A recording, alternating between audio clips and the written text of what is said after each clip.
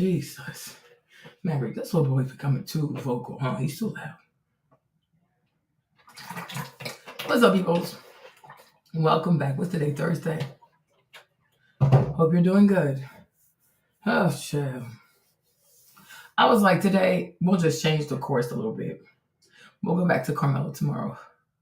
Let's talk about something else. Coucou, mamie, je vais, ma chérie. Tu vas bien? Hey, Mark. Is today Friday or Thursday? Child, this is so embarrassing. What's today? Why is my phone not charging? What day is Mark? Hold on. What's today? Oh, today's Friday. I thought today was Thursday. Oh, you're so sweet. Well, yeah, my mom said the same thing, but sometimes she'll say you might get pregnant.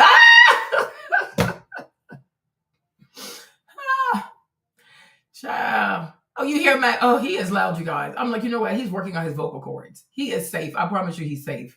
He is downstairs with Stefan. He is safe. I promise you. Your nephew is safe. But you guys, when I tell you your nephew fell today, I can't even sit here and lie.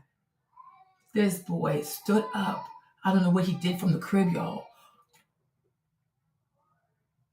I hear a boom. Oh. I said, Jesus. Thank God. I said, I hope you're still smart in there. So I gave him some Tylenol. So Jimmy just lowered his bed. This boy is crazy. Oh, Jesus. Never again. Never. Kids are insane. I'm like, Maverick, you could get me arrested. You both.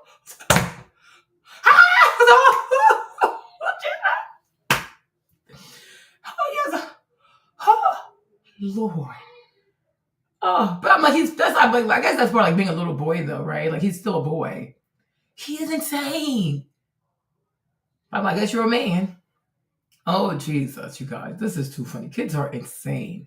Yeah, he's okay. I checked. He was fine. Gave him some Tylenol, and I hugged him. But he really needs a helmet. Like, he really needs one. They're just, oh my gosh. Kids are insane. Kids are insane. Like, boom. I'm like, what? Hey, for me. No. Yo.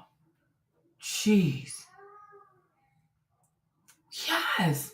Yo, Jimmy just went ahead and just lowered his thing. Because you can lower his bed even like, like lower into the crib. He did just that. It's like he's almost going to be sleeping on the floor. These kids are crazy. Oh, Jesus.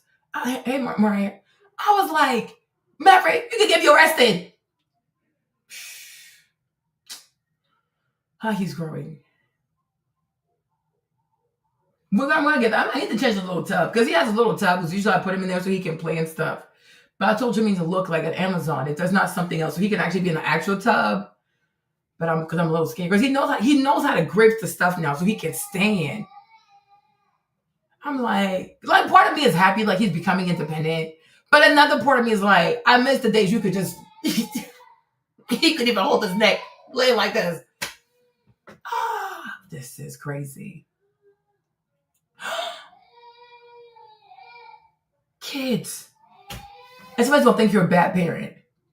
Jeez. Do you hear that? I have no space. I have I need an office, but then I gotta take him with me. He's out there, had a nice square chin though. So you guys, sorry if you hear Maverick, I promise you he's safe. I'm not like the crazy lady. What's her name? Paloma, married a monster. I promise you he's safe. I guess he wants to. Maybe Maverick will have a podcast. Maverick woke up this morning for me, stood in his crib. I don't know what he thought it was. Hey, Janet. Boom. I hear boom and a cry. I jump out of my sleep like, what? The baby's on the floor. I said, Jesus. What in the world? Never again. I was like, Maverick, you can get your mommy arrested. Like, what is this? Okay. These kids are crazy. But he's fine. I'm like, because like he cried and then he forgot about it. And I'm like, guess he's strong. I was like, Maverick, I hope your braids in there is okay. But I told Jimmy, I was like, I think God knew that babies were going to do stuff like this anyways. So I feel like God put good padding in there. Yeah, you all hear him? He's fine. Now, like he cried, I hugged him and then I gave him some Tylenol so he would feel better. Hey Diana, how are you? How's the baby? Yeah, we're gonna look for all that today because it was like maybe yesterday he was sitting in there in a 7 and he just stood up. I said, "Oh my God!" So I had to get up and go. And then he spits. Yeah, you hear this? That's what he does. I'm like, Maverick, babies. They grow fast. When I have when I had stuff on because I had the business back then. He would go to work with me and stuff. He had a high chair in the office, but it was sweet because the ladies there, hey, oh, what's up? The ladies, because no New Orleans, I had mad staff in New Orleans. They were mostly Spanish. That's how my Spanish got better. He's good. They were from Honduras. So he would come to the office with me and all the ladies, like, who all take care of him and stuff with stuff on. But I'm like, my goodness. It's hard being a mommy, huh? Because you got the kids and stuff. I think, yeah, he's very vocal. I'm like, maybe I should do a Baby Maverick podcast. Give him a little microphone, and then he can start the Maverick show and just talk. I just talk, like, go ahead, Maverick, just talk. Say how you feel. Like, he needs a baby podcast. And he might be a talker when he gets older. We'll see. Stefan's a talker. Trey, he stays to himself. But this is going to be an interesting, so sorry, guys. It's going to be an interesting, there's a lot of echo, like, in this house, I guess. So if you hear Maverick, I promise you he's safe. I really do. He's really, really safe. He's really safe. There's no abuser in here, molester. He's downstairs with Stefan, watching, like, they're doing Pocoyo. But anyways, you guys, let's talk about this essence thing because I've been meaning to talk about it, but I had to take care of Carmelo, so I didn't have time for these people. But this essence thing, I don't know. I started seeing it on social media because, yeesh. Hey, Kevin. Yeah, he needs to be a podcaster. He's going to be bigger than Kai Cenat. He's going to be, let me go to the door. He's going to be bigger than Kai Cenat. Maverick. Do you mind?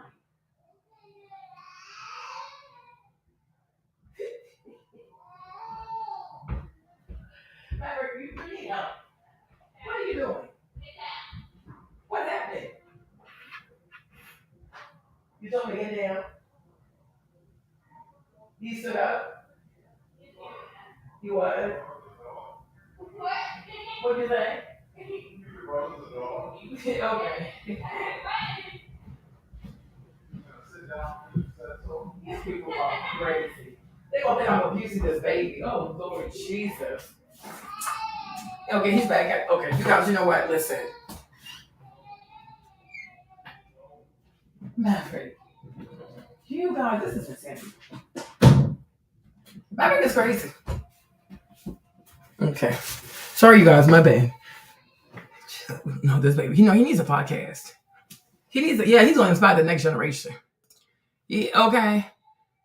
No, I mean, this essence thing to me, it's just so bizarre. It really is bizarre because, yeah. I was on TikTok, right? I think, Jen sent it to me. It was a post about a lady complaining about Juvia's place. I said, oh my gosh, like what happened now? What did Juvia do now? What did she do now? Her crazy Libra ass, right? So she was saying that they had promised people boxes. Like, because they had told people, if you come to the booth, you're going to get some boxes. And then I guess they didn't have enough boxes. And then people didn't get the boxes. I don't know, child. And then the fire marshals came, so then like the comments and stuff. And then the people are like, oh, yes, she doesn't like Black Americans. She doesn't. I'm like, oh, my goodness. Like, people just jump to conclusions like so easily. It's so crazy. I'm like, if you know she personally, she's just disorganized. Like, she's just a very, very disorganized person. Like, some people got lucky with their businesses because they had influencers promoting them. It's not because they went to business school and truly know how to run a business. She's a very disorganized person. That's it. That's that. Nothing more to it.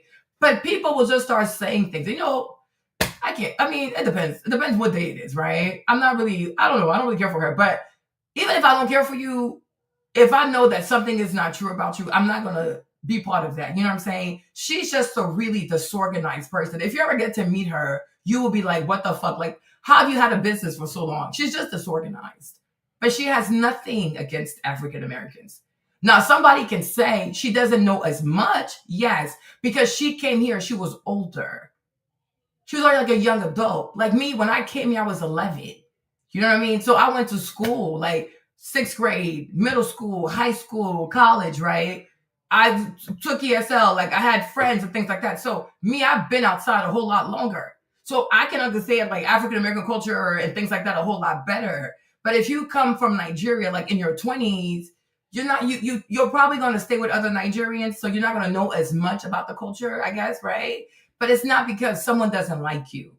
You know, and I feel like a lot of African Americans do that. Like, if you don't understand them, oh my gosh, you must hate me. It's like, oh gosh, here we go again. Like, stop centering yourself all the time.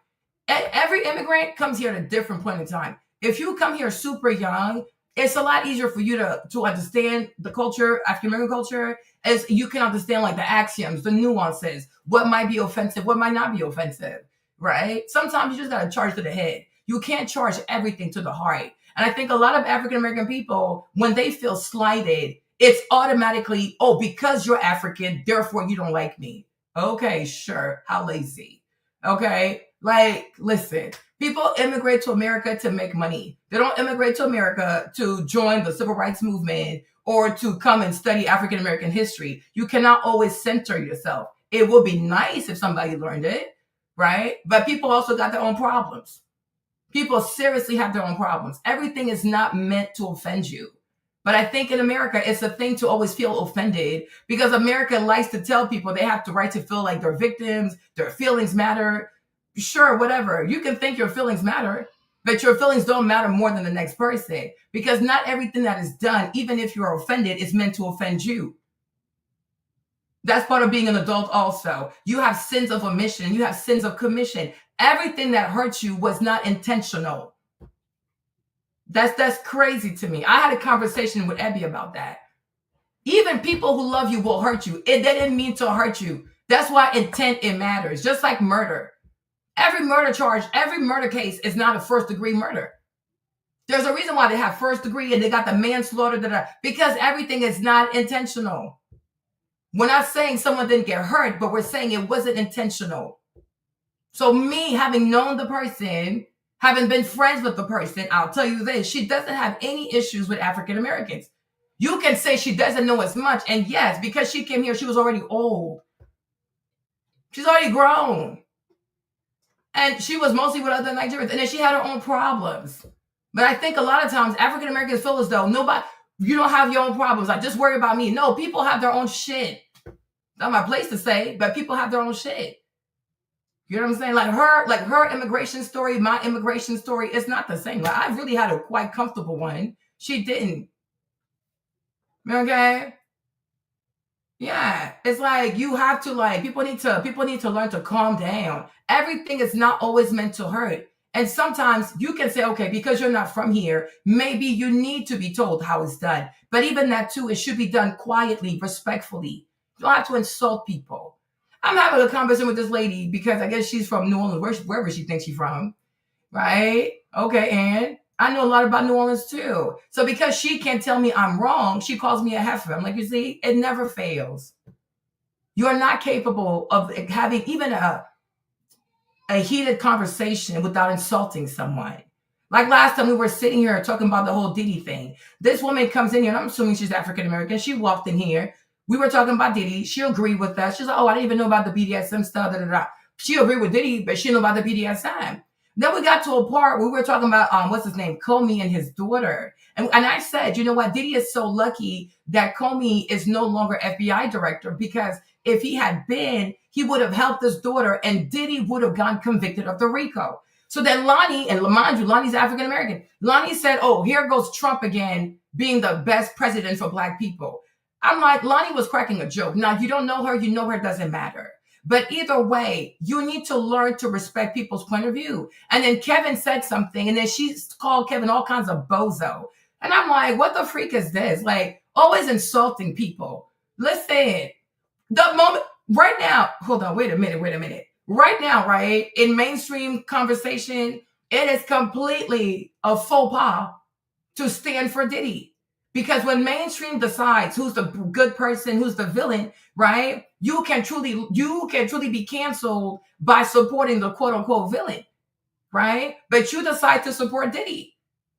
Would you want someone to insult you? Oh, yeah, you are a domestic violence supporter. Da, da, da, da. Would you want someone to insult you because you supported Diddy? No, you have the right to support Diddy. Now, it's even better or it's more respectable if you have valid arguments as to why you respect Diddy and not just say, oh, because he's black, so I stand beside him. You understand? So if someone wants to say that they believe that Trump is the best thing for black people, you might not like it. You might not agree with it. Okay, but the person has the right to say it. So like you insult Kevin, you call Kevin a bozo for whatever. She's like, oh, it's time for me to check out. I'm like, you could have left. Nobody asked you to come here. But you don't have to insult people because you don't agree with their point of view. And I feel like too many African Americans are too comfortable, especially African American women, are too comfortable insulting people when people do not agree. People have the right not to agree. People have the right to not see it in your way. People have the right to not embrace your perspective. We're all individuals. We have our own life experiences. We have our own way of looking at things. And that it frames everything. And that's okay. But when I thought she was talking to me, so it would have been a problem. But when I realized she was calling Kevin bozo, I blocked her. Because one thing that will never happen on my channel, no one is going to disrespect Kevin.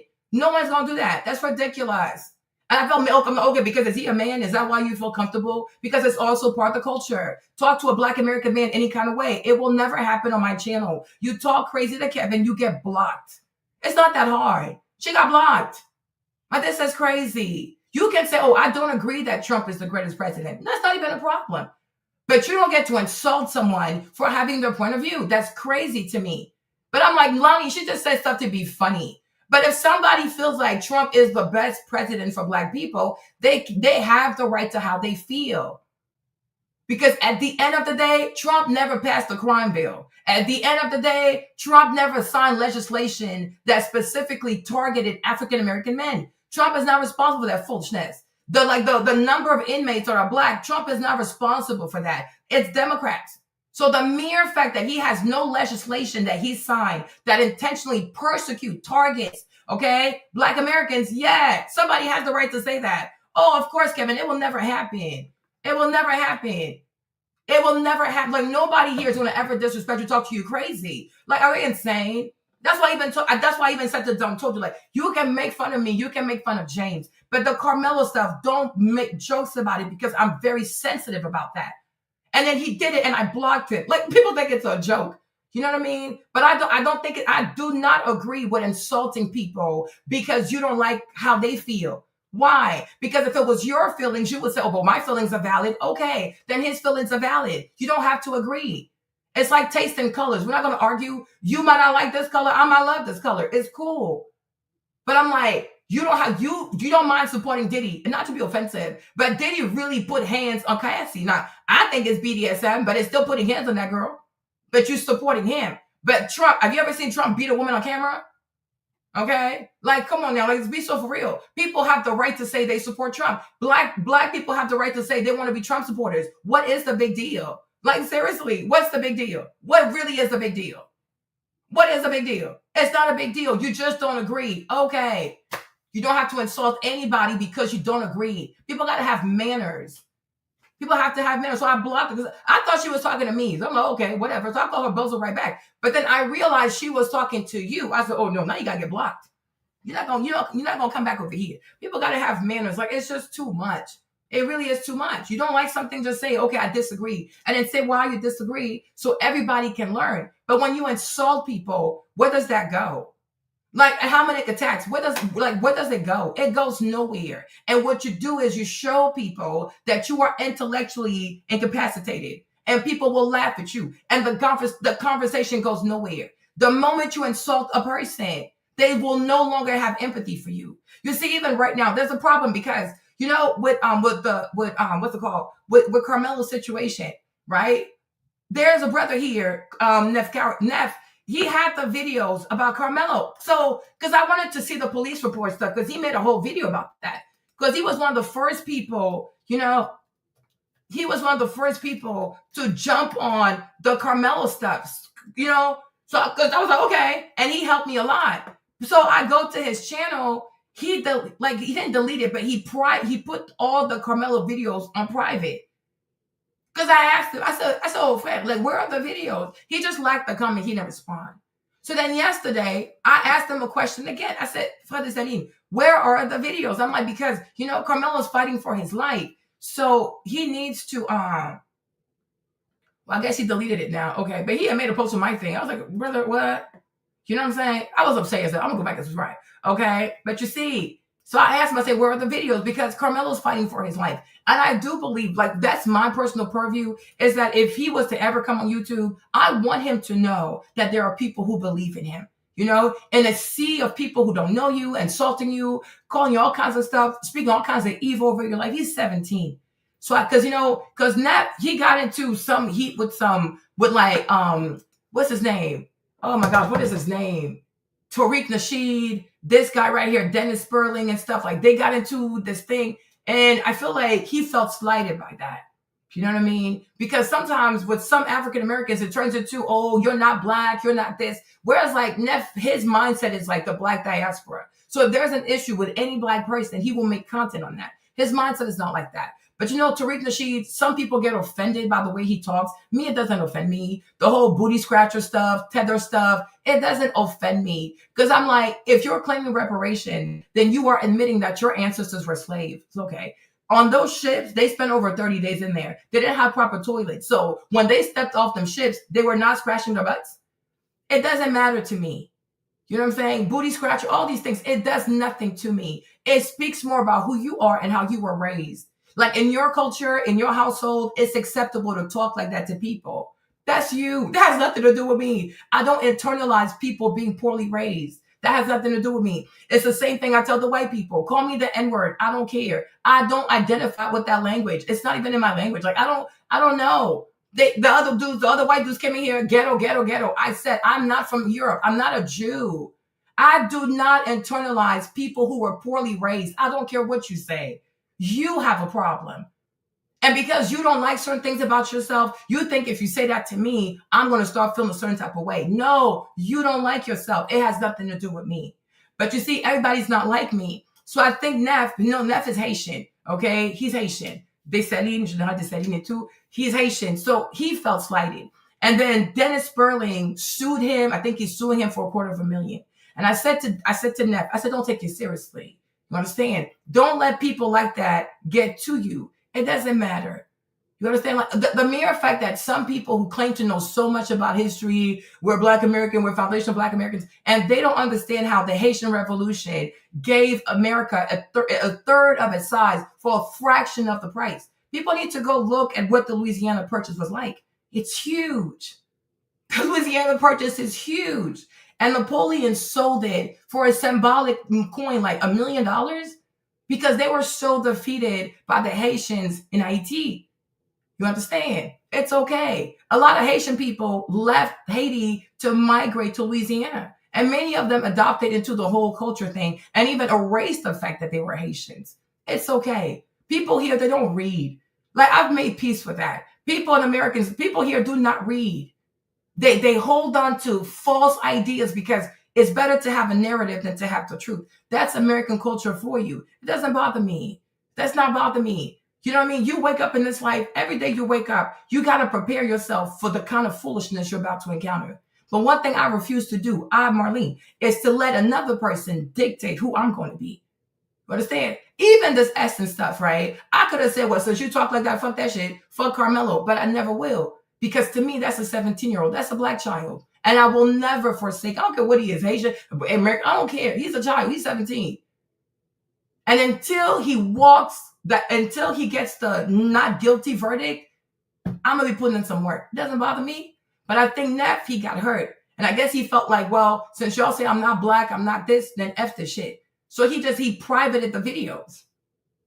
And I really do hope he has a change of heart. You understand? Because when things happen out here in the community, like in the community to Black Americans, a lot of Black Americans don't even stand up for other Black Americans. It's other Black people in the diaspora who speak up for African Americans who are going through stuff. So when you say things, you got to be very mindful of what you say, right? And I will also say this, for those who are not from here, who are the Black diaspora, you have to learn to not take stuff seriously, because some people, they just don't feel good in their skin. So they want to hurt other people. That's all that is. That's truly all that is. right? So I don't even Phil has the diaspora channel. I don't even know what he wants. One moment he calls his YouTube channel the diaspora channel, the African channel. One moment he wants to take African Americans to Africa. But as soon as one African person says a thing that he doesn't like, he has to make a whole video about it. You got to choose what you're going to focus on. You can't be distracted. You're either for a diaspora or you're not. You see, I could sit here and make a whole lot of videos about African Americans. Every time they say something about African people, my mom and my little sisters were robbed at gunpoint by 2 African American boys. I never had hatred. Even my mom never had hatred. They came into the shop. The auntie, she's Ivorian. She does hair. It was in D.C. The boys came in there with 2 guns. They put a gun in my mom's face, and Cheryl was a baby. She was like, what, 9 or something? They took everything, Chanel money. My mom was never upset. She never held a grudge. She said, oh, maybe they don't have good families. Maybe they need Jesus. She was like, well, and they went through slavery. So she didn't have a problem. She called American Express. She said, what happened? She got her money. She got back all her Chanel bags. Cheryl never held a grudge. You know what I mean? She never saw just like, oh, he might have this is crazy. I have another cousin who got murdered by an African American at a club. It was on L and K Street in DC over something foolish. They went to a lounge, something over a girl. He killed him. He killed him right there in front of his car, and he just let him bleed out. So you really have to stop. And there's so many people who are African who have been slain by African Americans over some foolishness, truly over some foolishness. So sometimes you have to also look at yourself and truly ask yourself, are we truly nice? Are we even good hosts? Are we even kind to other people? Right? Do we even have a leg to stand on to say, well, you da-da-da-da? There are so many African people who have experienced utter violence in the hands of African Americans, right? But they don't talk about it. But you go to a festival, somebody gives you jollof rice, and oh my gosh, all you have to do is say no. Trust me, it's not that deep. You don't have to eat it. You don't have to eat it. You know what I mean? I'm married to an African American family. It wasn't the best experience, right? But I don't sit here and make videos about it every single day. It is what it is. I chose to forgive. My mother-in-law called CPS on me because I had to clean, the Trey Trey's penis, because when the boys get circumcised, you got to put the stuff so the skin doesn't go. And I'm sure she knows, she has a son. But she intentionally called CPS and made it seem like because I was African, I was molesting Trey. You know what I'm saying? I have, if I wanted to be hateful and this and that, I trust me. When I came to this country, most of my bullies were African American kids. You know what I'm saying? But I don't hold that against people. Go, oh, whatever. You know what I'm saying? But you always think that you have so much. Listen, we all have a story. We all been through stuff. We have all been through stuff. My mother-in-law put me through hell. I was like, what? Is this Black culture? This is crazy. But you see, it's not a problem. It's not a problem. I feel like now she wants to be close to me, but you know me, I'm scared. So I'm like, I stay to myself. But imagine, and mind you, at that time I had a green card. She could have cost me my citizenship. And even that too, when recently, not so recently, but maybe 2021, 2022, when she came to New Orleans, Jimmy told her that he was really hurt when she did that because she didn't even ask James. She just called. I'm like, so that's why sometimes when I look at you guys and the stuff, I just laugh. Because I'm like, you really think you're so nice. You think you're so sweet. You think you're so hospitable. You think you're so loving. You're not kind. And you're not even kind to each other. So maybe that's why I don't take offense. But when she called CPS, she didn't even ask James. She just called CPS and she said those things because she's trying to hurt me, because she didn't want Jimmy to marry me. You know what I mean? Even one time she made a comment because I said, oh, my ex-boyfriend got somebody pregnant. And then she made a comment about HIV and AIDS. I'm like, what? Because I'm African, I have AIDS? I was so confused what she was saying. What the heck is this lady saying? What? They're very light-skinned too, huh? So imagine her saying that kind of shit. I was like, what the fuck? And then he had another friend. I forgot her name. She's really sweet. She's like, oh, I always wanted Jimmy to marry her because she's really, really light-skinned. I'm like, okay, whatever. But I'm saying people, I can sit here and tell you stories, but I just don't, because I choose to love. And I've always said, Kevin's African-American, and I've always said, Kevin's been with me since I pretty much started my channel. So even when you want to get upset, you always have to remember that you have African-Americans who have been so good to you. They've been very friendly to you. They've been very, very nice to you.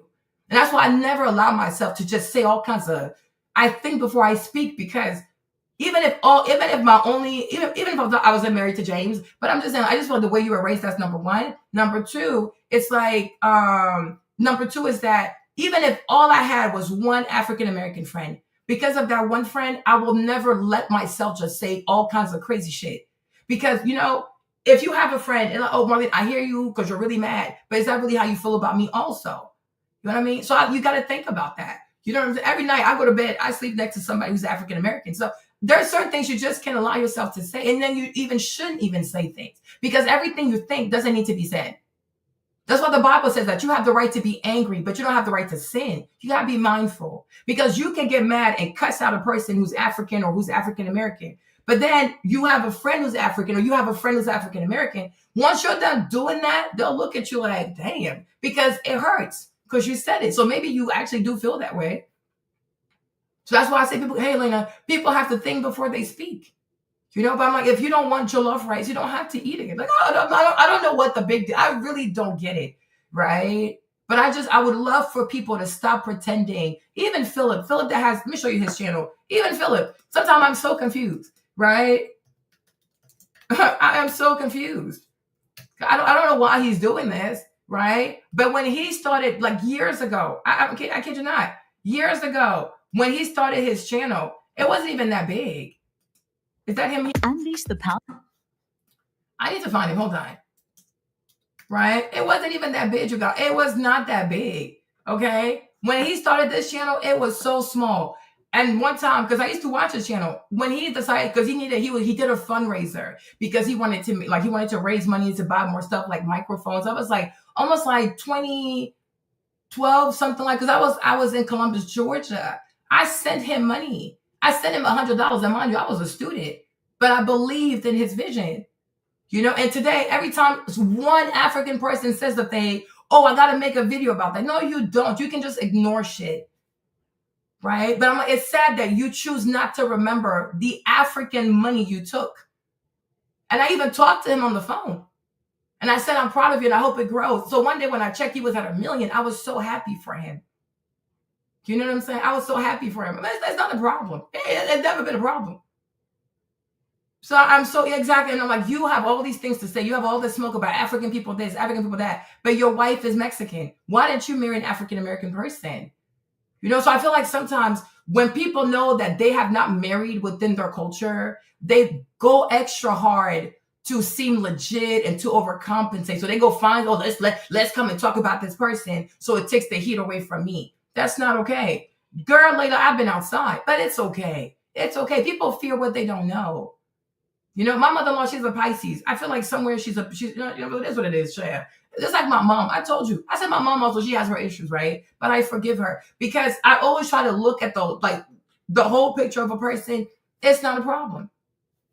My mother-in-law, recently, she had a bad health scare. They were all crying because she thought she was going to die. I prayed for her. I said, you're going to live. You're going to see your grandkids. She's like, oh, thank you, Marlene. I'm going to save your messages. I just it's okay. Me and Jimmy, next year will be 16, we're together 16. Next year will be 16 years of marriage. We outside. We are truly outside. My husband is African-American. We outside. You understand? And when he suffers, I suffer. I told you, when I started dating James, I had no idea what it was to drive while Black. And it really hurt me. And I started getting scared. I was like, oh my gosh. So I said, drive my car, because my car was under my dad's name. I told you, when my husband had issues with this whole misdemeanor for the weed, whatever, 12 jobs. People said no. And these are prestigious companies. It was what the heck? I said, okay, let's go see an attorney, because they're not going to treat you like this. You know what I mean? I told you one time, I said that, I used to have a ring, but I didn't have it because Jimmy drove on the highway, being James. James likes speed. He really does. He was doing 90, 95 in a 60. I thought, oh, Jesus. Come to find out it's a felony. It is a felony. I was like, well, damn. Okay, so we had to go to court. And he was really scared. I'm like, why are you scared? It's going to be okay. I picked up the phone. I called an attorney. He said, this is what you do. I said, okay, we got it done. Nothing happened. We went to court. We talked to the DA. He dropped the charges. Jimmy, my dad even came because my dad was scared too. My dad was scared. Oh, we don't want anything. My mom was like, you have to go with James. My dad took off from work. And my dad he had a big job. He took off from work. So it was me, my dad. Even his parents didn't come. My mother-in-law was in bed. That's why I think it's so funny to me. She knew it was a felony charge. She wasn't bad. His dad wasn't bad. But my dad had a big, I told you, like, I moved to America in luxury. I'm being honest. I left the Ivory Coast. We took Air France business class. I landed in DC. Then we moved to the suburbs of Northern Virginia. I'm telling you, like, I like, that's why I say there are certain things I will never internalize because it's not my immigration story. I'm so sorry. I've never been illegal in this country. Never. I went from a visa to a green card to a U.S. citizenship. Even for my citizenship, I didn't need Jimmy. His mom thought I was trying to marry him for papers. I already have my green card. But what she could have done when she called CPS, she could have cost me my citizenship. If they had to, oh yeah, you're guilty. And mind you, I was in school. The school had started. My mom called me. She was like, oh, there's people at the door. I was like, what the heck? But it worked out. It's okay. Even during because when I became a U.S. citizen, we were still doing the divorce thing. And I told Jimmy, I wanted I wanted Trey to come to Virginia with me because I was going to be like, take the oath to become a U.S. citizen. She was so much in Jimmy's ear. He didn't want me to take the baby. I've been through a lot, you guys. You know what I mean? That's why I say everything, it always works out for me. That's why I say I trust God. That's why I say, like, me, Jesus is my friend. I'm going to be okay. Everything always works out for me. But Trey didn't come to my ceremony because James would not let him because his mom was in his ear. And he'll tell you that. So that's the thing. When she came to New Orleans, right before we left, and he told her that, you should have told me or asked me before you called CPS on Marlene. You think she took accountability? I'm inside the house and I hear somebody broke glass. Like, yo, you hear, bah! And then you hear, ah!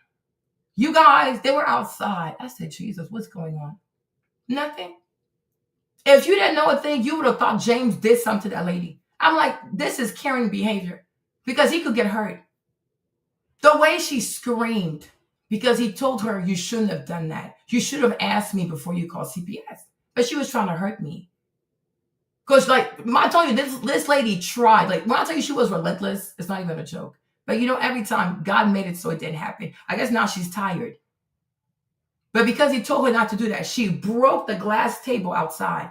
Then she started screaming, you guys, hurling. It was night. I was like, Lord Jesus, if we didn't have a mix, like, predominantly black, like half black, half white, they probably would have called the police. She was so loud. Then she comes into the house. Her daughter's right behind her. She starts crying and crying uncontrollably because she wants to avoid accountability. And so then her daughter picks up the phone. She calls her dad. And I was like, why would you call your dad? Because if he hears his wife cry like that, he's going to think that his son did something. He wasn't here. He didn't get the context. But at the end of the day, nobody touched your mom. So why are you calling your dad? He wasn't here. Why are you adding extra people to the problem? This is just going to, whatever, So she went to the room. I said, I hope you feel better. You know what I'm saying? Even his older sister, the same one. Her son is incredibly disrespectful. To me, it's really hilarious. It really is. Her son is when I met him, he was like 7 or something. So cute. But they put things in his head. And I said to her, you see, when you come here, let's say her name is Samantha. I said, Sam, ever since you've known me, has Trey ever disrespected you? Okay. Has Stefan ever disrespected you? Have they ever not called you your name? Have they ever not said hi to you? But what's she going to say? She can't take accountability. She said, oh, Marlene, the reason why he doesn't talk to you because when he was a kid, he said that he remembers you fighting his aunt, her little sister. I said, okay. So if he remembers that, why didn't you calibrate that for him? What happened? I just woke up because I'm an African. I just started yelling at his aunt out of nowhere. What was her behavior? How was she acting? No, like, the people here have a problem. I'm like, America causes people to have severe narcissistic tendencies. How is she acting? So ultimately, even if your son remembers a thing, help him to remember the entirety of the thing. That's what adults do. She was embarrassed because she knows I'm not lying. Even her son, he calls Jimmy by his first name. And I said that's disrespectful because that's not his friend. Where I'm from, you don't call your uncle his first name. They're not friends. But you allow that. And your mom allows that. And y'all do that in front of his son. Jimmy has 3 sons. But for now, it was like, whatever. But then it's 2. But I'm like, in front of Stefan and Trey, your son, his nephew, calls him by his first name. And you think that's acceptable behavior? But these are people who are from a first world country, and I'm from a third world country. The basics of respect, people don't have it. You understand? Right? That's why I say sometimes, like stuff, that's why I say, me, Marlene, I've been through too much. Like, it's laughable to me. Even Mariah has been a subscriber for a very long time. And I've always said to Mariah, you internalize stuff too much. Ask her. Every time I talk to her, I say, oh, Mariah, very beautiful, da-da-da. But the day I don't agree with her, she like, it's like it turns into, like I put acid in her heart. The last time we spoke, it was Color Purple. That's why she stopped following me. That's why she stopped talking to me. And y'all need to listen to this and ask yourself if this is normal behavior. She sent me it was like a reel or a post. I can't remember, but it was something about Color Purple. Let me put it up. Okay, let me put it up. And you guys can tell me. Child, people are funny. Because I'm like, everybody's here, right? We're gonna talk about this. It's not a problem. Okay. She sent me the thing. Let me show you stuff, right? She sent me something about Color Purple. Because remember, they were releasing Color Purple on Christmas Day. And so she said, Marlene, are you going to go see Color Purple? I said, no, Mariah, because it's too much. It's too much, you guys. When I first watched Color Purple, I was living in Ivory Coast. So I had to be like, in Burkina Faso. So I had to be like 6, 7, or 8. I was a kid. My older sisters shouldn't have even let me watch that movie, whatever. And it was my sister and the neighbor, Fenta. But they were all my older sisters, right? But from my recollection, the Color Purple, the original one with Whoopi and Oprah Winfrey, when it starts, right, it's a rape scene. Like Whoopi, her younger self, is getting raped by her dad. Am I lying? And then right after that, they go to church. Like it's a very dark movie. And I said, oh, and then when I discovered even what is her name? Alice Walker. Alice Walker is a crazy ass Aquarius. I'm like, it makes sense with your dark ass mind. Okay, it's a dark movie. And I said, Mariah, this is not a movie for Christmas Day. But because I said that, and because I'm African, she internalized that as if I'm rejecting African American culture. So I'm gonna go see. I'm okay, you do that because I'm not gonna do. It's too dark. It is too dark.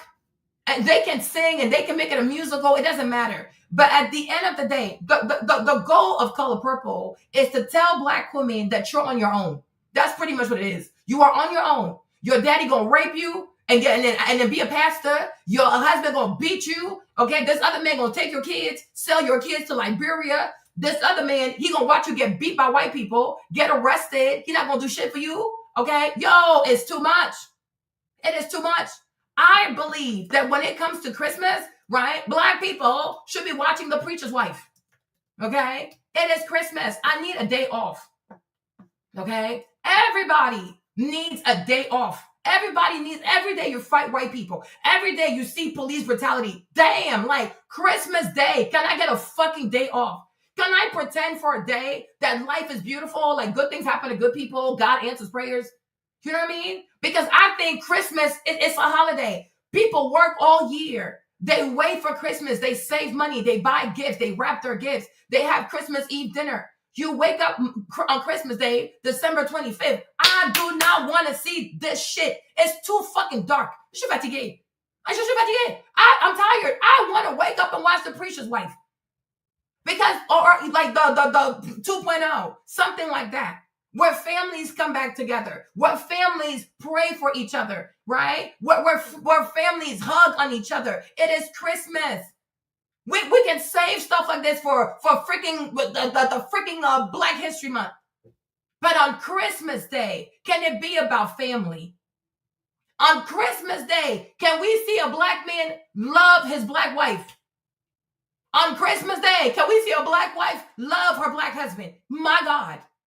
My goodness, like, please. So I was like, no, I do not want to watch Color Purple on freaking Christmas Day. It's too sad. It is too dark. It is too defeating. It is too much. I don't want to do it. Je suis fatigué. It's too much trauma. Everybody always wants to sell trauma.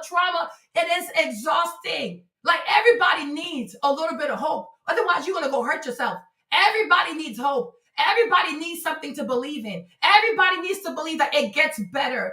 It gets better. It gets better. And you should have that message on Christmas Day. You should have the message on Christmas Day that it gets better. It gets better. Everything gonna work out. It gets better. We should have movies where Black people see miracles happening on Christmas. Don't give up. Don't give up. Don't ever give up. It gets better. But I'm like, damn, Oprah, she married to Stedman. She's rich as fuck. She's a billionaire. She gonna spend Christmas in Santa Barbara in utter luxury in Malibu. But she wants me to watch that movie. I will not. If Black men are so horrible, why did she give up Stedman a long time ago? Give up Stedman then. Why'd you give up Stedman? Get that man up. He don't have your kind of money. I'm like, it's excessive. So because of that, she got upset because I said I'm not gonna watch Color Purple. I'm like, what is this? What is this? You gonna walk away from a relationship over Color Purple? Unbelievable. So now she's back, no problem. But you see, when you leave over trivial shit like this, me, Marlene, I can never open again to you because to me it's some silly shit.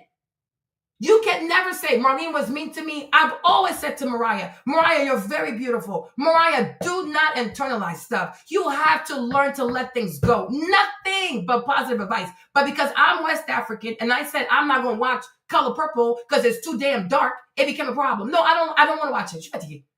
I'm so tired. I don't even watch Tyler Perry movies because I already know what it is. I'm not watching that shit. I'm not watching a Black woman go to the bank and shoot people because she needs money for medication. I've never even seen this. It has never happened in America. This is not a real thing. But if you keep making movies like that, you're going to start giving people ideas. Even Set It Off. When we were kids, I never liked Set It Off because I didn't like the concept of all these pretty Black girls robbing a bank. It was just weird. Okay, I never liked it. Looking so hard, looking so crazy. I'm like, y'all need to start a band. Okay, if you don't start a girl group real quick. But I'm like, you had Queen Latifah, you had Jada Pinkett, you had Vivica Fox, and the other one I forgot, but she did the Diary of a Mad Black Woman, right? I never liked it. This is too dark. Black girls don't rob banks. Like, what is this? Like, what kind of weird movies are these? So, like, no, there's certain things I don't want to see because I don't want that in my psyche. I just don't want to see shit like that. I want to see positive movies. Like, I want to see fun movies like Black Girls in Aspen. Okay? Black Girls in Monaco. What a game. You know what I'm saying? I want stuff that's light. You know what I mean? I want stuff that shows people that Black people are nice, jovial, have a good heart. Like, just can go anywhere. Like, I want to see positivity. You know what I mean? Like, because why not? It's enough. Like, it's a lot. You know, and that's why even you like the Bible, because in the Bible, things always work out eventually. God always gives a promise, you know? Oh, let me tell you something. I work with DeepSeek, you guys. I have this script with DeepSeek. Is it DeepSeek? Yeah. For my movie. It's like this Black girl who, like, she's from Louisiana and she gets into cooking. You know, I think she's like a lawyer. I can't remember. But it's like her grandma always cooked and stuff. It's so cute. Like, her grandma always cooked. She goes to law school. She gets so consumed. I got to climb the corporate ladder. You know how it goes, right? But then she likes to order food. And she's like, I can make this better. But eventually she starts cooking in her little tiny apartment. And then she finds like her grandma's like old recipe book, right? And then she starts cooking her grandma's stuff. But because her grandma's from New Orleans, her people from New Orleans, she cooks like more like French stuff. Then she says to herself, well, what if I go to Paris and learn how to cook? You know what I mean? It's so cute. I said, the day I have money, I'm making that movie. It's so cute though. Right? And then she'll go to Paris and then because like what happened was, this is what happened. So her granddad, even though both of her grandparents are from New Orleans, they never met in New Orleans. They met in Paris after the war because her granddad was in the military and then her grandma was there, but she was more like I don't know if she's like a cook or something. Okay. So they actually met in Paris. So you have two Creoles from Louisiana who never met. Same city. They never met. They will meet in Paris. Okay. And she was the cook and he used to like her food. And then they would go to places and eat French food. You know what I'm saying? But their love starts in Paris over food. And then they come back to New Orleans. Right. So when she was a young little girl, I think it's her mom's side. I can't remember, but one of her parents, she spends the summer there and she would cook during the summers with her grandma. You know, and her grandma was teaching her Creole, whatever. Yo, it is so cute. So she goes back to Paris. And she sees all the places her grandma used to tell her about, like Sacré-Cœur, you know what I mean? But she starts having this love for cooking because she wants to reconnect to her roots, like with her grandmother. You know, it's so beautiful. It's so beautiful. And then, oh yes, and then, yeah, I remember too, because yeah, she met a chef. Yeah, there was a chef. Also, that's what happened, because she started cooking, but then because she's a lawyer, one day she's like, because she kept thinking about should I stop being a lawyer and go full into being a chef? So she's like working from her fancy high rise like office thing, and she looks down, and there's an ad for a new 5-star restaurant, French restaurant that is coming to, I guess, like New York or Chicago, whatever. But then she's called into a meeting, and when she goes to the meeting, it's the chef. He's going to hire their law firm for his real estate, like the real estate deals of the restaurant. She's like, what are the odds? So he invites her to the restaurant. And then like the stuff she eats is like some of the stuff that her grandma used to cook. So she feels like it's confirmation from her grandma that you have to go to Paris and you got to start cooking. Like, it's so beautiful. So, oh, the day I have money, I'll make my movie. It's so beautiful. Okay. But I'm like, people need beautiful stories. You know what I mean? Like, it's so beautiful, you guys. It really is. I'm like, people need beautiful stories, you know? People need beautiful stories. I even want to do like a thing about Black girls who solve a murder in Aspen. Or maybe like they solved like who stole a very expensive piece of jewelry, right? But I'm like something fun, like something light. We are tired. We are tired of negativity. We are tired of darkness. And also, I am sick and tired of the narrative that Black men are bad, Black men are evil, Black men hate Black women. No, some probably do, yeah. And I guess it goes both ways too, right? But there are plenty who are positive. There are plenty also who need encouragement. We have to stop speaking negativity. It's not good. So me, I'm tired. I'm tired of Tyler Perry movies. I am tired of Color Purple. I'm tired, you guys. I am really tired. I'm tired of trauma.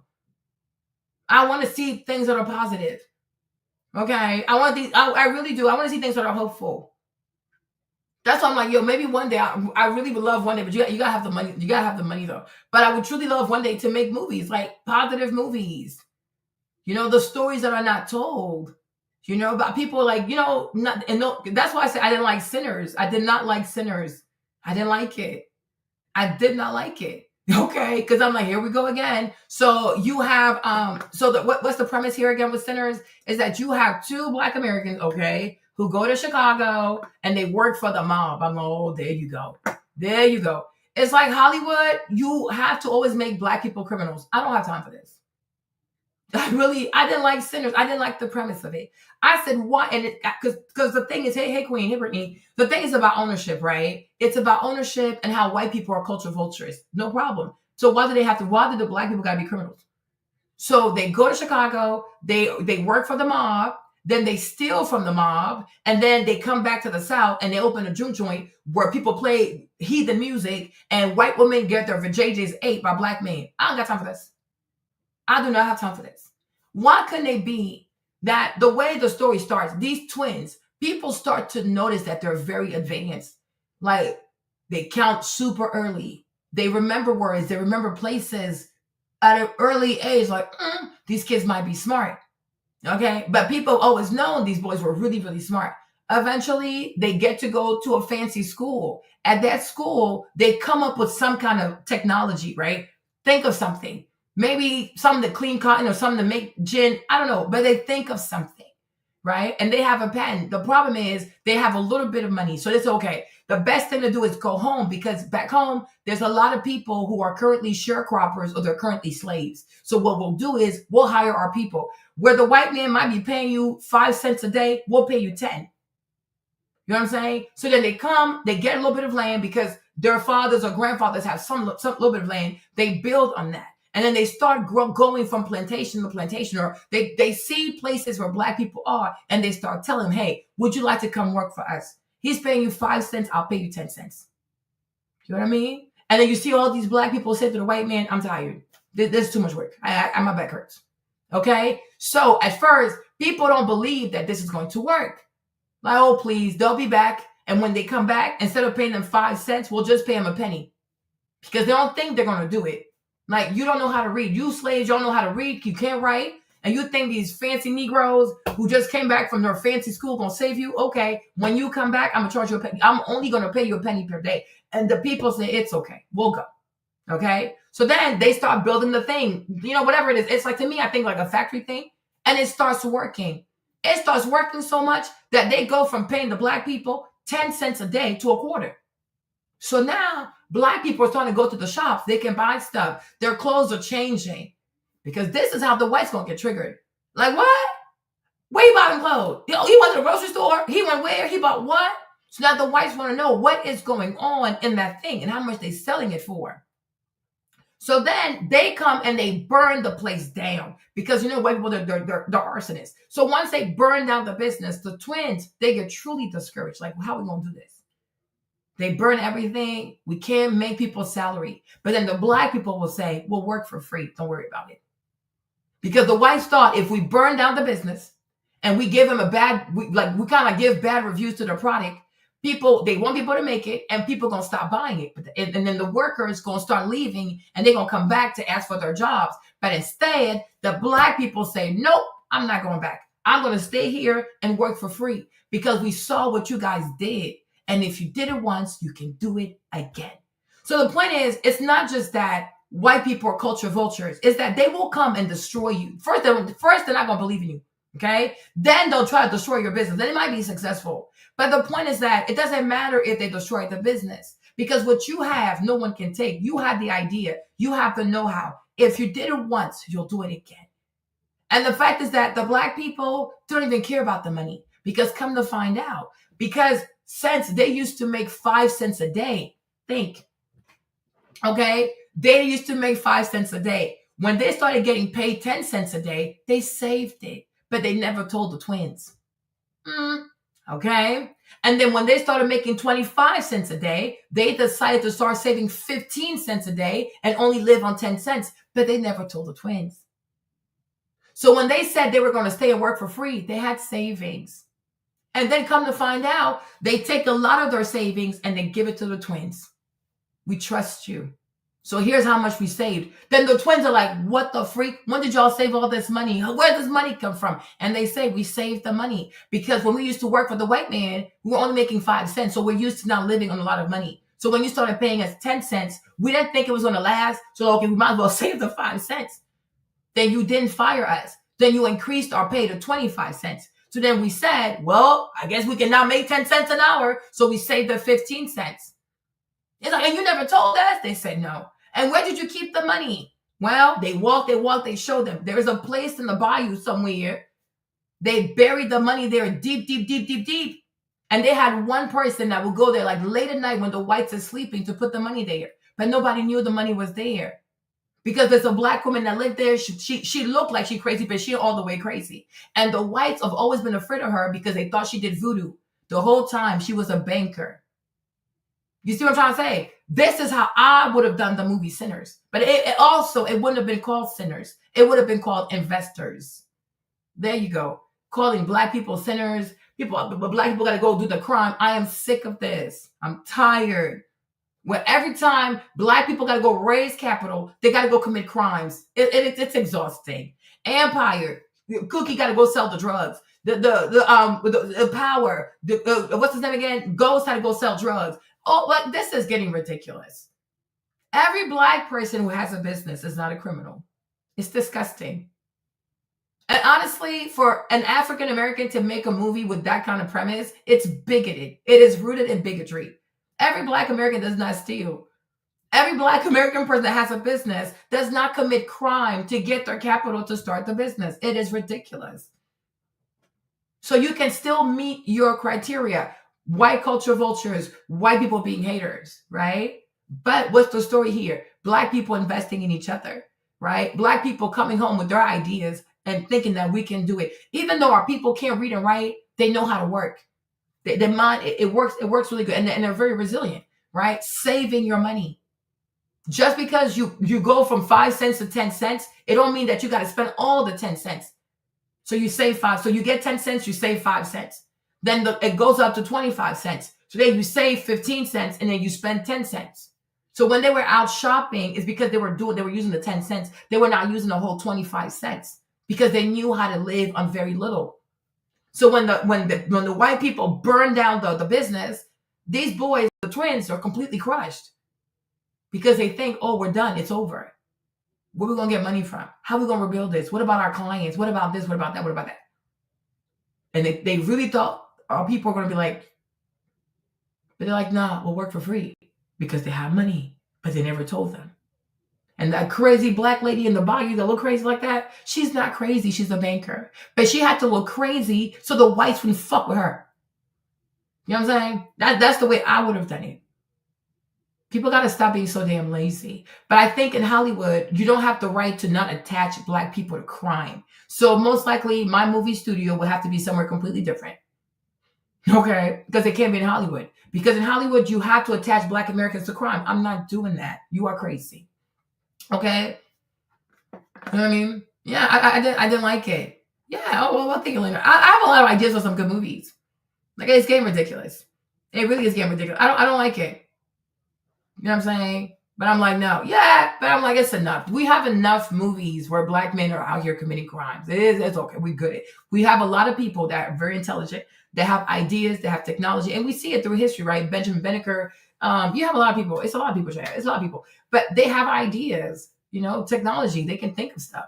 So I'm like, it would be like that. Like, so, and also I think I want to see more black boys see themselves in engineering, like whether it's mechanical engineering, systems engineering, electrical engineering, learn to make stuff and learn not just to make stuff, but learn to make stuff that are automated. Because that's how you can do stuff in scale. And then you can hire a lot of people and you can pay people and you can get them out of poverty. But the thing is, everybody wins. In the end, they have their factory, they start traveling, they can sell their products, they're getting recognized, they're getting orders, and then they got all these black people to no longer work for white people and break their backs. You know what I'm saying? And the whites, they get prosecuted also because there's a new sheriff in town, there's a new mayor because they have money. So now they're investing in the elections so that everybody's lives just change. And these evil white people now, they're reduced to nothing. They have no power. That's the way I would have done it. And I think it would have been a beautiful movie. Okay. But I'm like, okay. And even Essence, let me tell you this too, right? Let me tell you this. They are so lucky because right now they're mad. There are people who are mad that Richelieu bought Essence. Let me tell you this, you guys. They need to be grateful I didn't buy Essence. Okay. They truly need to be grateful that I didn't buy Essence. Yeah. You need to thank your lucky stars that I, Marlene, did not buy Essence, or you would have hated Essence, okay? Because Marlene, let me tell you what I would have done. Let me tell you what I would have done at the Essence Fest. They would have killed me. I don't care. Let me tell you what I would have done to Essence Fest. You don't even understand, okay? What I would have done to Essence Fest, we would have had cooking classes. Oh, yes, ma'am. We would have had workshops with nutritionists. For cooking classes, we would have talked about obesity at Essence Fest. Oh, yes, we would have. Number 2, okay? Delete what? What was nice? Oh, the other picture? You like this other picture? You like this? Okay. Number 2, I have one of my auntie. Let me show you. She's so beautiful. Hold on. Auntie Hector. I would have called her. Hold on. Let me see her mom.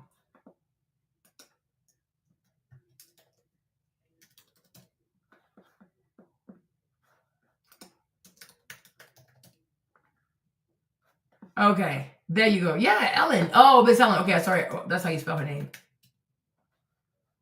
Okay, there you go.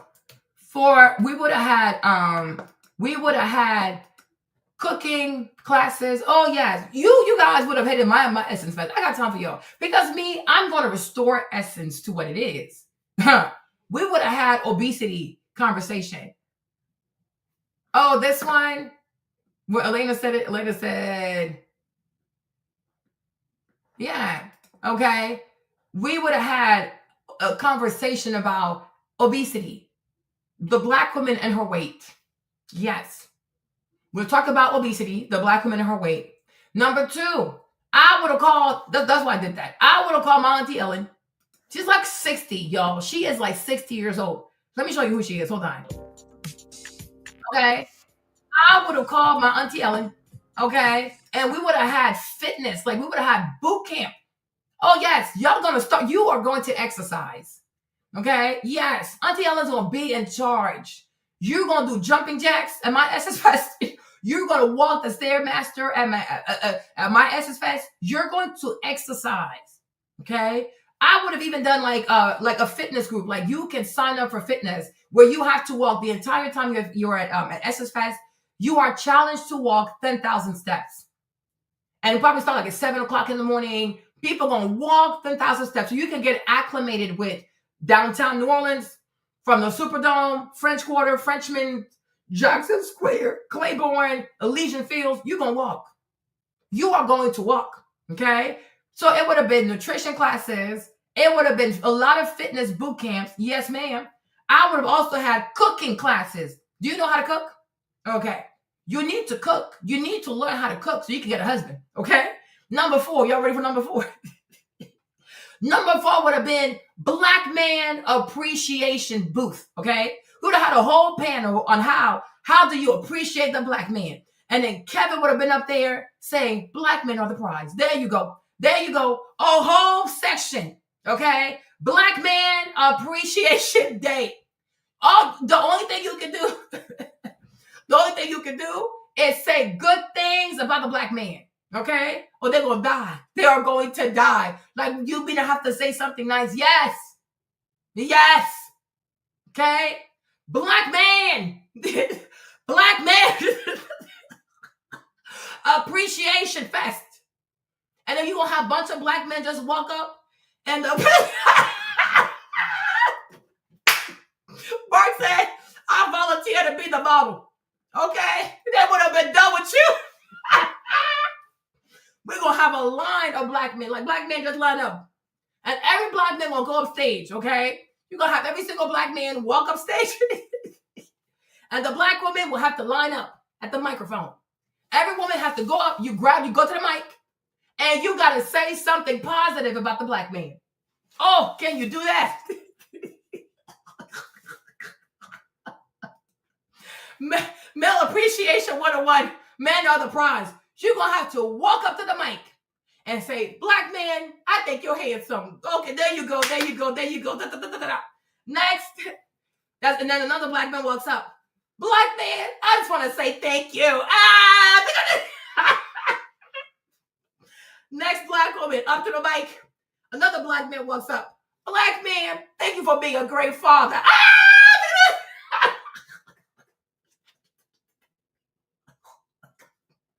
Next. Go. It's like you're going to see like a bunch of Black dudes. Every Black man, one compliment, okay? So 100 Black men, 100 Black women. Let's go, let's go, let's go. Black man, I think you got a beautiful smile. And then he walks the next one. What else? What else?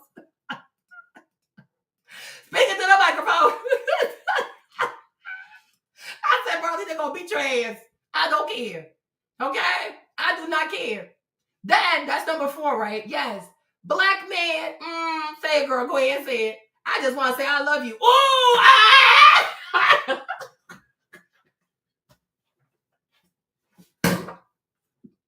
They're going to die. They're going to die. Huh? They will kill them, but they will die, Kevin. They're going to die. No, you mean what? I have to say something nice to him? Yes. Yes, you have to say something nice to him. Absolutely. Okay? Black man. I just want to say, I want you, but I don't need you. Like Nas says, no, you fail. Like, what you mean? I said something, that's not nice. That's passive aggressive. Black man. Fine. I need you and I want you.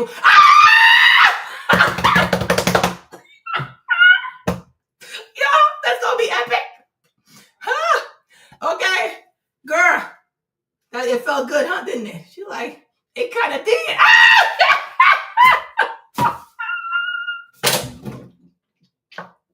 Okay.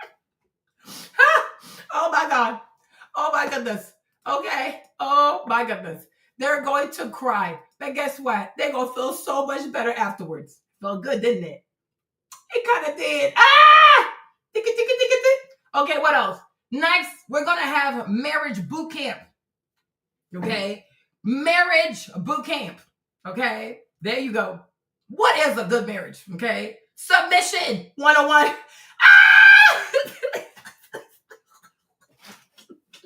I was laughing today. I said, Lord, they are so lucky. Okay? Okay, Elena said this could be a production too, because that's what they really want. I'm telling you. I am telling you. I was sitting in my bed. I said, Lord, these women are so lucky. This African was not in charge of Essence Fest. You would have cried. Marriage boot camp. They're like, okay, Marlene, what's the topic? The black man is always right.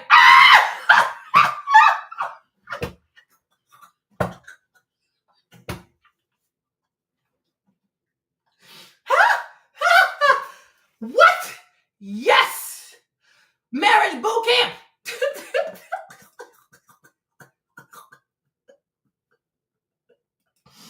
The black man is always right. Marlene, I can't breathe. I'm like, what do you mean you can't breathe? And not only is he always right, you need to have sex with your black husband 5 times a week. They be like, we get trolled. She hates us for real. I always knew she hated us. She West African. She hates us. I'm like, Okay, y'all, that's my Essence Fest. Marriage boot camp. Okay? A wife must submit. Doesn't matter how much you make. No one cares how much you make. The man is the man of the household. You're going to see people, they're going to start dropping like flies, just passing out, hyperventilating. We're going to have to call the paramedics. They're like, Marlene, what you done? I didn't do nothing. I just told them the black man is always right. And then they started passing out like flies. It's the anointing. I'm better than Benny Hinn. They're like, the black man is always right. Yes, that's what I said. Okay, he said, no, I sure, okay. You crazy. I sure did say it. Okay. What else we going to do, you guys? What else are we going to do? What else we doing at Essence Fest? What are we doing? So what I say again, it's the nutrition. Obesity is a killer. Okay? Obesity is too much. Gotta lose some weight. Number 2, the fitness camp. We're going to have fitness camps inside of the dome, and we're going to have walking groups. Okay? You're going to walk. And that way you get to know a bit more about New Orleans, things like that. You have to walk 10,000 steps a day. Okay? We're starting a walking club at Essence. We're also going to have running clubs at Essence. Lace up your tennis shoes, put on your Lululemon, and we outside. Okay. There you go. All right. Number 3, the black man appreciation. Black men are the prize. Number 4, marriage boot camp. Okay. The black man is always right. Okay. Number 5, financial literacy.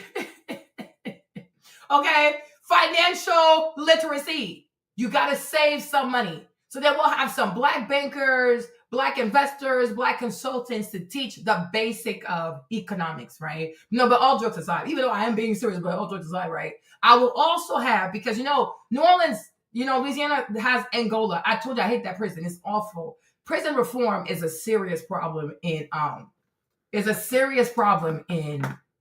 New Orleans. It truly, truly is. And when I was there, one thing that I always found to be so disappointing and with Essence Fest is that you would have all these like black elites show up for a weekend, and they would never talk about the real issues that were affecting New Orleans, right? So I do believe, Marlene, all jokes aside, but I think instead of talking about African ownership, who not owning it, I think we should talk about the real issues that affect New Orleans and how black businesses, the real black businesses, especially the restaurants of New Orleans, like black restaurants of New Orleans, they don't truly get to see any of the money. Because most people, everything happens downtown by the Superdome.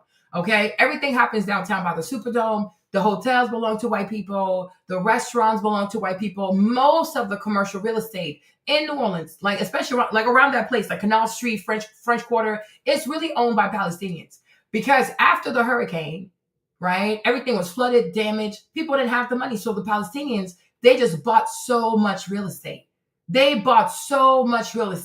And so to me, it's really sad. And I've always said, let me see if I can show you a picture. Let me see if I can show you a picture. Let me show you Canal Street. Let's see if I can show you Canal Street.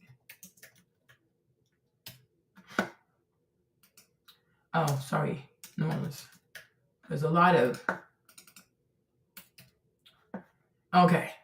All All right, so I'm sure you've seen like this infamous picture. This is actually Canal Street. It's so cute. It's really really pretty, but it's not as thriving. It could be bigger. I think it could have more commerce if we had a better mayor that did a better job. But she don't care. But if you go through Canal Street, right, you see all these buildings like that.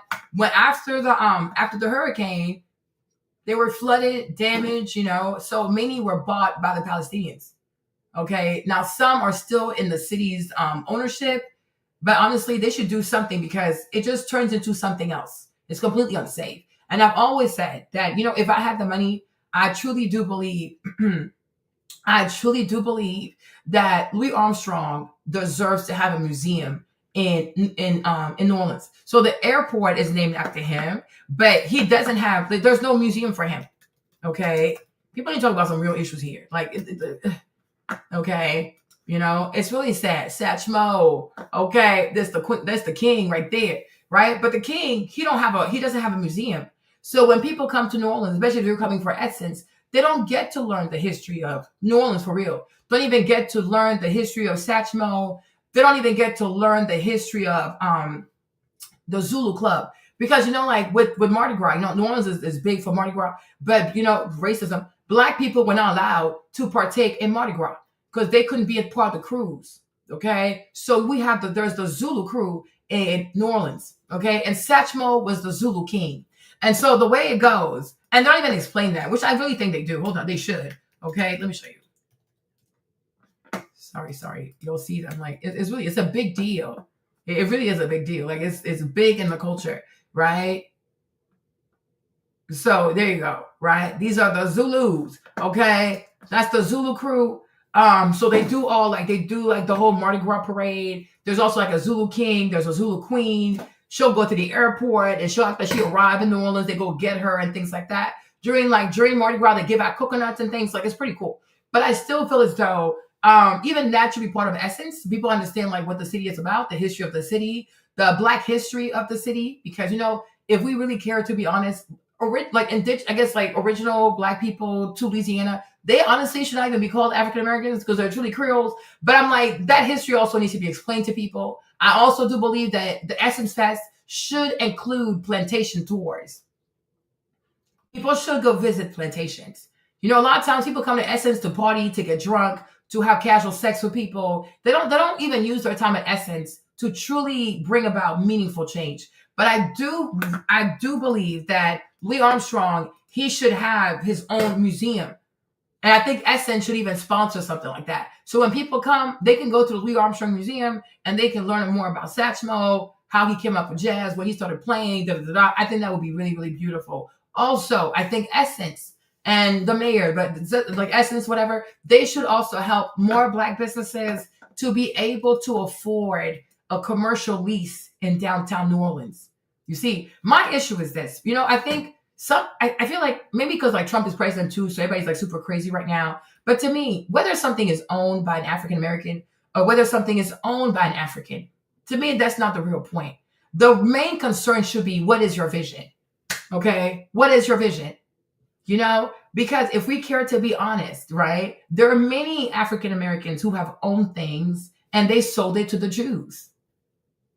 We can be honest. Jay-Z has Rock Nation. Okay, Russell Simmons, Jay-Z, they were all CEOs of Def Jam. What did they do with the culture? So to me, honestly, this African American ownership thing, I don't really care about that because I care about your vision. So if you're African American, but your goal is because I'm African American, I can use my African Americanness to get my people to trust me, but I'm going to sell them to Jewish people. I don't get how are you different? You know what I'm saying? If you're African, but you see value in African American culture and you want to elevate it, then you should have it. Because not every African American seeks to elevate African American culture. There are some out here who want to sell it into pieces. Who can I sell it to? Oh, the Jew, you want to buy it? Palestinian, you want to buy it? And it becomes all kind of foolishness. So just because someone is African American, it doesn't mean that they have a vision to uplift African American people. And I will also say that just because someone is African doesn't mean that they want to erase African American culture. That's you know what I'm saying? Because, okay, for example, you'll see what I mean, right? If you compare someone like, if you compare Berry Gordy, for example, right, to a Jay-Z, I will say Jay-Z is a sellout. Like, he's African-American, but he sold his people, the culture, to the Jews. He does everything with Leroy Cohen. He turned his back on Damon Dash, who started Rock Nation, Rockaware, who gave him his confidence because he wants to be with Jews. Jay-Z likes to be with the Jews, right? But he's Black. He's Black American. He uses his knowledge of Black America to sell that to the Jews. And it does nothing for Black Americans, right? But you can have a person who is Black American, who's African, and that person can say, like, no, we have to uplift Black American culture. So I think, like, for me, people are talking about the wrong thing, right? People are truly talking about the wrong thing. Berry Gordy, to me, his mindset was, I'm going to create Motown. But I understand that I have a responsibility that every Black artist that comes out of Motown is a spokesperson. You're not just an entertainer. You are not just an entertainer. You are a spokesperson for your community. So people had to take classes. So that's Temptations, the Stevie Wonder, Marvin Gaye, all them people, Jackson 5, the Supremes, they all took classes because he didn't want them. Yeah, you entertain or you look good, but when they give you a microphone, you can't even speak proper English. Are you okay? Because he said, because at that time TVs were really big, and Berry Gordy said, you are probably the first Black people that white people are going to see in this capacity. So you have to show up correct, right? People like Jay-Z said, we don't care. Our pants can sag. We'll use a racial slur as a term of endearment. We'll talk about drugs. We'll talk about foreign cars. Da, da, da, da. Okay, no problem. But I repeat and I say this, just because someone is African-American and they have ownership or they have a business, it doesn't mean that they care about Black American culture. Doesn't mean, because if that was the case, we would not be here today, right? Because people like Jay-Z and all these people, like all these rappers, they're the reason why hip hop or whatever it is, it looks like this today, right? It's okay to be honest, right? So my thing with Richelieu is like, okay, it's not so much like, oh, because you're African, you can or you cannot have essence. What are you doing with essence, right? And then people should compare that to when it was under a Black American ownership. The problem is Essence has been owned by white people for like 30 years. So what do you compare it to? When it first came out in the 60s? You know what I mean? That is my thing. So I would have preferred, like, when it comes to, what's it called? Where are these people again? Where are they again? I would have preferred that when it came to Essence with Richelieu, for example, that people say, what exactly do you not like about Essence? Right? I would have appreciated constructive criticism as opposed to Africans are owning it. Africans are owning it. It's a moot point. It was in bankruptcy. It's a moot point. The issue should be Richelieu, we would like to see more of this, a bit more of that, less of this, less of that. Make it constructive. Because it has nothing to do with Africans owning it. It doesn't matter. You have to say, what are your exact complaints? What would you like to see being improved about Essence Fest? And it can't be, oh, don't offer jollof rice. They can even offer pho. There's a lot of Vietnamese in the New Orleans, okay? There's a lot of people from Honduras, like the carne asada. I used to go buy carne asada in Kenner, right? The thing about New Orleans too, New Orleans has always been a place of food. That's what New Orleans is about. People go there to eat. You try all kinds of food. So you can't say don't have jollof rice. Then you don't understand the point of being in New Orleans.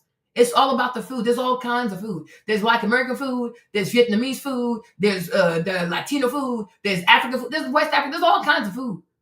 You know what I'm saying? It's food. And I usually feel as though food should unite people. It doesn't hurt to take a bite. You might actually like it. Remember, I'm like, whether it's jollof rice, it's jambalaya, rice is rice. It's not a big deal, right? But I think it would have been a bit more prudent to say, or a bit more mature to say, okay, Richelieu, more of this, less of that. A little bit of this, a little bit of that. You understand?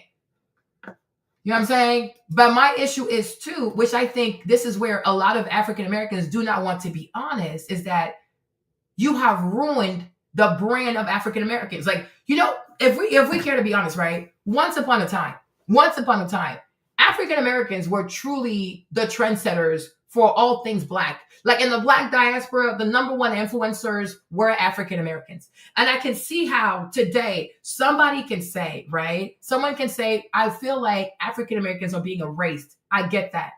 I truly do. Once upon a time, it was R&B, it was hip hop, it was a mix of R&B and hip hop. Like it was just, and also Jamaican music, soca, dancehall. It's always been outside, but it was predominantly African Americans. I would say then it was like this Jamaican influence, right? Cool. We're in 2025. You can say today, I hear a lot more Afrobeats. I hear a lot more of piano music and things like that because Nigeria and South Africa, they came out hard. You understand? Like, it's crazy. Afrobeats, I guess they still reign supreme. And piano also, they came out hard. But I think sometimes it's a beautiful thing to have self-awareness, right? Is that there came a time where African Americans, like new generation African Americans, decided to grab a knife, grab a butcher knife, a cleaver, the thing they think Carmelo did, take the Black American brand and just go like this. Go like this. I would even go as far as to say some people put their pants down, they grabbed their genitals, and they started peeing on what it meant to be an African American. You see, to the point that today, the brand is so toxic. Once upon a time, right? The Black American brand, it was all about luxury. It was about luxury, okay? Hold on.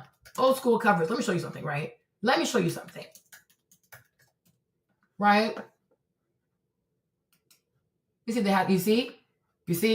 this? Once upon a time, hold on. Once upon a time, the Black American brand was all about luxury, you guys. I was telling Lacey that she started laughing, right? Because I remember like my mom and stuff, my aunties, like all the peoples, right? When we were back home, they will always talk about how African Americans have such a beautiful skin. And because they're like, man, it feels like there's an air conditioner outside. I don't know how to explain it, but the skin, it just looks so refreshed. Because it's hot in Africa. But at that time, people also didn't have sunscreen, so you would actually burn, right? But it's like people would always say like how like African American people, their skin, you would think there was air conditioning in the streets of America.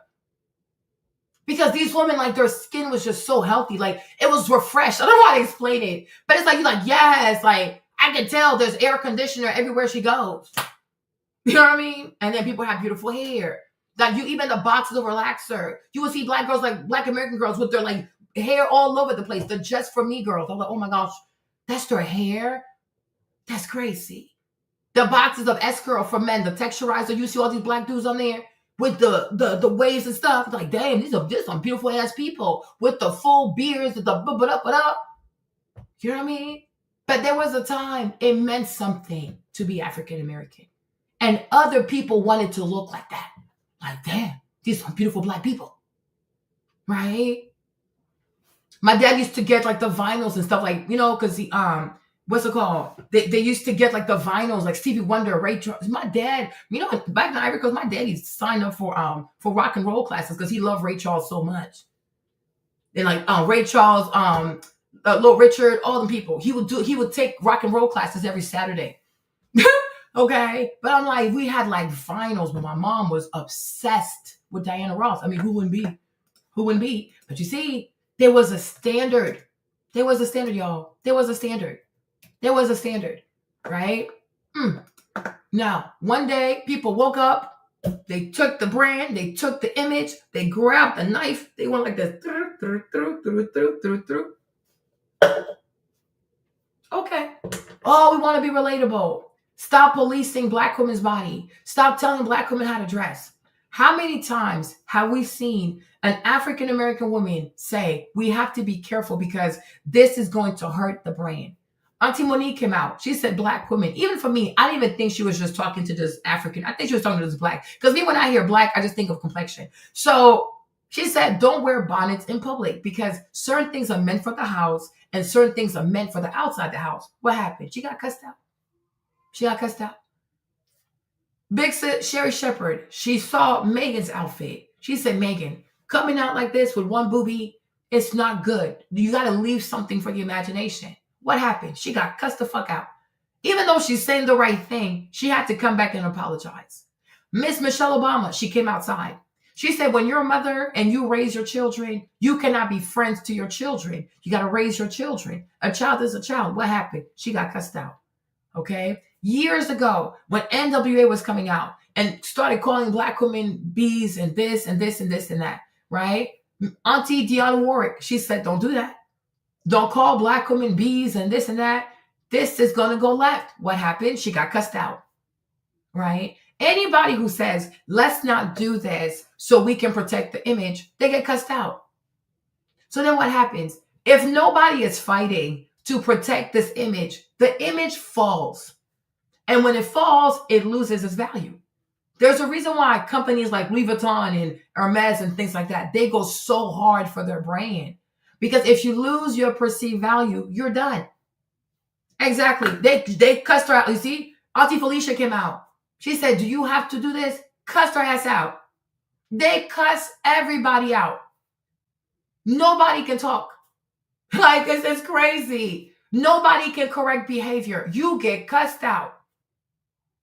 If you say, okay, do you have to sleep with everybody? Why you want to police my vagina? This is crazy. Rebellion is the new brand out here. No problem. You see, once upon a time too, it was very hard to see. It was very rare, I would say, to see a lot of African-American women with lots of tattoos. Like, even if they got a tattoo, they made sure it was hidden somewhere and it was very modest. Today, it's here, here, here, here, here, here, here, here. Whoa, you're a woman. That's too much ink. But you can't say that as well. You can't say anything. No problem. The music, it is extremely vulgar. It's extremely violent. It's a turn off. You might like it, but others don't. You might be comfortable listening to music that has lots of racial slurs to it. Other people don't. It's too much. It's just too damn much. The twerking everywhere. They invited Meg Thee Stallion. Once again, NDRE said it is not appropriate to twerk at Essence because Essence represents mature black people. What happened to India? Cussed her ass out. And it's like talking about, oh, you had a failed career. I mean, the stuff, it went left. It was so mean. And I'm like, what did she say? What did she say? Okay. They don't cuss this lady out. And they go so far. They go so far and they go so low. Right? They cussed her out. She got cussed out. Then they started talking about her music career, this, and that. I'm like, the hell? What did she say? She said Essence has to keep its essence because it's a place for grown, mature, sophisticated, highly accomplished black people. So it's not a place for twerking. Black girls up there twerking. Meg is out here touching people's butts. Right? But I'm like, what kind of behavior is this? Who behaves like that? But he still paid for that. Richelieu paid for that. That's not his culture. He paid for that. But were you offended? No, you liked it. So to me, if Essence is down the drain, it's because when people say certain things are not appropriate, y'all don't want to let people do what needs to be done. You know? Also, another issue that we have currently with Black American music, we don't have artists anymore, you guys. And it's okay to be honest. Because YouTube will copyright this video. Otherwise, I will play some songs. Today, this day and age, you have a Teddy Pendergrass. You have a Bobby Womack somewhere. You have an Al Green somewhere. You have a Luther Vandross somewhere. Where are the people, child? You have a Shaka Khan somewhere. You have a Stephanie Mills somewhere. Please tell us. You have En Vogue. Do you have real vocalists? We don't have artists. We have TikTokers. You see, deflecting, trying to, let's just say it's because of the Africans. No, we're not doing that. We're going to go step by step and talk about these issues. Right? You know, like, because I've been keeping up a little bit, but it made me go back and listen to the old song. Right? And it's like you would have Black Americans sing about love. Today, I said most of these women, Shaka Khan, Stephanie Mills, it don't matter. Any of these Black women that used to take pleasure in singing about love, they will get called pick-me's.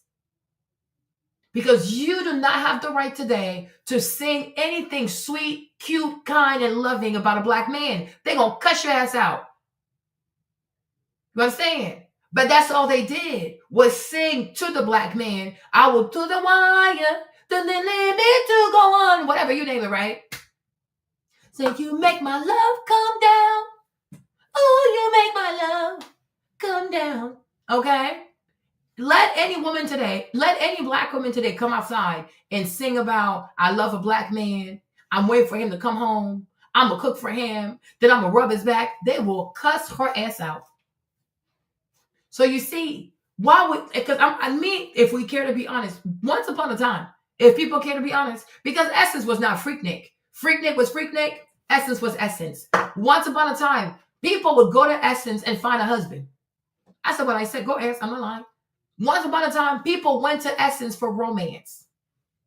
People will find husbands there. People will get proposed there. It was a big deal. People would look forward to where they would have all these all-white parties and stuff. Very classy, very chill, elevated black people. Because it had a standard to it. It was very expensive.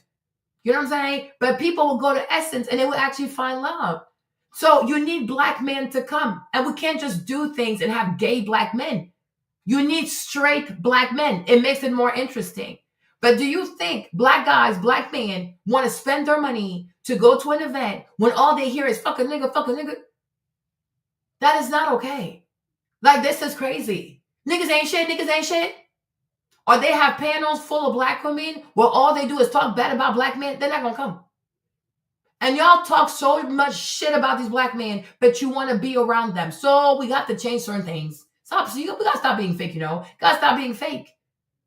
So if you stop having quality single black men with money in attendance, it's gonna go down because you're not gonna be able to attract the girls who want to come. Yeah, that's how it goes, right? If you start attracting a certain caliber of women who twerk everywhere, do all certain kind of men, they're not gonna come because they don't like that kind of stuff.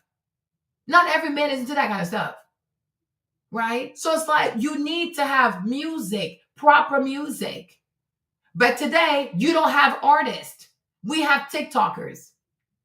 We have people who make singles, I guess. But where is the music?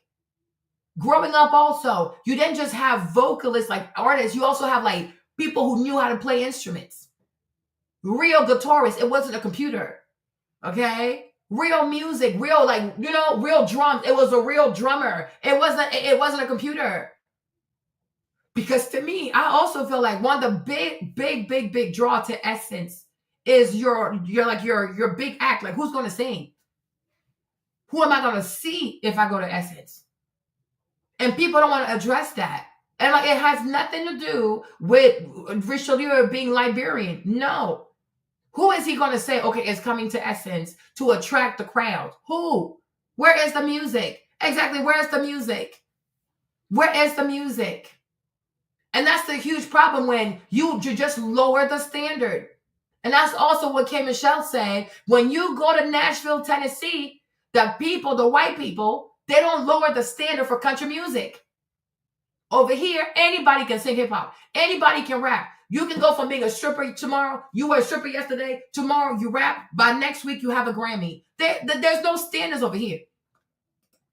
You don't even have to write your own music. You don't even have to write your own songs.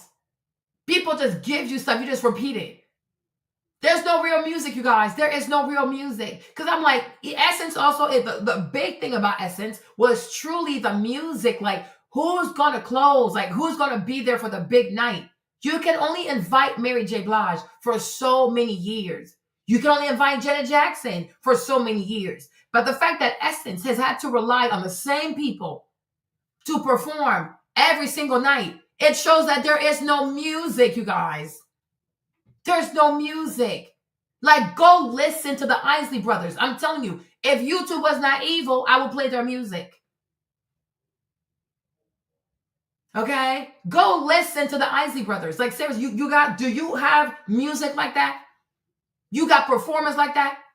You have artists like that? You have guitarists like that? Did you even know that Jimi Hendrix used to play guitar like backup for the Isley Brothers? Then one of the brothers got jealous and they kicked him off and he went on Be Big. Right? Do you have people like that? Exactly. You see, people do not like the music, so they're not going to come. So I'm like trying to put it on Richelieu. It's a cowardly move. It really is cowardly. Okay? Go listen to the Isley Brothers and then come back and tell me who do you have so we can book the person. Because if that level of talent is out there and then the Richelieu does not want to pay the money, then you can cuss his ass out. Then at that point, you can cuss his ass out. That's not a problem, because if you truly have those exactly. You can listen. Oh, I even hear it. Come back to me. Hello. Come back to me. Go. And we can go on. You. Where did I go? You got those people today? We're gonna take accountability on this live. No, what you have a bunch of rappers who insult women and who say "suck my penis." Nobody's gonna pay that kind of money. It's expensive. You have to get your flight to get there. You have to get your Elena. They don't want to be honest. Then all they can say, Elena, all they can say is pound their chest. I'm African American. Did you keep the legacy? And that's why you see how the Bible says, do not be judged unless ye be judged. For in the same manner you judge, so shall you be judged. All these people who are African American, who are pounding their chest, but they engage in foolishness. When you die, the ancestors are waiting for you. Because it's to tap, oh, I'm this, I'm that. Okay. But how are you keeping the culture alive? And how are you keeping the culture respectful? You're not. They love to go to strip clubs, all kinds of foolishness. Is that what the culture really is about? Is that what an honorable black man will do? Did your granddad go to strip clubs? You understand? I find it so funny. But I said people have mental illness. People need somebody to blame instead of saying, you know what, I dropped the ball. Because my ancestors, they truly gave me everything. Sorry, you know. They gave me everything on a beautiful silver, like gold platter. And what did I do? I squandered my inheritance. Bunch of prodigal children. And they have yet to get to a place where they can be honest. Do you have the music? Do you have the artists? These people, it was raw talent. Raw. Even today, if James Brown was alive and you said that James Brown was going to close the Essence, do you know how many people will go? If Jimi Hendrix was alive and you said Jimi Hendrix going to close Essence Fest, do you know they wouldn't even have enough rooms in all of New Orleans for the people? Because let me tell you this, New Orleans doesn't just have Essence. New Orleans also has Jazz Fest. There you go. There are more people going to Jazz Fest than Essence. Why? The music. And like I'm telling you, like it's the who's who of music. Because the people who go to Jazz Fest, they go there because they have love for music. That I'm telling you, the airport is full. It's all people, all cultures. That's the power of music. And once upon a time, Black Americans had that power. You gave it away. Decided to let anybody can come out of prison and be a rapper. Anybody can come out of prison and speak into the ears of Black children. Whose fault is that? Whose fault is that? When you decide to let drug dealers represent you on the world stage, whose fault is that? That's not African people's fault. Now, it's your fault and it's the Jewish people. So go talk to them. You know what I'm saying? You squandered everything. Even you listen to some of these people. Hip-hop is the culture. Hip-hop. But then when people have stereotypes of African Americans, they get upset. How can you say that hip-hop is the culture? Hip-hop is a one component of the culture. But if you didn't know any, I hate when they say that shit. If you didn't know any better, you would think the only music African American people make is hip-hop. That is a damn lie. Hip-hop is a part of the culture. It is not the only part of the culture. What about jazz? What about gospel music? What about R&B? What about bluegrass? Right? And even country music.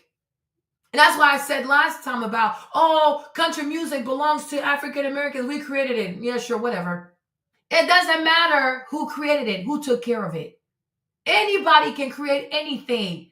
It's the person who keeps taking care of it. And that I'm going to invest in it. I'm going to love it. I'm going to take care of it. And I'm going to watch it grow. White people, you threw it away. The whites picked it up and they turn it into what it is today. It's okay to be honest, right? You gave it up. It's okay, because hip hop was talking about rollies and parties and foreign cars and God knows what else. Cool, no problem. R&B, you gave it up. And now it's the white people, the same people from the Europe, they're out here doing R&B. Even the Japanese, y'all. Do you know Japanese people sing R&B? I was shocked. One day I go in the kitchen, it's R&B, but it sounds Japanese. I'm like, what is this? Jimmy said, it's the Japanese. I said, the Japanese, they sing R&B? Today, Japanese people sing R&B. You should listen to it. It's very beautiful. Throw it away. When you look at K-pop, if you ever look at those Korean dancers, like those K-pop people, it's giving Bobby Brown a New Edition. You gave it up because we got to a point, and it's okay to be honest because it has nothing to do with African people. It got to a point where dancing was no longer cool, right? If you're a Black American boy, dancing was no longer cool. It was all about looking tough, just standing there, mean mugging people, right? You did that to yourself. You're going to take accountability, and I'm here to hold your hand. But once upon a time, Black Americans were known for dancing. You know, all the choreography, like, you know, New Edition, like Bobby Brown, what else? Even break dancing, all that kind of stuff. You gave it up. Everybody remembers growing up to the Adidas tracksuit, the Kangol hat in the back, because Samuel Jackson used to like wearing that kind of shit. The big, like the big chains of the big audio thingy, the big stereo. People used to do break dancing all the time. People used to love dancing. But then hip hop, it became gangster rap, whatever you call that shit. And it was all about being mean, looking tough. I don't dance. I just stand there and thingy. I'm immigrant. I'm from the Ivory Coast. My name is Marlene. Right? People stop dancing. So that's why you see today, Nigerians, but more so South Africans, they have a lot of dances. And people like that. People like to dance. You even see it on TikTok. Some of the biggest TikTokers, they got like 100 billion views on a video, 200,000 billion views. It was from dancing. People love to dance. People want to dance. But you stop dancing, right? Even if you remember, if you care to be honest, it's okay. We can be honest. Once upon a time, even going to the club, people used to dress up to go to the club because people used to care about how they look. People dressed up. You cared about how you look. Even if you go listen to Destiny's Child. Ladies, leave your man at home. The club is full of ballers and their pockets full of grown. Right? Go listen. And listen to how Beyonce says you should dress to go to the club. I'm like, damn. Once upon a time, you had to care. But that's the thing. What are we centering, my love? What are we centering? What do we center? Please tell me. I would love to hear from you. If you were to sit down with Richelieu, what exactly should he center? Tell us. Please write it. Because what you need to tell me, what does centering Black Americans mean? What does that even mean? What are we centering? That's the problem. I want to know. What do I center? Drug music? Twerking music? What do we center? We insulting Black men? Nigga. What do we center? The fact that people want to sit here and pretend as if today the culture is not toxic is so crazy to me. Divorce. We should have a booth at Essence where we encourage Black women to divorce their husbands. What are we centering? Selfishness? If a Black man has less money than you, he ain't shit. What do we center? Abort your babies? What do we center? R&B. Okay, good. Who right now do you know that leads in R&B? But I'm telling you, in this live, we're gonna be honest today. Who at R&B? Give me a name. Because for you to say to African people, you have to center R&B. You yourself need to center R&B. So who in R&B? Who? Give me a name. Who do we center? Coco Jones. Okay. Do Black Americans center Coco Jones? So if we go to her YouTube, we're gonna see crazy numbers, right? If we go to her Instagram, we're gonna see crazy numbers. If we look at her album sales or her sales, her singles, even her streams, we're gonna see crazy numbers. Because what you're trying to tell me is that you would book a flight. You would book a flight for New Orleans. You will pay for a hotel for 2-3 days. You will spend money on food so you can see Coco Jones dance or do music. You want us to believe that? It doesn't matter. You said Coco Jones. I said, okay, if we go look at Coco Jones, Are we going to see a crazy amount of support for Coco Jones? And I said to you, would you book a flight to go to New Orleans to see Coco Jones perform? Because when you go to Essence Fest, it's a lot of money. You got to pay for your flight. You got to pay for your rides. You got to pay for your food. You got to pay for transportation. You got to pay for hotel. So if Richelieu, he hires Coco Jones as a headliner, you're going to book your flight. And you're going to pay for your Essence tickets.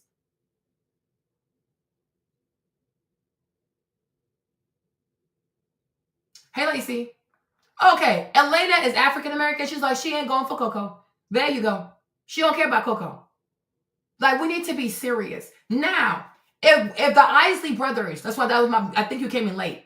If the Isley brothers were still at their peak, and we had Isley brothers doing the closing nights for Essence, you wouldn't even have to force the sale.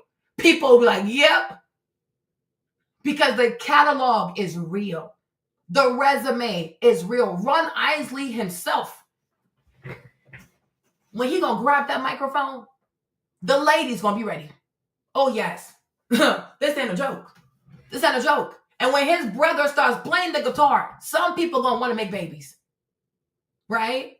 Like, it's okay. It truly is okay to say we've lost great artists. And why? Because people have lost the respect of great artistry. People have lost the respect. Even growing up, when we were listening to the Roots, it was hip hop, but they were still musicians. The one with the afro, I forgot his name. The one with the afro, he was even a drummer for Jimmy Kimmel. But it's not an African event. Exactly. Thank you, Nicole. We have to be serious. There's an attrition. It has nothing to do with delineating from Africans. What the fuck? What are we talking about? Okay? African people have always been consumers of R&B, jazz, rock and roll, you name it. That's why even gospel music. That's why I say I take offense when people always talk about hip hop is the culture. Hip hop is not the culture. Hip hop is part of the culture. But to me, everything that comes out the loins of African American music starts with the Black church. And let's be so for real. Let's be so for real. And this is why today, most Black American, most African American artists, like singers, are horrible. I said what I said, come fight me. Because they did not grow up in the Black church. Well, because they did not grow up in the Black church. Because when you grow up in the Black church, you have to truly sing. Like, practice is not a joke. If you ever grew up in the Black American church, they have multiple choirs. They have you can't just wake up, I'm going to sing because I love Jesus. Yeah, baby, sit down real quick. They sing for you. When you go to a traditional Black American church, especially a Baptist church, people in there, they sing like it's a concert. It's like it's free. Like, what the heck? But the practice, even Beyonce, if we care to be honest, Beyonce is not a great vocalist. Why? Because she didn't grow up in the Black church. It's okay. We're going to be honest on this live. Whitney Houston, her voice, she got that voice in the Black church. She was probably born with the voice, most likely. But her voice got perfected in the Black church. Why? Her mama. Most African American singers who have excelled, where did they learn how to sing? In the Black church. Where did they learn how to like control their vocal cords and their breathing? I'm not capping anything. You said yourself you're not African American. So sit this one out. Sit this one out. I've been outside since I was 11 years old. I can show you my church. Okay, 610 Rhode Island. And even ask Mariah too. Sometimes I go to First Baptist Church, Glen Hardin, Pastor John Jenkins. Okay? Every Black American that can sing, like I'm talking like sing, they learned it in the Black church because it's not a joke. And it's very competitive. And when you join the choir, because they got multiple choirs, they're going to have the women's choir, the first lady choir, the pastor choir, the bishop choir, the man's choir. They got so many choirs. You have to earn it. Even if you never take the lead, you still got to earn it. They don't play. They're going to make you people sing them songs. And also, when you in there too, especially if they give you a lead, you got to do everybody's voice. You got to be an alto, soprano. You must be able to do it all. So if you are impressed by Beyonce, you did not grow up in a Black American church. So sit this one out. Sit this one out. Beyonce is not the best vocalist. If you are impressed by Beyonce, you did not grow up in a Black American church. Sit this one out. This one involve you. I guess you haven't been here long enough. I did. And I said Beyonce is not the greatest vocalist because she was not trained to sing in the Black church. Had she gone to the Black church, it would have been something else. You must not know. You must not know. You must not know. You must not know. Okay? No, you have not. You must know. You don't know. You say all kinds of foolishness. You say all kinds of foolishness. And you will know also they're usually big women. And their voices are incredible. The thing, it just comes out like, what the fuck? Like, that's her voice? Like, what the fuck? This is crazy. I'm like, this is insane. Free concert. All kinds of choirs. These people can sing. And that's why So Def, what's his name? JD came outside. He said, oh, we got a problem. He said, they don't make them like they used to because they don't go to church. I said, there you go. Because the Black church is tired of the poaching. The Black church is tired of training, coaching, investing into these young people to teach them how to sing, for them to go sing secular music. They tired. They are truly tired. Sam Cooke, the Black church. Luther, the church. Because this is where people learn. Control this. Even Nina Simone, her mama paid all this money for her to go play piano, but she perfected it in the Black church. There you go. There you go. So if you don't go through the Black church, you have not truly gone through the fire of like the voices of God. There you go. The voices of God. These people can sing. It's not a joke. It's really frightening. Is that Patti LaBelle, Black church? Okay. Mahalia Jackson, the mother of gospel, Black church. The Black church made her rich. The Clark sister, I like living this kind of life. Ooh, I'm living my best life. Okay. Auntie Cece, the Black church. Hey, what we talking about? That her new song. Oh my gosh. I love you, Lord. Though your mercy never fails me. Oh, Auntie Cece. Okay, but Auntie Cece, she ain't gonna come because y'all like to twerk. She don't like that. She even said, Auntie Whitney asked her to do I'm Every Woman. But she said, you talk about casting spells on people. I ain't doing it. She is so sensitive. I said, but she don't mean it like that. She's like, She said she casting spells on the people. I don't do that. I'm a Christian. But Auntie Cece is not gonna come because y'all like to twerk. You like to twerk. She don't like that kind of stuff. She don't like it. If Beyonce and Kelly had grown up in the, you would have heard some things. What? Even Kiki Wyatt. You see? May say Auntie Cece coming to Canada, we all going. Cece, what? Child, please. Please. Please, please, please. If the Jacksons are what the Jacksons are, the Wayans family are what they are too. I love you, Lord. Though your mercy never fails me. Oh my day.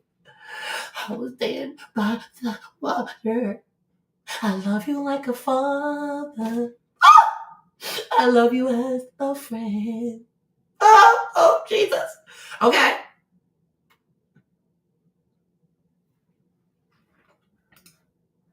Exactly. Thank you, Elena. Elena said it's all from God. There you go. Not a coincidence. These voices are nearly instinct because people started pushing God out of Black business. And now people don't know how to sing because the Lord, he took his voice. The Lord, he took his gifts. It's no surprise that Whitney Houston's mama was her choir director. Right? This is Black American culture. They learn to sing at church. And it's not a joke. And when you go, you have to know the culture.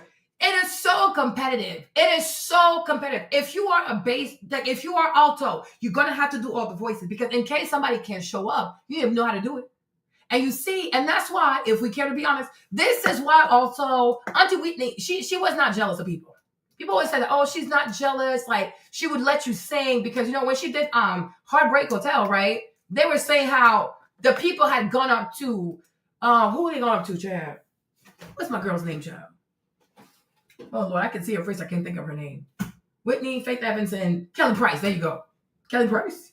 People had gone up to Kelly Price, and they told her not to out-sing Whitney. So when they started singing, she was like, you know what I mean? She didn't want to do too much. And then my auntie said, niece, what's up? She's like, what you mean? She's like, She's like, She's like, you better lay low. Okay.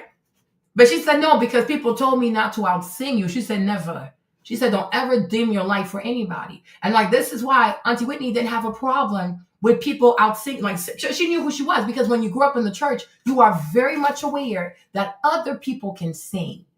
Have you ever seen Beyonce sing with people who sing better than her? No, because she didn't learn to do the team sport, because she didn't grow up in a Black church. She was raised by 2 secular Black parents. It's okay to be honest. Okay? But Whitney, she did a song with Mariah Carey. It's not a problem. It is not a problem. Okay? It's not a problem. Because when you grew up in the church, you are very much aware that people can sing. It's not a joke. People can really sing. And it's a gift from God. So why would I feel threatened by that? Right? But once again, even Auntie Whitney, if she was here, people would go. She's not. Okay. So who do we put as a headliner?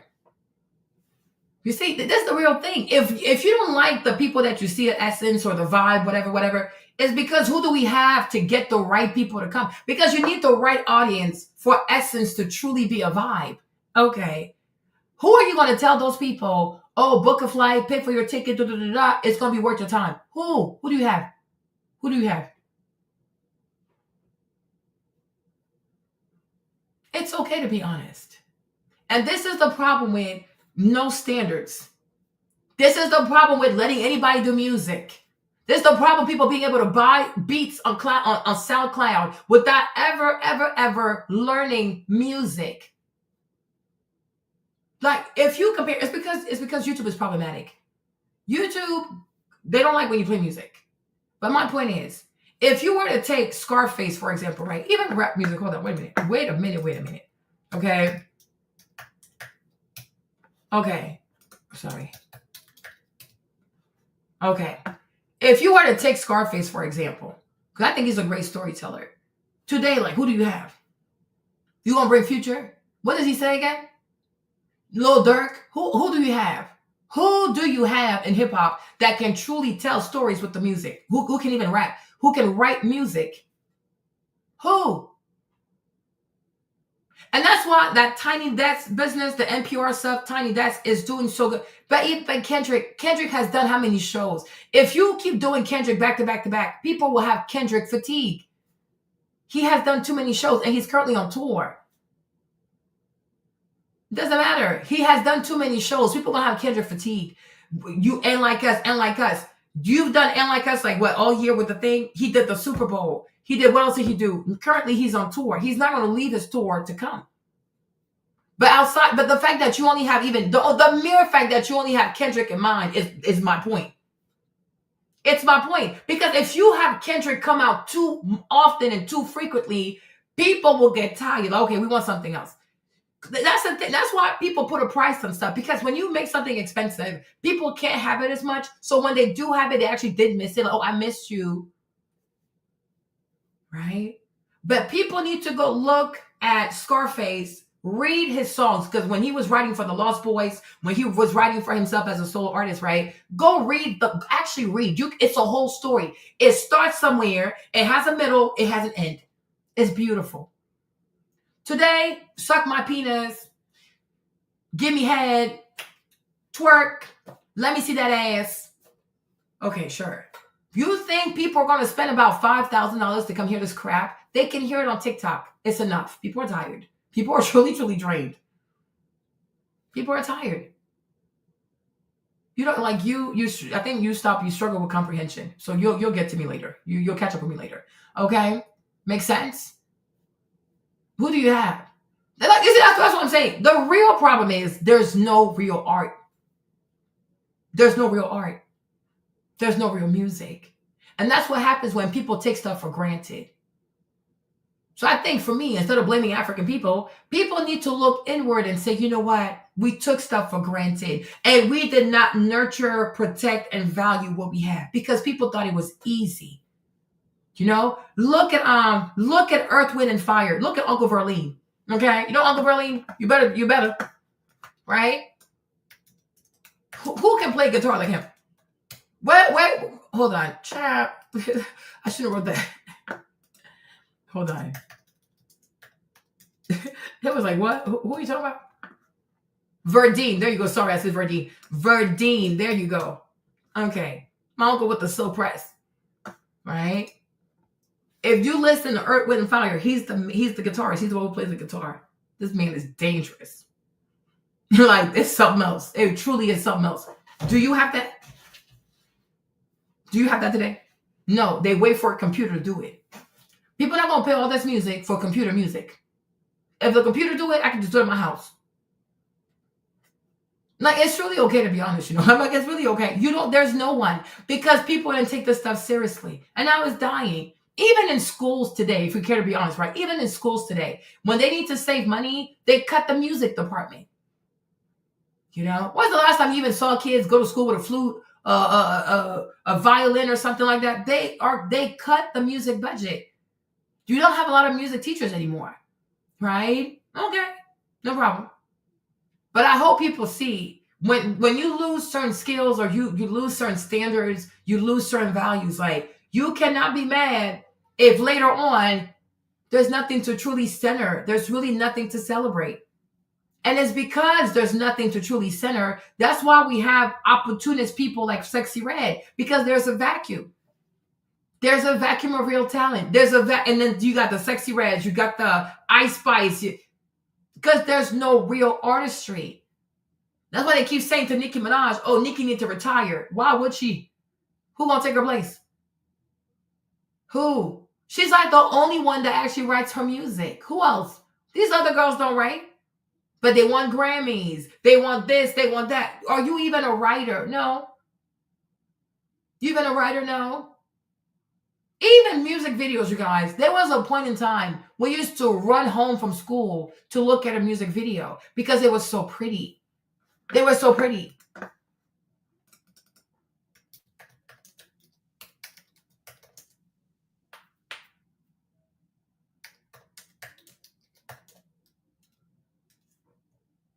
How much did a video cost? Let me see. You see?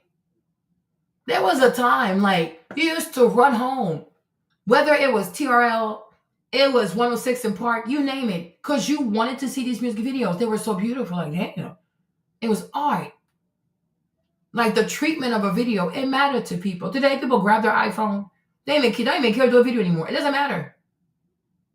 People don't care. They do not care. So I'm like, okay. So what can we tell people? Come, you're gonna have a good time, and it's worth you spending $2,000, $5,000 to come. What are we offering people? If you were on the committee and you were planning Essence 2026, what would you offer people to say, okay, in this, especially in this economy, make the investment and come see us for Essence? What would you offer people? Like, even ladies, like even today, the way women are so batshit crazy. Right? If the fellas walk up to the ladies, oh, don't touch me, don't talk to me. Okay. Men even know, don't talk to a woman, don't walk up to a woman. The days are over. Before people go to an event, a party, house party, a festival, people would dance with each other. It wasn't this weird mind like, oh, he trying to touch me, he broke, don't touch me. You can't do these things anymore. Everybody mad. People don't have joy. Everything's a problem. People don't even know how to flirt and have a little cute little moment. Everything is a problem. So, I don't know. What would you tell the people? What are your selling points? If you are responsible for Essence 2026, what would you tell the people? Like, hey, this is worth your money. People think it's a joke. Right? And I don't know. Yeah. You know what I mean? Like it's like, I don't know. What is the music? So that's why I say, like, what do we center? What do we celebrate? I don't know. I'm really confused. But I'm like, it's like, to me, it's like, it's this, it's a little like delusional to be like, yeah, as if there's all this great abundance of like, yeah, there are so many choices to choose from, and they just chose not to do that. No, that's not fair. And that's why I say, to me, it's getting more xenophobic. Because what are your real arguments? Like what are you really upset about? You're just talking about ownership. Okay. That's it. But you don't want to talk about the real problem is that there's no real artistry. There's no compelling act that can draw crowds. Even Cardi B, she's having a hard time selling tickets. Meg Thee Stallion was having a hard time selling tickets. A lot of these celebrities today, they don't sell tickets. They have these huge audiences on social media. Sometimes they get millions of views on social media. But when it comes to selling out tours, even a small ass arena, they can't do it. JT, when she was going on tour, she was doing it in restaurants, like really small venues. These artists today are not compelling. They don't draw the crowds. Because many are not interesting. Many are vulgar. Many also don't give class. They don't give like, damn, I can't wait to look like her. Like, like that Diana Ross shit. They don't have that. They don't have the star. Yes, people know them. People follow them. But they don't have the star. They don't have a star. They just don't have it. They don't have it. People don't want to be honest. It's okay. It really is okay, It's okay, right? Diana Ross, she was a star. Like, she's a star. Like, when you say, yes, that's a star. You can be a celebrity. Exactly. They're not buying it because it's gone. Like, some people are celebrities. Diana Ross is a star. You can go anywhere in the world. People know who she is. And they know her for her big eyes and her big hair. Because she's a gorgeous, classy woman. And that's it. Right? But who? Coco Jones, she's a celebrity. She's not a star. Normani, celebrity. She's not a star. Chloe, Haley, celebrities. They're not stars. Shaka Khan is a star. Shaka Khan is an icon. So she's unique. The red hair, the voice, the vocals, the songwriting. Oh my gosh. But you see, she hustled. Before she was the Shaka Khan, she was out here with the Shaka Khan and the Rufus people. It's okay to be honest. It truly is okay to be honest. People gotta stop trying to create diaspora wars for nothing. Okay? It truly is okay. Okay? Shaka Khan is a star. Whitney Houston, a star. She's not a celebrity. A lot of these people out here who make music today, celebrities. They're not stars. They are celebrities. It's okay to be honest. And the problem is, too, people see them too much. They see them on Instagram. They see them on TikTok. They see them on YouTube. They see them on Snapchat. They see these people too damn much. People have too much access to these celebrities. So there's nothing special anymore. Before, you didn't see your stars like that. It was not so common. So when you had a chance to see them, it was special. This has nothing to do with Africans having ownership and trying to erase. Oh, please stop. Stop the foolishness. You are being incendiary for no reason. I'm going to have to call the firefighters. This is crazy. Okay, stop doing that. Stop starting diaspora wars for nothing. People have too much access to their celebrities. You know what I mean? Celebrities out here responding. They're in the comment section. They going back and forth with people. Child, what is this? You got to have a certain mystique about you. Because when people don't see you too much, they want to see more of you. But I'm like, who do you have? You see, y'all can't even answer the question. I was like, okay, you see? I said, if you were on the panel and you have to come up with, like, things to do, like, things to see, or like, who would you book for Essence 2026? Who would you book? And that's the problem. And another problem also that we have is when you focus so much on looks. And you're going to have to eat that one too. People are going to have to take accountability. The problem also with African American culture, especially the music, is this obsession with light-skinned people. It's okay to be honest. This obsession with this, my celebrity has to be light-skinned. But what if she can't sing? Oh, well, who cares? Well, okay, no problem. You see, once upon a time, complexion didn't matter. It didn't matter. It was about, can you sing? Can you sing? Because if you could sing, it didn't matter what you look like. As time has progressed, a female singer has to be light-skinned. She needs to be light-skinned. If she's not light-skinned, she's not going to do too well. If she's mediocre and light-skinned, she's going to make it. And you know it's the truth. It's okay. It really is okay. But there's an obsession with light-skinned people. Light-skinned singers, bunch of weave, long hair, blonde hair. Beyonce will never let go of them blonde hair because it makes her look more ambiguous. It's okay to be honest. Cardi B can barely speak English. Cardi can't speak English. She doesn't write her own music. She doesn't speak English. I don't even know what the hell she does, but look how famous she is because she's light-skinned. People accept her mediocrity. Right? Mulatto. I don't even know what Lotto, whatever. What does she do? I don't even know. But she's light-skinned. It's okay. Ice Spice. I don't even know what you think you're the fart. You're not even the shit. That's the song right there. You think you're the fart. You're not even the shit. You think you're a bunch of crap like this. Look at her following because she's light-skinned.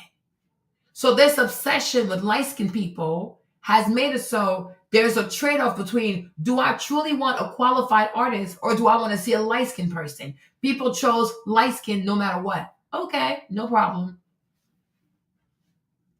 No problem. You see, at least Alicia Keys, she's light-skinned, but she can sing. She can sing and she plays the piano, right? So it's not, oh, no, she's just light-skinned. No, she really is talented. Today, people just want light-skinned people no matter what. No problem. So where is the music? Where's the music now? They don't have talent. They're just light-skinned. Sweetie, what does she do? The girl is so mediocre. She's incredibly mediocre. And instead of people having the courage to tell Sweetie that her music is mediocre, oh, we're going to call this pretty girl music or pretty girl rap. No, it's mediocre rap. Sweetie is incredibly mediocre. It's okay. It really is okay to be honest. It's fine. It really is fine. But there are certain things I really do feel like people need to look at themselves instead of trying to scapegoat other people because it's your culture. So if today people can't find qualified people, entertaining people, people that they can say, this person is coming that can draw the crowds, you have to look at yourself. You can't say, oh, because you're African, because you're from Kenya, you're trying to erase me. You have erased yourself. That's the part, I think that's the part that's really concerning. You have erased yourself. And you've allowed the likes of the Diddy, Diddy not as much, but maybe Diddy too, but the Jay-Z's, the whatever, to broker these deals with these Jews. Where now it's about crime music, gang music, prison music, strip club music. No problem. No problem. But you got to look at yourself. And I just feel like if you're going to have smoke for someone, it got to be the Jews. It cannot be African people. That to me is like, that shows cowardice. Like you're being a coward. You know what they did to you, but because they have so much money and they have so much power and you're afraid of being called an anti-Semite and like, what's his name, Kyrie, they're going to make you pay money by force. You don't want to say what it is. But the vast majority of African Americans who do music have Jewish managers. They are signed to Jewish labels. They have Jewish managers. They have Jewish money managers. They're surrounded by a bunch of Ashkenazi Jew people. And ever since they got involved in hip hop, well, we now know what hip hop is about. Crime. Killing, murder, abortion, putting people in body bags, transporting keys from Memphis to New York City to Brooklyn. Okay, sure, no problem. But you got to go blame the Jews. Because the honesty is also, exactly, the honesty is Essence is only like 3 or 4 days out of the year. There are 365 days of the year. So let's say Richelieu is fully to blame. Okay, let's say Richelieu is fully to blame for what? For 3 days out the year. Okay, so now that's 362 days out the year. Who you gonna blame for that?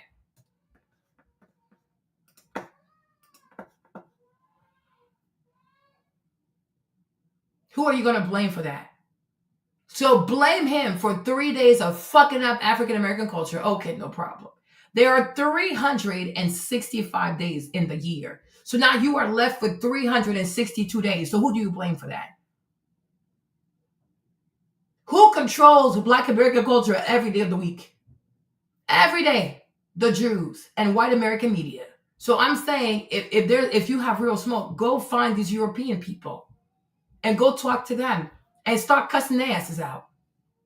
Okay? They took your masters, we did not. They took your music, we did not. They warped your image for the world to see, we did not. They signed they signed record deals with Black Americans, and then they take life insurance because they know they're gonna die. We did not.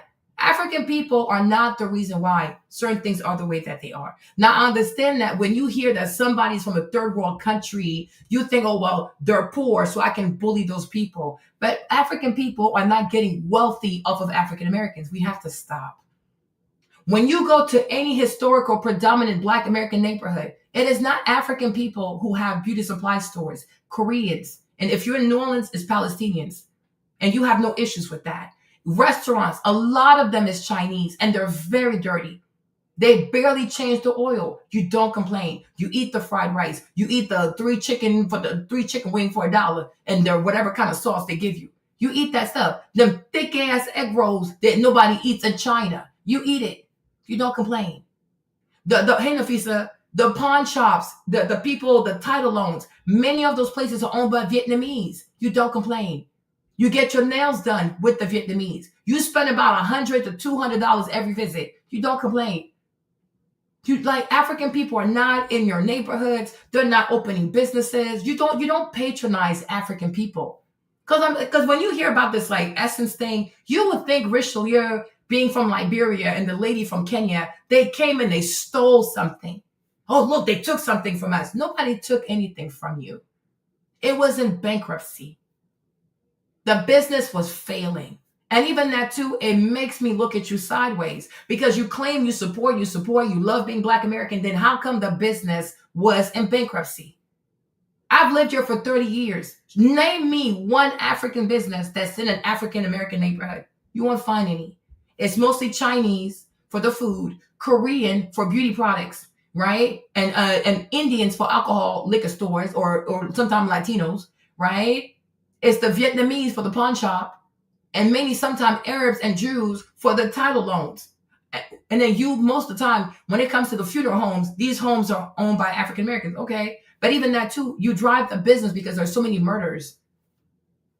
Where do African people come into this for you to be so upset to make it seem like we're taking something from you? What is it? What do we take from you?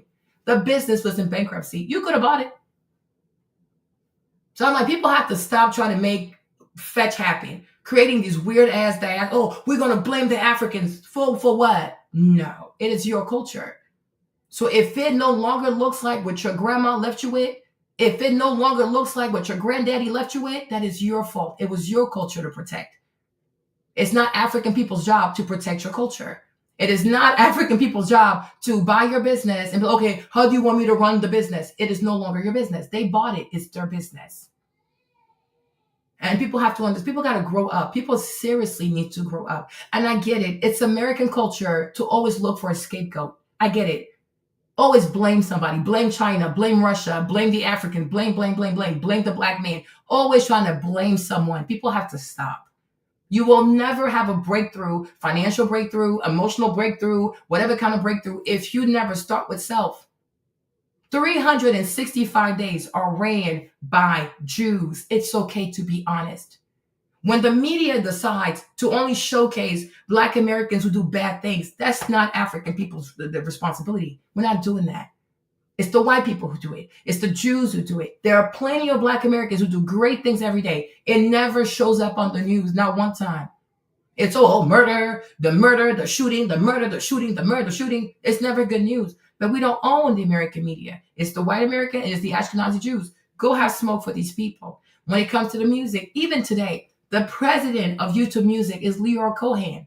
Leor would not be where he is today if Jay-Z had not made it possible for him. You know what I'm saying?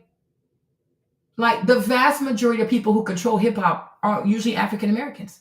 But the music talks about killing other people, putting them in body bags, women giving head, women being bitches, and things of the sort. So you need to start with self. It doesn't really bother me because I think in America, people struggle with narcissism. People truly suffer from severe narcissistic troubles. So it's hard for them to say, wow, I'm responsible for this. I need to blame someone because you get it from these white people. You've been around them for too long. So you have adapted their neurotic behavior. They blame everybody for everything. They're never responsible. They go fuck up Iraq. Somehow it's the Iraqi fault. They go fuck up Libya. They blame the Libyans. They go fuck up Iran. They blame the Iranians. They always blame other people. They fuck everything up. They're always blaming someone. White Democrats will blame the white Republicans. White Republicans will blame the white Democrats. Nobody takes ownership. That's American culture. But I'm saying it has to stop. Because we're not the ones in Black communities just doing businesses and doing bad things and things like that. You know what I mean? To take me, Marlene, I know I'm African, I'm West African. I have never said, I want them to fail. If anything, I always say, be careful, watch out, don't do this. Like I always give advice like, don't do it. But the problem is here also in America, when you give advice to mostly a Black person, they take offense to it because they see it as control as opposed to love and protection. Because to give advice is offensive. In America too, most Americans, even Black Americans too, believe in toxic positivity. Yeah, girl, whatever you want to do, girl, do what makes you happy, girl. Okay, that's for now. What about later? So there's a lot of toxic positivity out here. Oh, just encourage the person. Just say it's okay. No, it's not okay. It's dangerous. And I will say it. I've always given advice. Stay away from bad things. Have honor, have integrity. Because if you decide to live a life with integrity, no one can lie on you. Nobody can arrest you. You're not going to be involved in foolishness because you don't do foolishness because you have integrity. Today, the culture does not promote integrity. And we see, and that's why it's really hard to stand up for Carmelo because people believe, oh, they're Black, they must be lying. Oh, they Black, they must be stealing. Because there is a culture today that does not promote being honorable. And we saw that during COVID, whether it was Earn Your Leisure, it was what's his name? Jay Robinson, Jay something, I forgot his name. But it was a slew of scammers. Like, yo, they were so crazy. Peanut, they were all going to the Breakfast Club with the most outlandish financial advice. And even here on YouTube as well. Yes, it never fails, you guys. It never fails. Even here on YouTube, we have a brother here, Pocket Watching with JT, right? Okay. JT, he's Black American, right? And he's actually a CPA, which is really hard. Okay. JT actually has a CPA license. Like he's the real deal Holyfield, right? You know what I'm saying? You see? And so this is Pocket. Hold on, where is he? Let me show you his face. 3 of families today. We ask that you break chains today, that you free futures today, Father. No, I want you to see his face. Maybe do I have a live from him? Maybe I can show you his lives. I know that's for later, right? But JT was out here telling Black people, especially. This keeps seeing. It's I would consider. I want to show you his face. Like, where is he?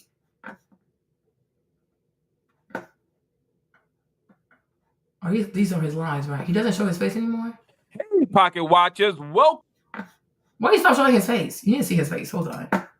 Hold this. Oh, this is members only. What the heck? Where's the old videos? I'm Jeanette Little. I was able to find. I guess he's right here. I don't know. Why doesn't it show his face anymore? It's so tiny. But anyways, right? So JT is African American. JT was calling out the scammers. He was telling Black people, don't do this. It's dangerous. There was this one guy, 808. I forgot his name. But Earn Your Leisure took him to the Breakfast Club. And he was telling Black people to go apply for an auto loan, child, and never pay for the car. Keep the money.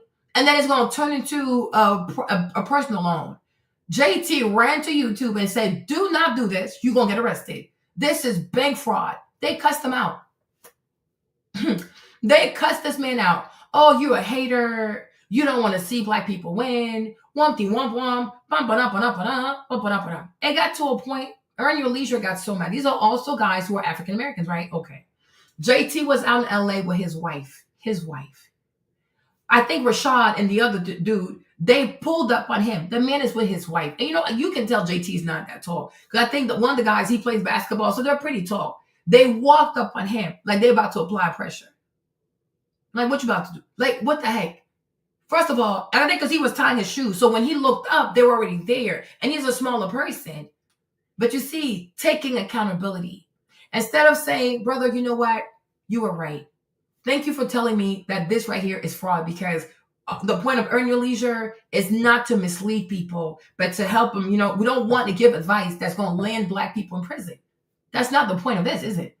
No, they took no accountability. Instead, they were mad. Oh, you kept making videos about us. You trying to hurt our business. They pulled up because he was tying his shoes. When I heard this story, I could not believe it. And you could tell, like, he kind of felt like emasculated a little bit because they're tall. And I'm like, what is this? In front of his wife. But I'm like, you are mad because he called you out on some things that you yourself should have said. That's crazy. And before y'all took that man to the Breakfast Club, because you know that the vast audience of the Breakfast Club is Black people, y'all should have listened to what he said first. Tell me what you're about to say. And then you should have made sure that what he said was legal, because you don't want to give Black people advice. They're going to do it. And next thing you know, it's the feds. But they don't care.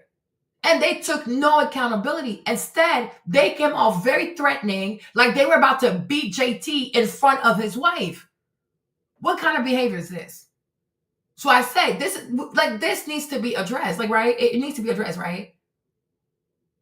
But every time you have anybody who is African American who says, we cannot do this, we should not be doing this, we should prioritize this, anytime they talk about integrity, honor, respect, family, love, what happened? They get cussed the hell out. They get threatened. Sometimes their stuff gets reported. Their pages get taken down. What did they say that's so awful? What are they saying that is just so horrendous like that? And to me, that's what real love is. If I see my brother, my sister, you're about to do something that can get you locked up, I'm going to say, don't do it. But people are so rebellious. People know it all. People want to do crime, all kinds of stuff. Okay, no problem. But then when it turns out that people start to get turned off, you can't say, oh, I don't know why. Don't act aloof. That's crazy. Exactly. You know what I mean? But also, Tim, if we care to be honest, James Brown was the GOAT. Like, that's what I'm trying to tell you. Because that's why I feel like some of these people, they have to be young people. Because I feel like grown-ass Black Americans wouldn't even talk like that. It's the young people, it's the crazy people on YouTube who trying to get some views. James Brown is the GOAT. Baby, baby, baby. Then he fall, he get back up. You had never seen this before. That's why I said, if James Brown was alive and he was at his peak, Essence will be packed. If you put him on the ticket as the headliner, it's a wrap. I said, it's gone. If you had Rick James, you put him on, it's a wrap. You won't even have to do marketing. Today, these artists, these people, Tim, I'm telling you, they can have 100 million Instagram followers, Tim. They cannot even sell out a kitchen. They can't even sell out a living room. Their own family ain't gonna come to the concert. This is a real, and we've been seeing this since we came out of COVID, is that people are not paying tickets to see these people because they don't have talent. And also, let's be honest, the vast majority of African American performers do not care about their people. They show up late. Lauryn Hill, she'll make you wait 8 hours. One time Jimmy went because his sister gave him a ticket. They went to a festival. You guys, the lady made them wait 8 hours. And when she came, and then she came as if like, y'all should be grateful I came. Like she coming for free. Mind you, she waited until the day of the concert, right before the concert, to go get her nails done. No, they don't care, right? They do not care. Like, they barely do a set, they cut the show. They barely dance, they cut the show. You go to a Kevin Gates concert before he got locked up, Kevin Gates will stomp you in the face with his Timbs on. Are you crazy? You compare someone like Keith Sweat. When Keith Sweat used to dance, he used to entertain everybody. He knew these ladies were nasty, okay? Keith Sweat used to entertain everybody. People had a good time. Today, they don't want to dance. They don't want to sing. They won't talk to people. They don't care. They do not care about their fans. That has not. Even Nicki Minaj, she showed up late. Everybody shows up late. They don't respect shit. But when they go to a white event, they're on time. If it was the Met Gala, they will be on time. We need to also be honest about the culture. The culture, when people make it, they do not respect their black fans. So after a while, people get tired. Yeah, you say she gonna come back. She might come 5 hours late. People don't want to stand for that long because they're standing up. Like, we have some real issues when it comes to people being professional and people being grateful. Even Anita Baker. One time she went, I don't feel like, see, my throat hurts. She canceled the concert. She walked. A lot of black artists do not value their black audience. And they have a bad reputation.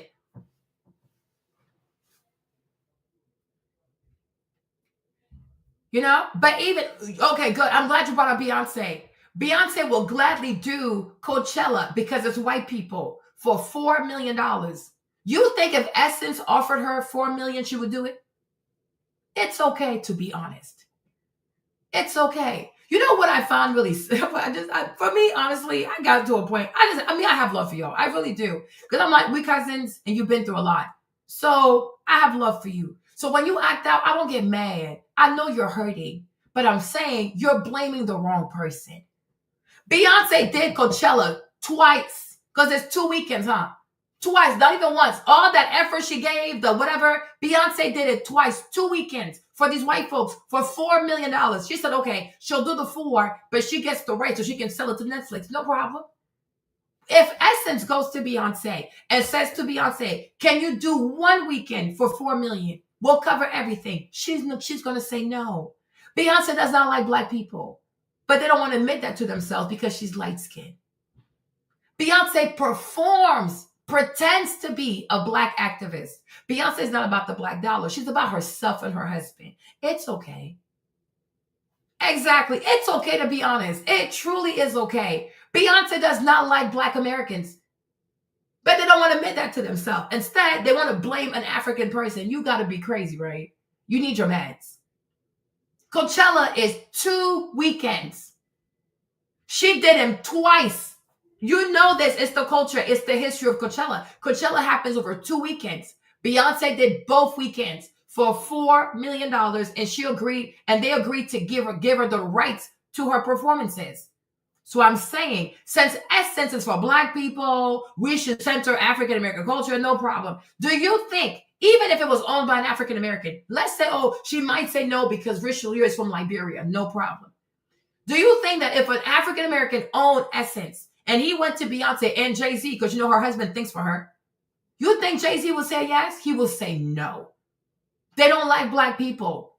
I don't know what else. They use black people to get rich. They use black people to get Grammys they don't deserve, but they don't give a damn about black people. Let's stop lying over here. Because if you can do it for Coachella, she can do it for Essence. It's not a big deal. She's not going to do it. Beyonce can't even be bothered to go to a BET award. She'll accept an award from her dressing room because she can't be bothered. She cannot be bothered. She can't. When we were I didn't think I was born. But for my daddy too, growing up, my daddy grew up in the Ivory Coast.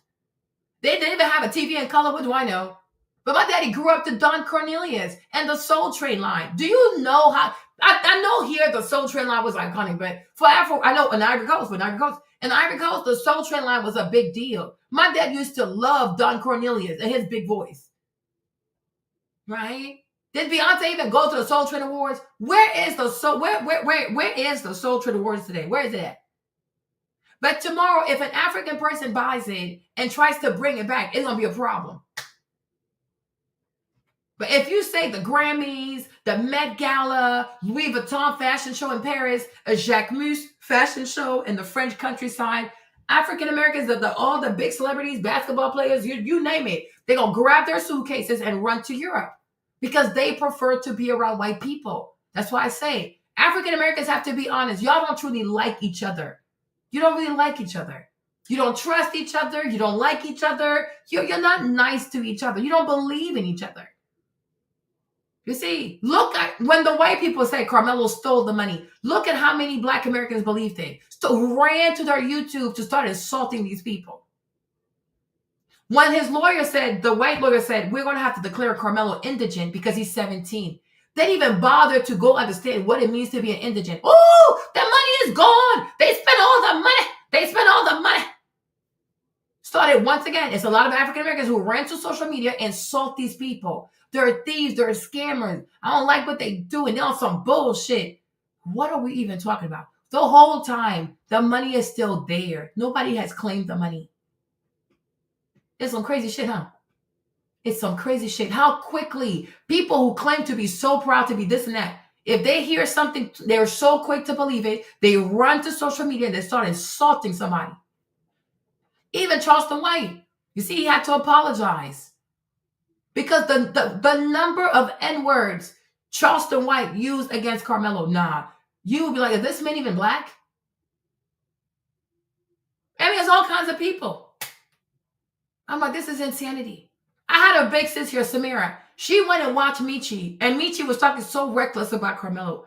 Her heart started to, she started having anxiety. She thought she was looking for me. Marlene, I'm scared. I'm like, why are you scared? She said, here's what Michi said. I said, don't listen to Michi. She crazy. Nothing will happen to Carmelo.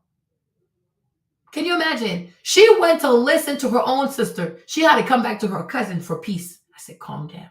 Yesterday, when we left the live, I sent her the TikTok of the lady who saw the video. And I said, big sis Samira, listen to this, rejoice. Let your heart be at peace. Carmelo will be fine. Nothing will happen to him. And if they're not careful, Hunter is going to be the one to get arrested. And he going to pay for what they were trying to put on Carmelo. He going to go to prison. He and the other kids who were running up behind Carmelo, they're all going to go to prison. Let them keep playing these stupid games. You see, this is the reality here. You guys, let's be so for real. It's not just Beyonce, Jay-Z. It's all of them. Even the basketball players, all these, even LeBron James, even his wife. Do you not think it's kind of embarrassing for Savannah to have so much money? What the fuck does she do? You're not doing Zuri's hair all day. Huh? You guys know. Hold on. Wait a minute. Okay? She's not doing Zuri's hair all day. Right? And also, you don't do Zuri's hair every day. But I'm like, your husband is almost a billionaire. This woman doesn't even have a non-for-profit.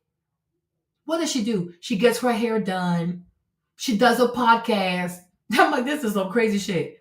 My husband, a billionaire, and there's all this oppression and poverty. People out here locking up people, lying on people. I will have a non-for-profit. I cannot see all the suffering, and my husband has all this money. No, she gets her hair done. Where she does her hair, she's in the garage. So it's a glass garage. So there's all the luxury cars. Like, look at it. When she does her hair, look around. Nothing but exotic cars. Now, even that family, if they want to pay for Carmelo's thing, they can. It's nothing to them. But to get money out of these people, it has to be on the news. It got to be a white police officer too.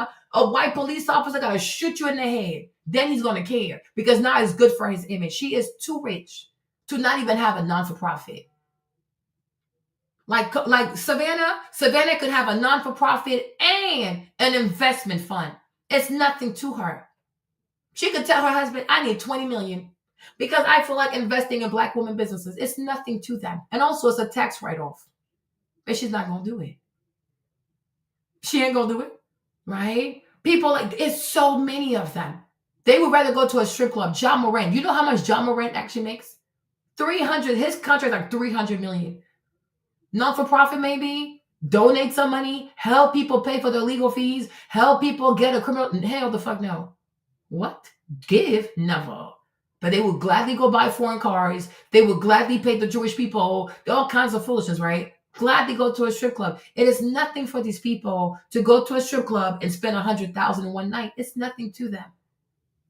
But if you go and ask them to put money in a business, invest in a business, be like an angel investor, like an early seed investor, they're not going to do it. It's not like, with Essence being in bankruptcy, It's not as if there are no wealthy Black Americans. No. Richelieu, yeah, I think he sold his business for like almost like $1 billion, whatever. But my point is, there are a lot of people here who have money. He did not come out with, oh my gosh, only he had it. He's from Liberia. Like, he was selling black soap in Harlem. Let's be so for real. Okay? He was selling black soap in Harlem. But what I'm saying is, you have a lot of Black Americans here who got a shitload of money and they don't care. They just don't care. And that also needs to be addressed, because it always been James Harden. I mean, one time his people were in Houston. You should see how they just waste money. Money is nothing to these people. They rather party, get drunk, have a bunch of white girls, Latinas, do all kinds of. They don't care. They don't. And the thing about these people, right? The thing about these people, they don't realize that a lot of people sacrifice for you to be where you are. Even going to a stadium, going into an arena, being able to be in the locker room, being able to be here. There are people whose names you'll never know. They got their asses beat. They were locked up. They were lynched. They were murdered. So I think, to me, it's very, very weird and ungrateful for someone to say, I don't have to give money to. I don't have to do something to. I don't have to create a way for the next Black generation. Most Black Americans who are wealthy, they only care about their children. They only care about their children. They only care about their children. They're so selfish. I mean, you don't want to admit it to yourself, but you're very ungrateful. And I think today, a lot of African Americans have a real honest conversations with themselves and say, wow, we have been so ungrateful. People are going to start behaving better. People are going to truly, and I think that's what Charleston White was trying to say, but he says things a certain way, but that's what he was trying to say. There is a lot of ingratitude out here. Very, very ungrateful. You know, there are so many young people who they left school. They went to do those sit-ins. They beat their asses. But today we can just walk into a school. We walk into a restaurant. We don't even know what it took. And it's funny how you'll have some African Americans who want to remind Africans, oh, we did this. No, you did not. Your ancestor did. I told my friend that. You didn't do shit for me. We're born in the same year. What the fuck you do for me? You're born in 85 like me. You didn't do shit for me. If anything, I did your homework. So simmer down. You didn't do nothing for me. The ancestors, they did. And that's why I conduct myself the way that I do, because I'm grateful. I went to school. I studied really, really hard. I picked some hard-ass majors. I had amazing grades. I'm married. I'm staying with my husband. I raised all my children. I don't break the law. I don't do foolishness, because I live in reverence of those people. And I'm very grateful. But you, I don't owe you anything. And if I was to die and be met by the Council of African American Ancestors, they say, Marlene, you were a good immigrant. There you go. Because I think before I act. And I don't just think of myself. I think about other people before me, next to me, and I guess to come. You understand? But there are people here who are from here who don't give a damn. They just don't care. All the people they sacrifice, they don't care. I even said using the N-word like that, it's not okay. Because you didn't go through that.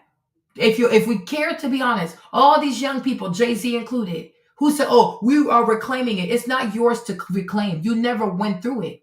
You were never a slave. So how dare you? If the slave people were still alive and they wanted to reclaim it, that's their right. You were never a slave.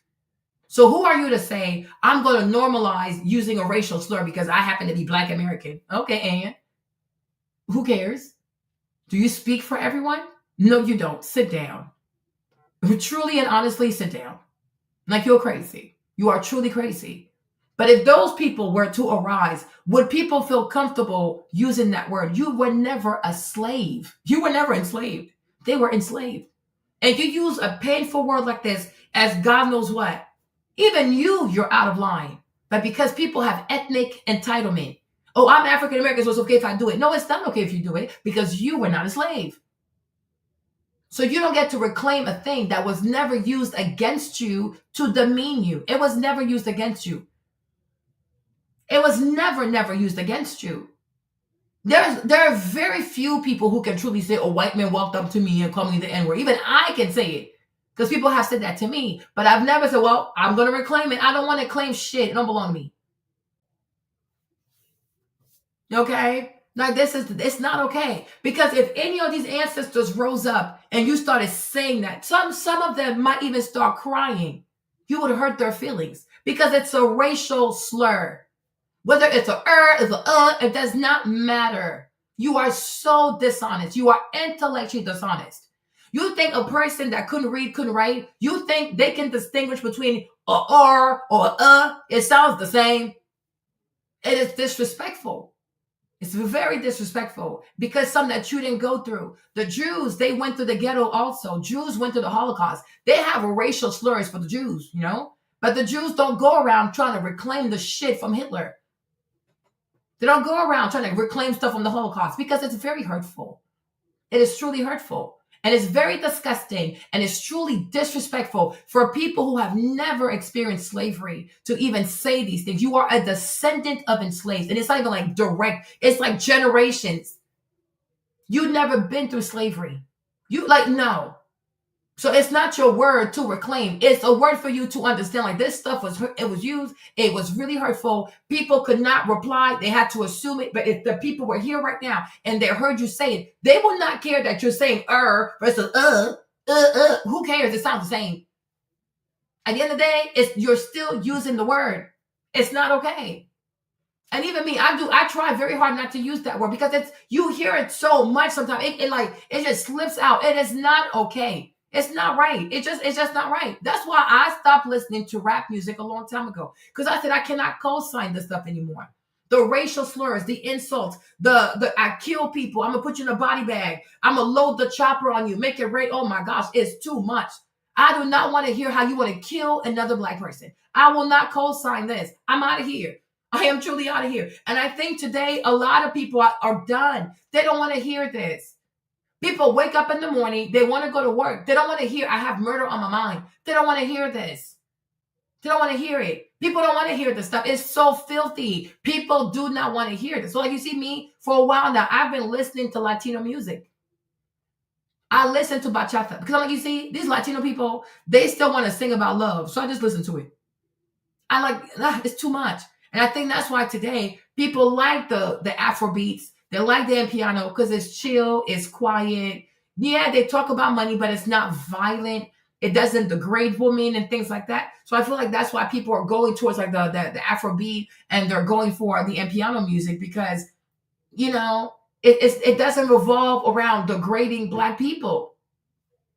But that too, you have to take accountability because these things were never needed. You know what I mean? These things were never needed. The music was so fun. It was so chill. It was so beautiful. Like people were having a good time. Yeah, man, you had the freaks, but the freaks were also like, they were very slick with how they were like talk nasty. Like it wasn't like so disgustingly overt. You know what I'm saying? We grew up, we had a great childhood. Like it was really a vibe. But then people chose to go dark, like so dark. So dark. So like now it's like it turns people off. Even Beyonce, at her big age, Beyonce should be so classy. You know, you look at Adele. Adele, she lost weight. You know, she became so classy. Like all she does is like she just wears gown. You know, that's all she does. You'll see Adele. All she does is wear a gown, look like money, nothing but money. Beyonce, somebody who's done so much, like she's worked so much, you would think she's Carisha. Ass all out, titties all out. She's out here holding her nipples. Like what are we doing? What are we doing? She calls herself a wild Louisiana banshee. I'm like, girl, what? Are you okay? What has happened to you, Giselle? Even I don't recognize her no more. Like, what is she on? Is she okay? I don't recognize her, y'all. I really do not recognize her. Because growing up, my Beyonce that I grew up to, she was very classy. She wouldn't have done this. I don't know what this is. I really don't know what this is. Exactly. I don't know what this is. I really like you would never see Tina Turner do this. You would never see Diana Ross do this. You would never see Stephanie Mills do that kind of stuff. And that's why Stephanie Mills said to her, Beyonce is hip hop. And people got mad. I'm like, no, she's right. Beyonce is not class anymore. Beyonce is hip hop. She's like the girlfriend of a rapper.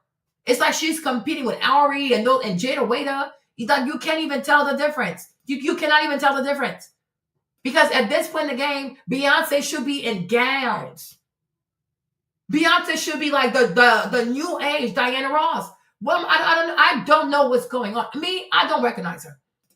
I don't recognize her. I really, really do not recognize her. Because I'm like, the Beyonce that I grew up to, hold on.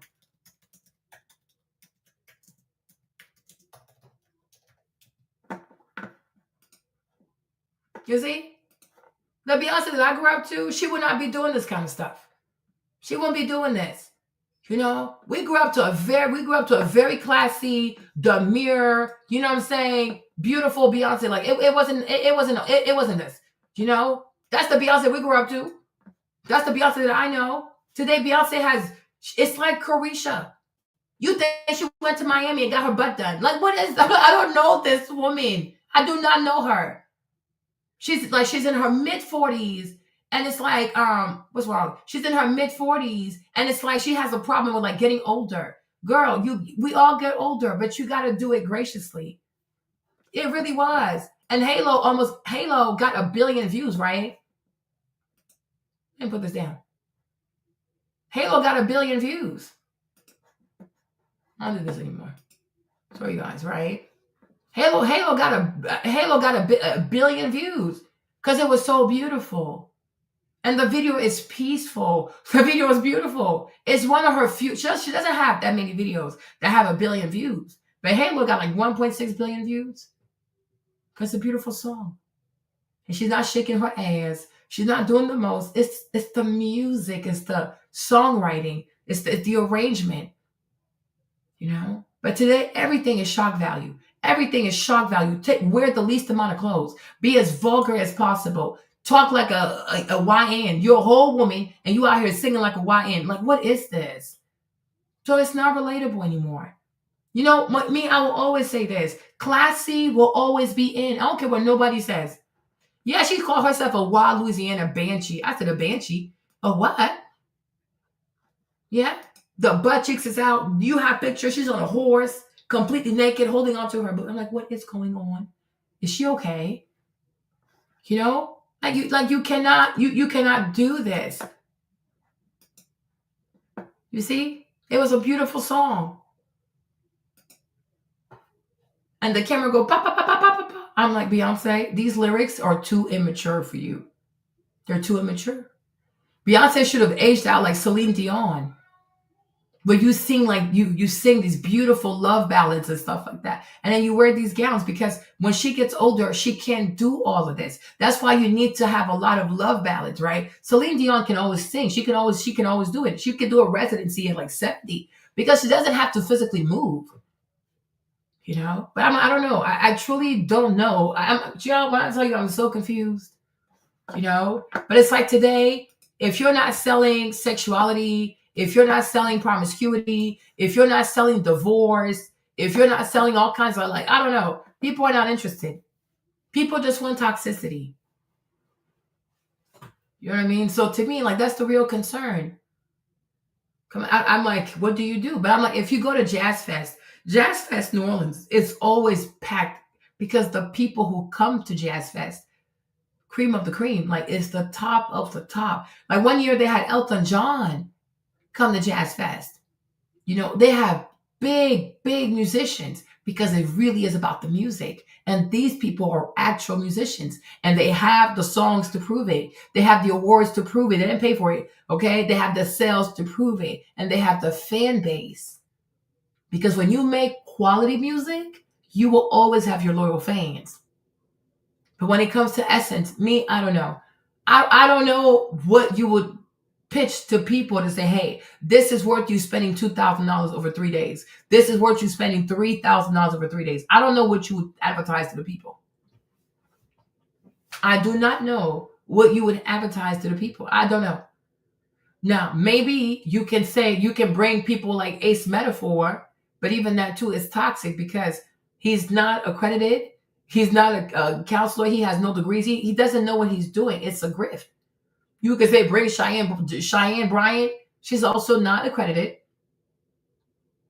So I truly don't know. I'm like, what would you do? I don't know.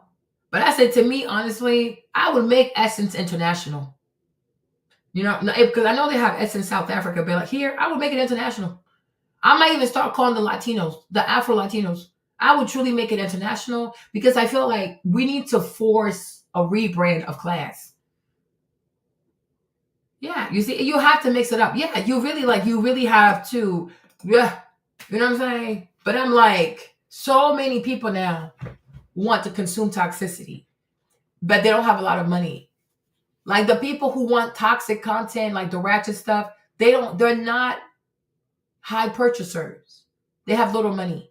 And then the people who have the money, they want stuff that's calm. I felt because you see, that's why I think like there's an issue with the Carnival Cruise thing. Because to me, the whole Carnival Cruise thing, people want to make it seem like it's a black issue. Like, oh, black people went to the Carnival Cruise and they messed it up. I don't fully see it like that. I think Carnival Cruise, they messed up because even if you want to do like a low fare cruise, it is still your job to market it a certain way, right? And then when it comes to the experience of it all, right? Yeah, when it comes to the experience of it all, Carnival Cruise also could have had a certain experience. But if you're playing rap music at 1 o'clock in the morning, 2 o'clock in the morning, you're going to draw a certain crowd. And that has nothing to do with people being black. Is that you are now turning this into some hood rat ratchet event. So you will attract foolishness. You can do low fare, but you can entertain it or like do it in a way that you still attract quality people. So I'm like, I don't really blame the black people who are doing this on Carnival Cruise. I blame Carnival Cruise because it was their job to create or curate an experience that would attract everybody within that price range, not one particular demographic. Because I don't think it's prudent to play rap music until 1, 2 o'clock in the morning on a cruise. Because who are you truly trying to attract? You know, yeah, like mix it up. But they could have done something low fare or like reasonably priced, but you mix up who you are because you market to different people. And then when people get on the cruise, like people are on the boat and stuff like that, there are different experiences, but a certain kind of music stops at a certain time, and then at nighttime, like late at night, you can have like, jazz, something calm, because you want to attract different people. So I'm not with the people who are saying, oh, this is black people's fault. No, I said it's their fault because it's their shit. It's the prices, it's the ship, and also it's the experience they created. So if they gave a low class experience, they're going to attract low class people. That is their fault. If you're a business and you don't like your customer base, like that's not who I wanted to attract, then that's your fault. You got to fix it. Right? There's a reason why you don't see certain things in first class. There's a reason why you don't see certain behaviors in business class, right? It's not about black people. It's just that people with money don't act a certain way. There's a reason why we never see fights at Chick-fil-A. We've never seen a host at Chick-fil-A get her ass whooped. We've never seen people go to Chick-fil-A and just flip the store upside down and grab the ketchup and just do all kinds of mess because there's no dollar menu at Chick-fil-A. They're like, you have money or you don't. So sometimes when you are chasing the cheapest customer possible, and then because they're so cheap, you don't have enough money to make a great experience. So you let the stuff just run on autopilot. Well, let's just play hip hop all night. Well, you're going to attract a certain crowd, but you cannot blame them for showing up. You created the environment for that. And you made it so they could afford to be on your boat. So it's your fault. You cannot blame the black people. I don't agree with that. I'm like, it's not their fault, right? It is your job to set the price that's going to attract the customer you want. That's why sometimes going super, super cheap is not good. Lonnie said, I'm shocked the Boys Mine is on tour with Brandy, Monica, and Kelly Rowland, and they didn't go to Essence Fest as a preview. Brandy should have done the Waiting to Excel tribute to not Keke Palmer and Tamar. Yeah. Maybe do a crossover of comedian like Tony Braxton and Cedric Tanner doing Vegas. Yeah. But I think what they could do, because to me, I was like, I don't know who you can book to make it like this is worth coming, especially with this economy. I also think the economy has something to do with it. But I'm like, I don't know. Because I don't know who you would get. I truly don't know who you would get. Because you need a really big name that people will say, okay, it's worth the money. Now, I do think Kelly and Monica and Brandy, they could have reached out to them to see how that could have been done. But I don't know if they're planned, because whenever they start planning for Essence, I don't know if Brandy and Monica had their dates ready or like they knew they were even going to do it. So that could be a thing also, because schedules have to match. So that could be a thing. But I'm like, I really don't know. You know what I'm saying? Now, I do feel as though maybe what Essence could do for like their entertainment part, maybe they can hire like an executive that used to work in Vegas, like the Bellagio, like the people that have like the really big residencies. Maybe they can hire someone like that can come in and like, this is how we put on a good show in Vegas, you know? Maybe bring some of that whoosh, whoosh, whoosh from Vegas and see how you would do it. The only thing is, I think you might not get Black artists. You know what I'm saying? So that's the thing. And are people going to be upset if the headliners are not Black? I don't know. It's a lot, right? But I feel like maybe that's what they need, is someone with a lot of experience in show business from Vegas that knows how to do like these big residencies with the sets and things. But the thing is, the fancier you make the show, the more money you got to charge people. You know, but Usher, I don't know what their budget is. How much Usher, you know, and that's the other thing too. The Black acts that are really big that you think could truly bring the people, will they be willing to lower their prices? You know what I mean? Because sometimes when they deal with Black businesses, they don't want to lower their price. Oh, the price is the price. But then if they get invited to a big European or white place, they're like, oh, I want the exposure. You know? But I do think it's kind of sad that many Black artists here, they don't feel like every day, you don't have to charge every day. Sometimes you should do it for the culture. You know what I mean? You don't have to charge every day. You know, it's okay to do it for the culture. It's okay sometimes. I'm not saying like take a lesser fee all the time, but I still, if in your career, you're only going to do Essence once in your career, it's okay to take a lesser fee for one time. Yeah. And SZA too, would she take the money? You see what I mean? So, and also, but SZA, my thing is like, 'cause the thing with Essence is all kinds of people, unless you want Essence to turn into a Black woman only thing. But that's the problem too, because at Essence, the girls want to see the mans. Because SZA, I don't know what her music is like. Does she cuss out the Black men in the music? You know, it's a lot. There's a lot you have to consider, right? So that's why I'm like, it's a lot. Like me personally, I wouldn't have bought Essence. I'm like, it's too much of a headache. I wouldn't have done it. Because if you do this, you offend over here. If you do that, you offend over here. People are so easily offended. To me, I'm like, oh, whatever. I'm not doing this shit. It's too much work. You people figure it out. But I feel like, you know, I will say this. Richelieu, he's not really my favorite. Like, I've never been a big fan of his ass. But I do feel as though if he bought Essence out of bankruptcy, people should kind of say thank you, though. Like, thank you for buying the business, taking the business out of bankruptcy. I think he deserves a thank you and not being assaulted for being African, because he did nothing wrong. The business was in bankruptcy. He bought it out of bankruptcy. If it had stayed in bankruptcy, Essence would have been gone forever. So I think he does deserve a thank you for that. I really do, because he didn't have to do it. He's not even African American. He's Liberian. He could have taken that money and invested in Liberia. You know, that's number one. Number two, he's made a lot of investments in Black American women, right? He invested in the Main Choice, that is Courtney. When Courtney had the Main Choice, he put money into the Main Choice, right? Right? He put money into her stuff, and then he helped her to sell the Main Choice. He also invested in Mael, right? So what's her name again? What's her name? Monique Rodriguez. There you go. Okay. So Monique also, he gave her money. He invested in Mael Organics. She was able to sell her business. She sold her business to who? Procter & Gamble. She made a shitload of money. He helped her to do that. He invested in Beauty Bakery. What's her name? Cashmere. Right? Cashmere Beauty Bakery.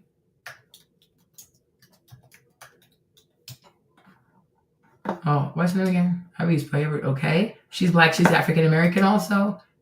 He invested in her. Her boyfriend is Black American. He did his MBA at Harvard. How come he didn't have the money? So Richelieu, the Liberian, he gave her money. And it's not even just Richelieu who gave her money. There is a Haitian man who gave her money too, Henri Pierre, from Harlem Capital. And his co-founder is from the Bahamas. They gave her money too. They gave her money. I don't know. Did African Americans give her money? Okay. Who else is out there? Melissa Butler, Lip Bar, he gave her money too. People are funny. Melissa Butler, Lip Bar, there you go. He gave her money too. He gave her money as well.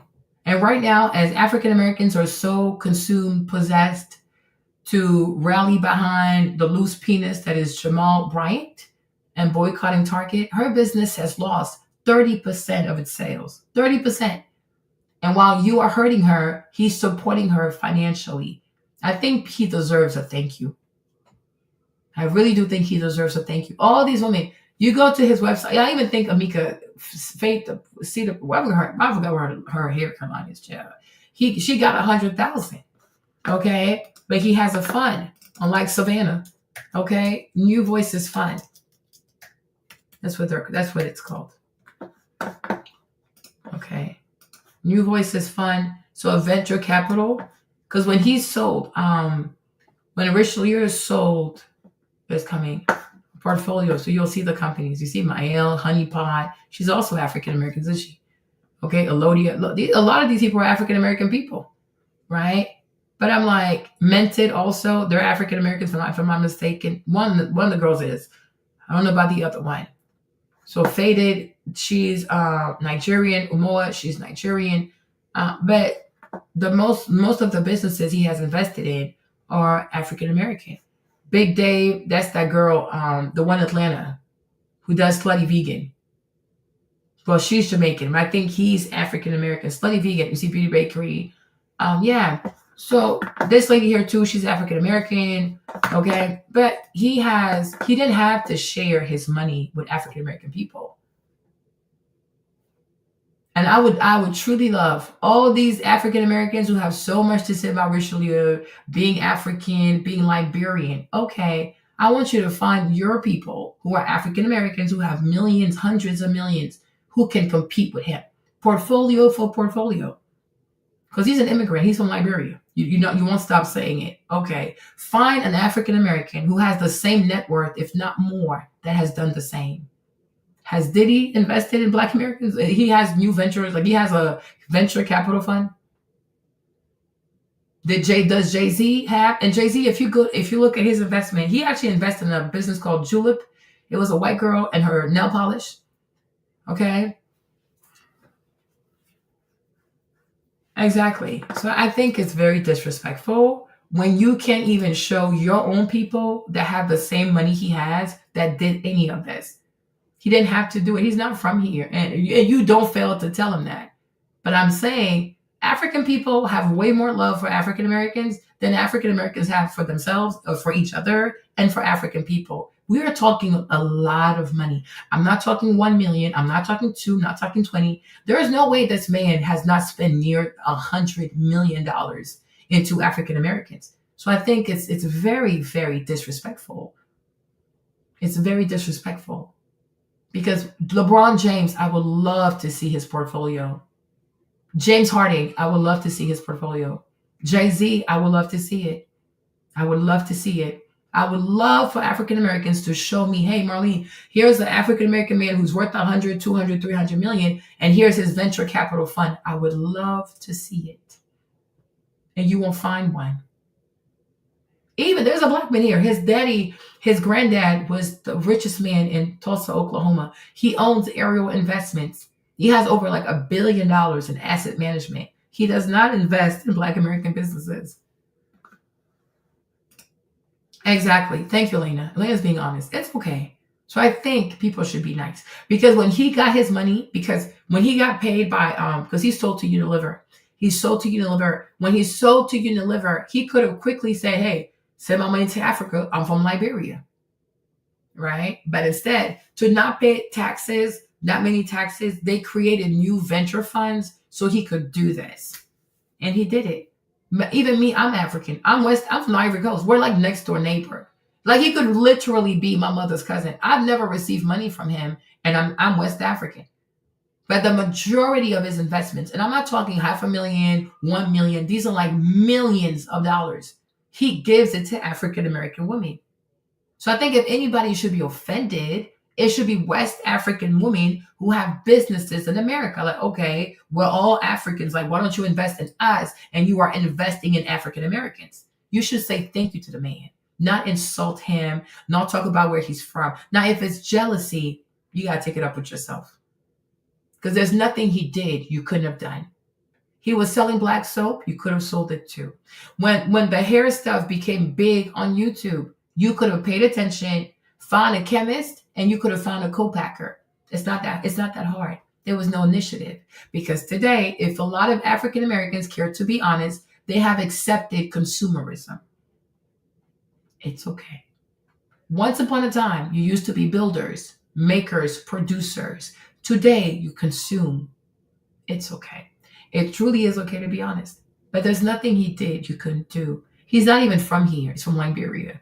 So however he researched, you could have researched as well. Wherever he found a chemist, you could have found a chemist. There are plenty of black chemists. They can make shampoos. They can make conditioners. They can make leave-in conditioner. They can make creams, you name it. Even design essentials. Because I have this stuff, right? Even design essentials. It's a black-owned, it's a black American hair care line. It's been out here for a very long time. People barely support design essentials. It's okay. But they'll go crazy for Sacred because it's Beyonce. The Beyonce dance party with Beyonce. But this black man is so old black man, so he's an OG. He's almost like 70. You know, he doesn't get the love Beyonce gets, but he's been outside doing this. It's okay. It really is okay. It's okay to be honest, right? I think this man deserves a thank you. When somebody rescues your business from poverty or from bankruptcy, you don't insult the person. First, you say, thank you for buying my business out of bankruptcy. But in the future, I would like it if you could do X, Y, and Z. But instead, people don't have real recommendations. They're just mad because he happens to be African. And I say that's xenophobia. And that's not okay. It's not okay. The same way you don't like racism, you shouldn't do it to another person. It's not okay. Because he didn't take anything from anybody. It was in bankruptcy court. That's where he went and he got it. He took initiative. Had he not done that, where would it have been? Okay, thank you, Tim. You see, Tim is also African American. He's being honest. He said most rich black Americans have small hat advisors. There you go. Who tell them not to invest into the black community or into African countries. Thank you, Tim. It's really okay to be honest. Because black Americans might not be the richest in America, but they are the poorest also. These people have money. From the basketball players, the baseball players. I got it at TJ Maxx. It is the almond and avocado curling cream. Because that's what to buy more of their stuff. Because sometimes they're on sale at Ulta. I haven't done hair content in so long, but when I do, it's the old man. He's so cute. He's so cute. He's like, oh, I wanted black women to have hair care products. But people don't promote him. And I'm sure if they were to email black influencers, the one who are so proud to be African American, I charge $1,000. I charge $5,000. My rate is my rate. So this is what's wrong with black businesses. You'll never want to pay somebody that, you know, they're just a bunch of, they do all kinds of bullshit. But if it's Beyonce, they do it for free. See, the people who don't need marketing, they will gladly do it for free, as if they're about to meet Beyonce. Okay? But the black people who truly need support and who don't have the marketing, what you mean you don't have the marketing? Because I'm not Beyonce. I'm a regular person. Okay? But design essentials, I have low porosity hair. People truly love their almond avocado curling cream. It's beautiful. I'm going to try. I have so many hair products, but I'm going to try to do promote themselves a bit more. Yeah, they don't want to do it. They have so much money. Because imagine, if you had the Richelieus of America, and then you had other black Americans doing exactly what he's doing, if not more. Do you know how many businesses will be out here thriving? You wouldn't even have to see all these young black people have to go submit all these applications. Why do black people submit applications? Because you don't have a lot of black-owned businesses. You see Jewish kids, white kids, Arab kids, they don't go to school so they can apply for a job. The job is already ready. They're going to work for the family. They don't apply for jobs. Black people have to apply for jobs because Black people don't own anything like that anymore. People are just consumers. People just consume. That's why I say to me, Savannah, okay, you do your daughter's hair, but you're not doing your daughter's hair every day. Savannah she can have a non-for-profit. You know what I'm saying? She could also have an investment fund. And she doesn't have to know anything about investment. She just hire people to do it. But you say, my goal is I want to invest in Black businesses. Like over the next 10 years, I want to invest 20 million into Black businesses. Your husband can get you the right people. They'll make it happen. But the initiative is not even there. Because as long as she has a fancy house, she can wear nice dresses, she can wear all the blonde lace front wigs, and she can do her daughter's hair, she's made it. They don't even think like, yo, I'm Black. A lot of Black people are not living like me. Damn, what do I do with my money to help those people out? They live in these bubbles. They're very, very selfish. They are so fucking selfish. It's like you have all this money. And I said to me, like, I even said, like me, if I was a billionaire, I had money like that, especially if I was Savannah, I would just keep up with the news. Anytime a Black person gets arrested, I am paying for their legal fees. You just be in the jailhouse. They're like, your lawyer is here. Like, what lawyer? You're like, what? How'd you get here? Like, who sent you? La madrina, the godmother. I'll just pay their fees. Whatever. Make sure he walks. Make sure he walks. They don't even know it's me. Make the world a better place. Make the Black community better than the way you found it. No, they don't do shit. They sit at the table that was already built by other people. They eat the food that was bought, but they just consume. And then they wipe their lips and they just go. All they care about are their children. That's why I don't support these people. I will never, child, please. Even the Beyonce stuff, it had to be on sale for me to buy Sacred. And I waited a whole year. And I had a whole bunch of discounts. Yeah. You know what I'm saying? They was like, we grew up like they had like Luster Curl. They had the pink.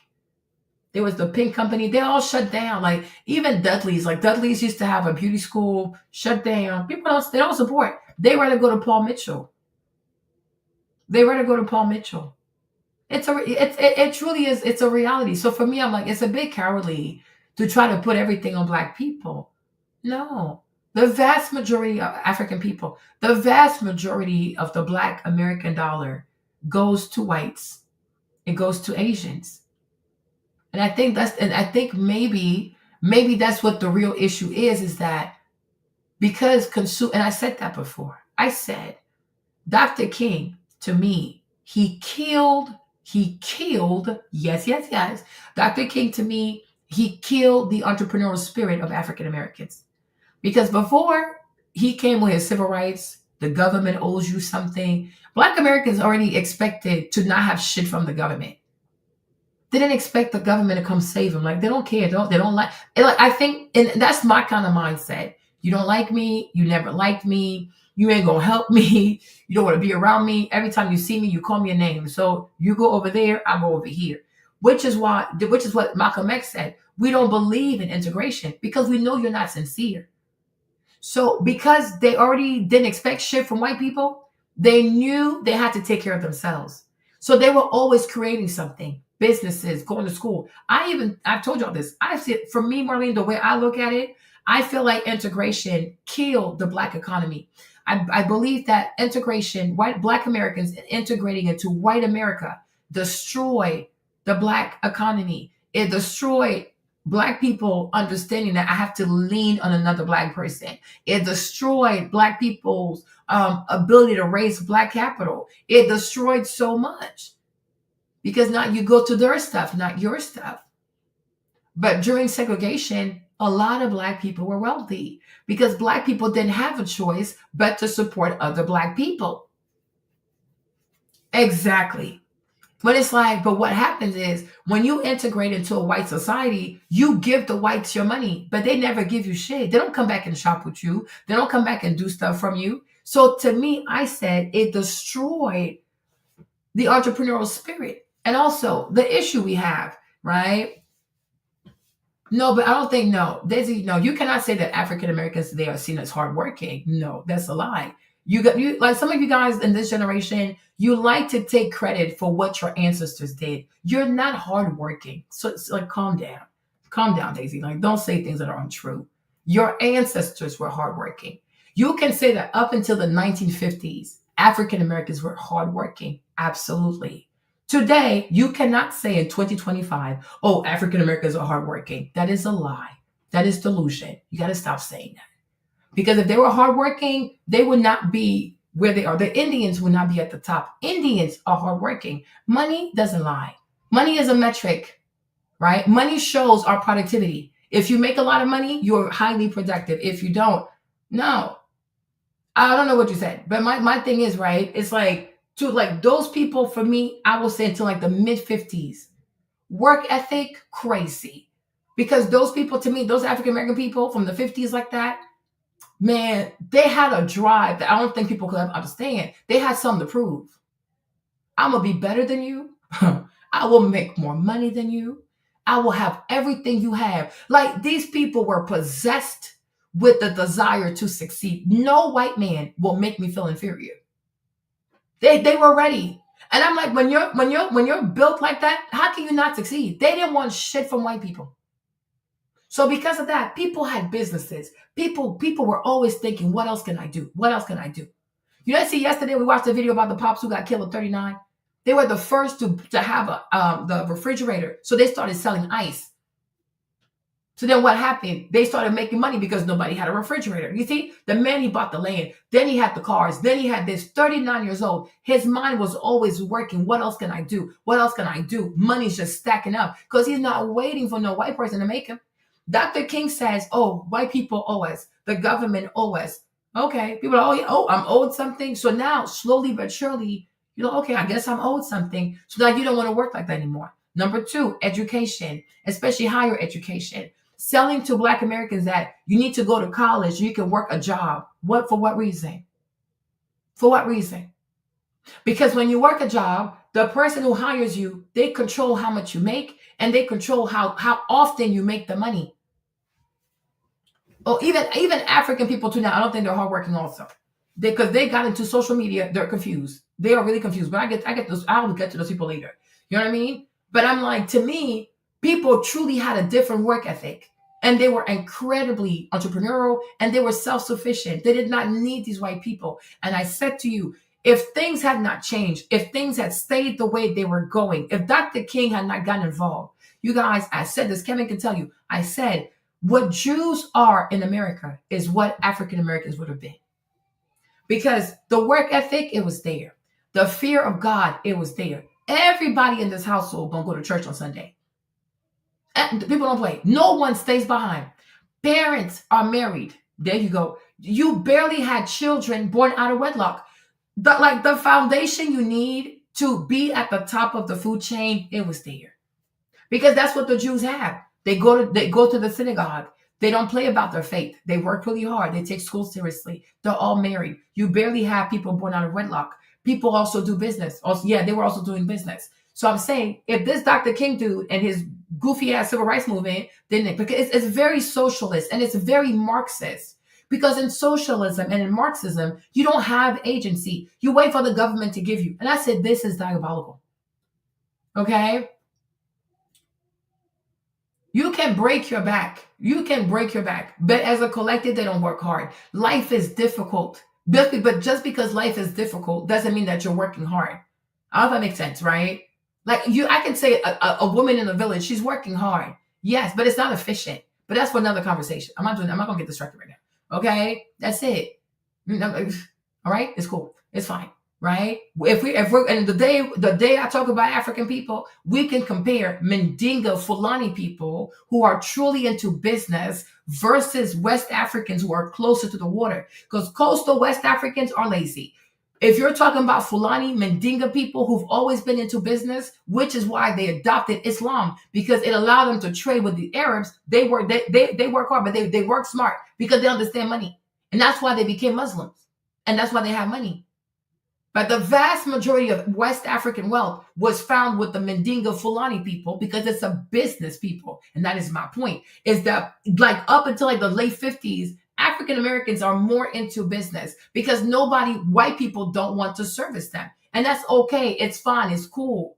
You see, the Target boycott in the 1950s, it wouldn't have happened because African Americans then wouldn't have even relied on Target. They're like, what the what? They wouldn't have even needed Target. They wouldn't have even relied on Target. So you give me money, you don't give me money, I don't need your money.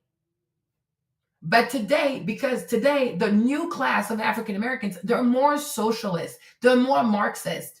So they think they're owed something from a private business because there's been a shift. And I think the problem is for a lot of African Americans, because complexion is the same, the accent is the same, the English is the same. They say, oh, we're the same as our grandparents. And I said, no, you're not. Stop lying to yourself. Nowadays, you're more socialist Marxist. The ancestors, like 1950s and all the way down, they believe in entrepreneurialism. I can't say they're capitalists because you don't need to be a capitalist to believe in entrepreneurialism, but they were going to have their own business because nobody is servicing them. But it's not a problem. They don't take offense to that. They also did not go to school to work for someone. They went to school to come back and start a business. With Dr. King, Black Americans are sold college and things like that so they can go ask a white man for a job. That too is problematic. Because when you work for someone, especially a people who historically don't like you, they control how far you can go in the company. They control how frequently you get paid. They control how you get your promotion. You see, it's, you know what I'm saying? So all you do, it becomes a problem. Also, another thing that happened to African Americans here is that African Americans lost their connection to the soil because once upon a time, they were the ones growing the food. They grew the cotton, they grew the food. So they knew how to take care of the land. You see, they knew how to use their hands. It wasn't just the brain. You got to use your hands. But by going to school, these liberal colleges, all you do is technically use your head. But even that, you use your head to never outdo the CEO of the company, and then you lose your hands. African Americans of yesteryears, they could do it all. They could sew, they could cook, they could clean, they could build, they could grow. Their hands, they were really, really good with their hands. But Dr. King said, stop taking care of the land. Go to school, use your brain, work, go ask the white man for a job. Well, here we are today. So that's it. That's why I said he killed something in people, and that needs to be talked about. He killed something in people. Because before, people could leave a plantation. People could leave slavery. Don't even know how to read or write. Start a business. Become millionaires. Today, the vast majority of African Americans have never experienced slavery. They might have racism once in a while, but it's not like that. And yet, they don't even know how to make their student loan payments. Let that sink in. Let that sink in. But when I tell you that the African American of yesteryears, he would be like, why would I spend so much money on a piece of paper? I'd rather go start a business. Or if you're going to get that education, he's going to find a way to get it for cheap. He's not about to go put that on his head because he knows what slavery is. He knows what being a sharecropper is. So therefore, he's not going to go sign all kinds of reckless debt. Today, a lot of African Americans don't know what slavery is, so they gladly go put themselves in bondage with student loans over stupid ass degrees. There you go. It's okay to be honest. It really is. And that's the new form of slavery because they go get debt. They don't need to take debt. It's never that serious. You can start with a community college and then you can do the rest at a local university. You don't have to go crazy. But when you've never experienced slavery, you don't recognize slavery. So you go out of state, you take on all these loans, and you sign up for a major without even saying, okay, if I graduate, how much am I going to make, by the way? You should have started there, and you should have stayed local, right? That's what I'm saying. Something happened. And I've always said, something happened. And that's why I say, that's why I'm not a fan of socialism. And I'm not a fan of Marxism. In theory, it sounds good. But what it does is it kills a person's spirit of agency. I can change my life. I don't have to wait for a job. And those people did not wait for the job. You know what I'm saying? But there's something to be said when you lose connection to the land. When African Americans had connection to the land, everybody was fit. People ate right. People didn't have these weird diseases. The more and more you separate African Americans from the land and you start putting them in cities, in these long-ass, big-ass concrete buildings, people start eating funny. People start getting bigger. People find themselves in a food desert. Isn't that crazy? Isn't that crazy? People that used to have a connection to the land are now finding themselves in a food desert. They don't even know how to grow stuff anymore. Do you see what happened? Something happened to the people. And I say, I blame Dr. King for that. Because once upon a time, you could feed yourself whenever you wanted to because you had a connection to the land. You got away from the land, moved to the big city for jobs, careers, education. They put you in them long-ass buildings, concrete everywhere. And now you're starting to eat funny. You're bigger. You're really, really big. You're always sick. You're always hurting. I wonder why. I truly do wonder why. But something happens to people. It's one thing to say to young people, go to school, but we should tell young people, you're not going to school to work for someone. You're going there to learn how to think, to be a problem solver, and maybe one day you'll have your own business. But you never wait for anybody. And what I'm saying is, like, up until the 50s, like, not Dr. King's era, but like up until the 50s, most African Americans were not waiting for the government. They were not waiting for white people. They didn't care about these people. They lived their lives. And I truly believe that the vast majority didn't even care to join Dr. King like that. Like, I'm good. Just don't come and terrorize me. That's it. I think the real problem is, how do you stop white people from terrorizing people? So maybe he said integration was the answer. I don't know. But white people should have been told to just keep their hands to themselves. I don't have to integrate. But integration was financially debilitating. It destroyed a lot of Black businesses. It destroyed a lot of Black millionaires. It destroyed a lot of things because people lost their customers. Because Black people don't mind shopping with whites. Whites have an issue shopping with Black people. They don't want to shop with Black people because they understand the power of money. They don't want to make you rich. But Black people don't have a problem. Yeah, but Black people don't have a problem spending with white people. So I think we are at an impasse where I think, exactly. And I don't even think they would take it because it was like, is this the catch for you to put me back in slavery, 12 years of slave? They're not going to take it. They didn't want shit from white people. Just don't bother me. Don't burn my shit. Don't kill my children. Don't kill my husband. Leave me alone. But I feel like Dr. King turned African Americans into some kind of government beggar people. It's kind of weird. But if you study the days like the old people, they could leave a plantation and start a business. They could take a quarter. There's a Black man, like, he was in the South because he wanted to be a lawyer, but you know how it went. He said, okay, that's fine. He didn't get crushed by it. He said, okay. He went into the newspaper business with 25 cents. He became a millionaire. Today, you'll have Black people go to school, 2 degrees, 3 degrees. They don't even know how to get a job that pays $100,000. Do you see how something is off? I hope you see something is off. Because you would think the more school you have, you should be more risk averse. You should have more businesses because you have all this knowledge. No, it's like the more knowledge they have, the more crippled they become. It's okay. It's okay to be honest. Exactly. Something is wrong with that man. That's why I say, to me, he's an op. His mindset is weird to me. Even telling Black people, oh, if a white man hits you, don't hit him back.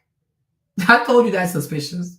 He's very suspicious. So I wonder if he was not hired by the CIA to confuse people because maybe they knew, white people. The thing about white people don't just do stuff because they think about tomorrow. When white people start messing with you, because they have some numbers about what life going to be 50 years from now. They have data. They run data. They run models. Like, they have models, sorry. White people run a lot of models. And I wonder, maybe one day it'll come out, if in those times, white people had ran models, statistical models, that predicted that most likely the black dollars, the Black economy was going to surpass the white economy. I wonder. Because the way white Americans and their devilish selves love to use the Black American church to promote foolishness to Black Americans, I wouldn't be surprised because he went to Morehouse.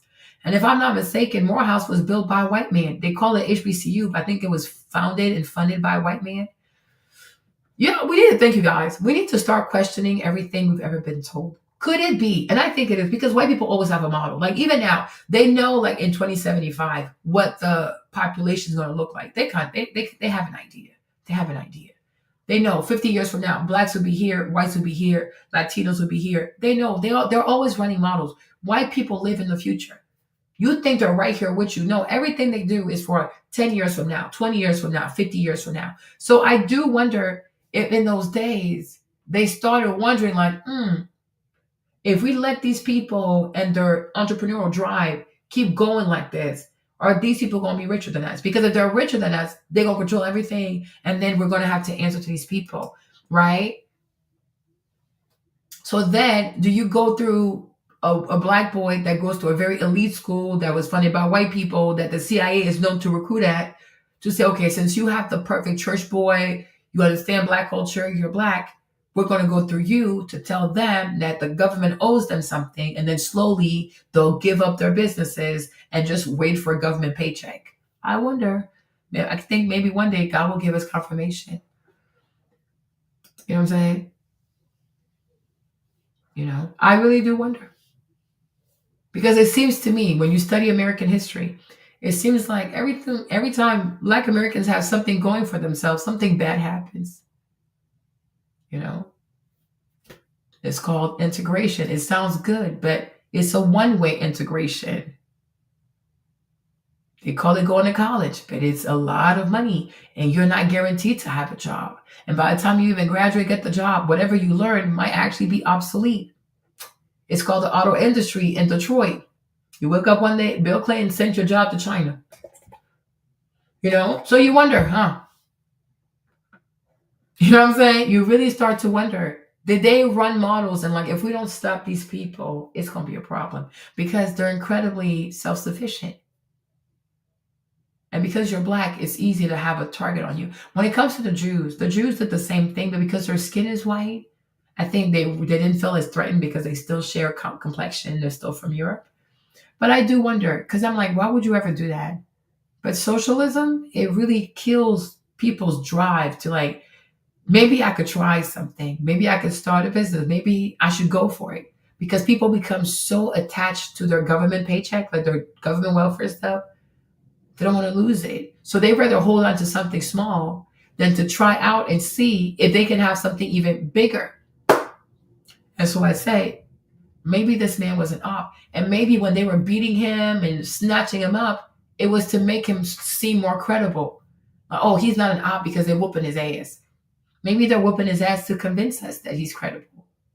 You know, but when I listen to him and I listen to Malcolm X, I'm Tim Malcolm X because he really is about take care of yourself. Don't take nothing from white people. Don't let them put their hands on you.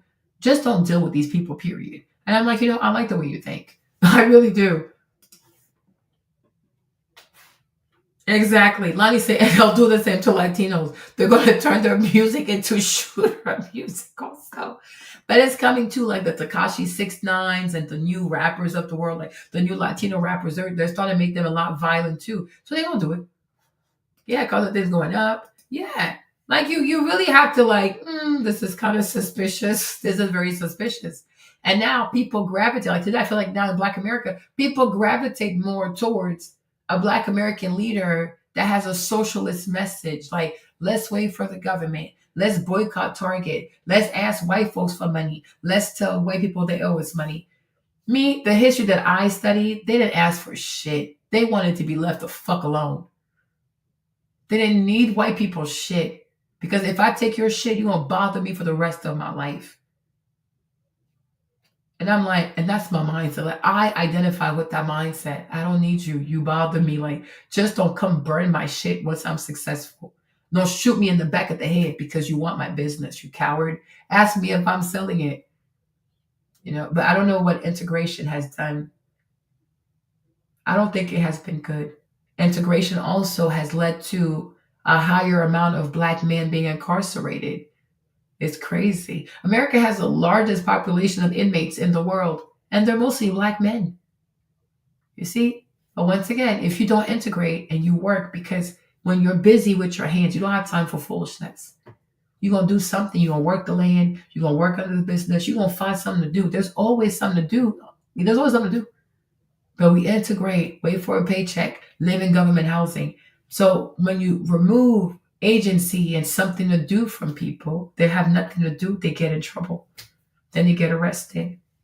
And then kids don't have their daddies. Women are at home by themselves with the kids. You see? I'm like, I don't like it. But unfortunately today, people, because of the likes of Dr. King and how Dr. King is celebrated, a lot of Black Americans today, they tend to gravitate towards a Black leader that has a socialist message. But I say it's not good. We need to gravitate towards Black leaders that have an entrepreneurial message. You don't have to wait for anybody. You can do it. People left the plantation with not even like a fifth or even a hundredth of what you know. And look at how much they built. So you can be a bigger builder. You gotta believe in yourself, right? That's the way I look at it. You see? Even banks. Once upon a time, too, Black banks had a lot of money. Because if you don't have deposits, you can't give out mortgages. You can't do mortgages. You can't do car loans. You need deposits. So once upon a time, when Black Americans could not put their money in white banks, they went to Black banks.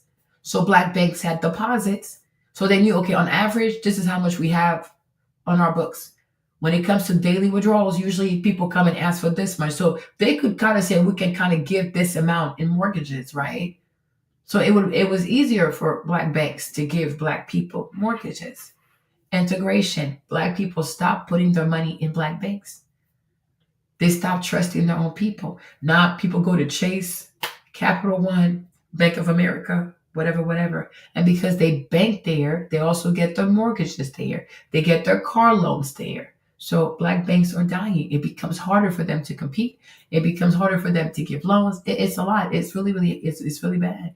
But I'm saying even these Black celebrities, it's nothing to them to put $1 million in a Black bank and they don't even have to touch it. They don't need it.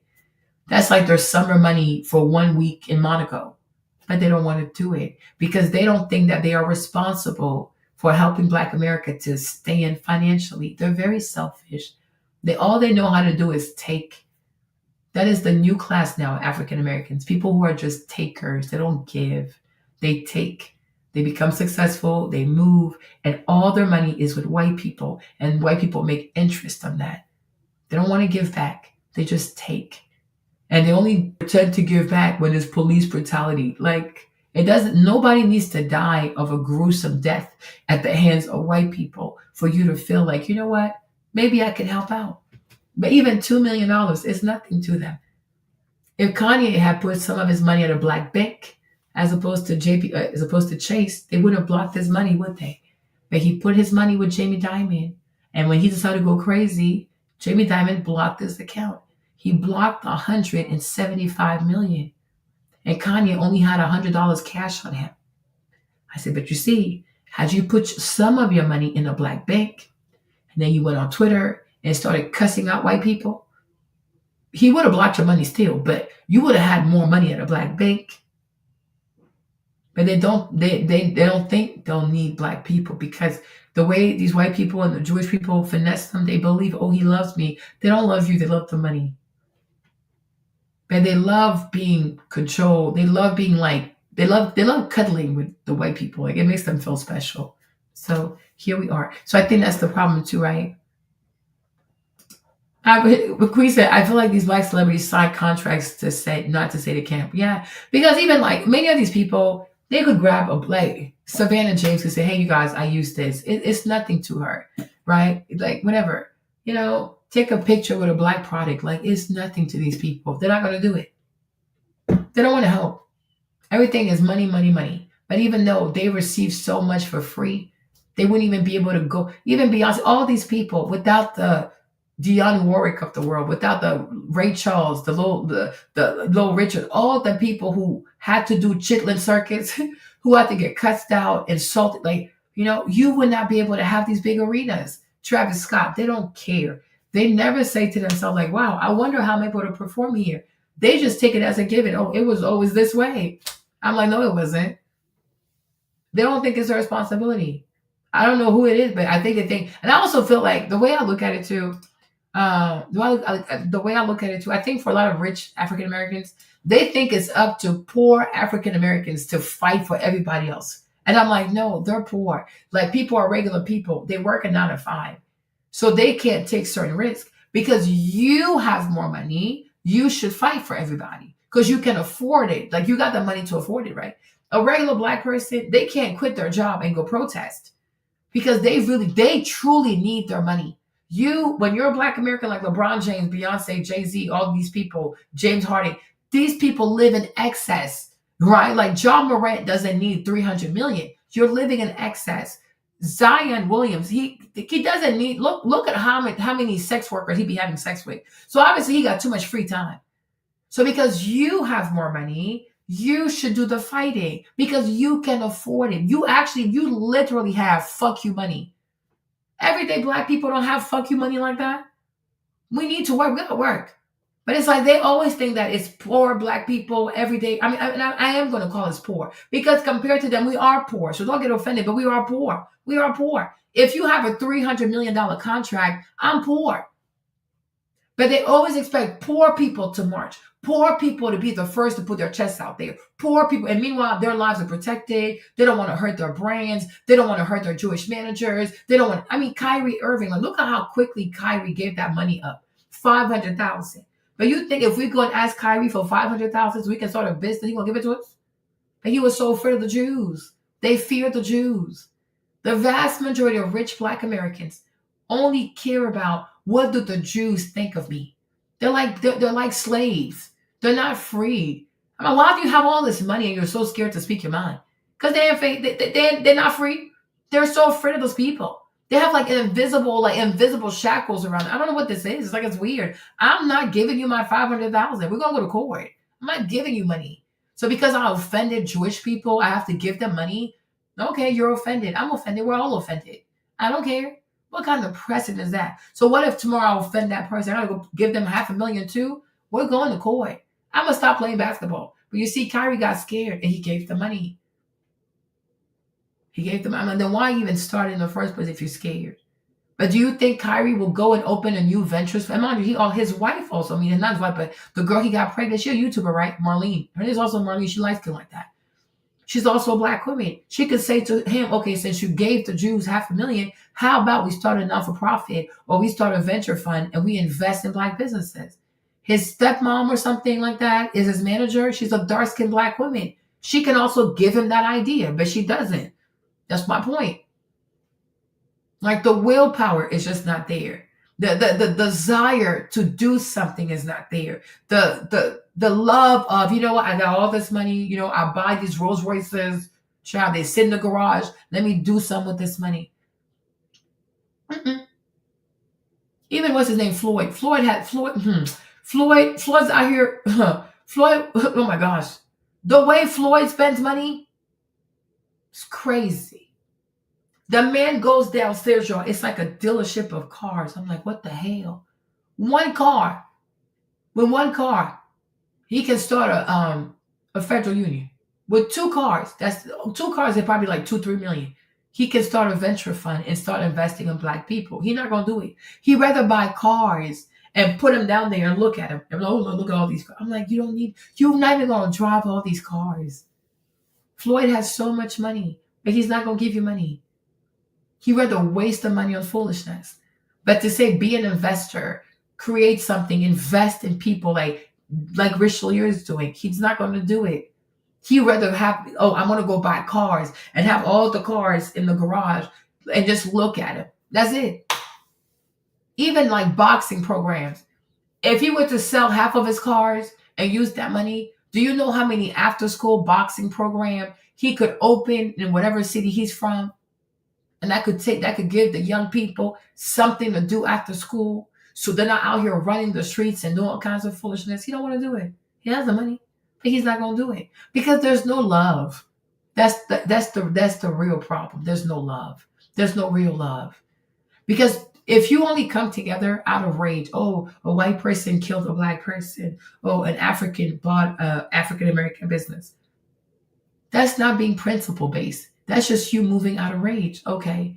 But the rest of the year, do you come together for anything else? That's problematic. And that's what I'm saying. There's no love. Because when you have love for your people, you say like yo, I'm really living in excess, right? I don't need all of nobody needs all of this. You can give something away. I swear you're gonna be okay. But I do feel like maybe when you work with the small hat people, you cannot. Because maybe if you give money, it proves that you're pro-black, maybe. And so I guess when you're black in America and you are successful, you want to be successful, you cannot give any appearance that you are pro-black. You have to forsake black people. You got to be agnostic, I guess. Maybe that's what it is. But like the Zionists, the Jews, like him, don't like him. But you have to respect the fact that they put all their money behind their causes. They put money together to make sure nobody treats them funny. Like if Essence belonged to Jews, and no black person finna buy it. It would never happen. They would have found the money. No black person's gonna buy it because they don't play. They went through the Holocaust. They said to themselves, never again, and they meant that shit. I think they go too far. I understand their energy. I think they go too far. But they don't play. Doesn't matter who they are. Rich, from very, very rich to very, very poor. If anything affects the Jews, they put their money behind that cause. If any Jew needs money for a business, he will find it. They take care of each other, like because they really have love. Because they said they went through the Holocaust and never again. And they mean it. You know what I mean? And they truly do mean it. Yeah. They don't care. Even Magic Johnson, I was so disappointed. I was like, oh, you from Michigan? I didn't even know. But I knew that day. Because I'm like,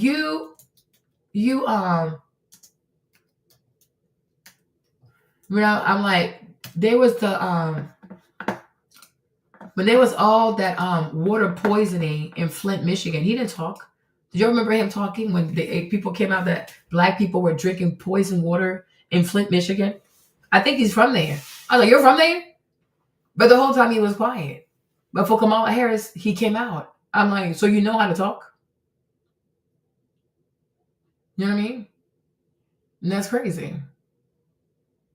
He's always had money.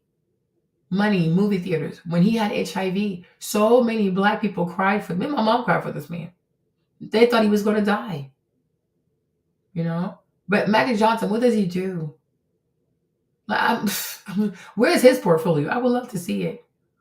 Even Kobe Bryant. Kobe's so mean. Oh my gosh, he is so mean. Kobe, his sister asked him for a job. Kobe's something else. He has a fun, right? He hired a Jew. Kobe, his sister asked him for a job. He said no. And he said, oh, black people like to ask for stuff. I said, huh? Your own sister can't ask you for something?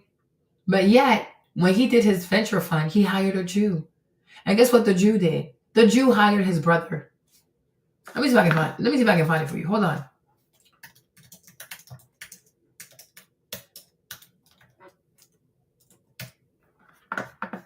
There you go. Brian Steibel. There you go. And this guy here, the Brian Steibel dude, where is he? He's here somewhere. You see Kobe? You see Kobe right here? This man is African American. A number of white people, Indians, and the Asians. That's why I say people don't try. Oh, African this, African that. You're not gonna do that today. You're not gonna turn me into your scapegoat today. So his sister, and that's his older sister, she took care of him growing up. His older sister asked him for a job. He said no, because black people like to ask for stuff. I said she didn't ask for money. She asked for a job. Child, can you imagine? So he hired this guy, Brian Steibel. Brian went and he hired his brother. So I said, wait a minute. So you don't want to hire your sister, which give her a job. But you hire the Jew with your money. The Jew takes your money and he hires his brother. So you're not going to hire your sister, but he can hire his brother. He don't mind. Kobe is mean. He's a mean-ass person. All that mumble shit. But yeah, get out of here. You treat your friend like shit. Okay? He didn't give his sister the job. Hold on. Where are people who work there? Hold on. Let me see.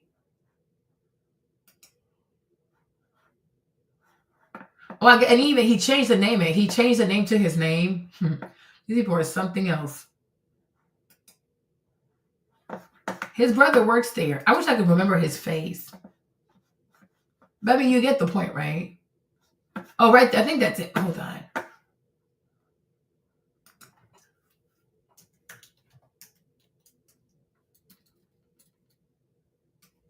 Oh, his name is. Oh, yeah. What's his name? Hold on.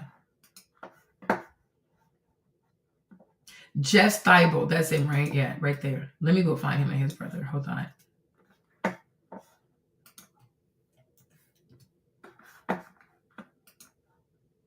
Okay. So he didn't mind giving his money to this guy. You see this? That's Kobe for you. So in their mind, I give money to white people so I can show to white people I'm here for them. I support them. Black Americans who have money have a thing for Jews. It's okay. It really is okay. We're not just, I'm like, I'm like, today, we need to have a conversation because you're not going to turn African people into your scapegoat. I'm tired. That's all they do. They give their money to the Jews to show that I'm sophisticated. I'm not attached to my blackness. I'm not pro-black. I know how to eat with a fork, know how to eat with a spoon. And it makes them feel good to do that. They give their money to the Jews. It's crazy. So that he went and he hired his brother. And they both work for the thing. But Kobe, his older sister, asked him for a job. He said no. Jay-Z, remember Jay-Z said his nephew asked him for $5,000. He said no. What do you think this is? Black people like asking for shit. Jews don't ask for shit. White people don't ask for shit. I'm like, what's $5,000 to Jay-Z?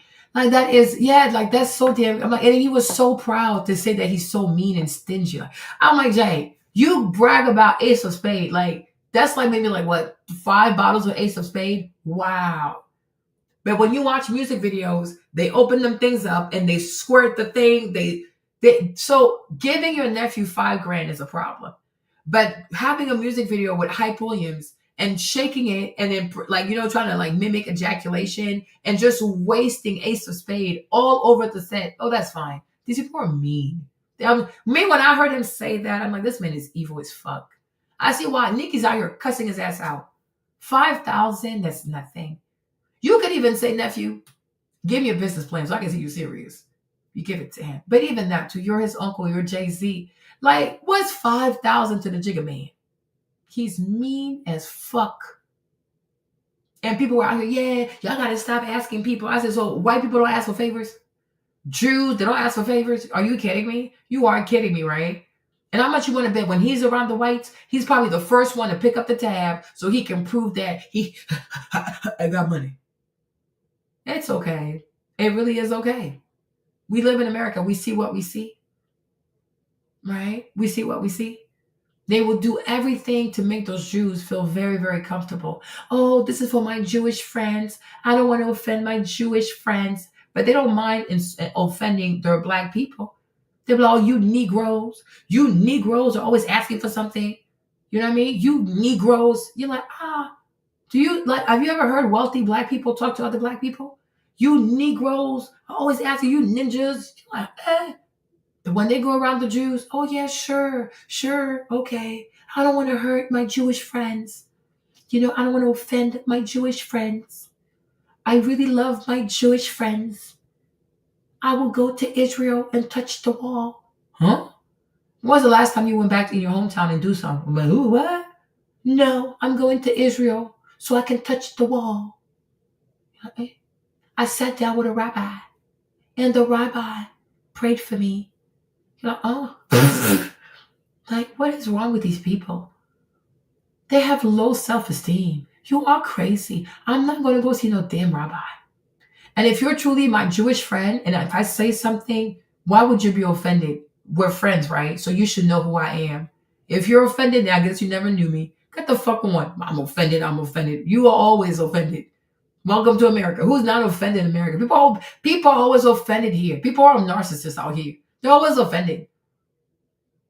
So I'm like, hey, Ruba. What's up, Ruba? I know you're going to be okay, Ruba. God bless you. You got this. You're smart. You're going to do it. Don't worry about it. Yeah, when someone dies, police kill somebody. But every day, we have young Black American kids out here with good grades. They look for money for scholarship. Nobody cares. But if a cop puts a bullet in your head, now they want to start fighting and be upset. Why? Why does somebody have to die? Because people are mean. And that's why I feel like, that's why when people say, oh, I'm mixed with Native American, I don't even believe it. Because I'm like, this behavior is typical African behavior. People will be alive. Nobody wants to help the person.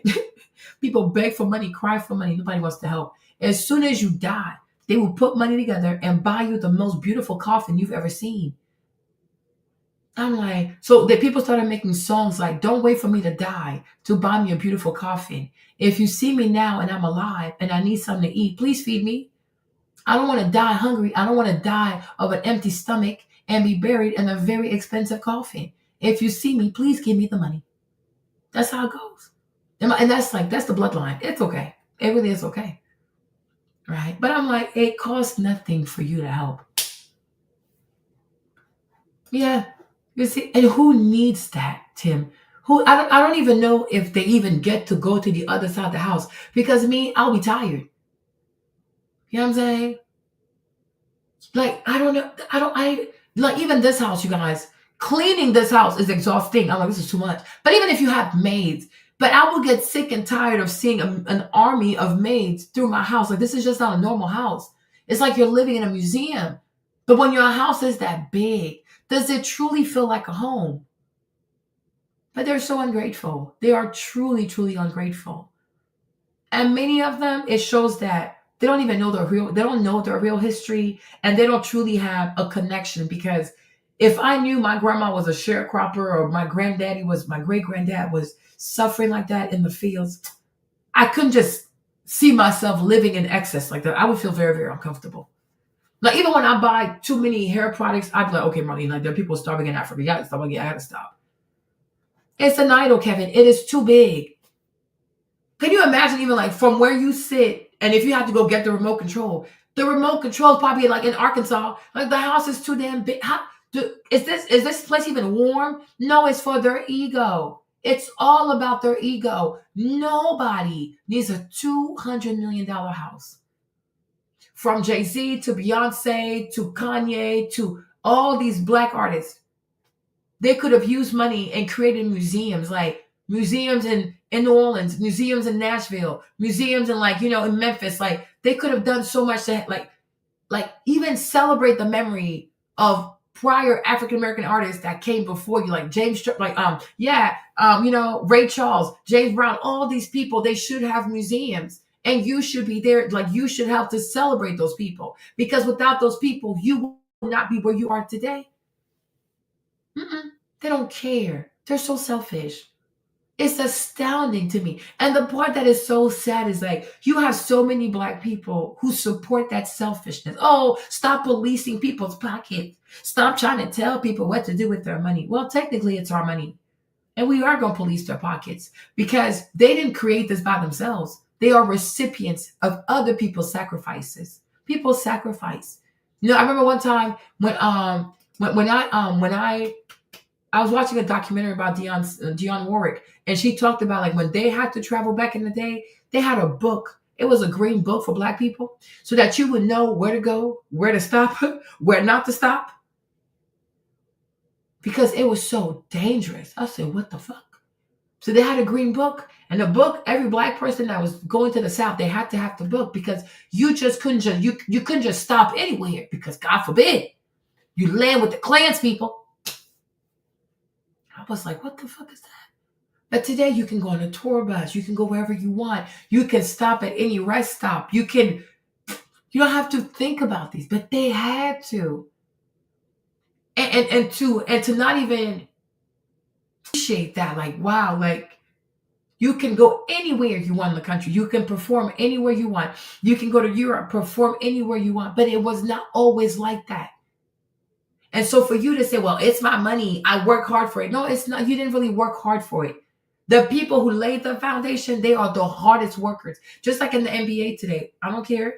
But to me, these new players are mediocre. And that's why the NBA is struggling with their numbers. Because these new players are mediocre. Because their salaries are so inflated. You haven't even touched a ball yet. They're talking about $300 million. That's crazy. But the Kareem Abdul-Jabbars, the Dr. J's, even the Isaiah Thomas, they weren't making that kind of money. Many players back in the day, they had to have a job because it wasn't enough money. But they had the love of basketball. That's what made it fun to watch. Like, these people gave a damn. They truly cared. Today, these players, they know they have a game tomorrow. They in the strip club drinking, playing with strippers. They don't care. These people are ungrateful. They are truly ungrateful. And I'm like, no, I will not be your scapegoat today. Today, you're not going, They don't care. Zion, lose weight. Nope. Don't want to do it. He's out here playing. His shoes will rip on the court. The weight of it all. He don't care. His nutrition, he doesn't care. Working out, he don't care. He does not care. They gave that boy $300 million. He doesn't care. They're so ungrateful. Kareem Abdul-Jabbar, he could have only dreamed of a salary like that. And he probably deserved it more. They don't have work ethics. You hear girls like Angel Reese, oh, $75,000 is nothing to me. It can't even pay my rent. And I'm like, girl, you live by yourself. $75,000 is not enough for your rent? What? They don't even realize how disgusting it sounds. And people encourage that behavior. Oh, if that's the case, we're just going to stop playing. Yeah, because you don't love the game. You're an influencer. When I was growing up, Lisa Leslie was down on TV saying, 75,000. These kids are so ungrateful. They're so ungrateful. They don't care. John Morant, he got a 300-some million contract. He's going to go fight people, put his hands on people, have guns. They don't care because it's too easy. They don't care. This is it. People have raised a bunch of ungrateful, untitled people who do not care. And they don't even realize, people really suffer. Like, there was a time you have to have 2 jobs and be a basketball player, or at least have a job and be a basketball player because you were not making enough money. But those people, they've truly built the league. And now y'all coming in with these highly inflated salaries based on someone else's work. Somebody else's built. Someone else built. You just showing up. You're like a tenant. And you really acting like you built this. You didn't build this. You're a tenant. You see what I'm saying? It kind of reminds you of like when you have a family business, the first generation, they work so hard to make the business stable. And then the third generation, they show up, they just squander the money. Well, 5,000, they're not swiping cars, because they don't understand the value of money. They don't know how hard their grandparents had to work. Yeah, it's boring. It's so boring now because they don't care, Lena. They don't care. These contracts are guaranteed. They have guaranteed contracts. 300, 400, 200, 40 million, 50 million, guaranteed. They don't care. And they're like 21, 22, 23, they don't give a fuck. They don't care. If they feel like playing, they'll play. If they don't want to play, they don't play. If they want to play hard, they'll play hard. They don't care. Whereas like the people before, even Charles Barkley never won a ring, but you can never say he didn't give it his all. It just didn't work out for him. Gary Payton, you cannot say he didn't give it his all. He had to wait a long time to get a ring, but he never stopped. Like Sean Kemp, like New York Knicks, they were crazy. Like these people were they gave a fuck. And that's what made the game extremely passionate. Like this, it was beautiful to watch. Today, it's boring. They do not care. These kids don't care. They care more about their shoes, their bags, their fashion, how they're going to pull up at the game, the strippers, the girlfriend, the big booty. That's what they care about. They don't care about the game. They don't care. So it's not even just like the WNBA that's struggling. You know what I mean? It's the NBA also. Their numbers are struggling. They are truly, truly struggling. People don't care. People do not care. We just live in we are currently living in a moment now, right? Yeah, they don't care. They don't care. They don't care. They do not care. They truly do not care. So, okay, cool, no problem.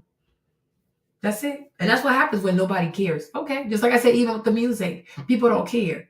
Oh, if I want to be a songwriter, if I want to be a rapper, at least I have to try hard to write my own stuff. You're not going to be good at first, but you got to keep writing. They don't care. Why would I write? Let me just go hire somebody to write for me. Okay. Producing, I don't care. Playing an instrument, I don't care. I'll just go buy the sound on SoundCloud. Okay. No problem. But if you wake up one day and there's attrition, you cannot be mad at anybody. That's all I'm saying. Yeah. 40,000 square feet. How do you even take care of a house like that?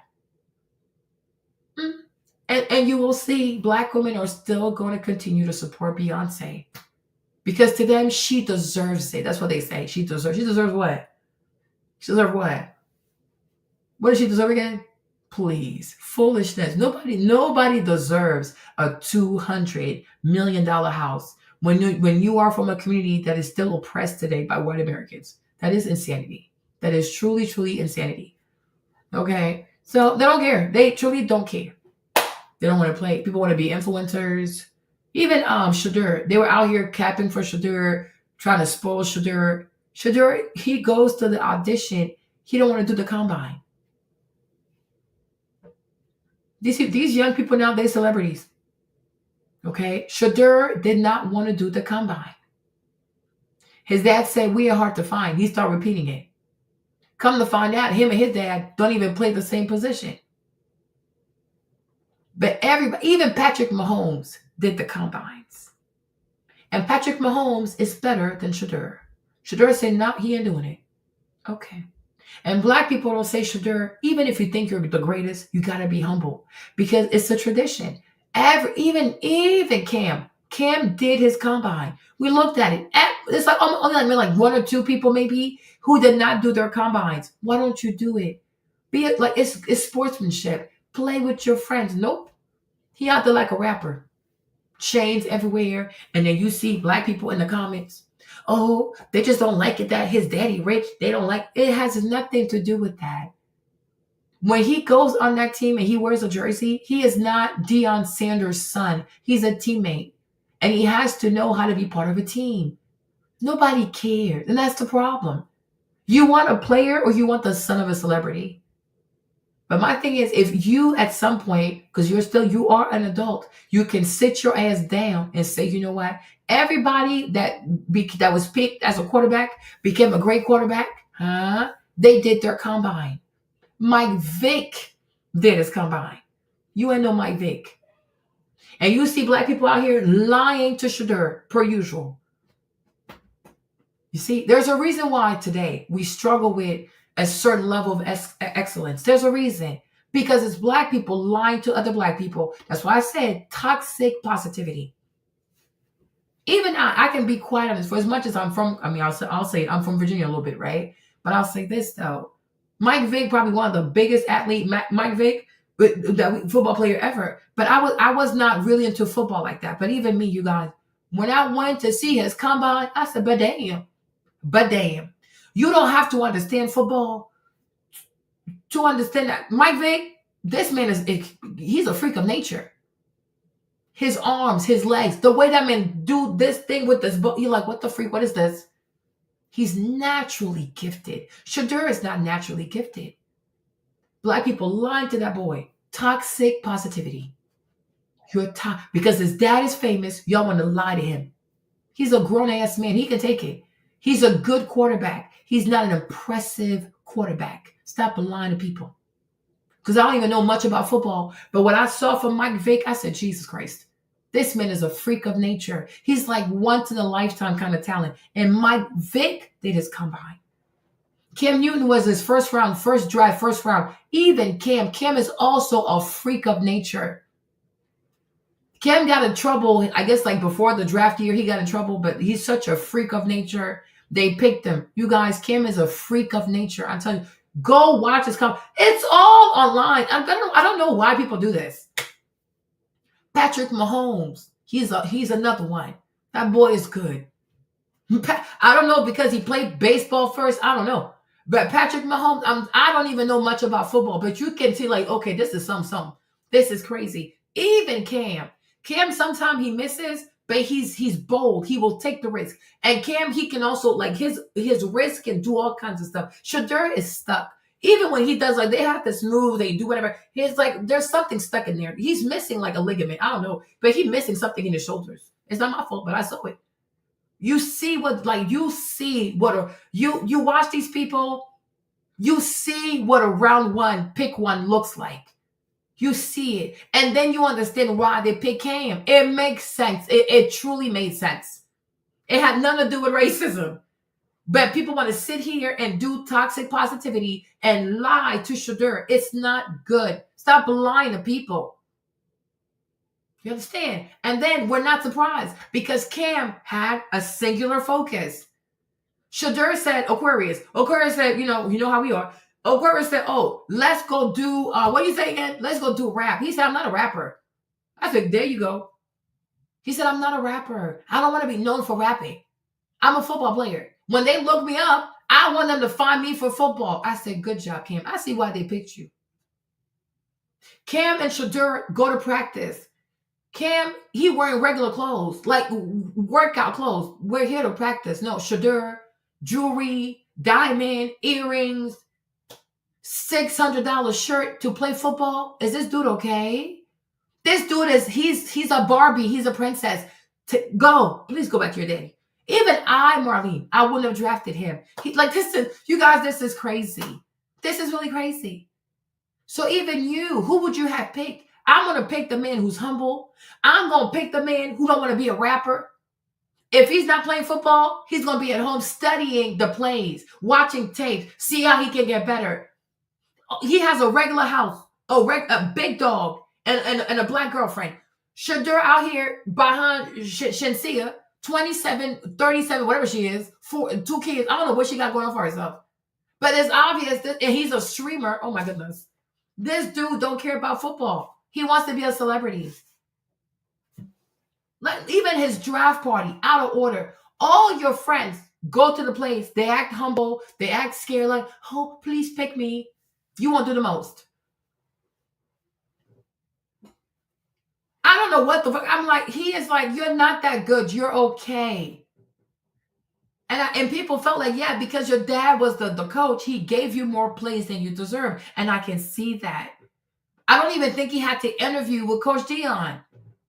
Because if he had to interview to be the quarterback, he would have taken his interview seriously. You don't do the combine. You don't do interviews. Who are you? Who are you? People ask him questions he don't want to answer. They asked him questions about some of the plays he missed and how he could have done better. He said, well, I guess I'm not the right team for you. I said, Jesus. No, you guys, I can't. Even you wouldn't have hired Shadur. You don't want a headache. I'm the coach. I coach the team. I run the team. I ain't trying to hear from you and your daddy. Leave me alone. I'm tired. My head hurts. But Shadur is too much. No. Yeah, they don't care, Elena. They don't care. But I'm like, I would think, like, because to me, especially when you know, that's because I didn't even know how much was on the line.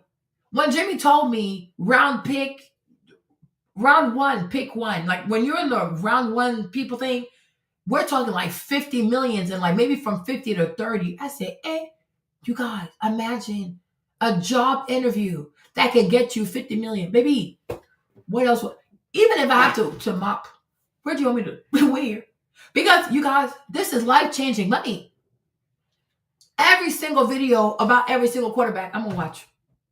My interviews, I'm going to go hire an interview coach. No, he's out here ordering custom chains, custom jewelry, custom this. This boy spent almost $1 million on jewelry without even a contract. Are you okay? You would think he studied so hard for his interview. He went there. He answered all the questions. After the interview, he reached out to the coaches and said, oh, thank you so much for an interview. It was a pleasure talking to your team. He went to the combine and he gave it his all. And do shit. To the very least. And he buying jewelry like he think he one of a kind. Hey, you guys, I've never seen this level of entitlement. I was so disgusted. Because I'm like, I told Jimmy, does this boy know that the rest of us, even applying for $100,000 job, the way we study, the way we do research, the way we go and do mock interviews, 100,000, y'all. They're offering you a $50 million job. And you treat it like it is shit. And for the black people here to tell Shadur, oh, it's racism. You people are part of the problem. This is what I call toxic positivity. You need to be honest with him. Shadur, it's a $50 million, not even 5. It is $50 million. But then we watch. Cam is at the combine. Cam didn't even just do the combine because, like you run your 40 dash, whatever, you do all of that. Then they asked him to play. He said, okay. They say play like this. They were giving him instruction. You should see Cam. He took instruction. Okay, what else you want me to do? Do this. Cam goes. He does it. You should have seen Cam. Cam is like me. I came to win. You can have confidence, but you can still be humble and you can still be respectful because you're not bigger than football. There will be quarterbacks. There were quarterbacks after you. There will be quarterbacks when you're there, and there will be quarterbacks after you. Cam did everything. When Cam went to his interview, they said the people were so impressed because he's very humble. He doesn't talk a lot.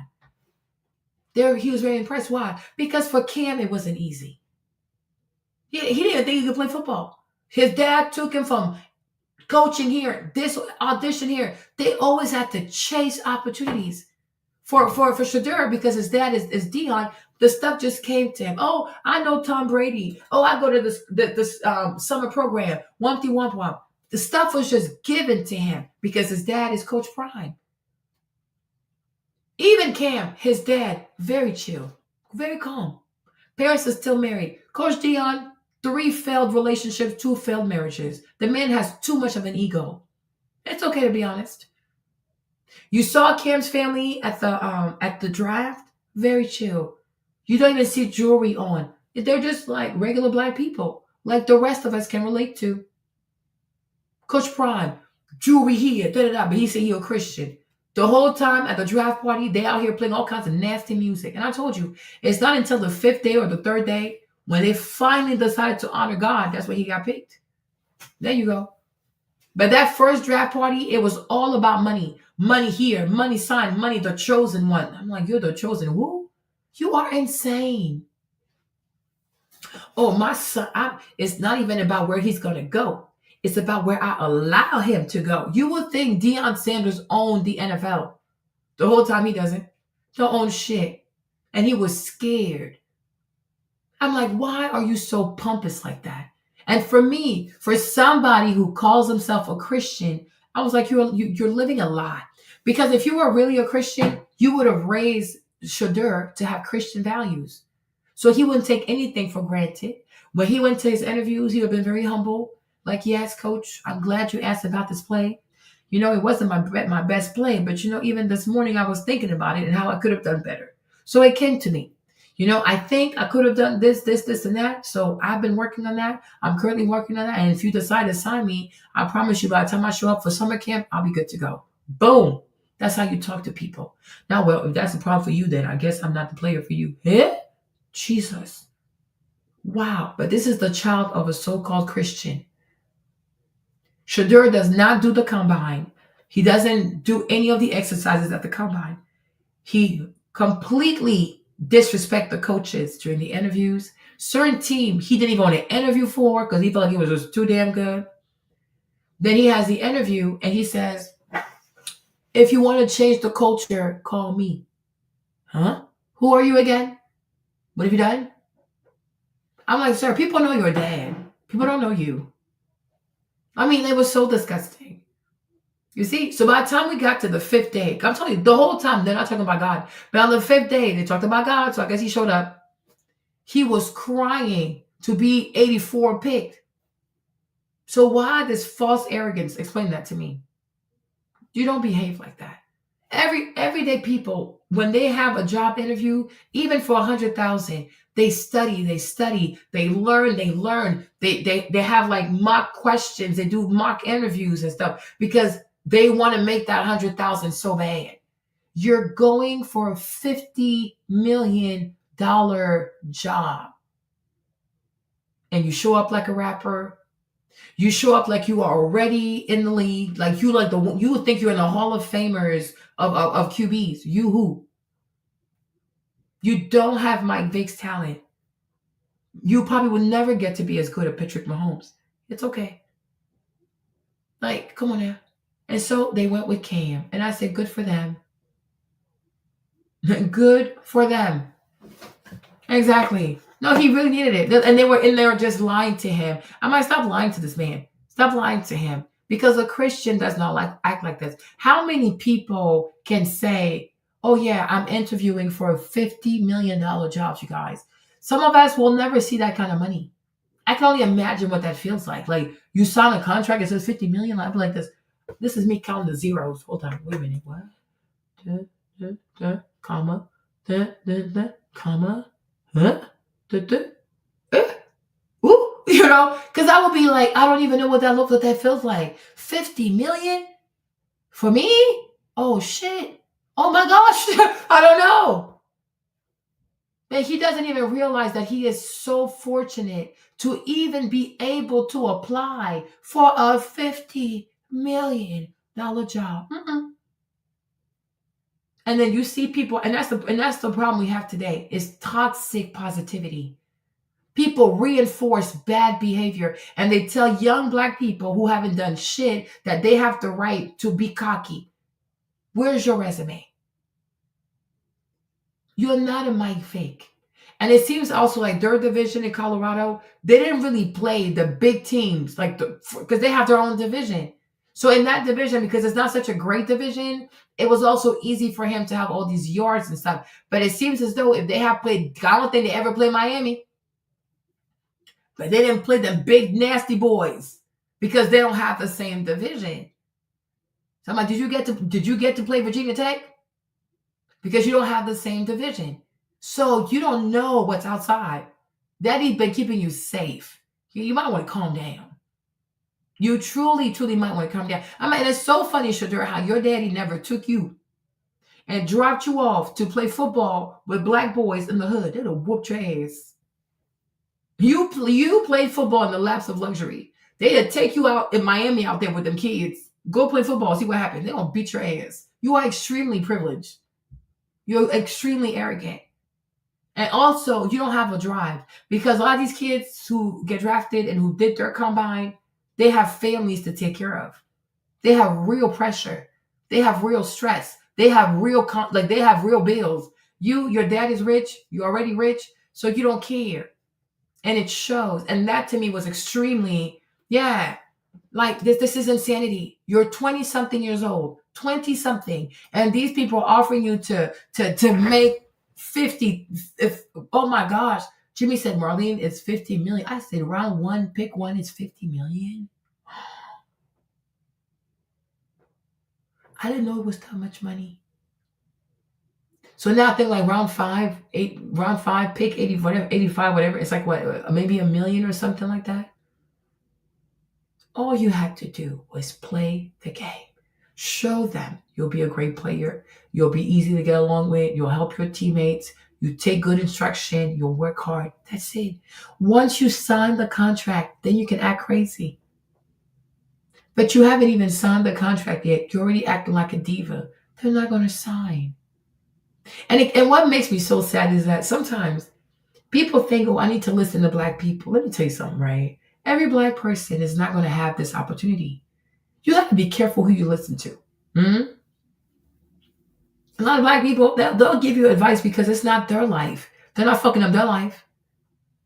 And the thing about the league, too, it's like the way I looked at it is that why you would do the combine and why you would take your interview seriously, because players get traded. And you never know, if you leave a bad taste in the coach's mouth, he might always remember that. He might call other people. So if you go on a team, and then something happens and don't work out, well, that other coach, he's like, well, I remember him for his interview. He was an asshole. So no, I'll pass. You see? But if you go to your interview and you don't do well, like they don't want you for whatever reason, and it's also their right, you gotta respect that, can't be offended. But if you leave a good impression, it could be, if you go on the team, it might not be your forever home, but if you improve, it's like, community college, right? You might not go to your best team, but you work hard. You show that I'm here to perfect myself, right? The coach might say, you know what? Back then you were not ready. but I've been keeping an eye on you for the past 2 years. I like what I see. Do you want to come over here? You never know.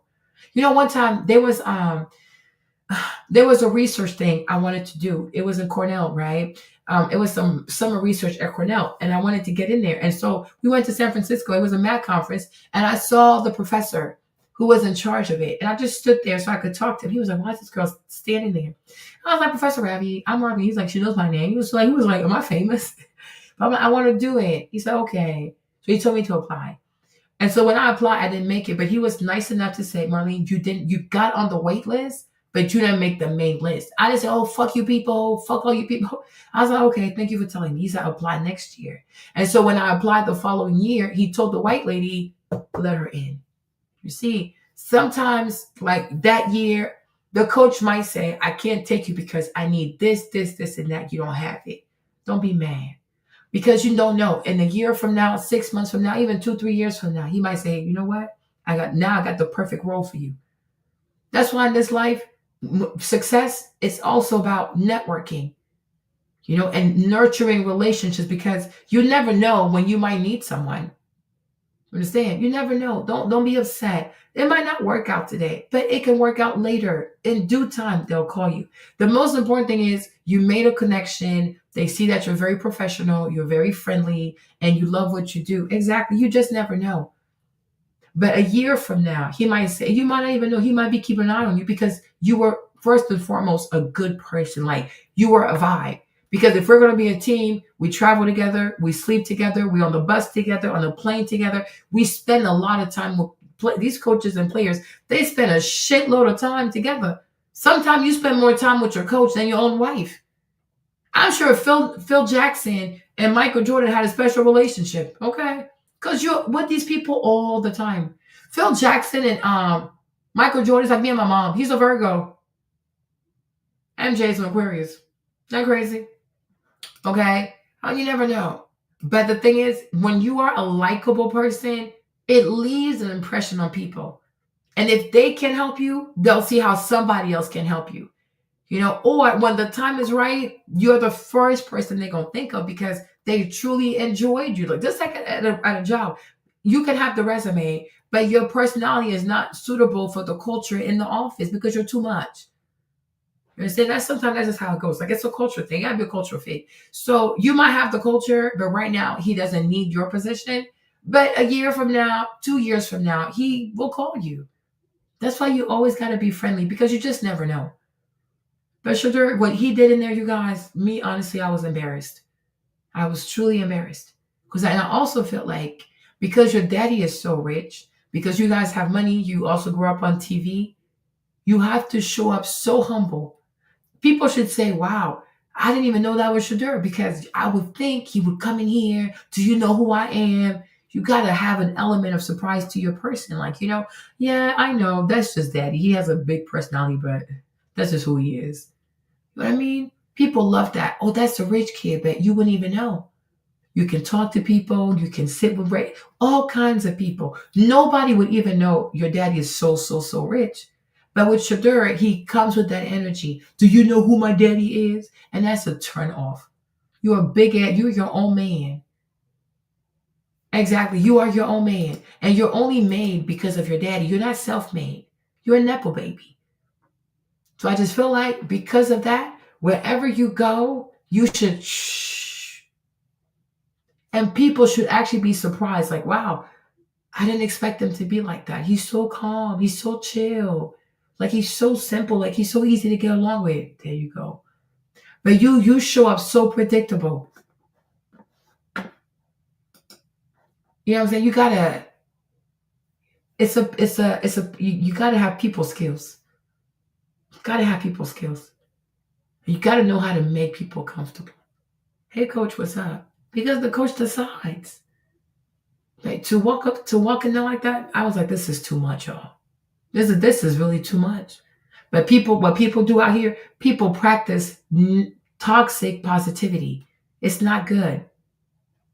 If your nephew is wrong, you have like, "Nephew, I love you." But the way you conducted your interviews, it was unprofessional. And also, when you are done with your interviews, everybody knows that.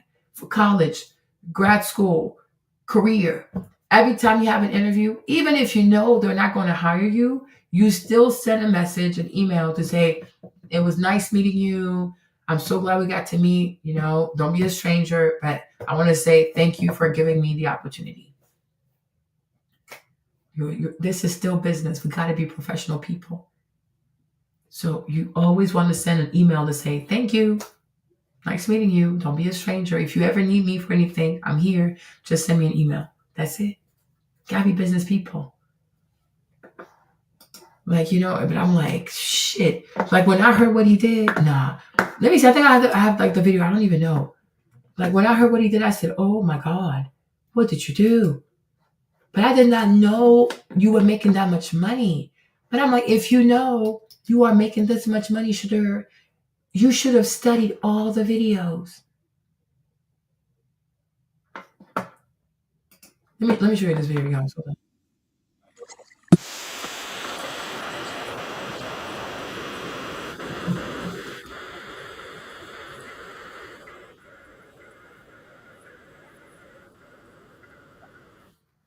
Hold on.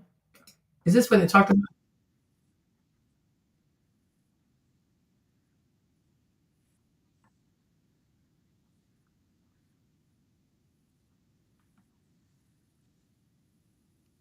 Let me see.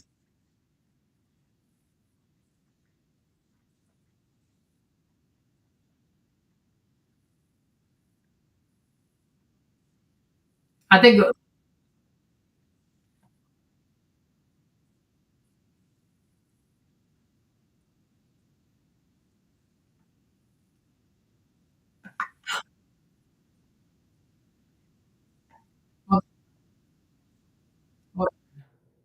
so I agree with this man. They try to call me a hater. I'm like, a hater for what? You people love to practice negative toxic positivity.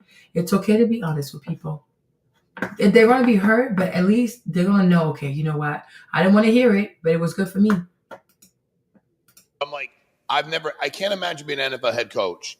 And like, this is my deal. I agree if you're a first round pick compared to your 6th round pick, I get. But if you don't have to deal with it, when 99% of all your players understand that, but you got one person that you have don't to. Think they could get him to understand that real fast. I know you've let me tell you what he understands today. Okay. He ain't running shit.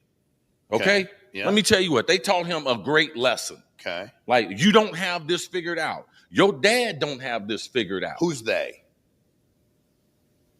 NFL, Shador, the world. No, who taught you? Said they taught him. I'm just curious. Like, well, the system. The system. Okay, there's a system out there, man. Okay. Like you're going for a job interview. Mm-hmm. So for his job interview, he was so concerned about what his outfit was. His necklace was over $100,000. Oh, you're so sweet, Mom. Like he hadn't even convinced people that you're the face of our franchise. Matter of fact, he had convinced people that they were better off going in a different direction, even with people who had lesser talent. And you know what, you guys, and I'm also say this too, huh? Yeah, it's okay. Today is cathartic. Like today, we're doing a spiritual cleanse. You know, the ancestors, the forefathers, the grandfathers, the grandparents, they were very humble. But if we're being honest, they were better than us. Myself included. I'm putting myself in there. You know, I think even going to college, having a major, it gets to your head. You think, oh, look at me, I'm educated. You know what I'm saying? But think about grandmothers. Like, they probably didn't go to college, but they were smarter. There you go. They made better life choices. Mm-hmm. Their houses were cleaner. They were more organized. They knew how to cook, take care of kids. They didn't complain.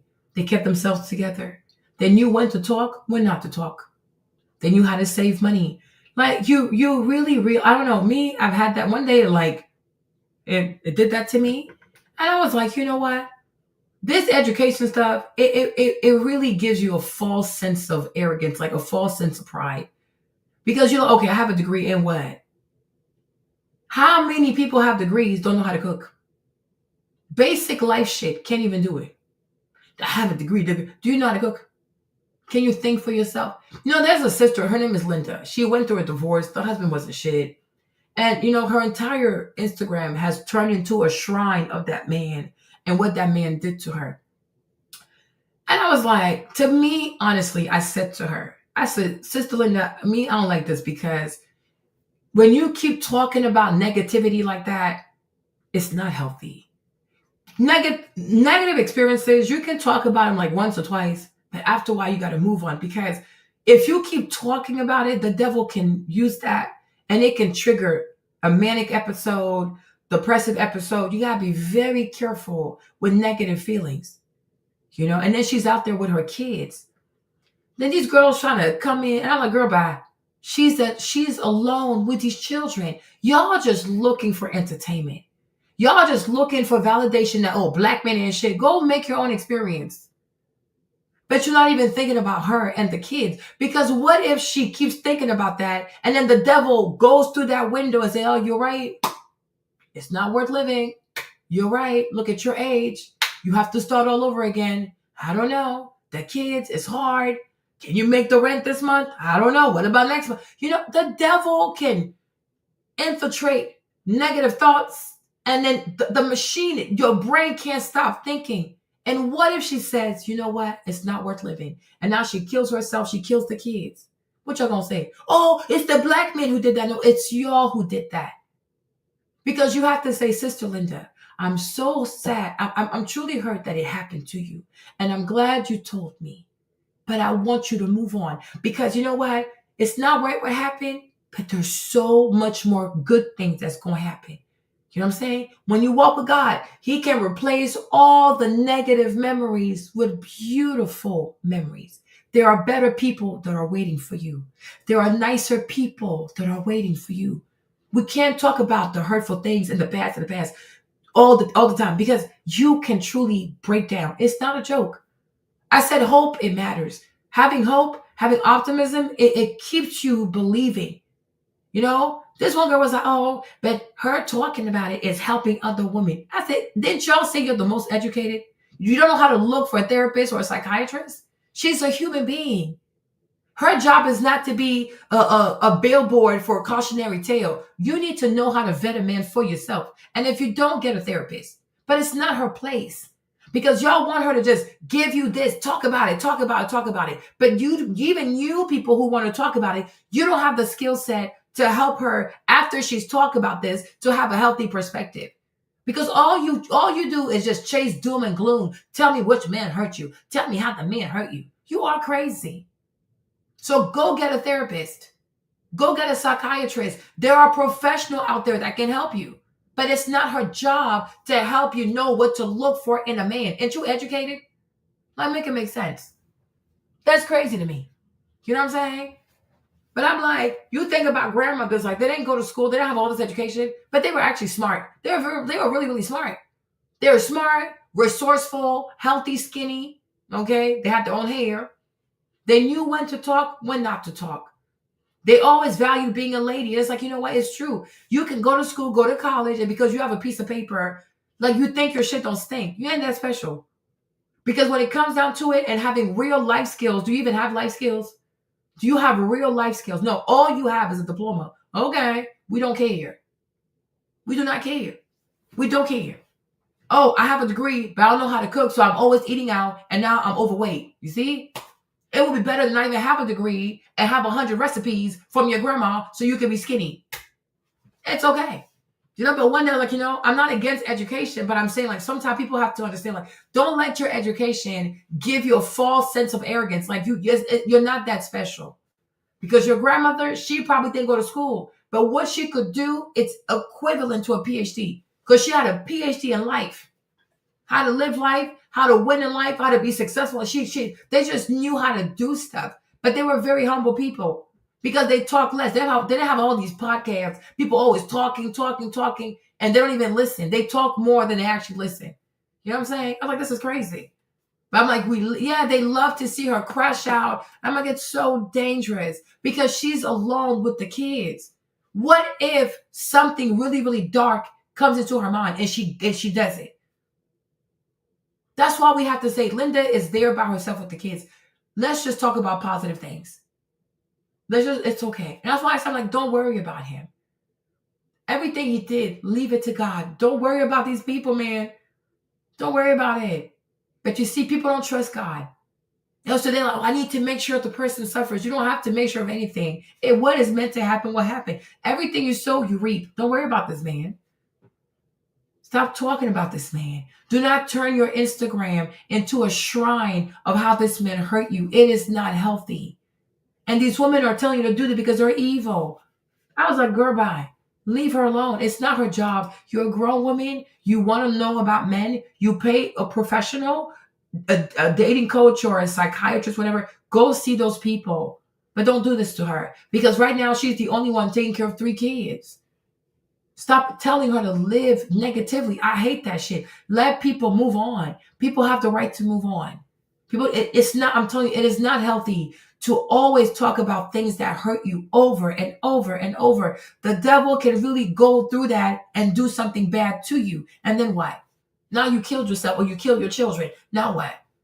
People think negative thoughts is cute. It's not cute. It's dangerous. And you can truly have a depressive episode. You can truly have manic depression.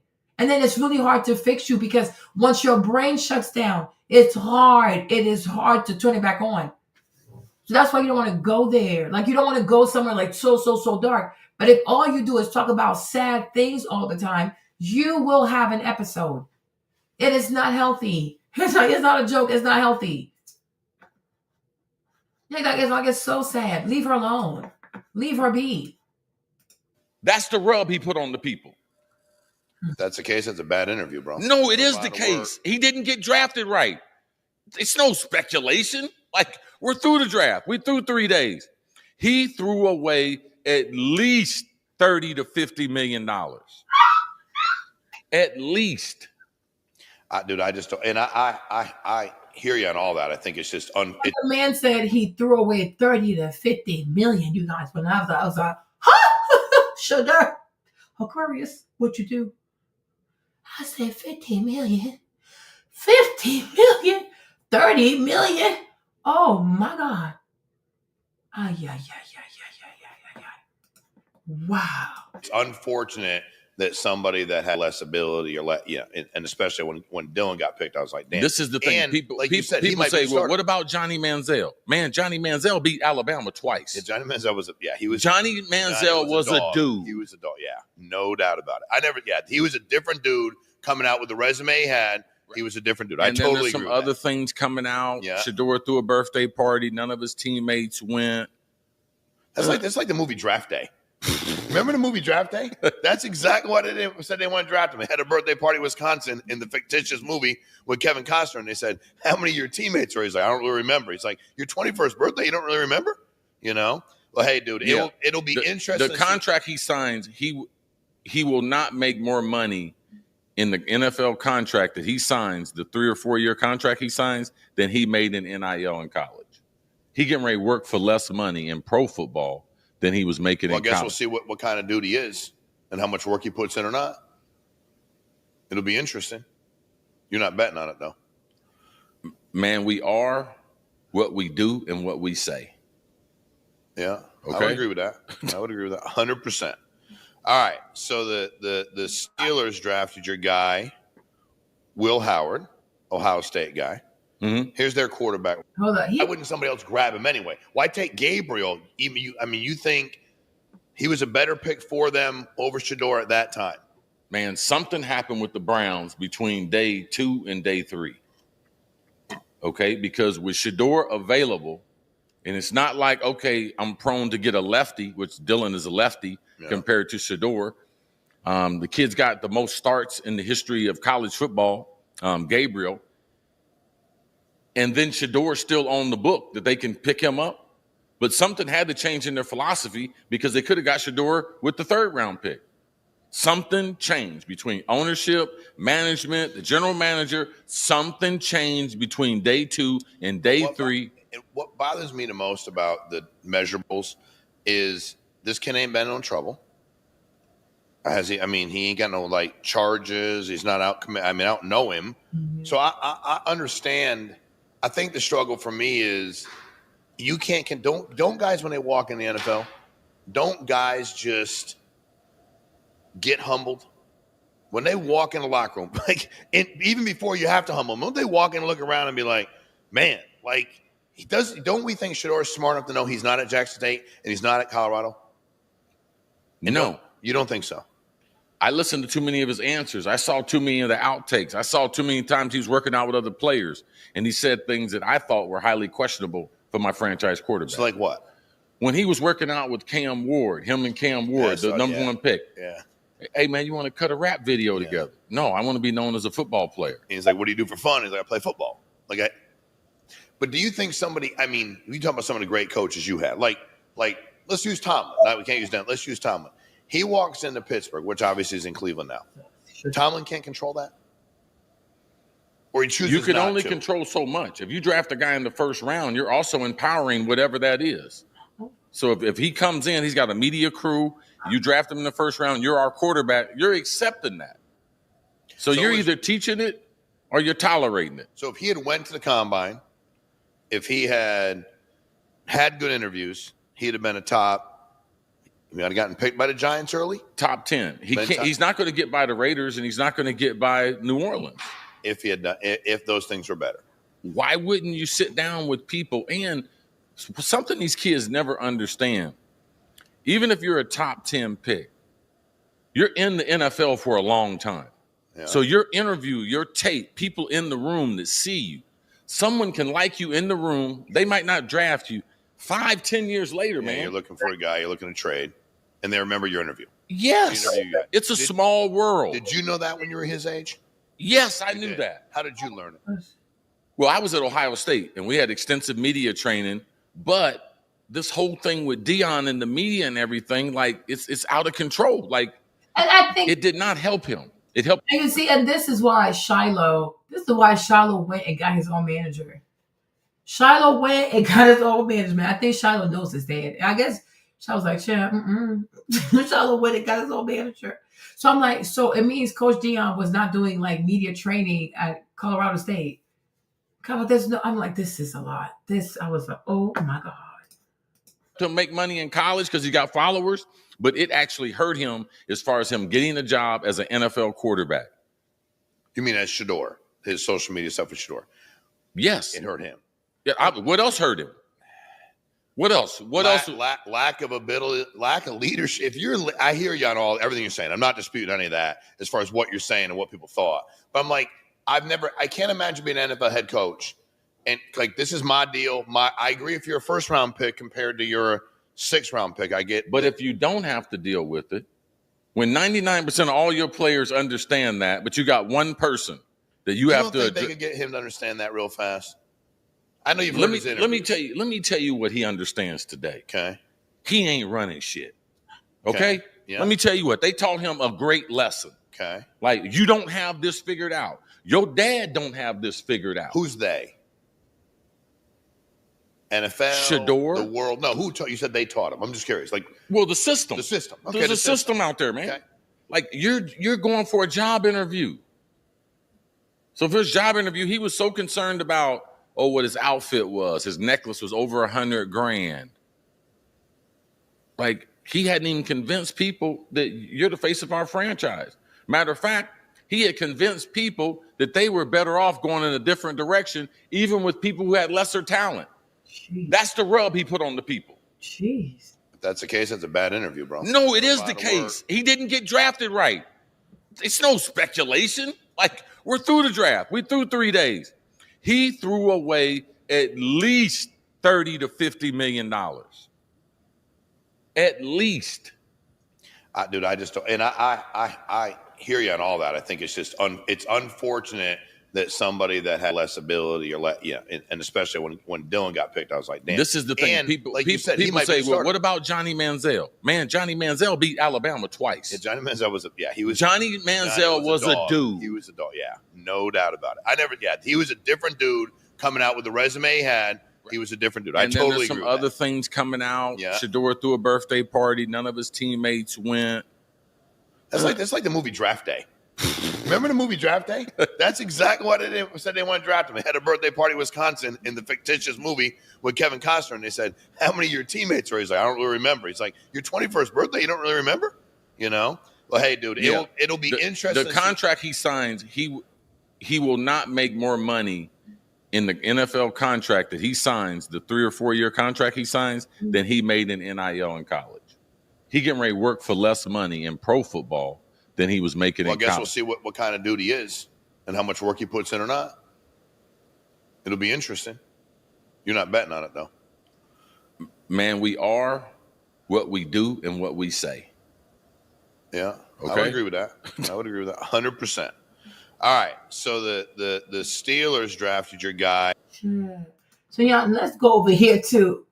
You guys watch. So when I watched this, I was like, oh, well, he said he threw away 50 to 30 billion. I said, oh, Shador, you should have watched every single video from every combine, from every player. You should have watched all your tapes, not the ones where you threw well, but the ones where you threw bad.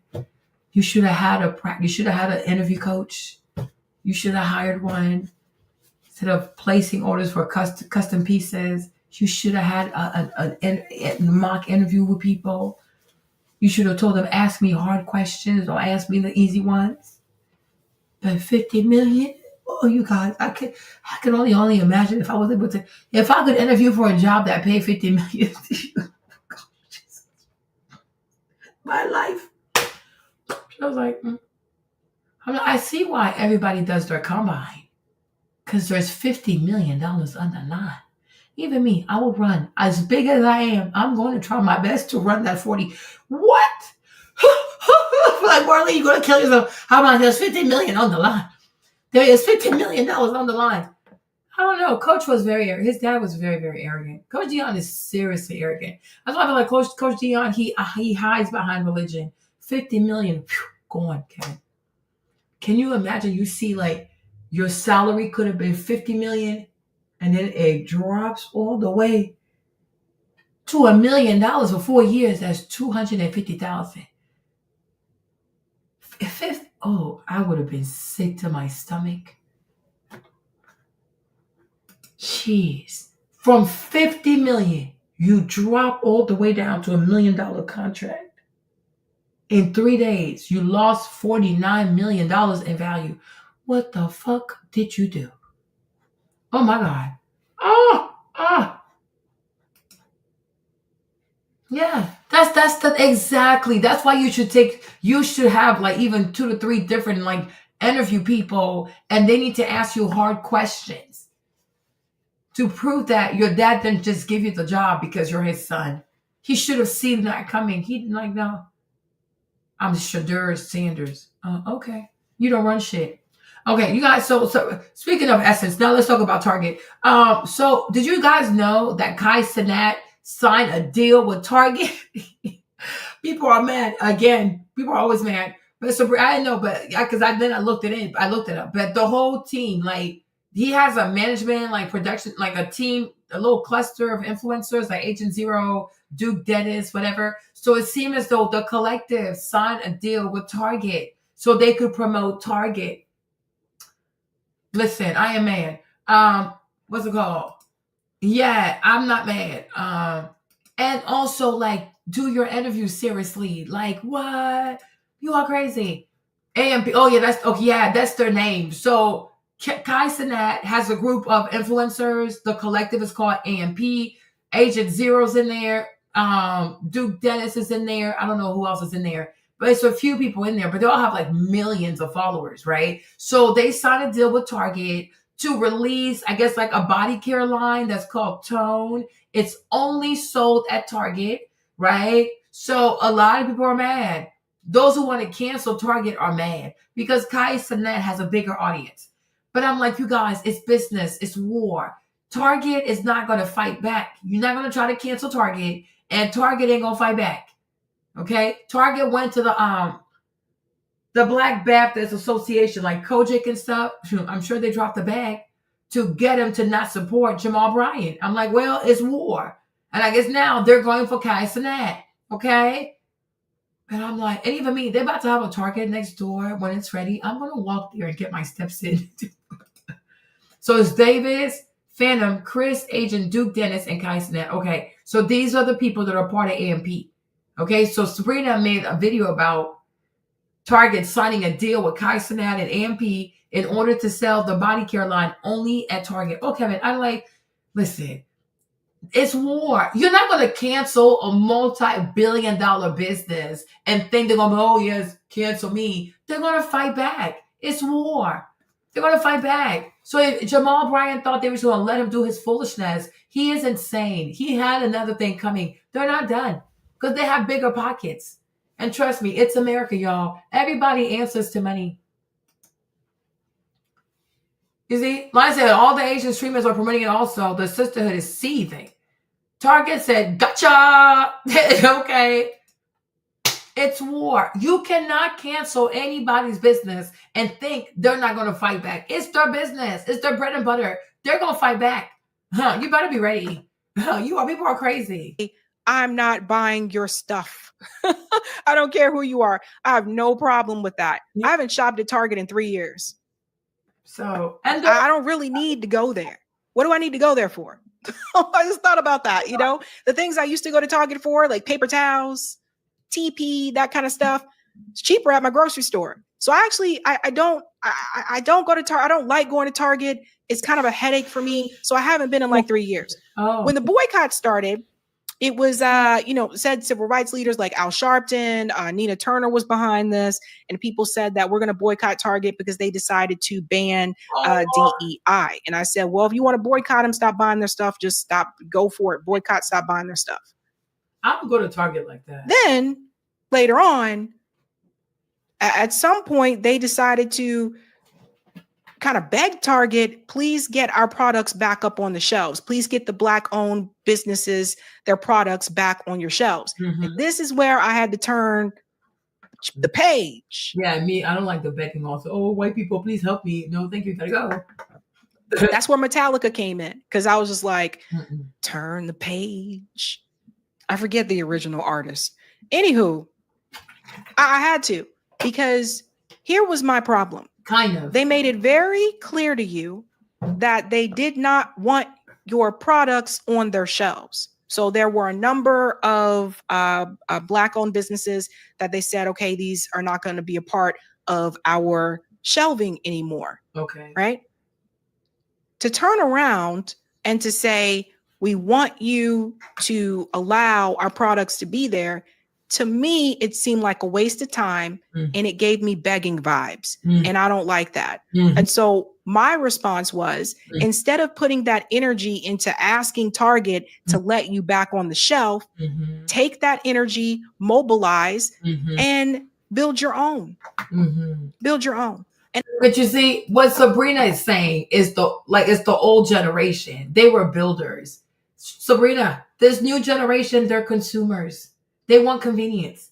They're not going to build nothing, sis. They want convenience. I'm like, people have changed. Thank the civil rights movement for that. People have changed. Like, because the old generation, they wouldn't have, that's what Malcolm X said. We don't beg for nothing. Like, we're not asking you for anything. Just leave us alone. This new generation, they want to be included. Yeah, they don't want to build, Kevin. Otherwise, it would have been done by now. They want to be at the table of white people. So I'm like, Sabrina, it ain't gonna work. I'm like, y'all don't want to accept things for what they are. They don't want to do it. They want to go at the white table. They want to sit next to white people. They want to have supper with white people. They don't want to build because if they build, they're building away from white people. They don't want to be away from white people. That's why I said earlier about Essence. Even Essence, I forgot. Oh my God, I forgot to say this. But we'll come back to Essence, right? But we gotta talk about Sam Fine. You guys, growing up, Sam Fine was like the most iconic makeup artist. Let me make sure I put him up so I don't forget. Right?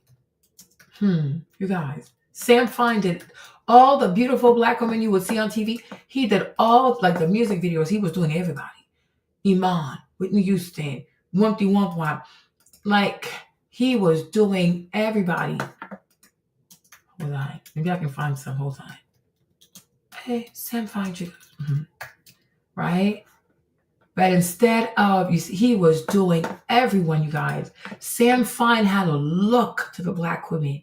And mind you, back then, people, yeah, he is. Back then, people didn't even have all this makeup. You didn't have all these makeup brushes, brow pomade. You didn't have that many makeup products.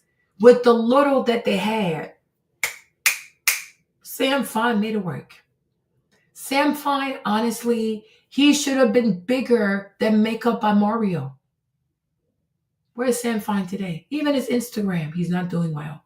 One time I went to his makeup class and I paid, it was $400 with my African money, right? I went to his makeup class with Renny Vasquez, and he was telling us that he had tax problems. And maybe that's why he did the tour, because he needed money for the tax stuff. Sam Fine had a book. Sam Fine had DVDs. People barely bought it. But when the white boy, Kevin Aucoin, I'm like, okay. People used to go, black women were out here going crazy for Kevin Aucoin. Today, then they started going crazy for Makeup by Mario. He only does makeup on white people. They don't care. Then they started going crazy. Now, currently, they're going crazy for Patrick Ta, the Vietnamese. These people don't love themselves, y'all. They don't love themselves. They don't love people who look like them, and they don't want to make people who look like them rich. There are black people who can do black makeup so well. They want to go sit in a white man's chair and turn out like Casper the Ghost.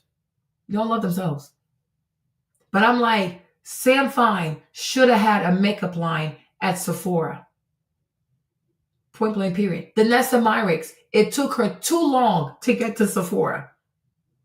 And even now too, they would choose Patrick Ta over Vanessa Myricks. It's okay to be honest.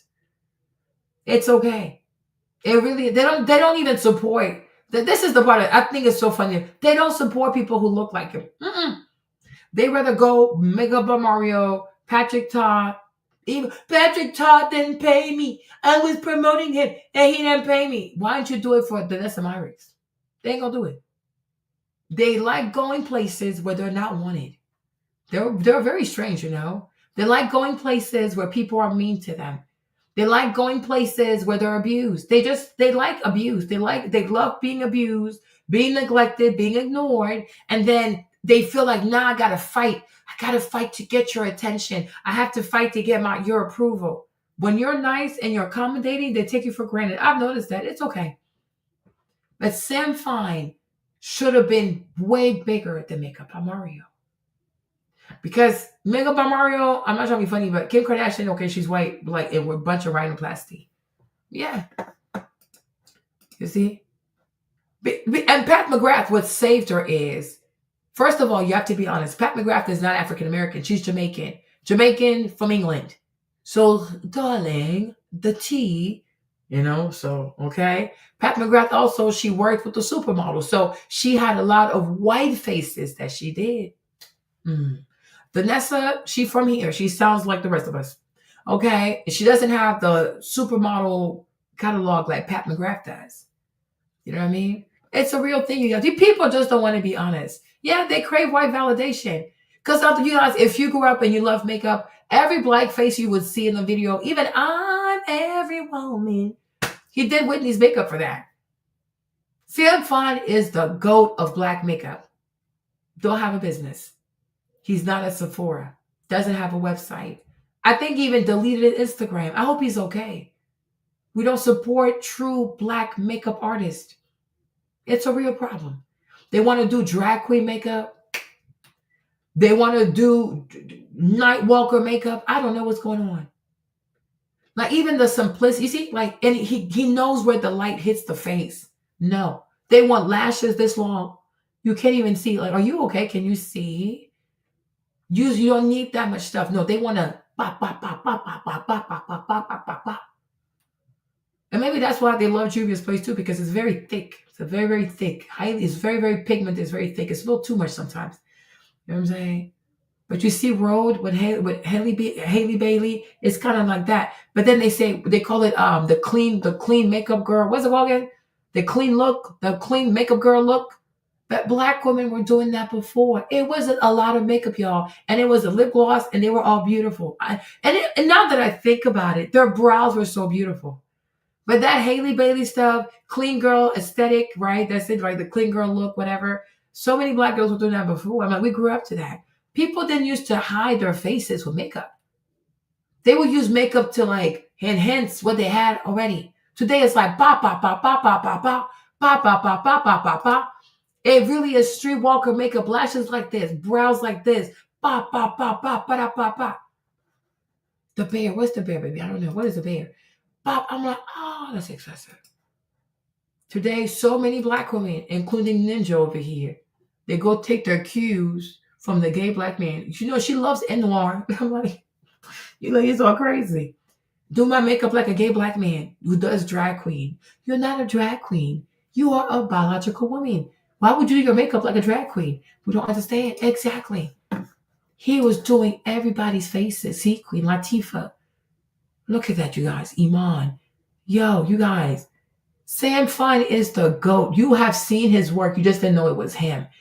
Like in the 90s, he was the one. In the 2000s, he was the one out here. Like, oh my goodness. Like, wow. People are just so damn beautiful. The cheekbones, the this and that. He should have been at Sephora. I mean, it's never too late. People don't support. People don't support. Even the beauty editor of Essence, Mickey Taylor. You remember Mickey Taylor? We grew up to Miss Mickey Taylor. Let me show you. Huh? They don't support. That's why I feel like it's so funny how people want to bring up Essence. Like they always supported me. I grew up to Essence magazine. I grew up to Essence magazine. Ooh, what's Miss Mickey Taylor going to do today? I grew up on Essence. She was their beauty editor. Where's like, they don't support her. But be someone from Cosmo or whatever. Oh my gosh. Black people themselves don't show black people who know their shit the deference they deserve. They don't give it to them. We wait for people to die to start celebrating. Even with Andre Leon Talley, I feel like with Father Andre, people could have done more for him. When he couldn't pay his mortgage and all he needed was $1 million, these black celebrities could have given the man the money. And it's never that serious. 10 of them could have given $100,000. It's not that hard. $1 million. They let that man die over $1 million. That's why I don't take people seriously. You know? But Auntie Mickey, she was that girl. I used to follow her on Twitter. Because when I was growing up, you would see her little picture in the magazine, but sometimes she would come on the Oprah show, whatever. But we didn't have social media like today. Like you couldn't see people like that. But I used to follow her on Twitter. But she was like the beauty editor. She like all the covers, all the Essence covers, like all these beautiful black women on Essence. She was responsible for the looks, the makeup, the looks. Like she would do all of that. Miss Mickey, she ain't the one. She's like she's beautiful. She can dress. Very, very stylish. But today, because hyena culture is rampant among us, people wouldn't like her. Because this behavior is too much. It's just too chaotic. Like, people don't understand. It's too much. You know what I mean? But she's not the one. Like, all the Essence covers, her.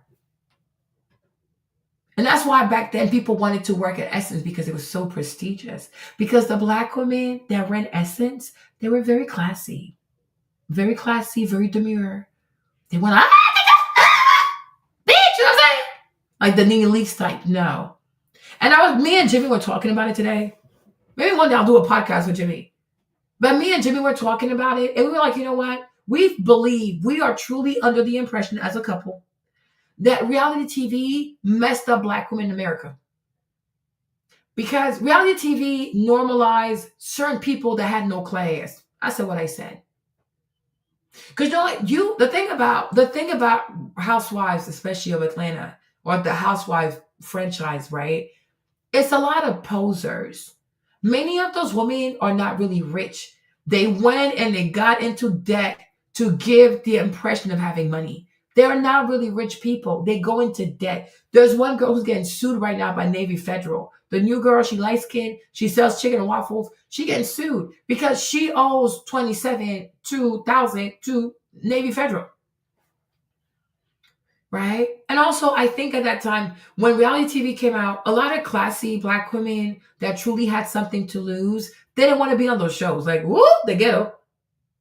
Because their privacy meant a lot to them. You are insane. So you see, the people who got on Housewives were pretenders. It's just as the show kept going, they made more money. But they were being called housewives, but they don't really have the essence of a housewife. They just don't. You know what I'm saying? So we never truly saw Black housewives on TV. We saw a bunch of posers and they would go into debt, borrow stuff, loan stuff to make it seem like they rich. No, you're ratchet. It's okay. It really is okay. And I think that because those people now became our entertainment, we started liking those people, Nene, whatever. We became okay with, I don't know, ratchet, bougie, housewife-ish. I don't even know how to describe it, but it messed us up. That's my point. They truly messed us up because that's not a real housewife. A housewife don't act like this, okay? But it's like the really classy Black women, they didn't want to be on TV because it's too much. They want their privacy. Hopefully that makes sense. It was really damaging. It's very, very damaging what happened. Because when you like people, you justify their poor behavior. And because we like people, it started, we were like, oh, okay, this is okay. It's okay. It's okay. No, it's not okay. And now here we are where a trans person, T.S. Madison, is saying to Nene, you look like a tranny. I said, oh my God. I was so offended. You know? He said, well, tranny. I said, what? And Nene was offended. But because Nene has a big gay audience, she really couldn't say what she wanted to say. But I know she's offended because what woman wants to be told, oh, you remind me of a tranny? A what? You crazy? A transvestite? You are insane. You know, but it's like, and I feel like that's where it all started. So it's the Housewife franchise. Then it was Love and Hip Hop, you know, started glamorizing all kinds of foolishness. Then it's all, and now it's like, shit, you know, people started bad behavior, man, you know, but growing up, it's like, you knew what a real housewife was. It's just like, she was not accessible. But what the franchise of Housewife did, it glorified fraudulent housewives. Like these women don't embody housewives. Even today, look at Atlanta. They're not married. The housewives of Atlanta. Nobody, I mean, I guess Shamia, but nobody's married on that show. They're not married. I said, why are you calling it a housewife show? It's not a housewife show. You have no wives on the show. Yeah, it was because the person said online, because sorry, for me, T.S. Madison is so vulgar, so whatever. But then met Nene face to face and repeated it to her face. I said, oh my God. And then tried to make it seem like it was a compliment. I'm like, that's not a compliment. You know? But I'm like, we really grew up to elegance. That's why I'm saying people are like, oh my gosh, essence lost its essence because people just stopped caring. Like, they just stopped. But I'm like, Essence Magazine, Essence Fest, it used to attract a certain caliber of Black women. And these women wanted to be that. They wanted to be in that environment. They wanted standards. They wanted things that were inclusive, but like secluded. You know what I'm saying? Like, gotta know how to act. Gotta know how to carry yourself. You know, people were not out there stealing from people, fighting in front of Raising Cane's. Like, what is this? Like, what is this? It's a lot. It really is a lot. And I said, and people think it's bad now. It's going to get worse. People are truly going to start crying. Like, what the freak? Like, what happened?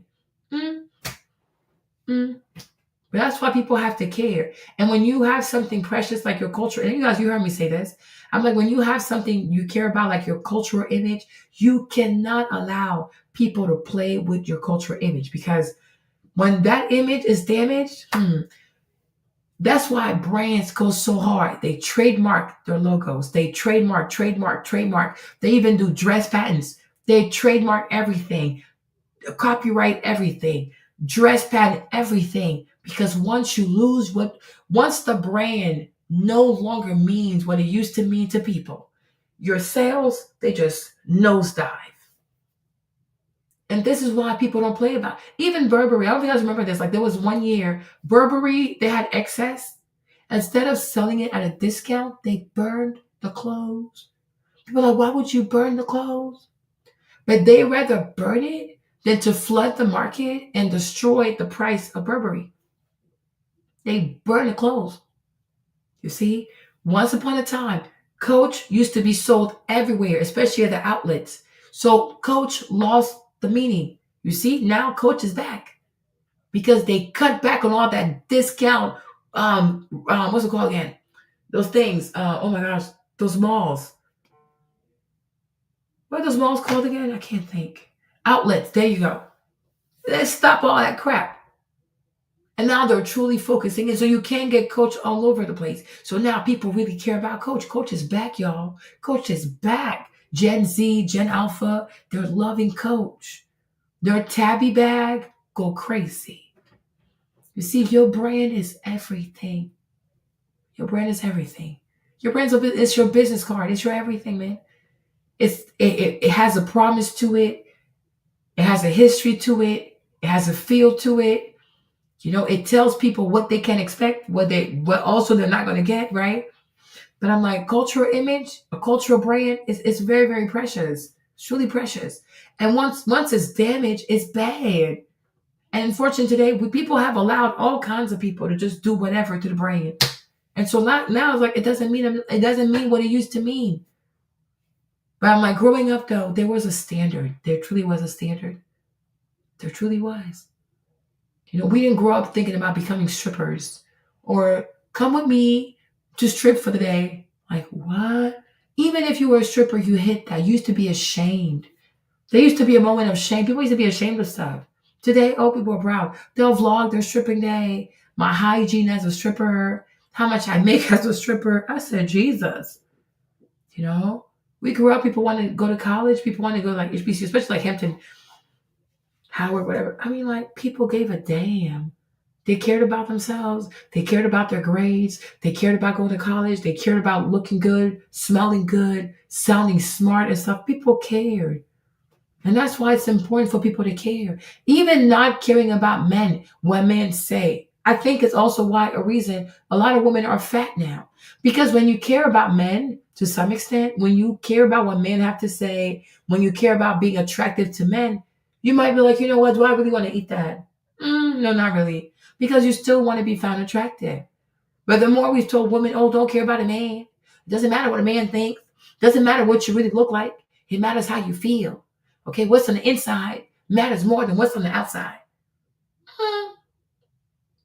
So now, women are more comfortable eating and eating and eating, getting bigger and bigger. They eat in bed. They eat on the couch. They eat in the car. They're always eating because they don't care about men. And then now they have no man. They don't have dates. Nobody's checking for them. So they just get big. I'm not saying... Oh my God, I feel like an ass for saying that. But it's like, you know, when you have a little boo-boo somewhere, a little baby somewhere, when men are checking you out, like, you know what? Maybe, you know, like, do I really want to eat this? Nah, never mind. I guess I'm not going to eat today. You know what I mean? But there's something about being sexually attractive or knowing that your men are attracted to you that helps you to regulate how much you eat. Do I really need to eat this? You're like, no, not really. There you go. But when you don't care about men at all, you just let yourself go. And I will say, any woman who's heterosexual, Diana said, I 100% agree. Yeah. But any woman who's heterosexual and single, even married, we'd have to encourage her to care a little bit about what men think, because then she's not going to eat everything. You know, but I'm like, maybe that's why we have an obesity crisis, because they don't care about men. They don't want to be attractive to men. They're not lesbians, but they also don't want to be attractive to men. So because of that, they just eat anything. And then they get to a point that, well, how come nobody's checking me out? But it's like, but you got so damn big though. You're too big. You're like an Ursula. You're too big. You know what I mean? So I'm like, maybe we got to go back to a time where women cared about what men thought, so they can stop eating so much and then lose weight. It's too much. People are too big. You know what I mean? Like, it wasn't even normal to see so many overweight Black women like this. Today, it's the norm. It is such a norm. They put a big statue in New York City. I said, oh, Jesus. They wouldn't have done that in the 90s because nobody, it did happen, but people were not that big. People weren't that big. People were not that big. The average Black woman was not big. Today is so common. And people are so okay with that. I'm like, oh my gosh, it's too much. It really is too much. Don't be mad at me, y'all. But I'm like, maybe if women go back to caring about men and what they think a little bit, they might start eating less. Because it's too much, y'all. It's too much. It really is too much. You know? And maybe women will put more effort into how they feed themselves, and they would actually start cooking, and they will make better meals. And because of that, they will drop the weight. Because nutrition is really, the weight loss is really in the kitchen, right? But when you don't care, I don't care what a man thinks, that because you don't care, you're just imploding. You're getting bigger and bigger. And you can really put 10 pounds on in a week. It's not hard. You can really gain 10 pounds in 1 week. It's very easy to put on weight. It's very hard to lose it, right? So I'm like, maybe women have to go back to caring about what men think. You know, maybe, you know, we need a cultural reset.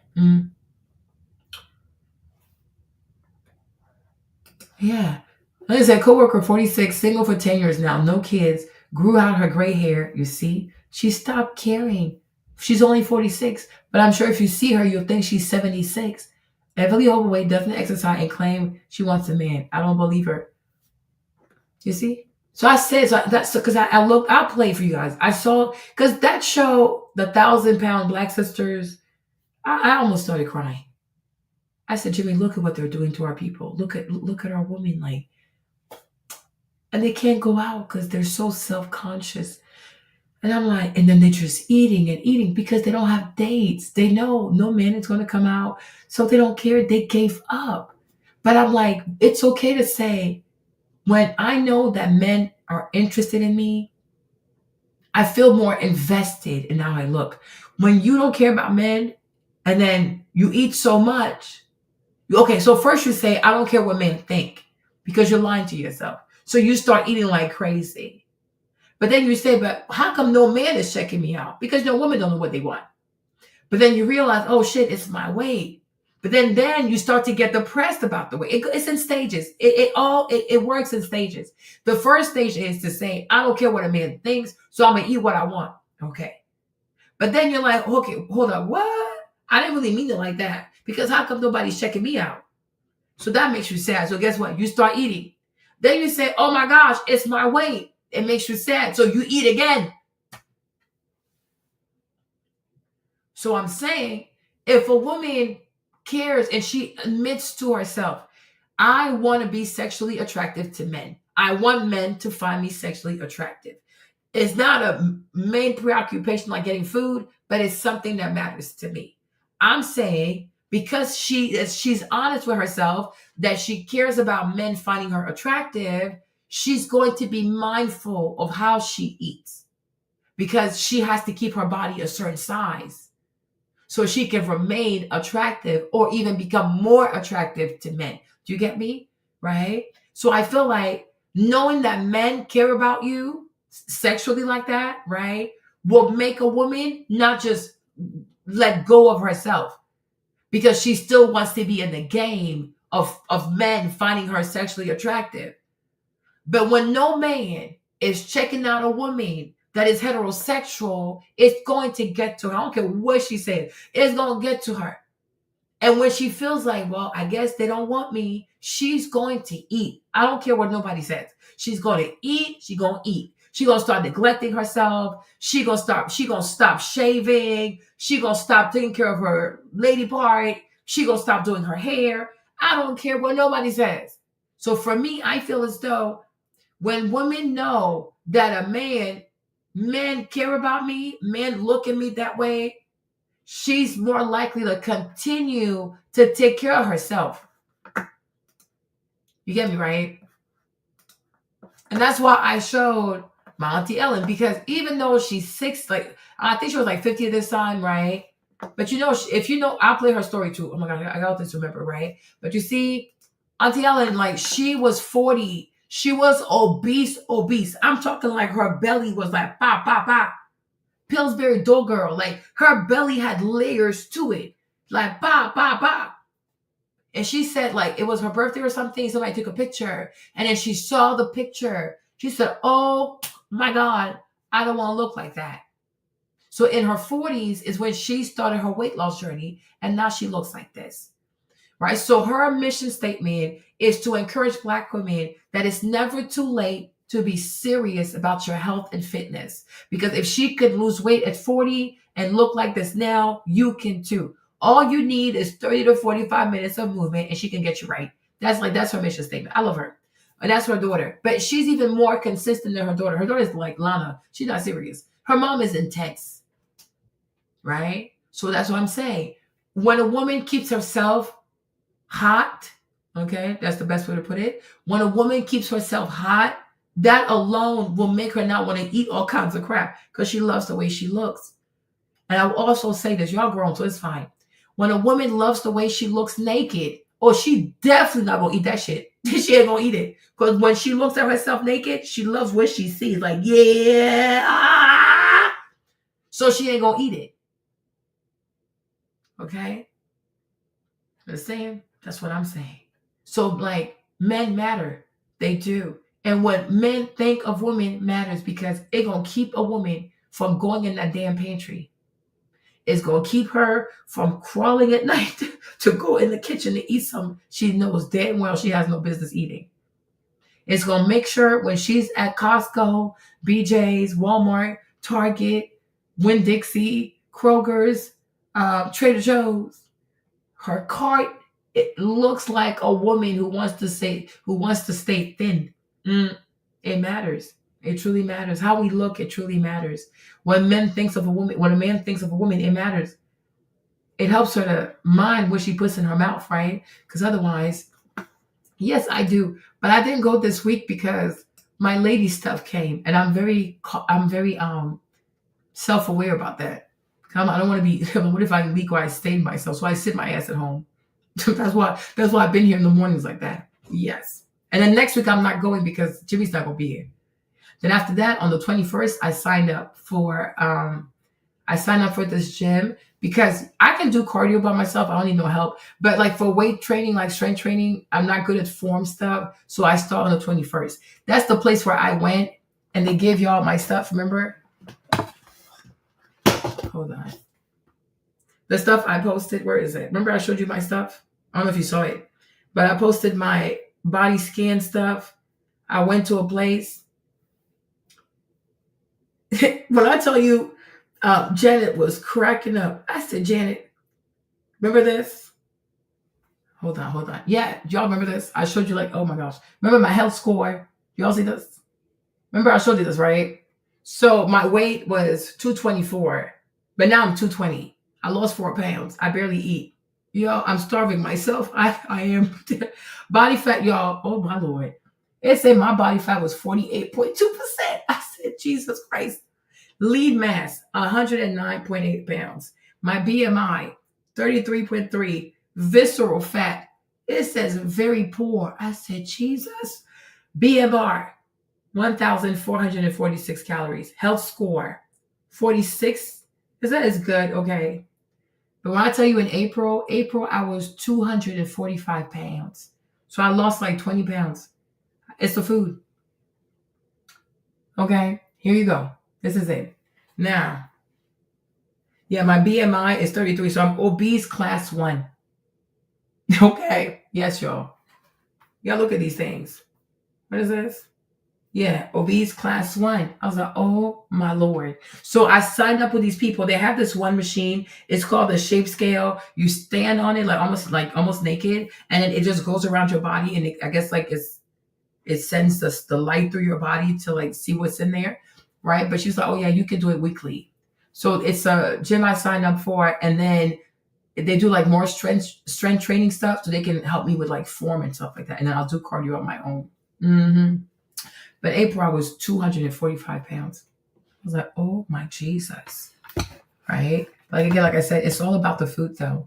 But I feel like the more you know, the more you care about what men think of you, you're less likely to. You know what I mean? To like eat too much food, because otherwise it can be a little too much. It can be a little too much. It can be too much. And I had this conversation a while back. I told you guys, why not just why not all of those people get together? People like Al Sharpton, who's for this, Jamal Bryant, Pastor Jamal Bryant, Nina, all these people that were pushing the boycott. Why not everybody just get together and make your own Target type business? No, they're not gonna do it. Because I don't look, as I get older, I'm not trying to beg people for shit. Facts. I'm not. I'm not. I'm sorry. It comes with something as you get older. You're like, when I was in my 20s, I was a please, please, please person. Please, please, please. Mm-hmm. What did he say? Was it James Brown? He was like, please, please, please. Young, bushy-eyed and all that kind of stuff, and just was really wanting to make an impression, right? But as I got older, I was like, I don't really want to beg people for shit anymore. Yeah. So if you don't want me or you say no, I'm fine. I'm just like, peace. Yep. Deuces. Yep. Like, why are we going back and forth like this? Mm-hmm. It's just like, that comes from independent media too, by the way. I'm not begging. I got a rule. I'll ask you, I'll invite you on, I think it's 3. Is 3 I'll invite you on 3 times. 3 times, and then if I don't hear from you at the 3rd time, I'm not doing this no more. Like, why I gotta beg? No. Exactly. So I agree. They thought that it was best to try to work things out with Target to get those products back on the shelves, the Black-owned products back on the shelves. And let me show you. Hold on. Is she saying so first they did the boycott to cancel Target, and then they went back to Target and said, we want to go back on the shelves. We don't want to boycott you anymore. Are they okay? I told y'all Jamal Bryant didn't have a plan. I told y'all, I don't even know why these people are putting their trust in Jamal Bryant. He couldn't even keep a marriage. I knew it. Jamal Bryant is so unserious. He is very unserious. You what Target just did. Because see, oh my Lord. I be telling people, one day people learn to listen to me. So Target decided it would be a good idea to meet with the Congressional Black Caucus. See, this right here was a big red flag. CBC left unimpressed after candid meeting with Target CEO amid sustained boycott. It is no longer acceptable to deliver promises to our communities in private without also demonstrating those values publicly. That came from U.S. Representative Yvette D. Clark. What did the Congressional Black Caucus think was going to come from this? And the moment I saw that the CBC was meeting with Target, I was just like, they ain't gonna get nothing done. Nothing's gonna get done. What has the CBC done? What are they doing? They can get things done for Israel. Yeah. And they do. They prioritize them. Mm-hmm. They'll get things done there. Mm-hmm. But when it comes to this type of stuff, no, they ain't really trying to, no, they're not going to get anything done here, right? So they met with Target. I don't know how they thought that this was going to go. And it says here that the CBC leadership, that included Stephen Horsford, Troy A. Carter, Bobby Scott, they pressed Target's leadership for some clear answers on the consequences of the company's decision to scale back its diversity initiatives, the caucus said in a press release. So, okay, again, you going to Target. And you know what pisses me off even with this shit? It's like, me, Marlene, if I'm Black, I'm asking Target for Black initiatives. I'm not asking Target for diversity. Everybody can go fight for themselves. I ain't got time for this. If I'm talking to Target, I'm fighting for Black interest. What can you do for the Black people? I'm not, because diversity is, because today, a lot of things make diversity.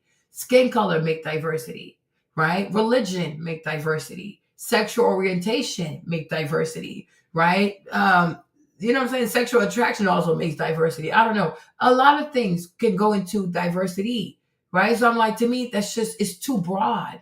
It is too broad. So I'm like, why would you cancel Target, be Black, and fight for something that is so broad and tomorrow can be hijacked by other people? It needs to be very specific, okay? It has to be specific. So for the Black Caucus to go talk to Target for diversity, like, how is that your business? You're the Black caucus. You need to fight for the Black issues. That's it. That's that. Because this whole diversity thing, I don't like it. Just like people of color, I hate that. BIPOC, I hate that shit. Say Black, like what? Who are you talking about? Okay, I don't like that. So that's why I didn't even care about DI, diversity, equity, and inclusion. I don't care. You need to say Black issues. We want, like, over the next 10 years, we would like for Target to maybe have 30% more Black brands. Like, it needs to be something very specific, and the language needs to be explicit. Black. That's it. If the Asians want to fight with Target, they can go fight with Target. If the queers want to go, they can go. If the everybody needs to fight for themselves. I'm tired. So I'm like, whatever. Diversity is too broad. It's too broad. It needs to be something specific. Black. And then you put the numbers, like, over the next 5 years, we want to see 30% more Black businesses offered at Target. Blah, blah, blah. Be very specific with what you want. But diversity, no, it's a scam. I hate that word. I don't like it. Asking them why they did what they did. I thought they made that clear from the jump as to why they did what they did. And you still trying to play ball with Target. It's like trying to ask your ex to come back to you after they have already told you they don't want you. It's embarrassing. Let them go.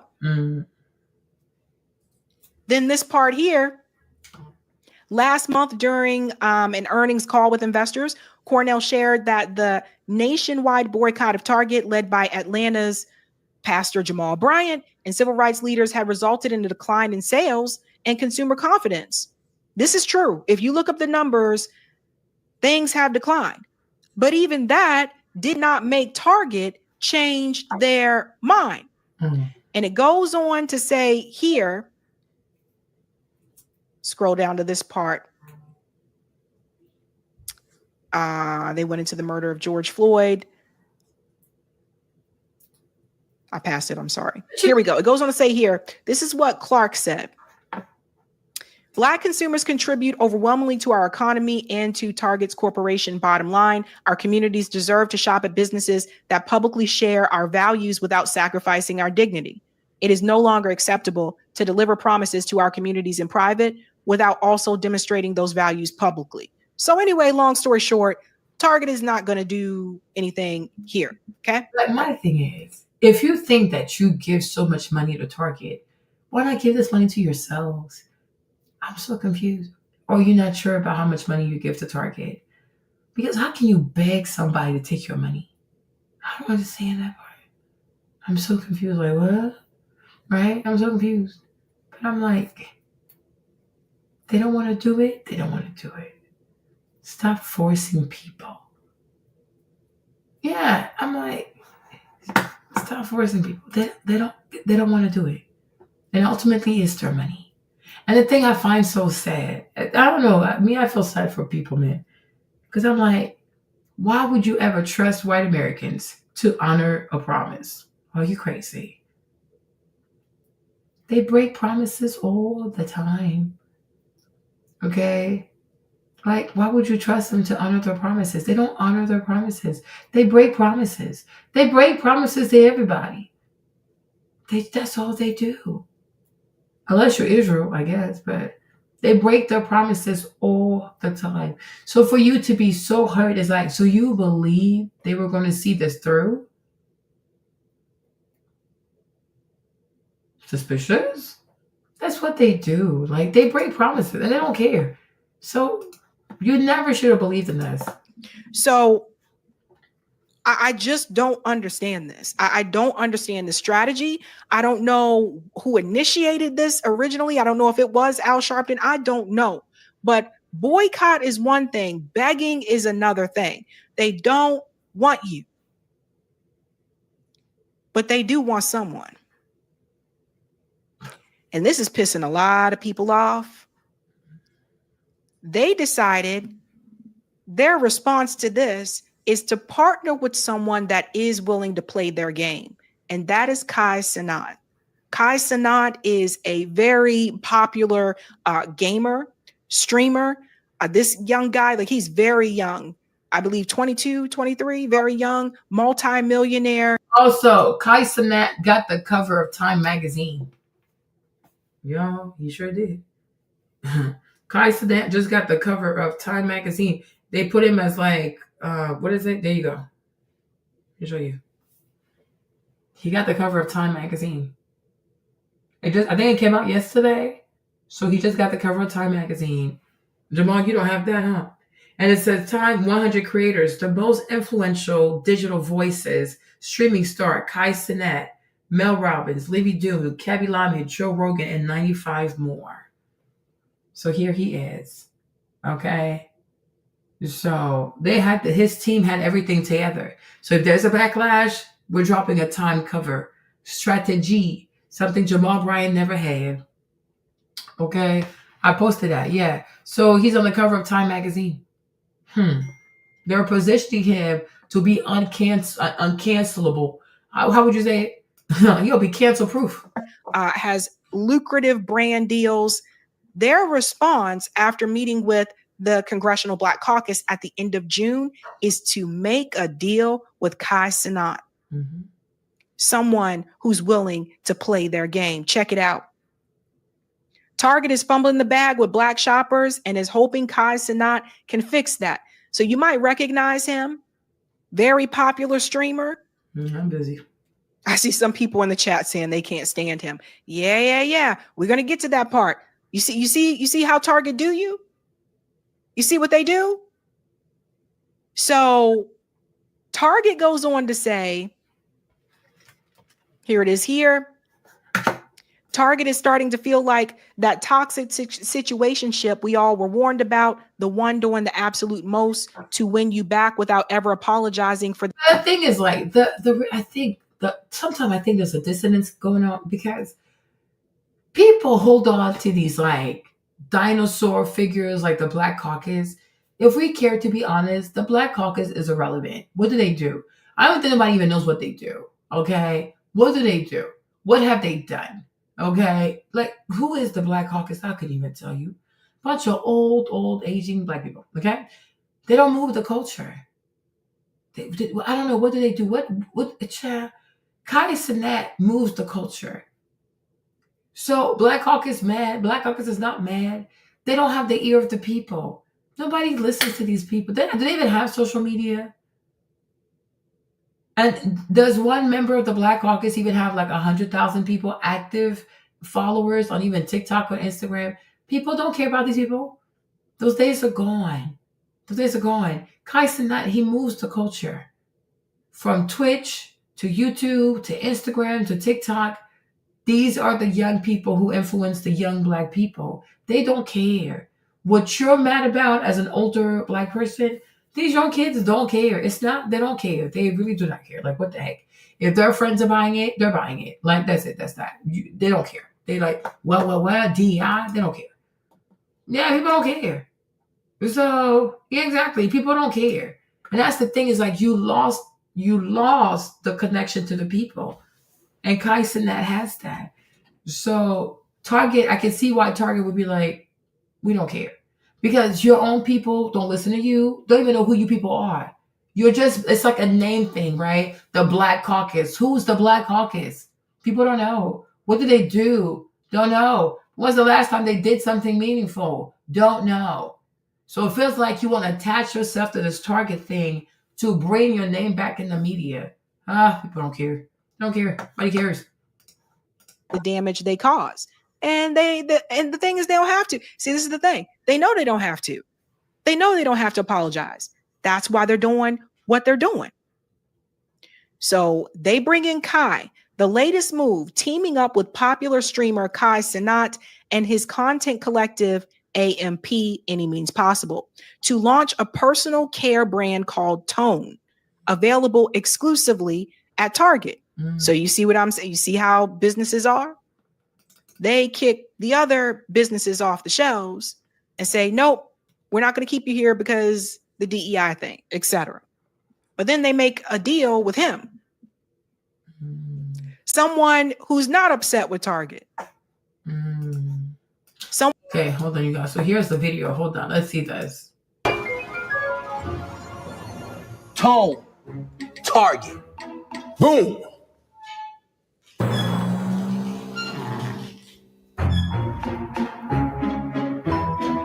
Gentlemen, Target can't wait to get Tone on its shelves.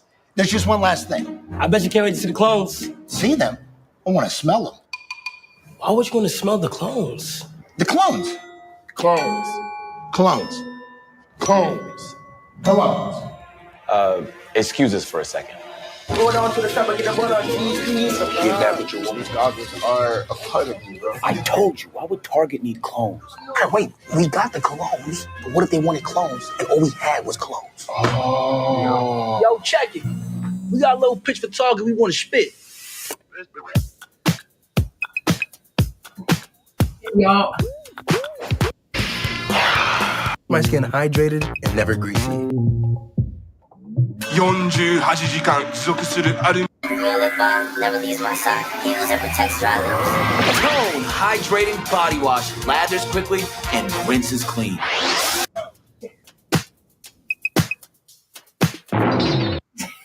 Oh my gosh, you guys, what in the world? They did a whole ad for this. It's kind of cute though. The young people gonna go buy it. Cry in your pillows. They're gonna go buy it. This is crazy. So everybody gets a character. This is cute. They're saying the clone. I think they're trying to say cologne, but because the accent said, so the man said clone. He said no, cologne. So it's cologne and the clones. I'm like, what? Cologne? What is going on? I'm like, yeah, the people go buy it. Put a mask on. Wow, how soon can we get the colognes in the store? The clones. The colognes. They're on the way. Great. To be honest, I kind of like the mask. No, you don't. Nobody likes the mask. I do. I like the goggles. I love the mask. Well, Target's okay then. Well, Black Hawk is. You people, you're dinosaurs. Hang it up. They're gonna go buy it. The people gonna go buy it. Oh Lord Jesus. Someone who looks like you, but is willing to play their game. They're gonna buy it. Companies do this all the time. They go with the people that is willing to kiss their ass or play their game. So this is their way of responding. And honestly, it's embarrassing. The CBC went up there to try to work something out with them, which I knew that wasn't going to get anywhere. And this is how Target responds. Walk away from them. They go on here to say, and also, hold on, look. No! We did it. Tone, we made it. Oh, it's right here! Oh my gosh! Oh my God, we got hella real estate. Oh my God. We got hella real estate. No! Okay, yeah, they're gonna buy it. They're gonna buy it. And you know, the thing is, if we're being honest, let me say this, right? If we're being honest, Mr. Beast had Beast Burger, and then he has Mr. Beast Chocolate, right? Mr. Beast Chocolate, I think, is sold at Walmart, Target, things like that. Ryan Strain also, he sells candy. He has stuff at Target too. But you're a big influencer, YouTuber. You usually have a product in a box, okay? So I think it's perfectly normal for Kai to also do it. Like, that's what everybody does. So it makes sense. Like, why would he not do it? Because Black people are mad at Target? Oh, well, you be mad. He's not mad at Target. Target did nothing to him. So I'm like, it makes sense to me. Like, if it was me, I would do it. Because I'm not mad at Target. This group, which includes Sanat, Duke, Dennis, Agent 00, Chris Next Do, and I'm Davis, kicked off the campaign with a live stream sleepover inside a Target store. But while AMP celebrated the moment, viewers were far more conflicted. The internet was quick to point out the contradiction. Black creators partnering with a brand that not only pulled back its DEI commitments, but has also repeatedly fumbled opportunities to repair that harm, even in meetings with groups like the CBC. And what matters to you does not matter to these young people. Okay. So, oh, wow, here it is. So, 1.5 million views. Okay, they're going to sell out. Oh! A chat. Oh my gosh. It's time for the Target sleepover, y'all. Chat, everything, chat, listen. Chat, everything is free. Chat, everything is free. Oh my gosh. Chat, everything right now is free. How you doing? No, wait, everything is free. But Yeah. well, No, hold on. It's not. Nothing is free. That's for the night it is. So if I open this, I won't be. This not stealing. No. Well, you guys. So, this group that is collective black people will be on the losing. I mean, yeah, business like Target can always get another black person to do whatever. Yeah, because they have the money. They have deep pockets. And honestly, and what you're mad at. The problem is what you're mad at. Not everybody's mad at. Because the issue with DEI is diversity, equity, and inclusion, right?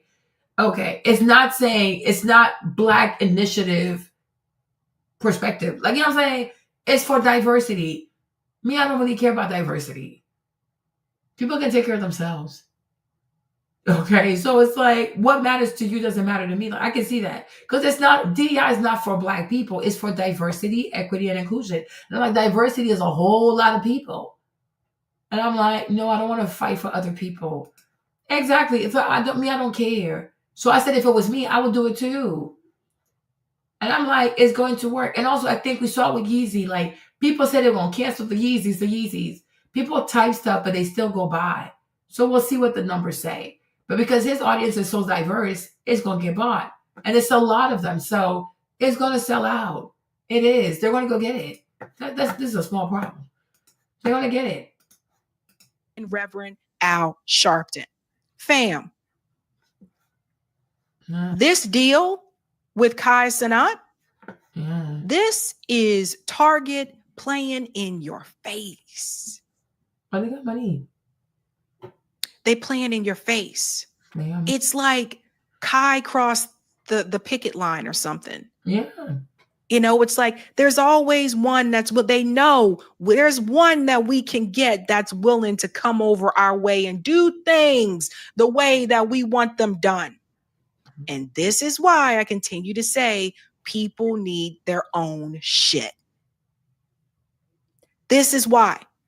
All those leaders that came together, Jamal Bryant, Al Sharpton, all the resources and all the big platforms that they have, they could not put their heads together and create something of their own.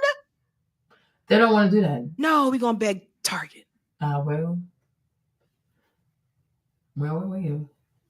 I don't know about you guys, but I don't think it's cool to be second best.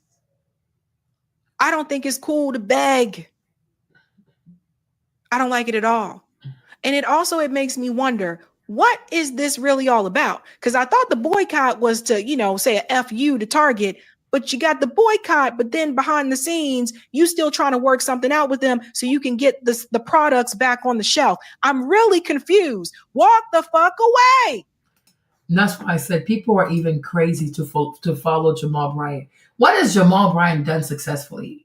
And I said this. This is why I repeat, even if he was an honest pastor, this is why clergy people have no business doing financial boycotts because you don't know anything about business. You live off of offerings. Jamal does not have to work like that. Jamal doesn't even pay taxes. He's a pastor. So why would you listen to a pastor? His entire life, all he's done is beg people for money. He gets love offerings. He gets tithes and offerings. He doesn't work. He doesn't have to compete in the marketplace. Why would you ever follow Jamal Bryant? This is sad. He's a pastor. At least if it was a successful businessman that was in charge of the Target boycott, that's a businessman. That's someone that has actually built something. Jamal hasn't built anything. Marriage, a hot mess. Divorce. Children, he don't take care of. The church he has, it used to belong to Bishop Eddie Long. Bankrupt. They were $25 million in the hole. So obviously, these people don't know how to manage money. He lives off of offerings. And he's telling you to go boycott this, boycott that, when he pretty much begs his parishioners for money. Like, why would you ever listen to Jamal Bryant? What's the other man? Al Sharpton, a reverend without a church. Have you ever seen Al Sharpton actually have a church? Does he have a church? Like, where does he preach? Never seen this man preach. What does he own? We don't even know. You can't just let people just, because they're a pastor, because they have a big Bible. I've never seen them in the Bible. They need to do what? Lead you into what? They're pastors. They need to pastor. And they need to leave financial matters to financial people. Business matters to business people. Their job is to tell people how to be a good Christian so that you don't lose salvation. God never told any pastor to lead a boycott against a business. It's nowhere in the Bible. You know what I mean? A pastor should pastor. His job is to make sure people have salvation, you know what to do, and then you keep your relationship with God. This is not the job of a pastor. And that's what he doesn't know what he's doing, because he's not a business person. He's never built anything. He's never built anything. So why would you follow Jamal?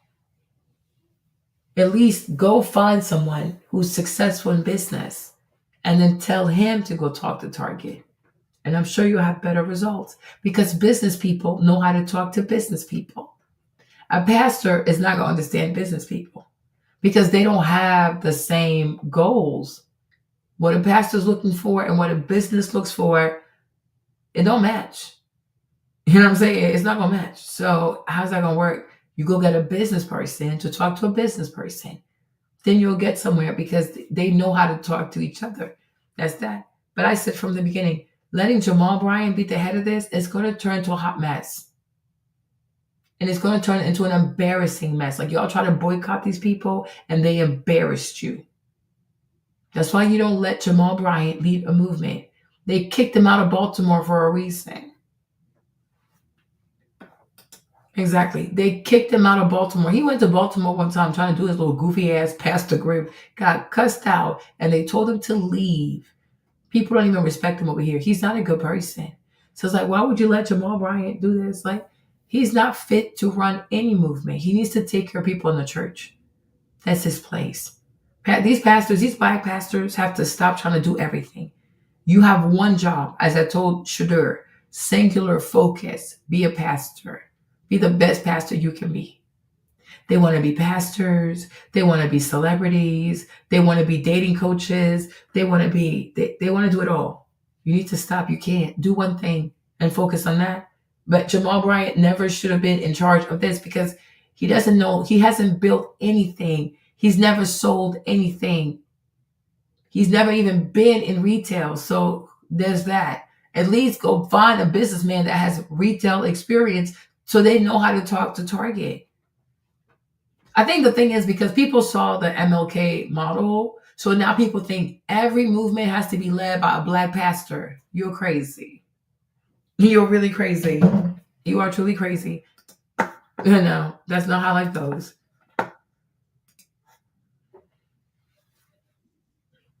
So that's my take on that. So you're wasting your breath. But this is even more personal because Kai Cenat said some things before that rubbed black people the wrong way. Let me show you. Because the problem is they think people will do the right thing because of slavery. Or, since we were enslaved, they're going to do the right thing.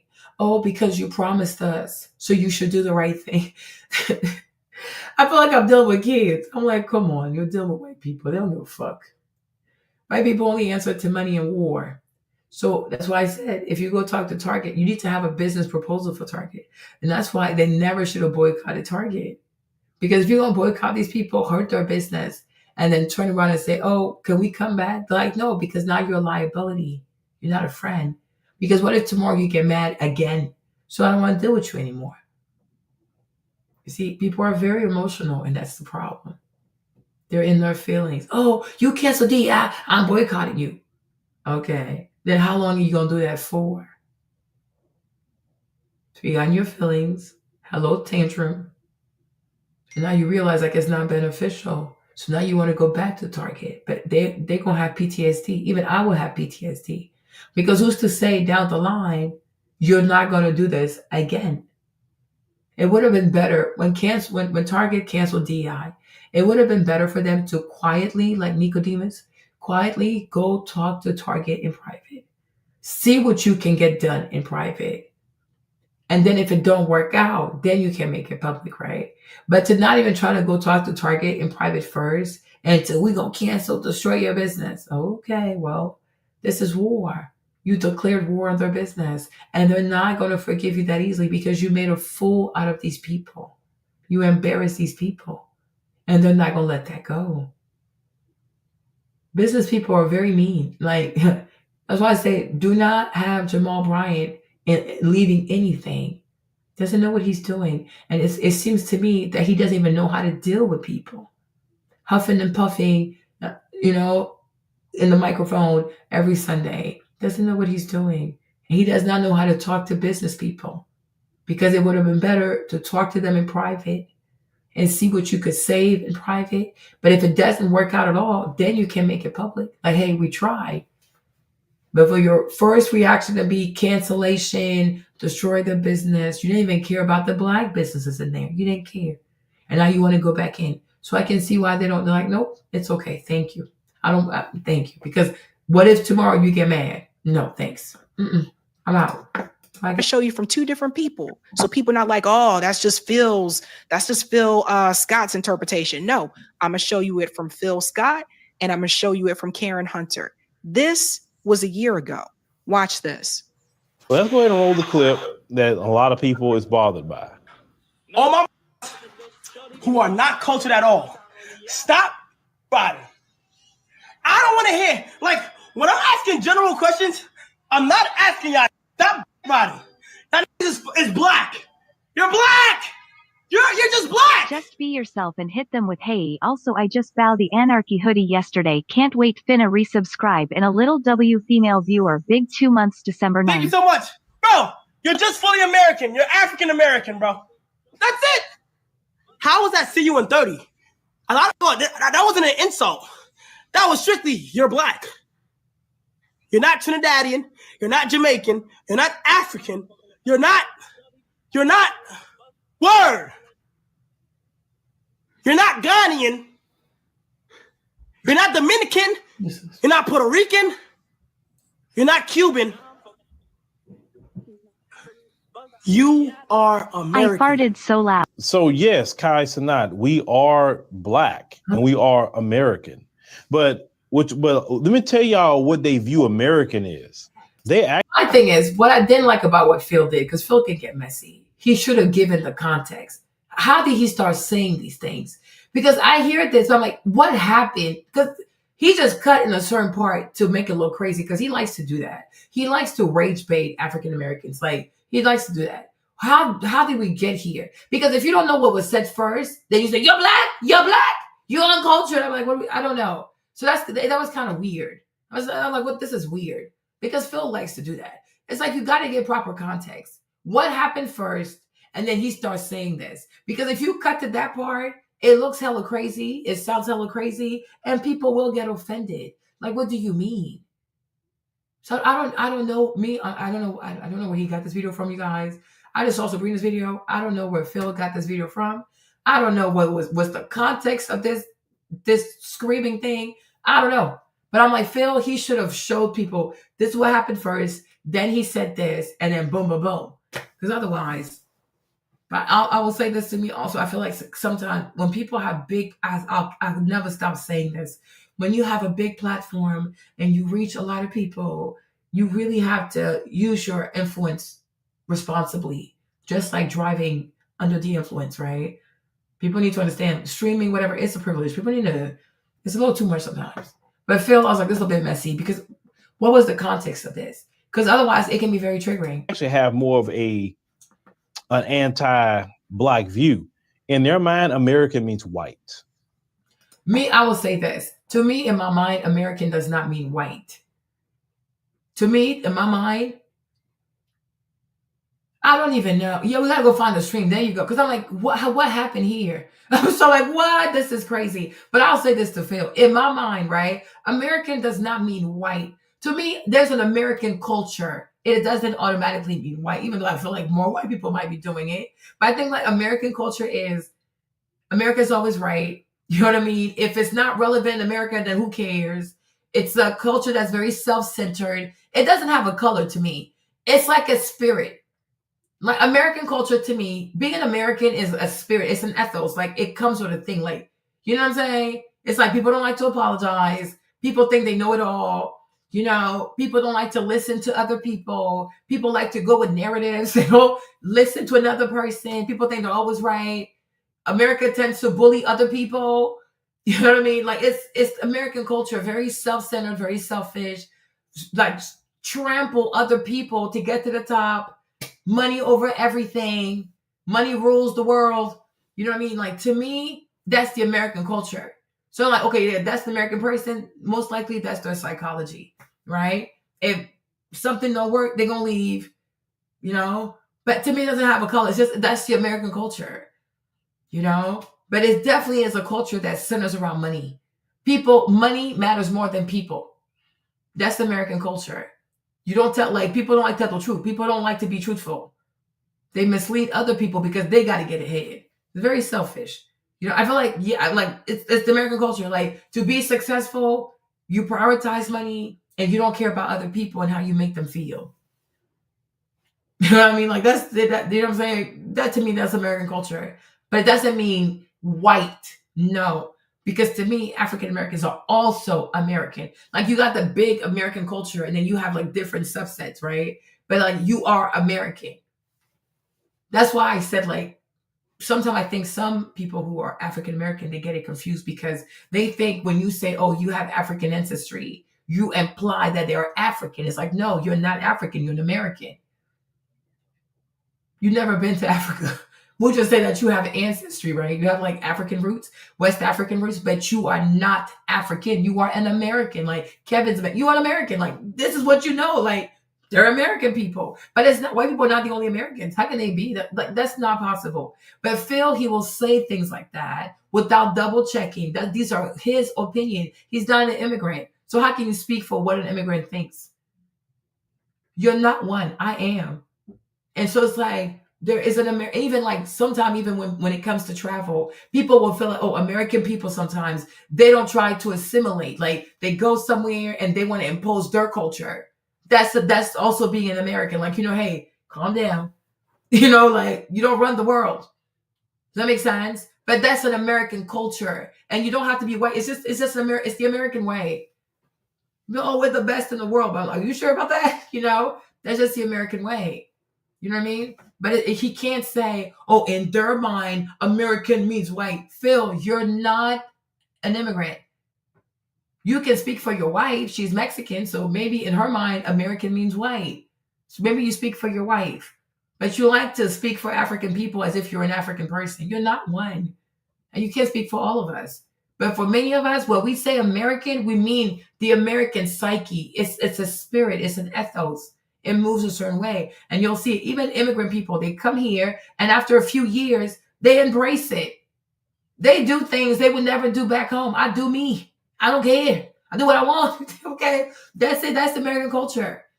It's cute. Like it has its good things. Like don't worry about people think, you know, because sometimes always think about other people. It can be very crippling, you know, otherwise you'll never do anything, but you should care a little bit. You can't not care so much that you're not mindful that you can hurt other people. It has to be healthy, right? There's a healthy way of not caring about other people and still being a good influence in the world. Unfortunately, it got corrupted. So today, people take it too far and they think like, oh, in America, you could do what you want, do whatever you want within reason, right? Within reason. But unfortunately, it got corrupted. So it is what it is. But I'm like, he can't say that because Phil likes to do that. He likes to make content to make people who are African American feel like, oh, it's us versus them. People don't like you. But yet he's always doing like vacations in Africa. Like, hey guys, let's go to South. I'm like, I'm so confused. Like, which one is it? Do Africans not like African American people? Like, because if you truly feel like African people don't like African American people, it's not safe to take African American people to Africa. It makes no sense to me. I don't know what's going on, but I feel like because his wife is Mexican, he has to do this to overcompensate. Because if you truly felt like African people do not like African Americans, then why do you schedule trips? He has so many trips. Like you can go to Kenya, Ethiopia, all these countries. I'm like, so you're sending them to get hurt? I'm so confused. Like, what are we doing? You are crazy. You're really, really crazy. I don't get that part. It doesn't mean black. It means white. No, this white. That's what you want it to mean because you want to be upset. Say you just black, but yet he's mentioned nationalities of other countries, but yet we're just black. No, oh my gosh, Phil, you do too much. Phil, you have a problem. What I can say to Kai Cenat is, I think, because I told you, I feel to me, people confuse a few things. People confuse complexion. A lot of people are black, but for a lot of African Americans, when they say black, it's interchangeable with African American, right? So when you say black people, they automatically think that you're talking about them and you're talking about them negatively, because for them, black it's like interchangeable with African American. It's like, no. To me, and I think to most people, black is a complexion. In English, it's black. In French, it's noir. In Spanish, it's negra. It's not a big deal. In Latin, it's negro. Okay, I'm not gonna say it. Okay, that's it. Black means like people of a certain complexion, and usually it denotes people who are African or of African ancestry. It's a complexion. Then you have ethnicity. Right? So for me, I would say being FBA or African American or Black American is an ethnicity. These are Black people from America, right? Just like you would have Afro-Latinos. These are Black people from Latin America. Then you have like people in the Caribbean. These are like, I guess like Afro-Caribbeans. It's a Black people from the Caribbeans. Then you got Black people from Africa. These are just, people just call them Africans. Okay, cool. You know what I'm saying? That's the mindset. So you have complexion, skin color, then you have ethnicity, then you have nationality. So you can be Black, but from Nigeria. You can be Black from America. You can be Black from Brazil. You can be Black from Jamaica, right? So there's complexion, there's ethnicity, and there's nationality. So that's the way I would say it to, what's his name? To Kai Cenat, is that a lot of people are Black. Right? But not everybody who is Black is automatically African American. Not everybody who is Black is automatically Nigerian. Okay? Not everybody who's Black is automatically from, I don't know, give me a place, Jamaica. Like, you know what I'm saying? Like, So I think people do that and it causes a lot of confusion, because where somebody means Black as complexion, you're thinking Black as an actual ethnicity. It's like, well, a lot of people are Black, so it can't automatically mean like an ethnicity, because a lot of people are Black. Exactly. And I think that's where the problem comes in, because when they say Black, they're also thinking Black as African American. But another person can say Black and they just mean complexion. So that's why I always clarify. I say Black people, meaning people that have Black skin, but it's very different than someone's ethnicity. You know what I'm saying? That's it. Because like even here, you can be an American, but then like your cultural ethnicity, your cultural background could be Chinese. It could be Italian. It could be Irish. It could be French. It could be Dutch. It could be Black. You know, like you can have different ethnicities like that. But that's the way I look at it. People have their ethnic, but you can have the complexion. We have the same complexion, but we don't have the same ethnicity. We got the same complexion, not the same ethnicity, and not the same nationality. You know what I'm saying? And also like not the same lineage. You know, so I think that's why it causes people to get upset sometimes, because people use the same word, but they don't mean the same thing. And that can cause people to feel, oh, what you trying to say? And it's like, no, that's why I always clarify that when I say Black, I mean people with Black skin. You know what I mean? But for some people, Black means automatically when they hear Black, they hear African American. I'm like, but you can't do that too, because let's say somebody commits a crime and we see a Black person. We can't say automatically, oh, that must be an African American. We don't know that. We have to ask. You see what I'm saying? That's why I'm very careful, because if you think automatically that Black implies African American, that's very dangerous. Because then if somebody commits a crime, people will say, oh, you see, here they go again. Where in reality, maybe it's not an African American, because we haven't asked. And just because somebody has a British name, it doesn't mean that they're African American. They can also be from the Caribbean. A lot of Caribbean people have these super British ass names. You know what I'm saying? So that's why I'm like, you gotta be very careful to just assume that if you see a black person in America, automatically it means that's an African American, because it might not be. You got to ask the person. So if you haven't asked the person, you just can't assume. You can't assume, because the name itself can't tell you, because there are people from Jamaica, people from Barbados, people from all these islands. Like, they have these super ass British names. You're like, what the heck? You're like, wow, that's crazy. But they were also abused by the British, so they have their names. So I'm like, you gotta be careful. So I think that's what he should have said to Kai Cenat, right? But we're Black American. But yeah. You're Black American, but if you were to go abroad, Phil, you are just an American. If you go to France, and I'm like, oh, that's a Black American, they'll say that's an American, right? If you go to the Ivory Coast, they'll be like, oh, Phil is a Black American. Oh my gosh, that's an American. When you here in America, you are Black American, African American. The moment you go abroad, you are no longer that. You're just an American. When you go to the airport, you go to any country, like any foreign country, even Canada, you give your passport. You are giving an American passport. So you're just an American. So you cannot mislead your audience. Oh yeah, when they say American, they think white American. No, you do that because you're here. But you can't project that onto other people, because once you go abroad, you're just an American. That's it. People say, oh, he's a Black. People don't even know. Like, a lot of people abroad don't even know about all this foolishness going on here. They're like, that's an American because you're from America. So you're an American. That's it. That's that. And I think you will be happy because that's what you fought for, to not be separated, right? Like, this is America. We're from here. We're American. Boom, boom, boom, boom. Don't treat us any less. But you go to Belgium, you go to Germany, you are giving an American passport. You're not giving a Black American passport. It doesn't exist. There's only one passport. It's the American passport. It's blue. Got a big old eagle on it. You are an American. Now, when we live here, we kind of do all this like separation stuff. But once you go to any country, you go through immigration, you take your passport, the blue passport, you put it down at custom, you're an American. And everybody would say, that's an American. She's an American, because that's your country. You're from here. That's why we say you cannot be African, because you're Americans. You can have African ancestry, but you are an American. I'm like, yeah, because they have a hard time sometimes to immerse themselves and not feel like they have to take control. Exactly. We can acknowledge Black Americans as a sub-American culture, but globally, people see you as an American. Like, I don't know why. And the thing is, he has traveled before. And I don't think anybody's called him a Black American.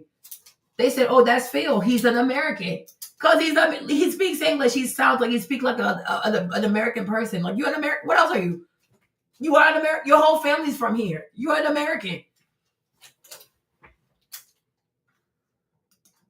You know what I'm saying? So I'm like, but the moment you go out, the moment you leave this country and you go somewhere, you are an American. There's only one passport. It's the American passport, because you are an American. If something was ever to happen to you anywhere, and especially if you land and you let it be known at the American embassy, they will come get you because you are an American. You're an American citizen. You can be mad about it, upset, racism, it doesn't matter. You are an American citizen. So anywhere in the country, anywhere you are in the world, if you let the embassy know, even if they don't know, but somebody says there's an American citizen who's in distress, they will come get you because you are an American. It's a powerful citizenship. It really is. That's why people come here and just have anchor babies, because it's a powerful citizenship. It's a powerful passport. Okay? It truly is. It's a powerful passport. Like even the State Department can issue like, go find him, because you're an American. If you get detained anywhere, they can't treat you any kind of way, because they'll have to deal with the American authorities, because the embassy will be informed that we have arrested an American. Doesn't, oh, is it a Black American or white? It's an American. They have an American passport. And then somebody from the embassy will come find you in the jailhouse. What did you do? And then they'll try to see if they can get your ass out because you're an American. That's how it works. It's a very powerful passport. It's a very powerful citizenship. It is not a joke. It's like the VIP of citizenships. It's a very powerful passport. So, but when you leave this place and you go anywhere in the world, you are just an American, because that's what you are.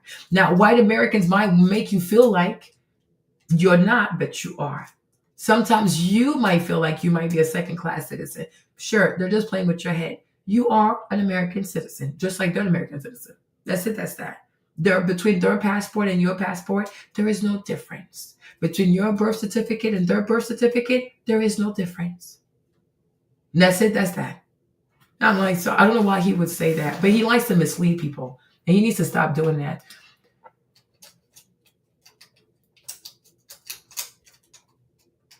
Oh, yeah, like you're just an American, like. Yeah, it's a big old bird, like it's a big old eagle. Like a lot of people see that passport like, oh damn, people get scared because you see they brought you see? They're like, oh, they will come get you. It is a real thing. They come get their people. You know? So it's real. It's a powerful citizenship. It's not a joke.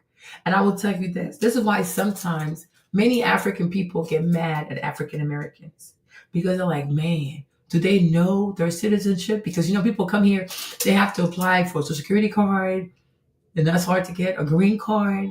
And sometimes they're like, do you know that you can have the blue passport? Because it's a big deal. You know what I mean? It's a big, big, big deal. And it's very hurtful when you see young Black American men who rightfully have the U.S. citizenship just squander that and go do life in prison for some foolishness. Do you not understand that you're a U.S. citizen? There are people who would they would swim the Atlantic to have that citizenship. It's a powerful, powerful citizenship, right? So that's the thing. Mind you, agents from Canada, Phenom is an immigrant, and all AMPs stayed out of politics. They want to destroy AMP. They're not going to be successful. So I don't like that he said that, because it's very misleading. And he always goes to Africa. I'm like, why would you do that? Like, that's not fair. That is not fair. He misleads a lot. Yo, man, that was flat out disrespectful, dude. That was flat out disrespectful. And it wasn't. You see? So now Sabrina's mad.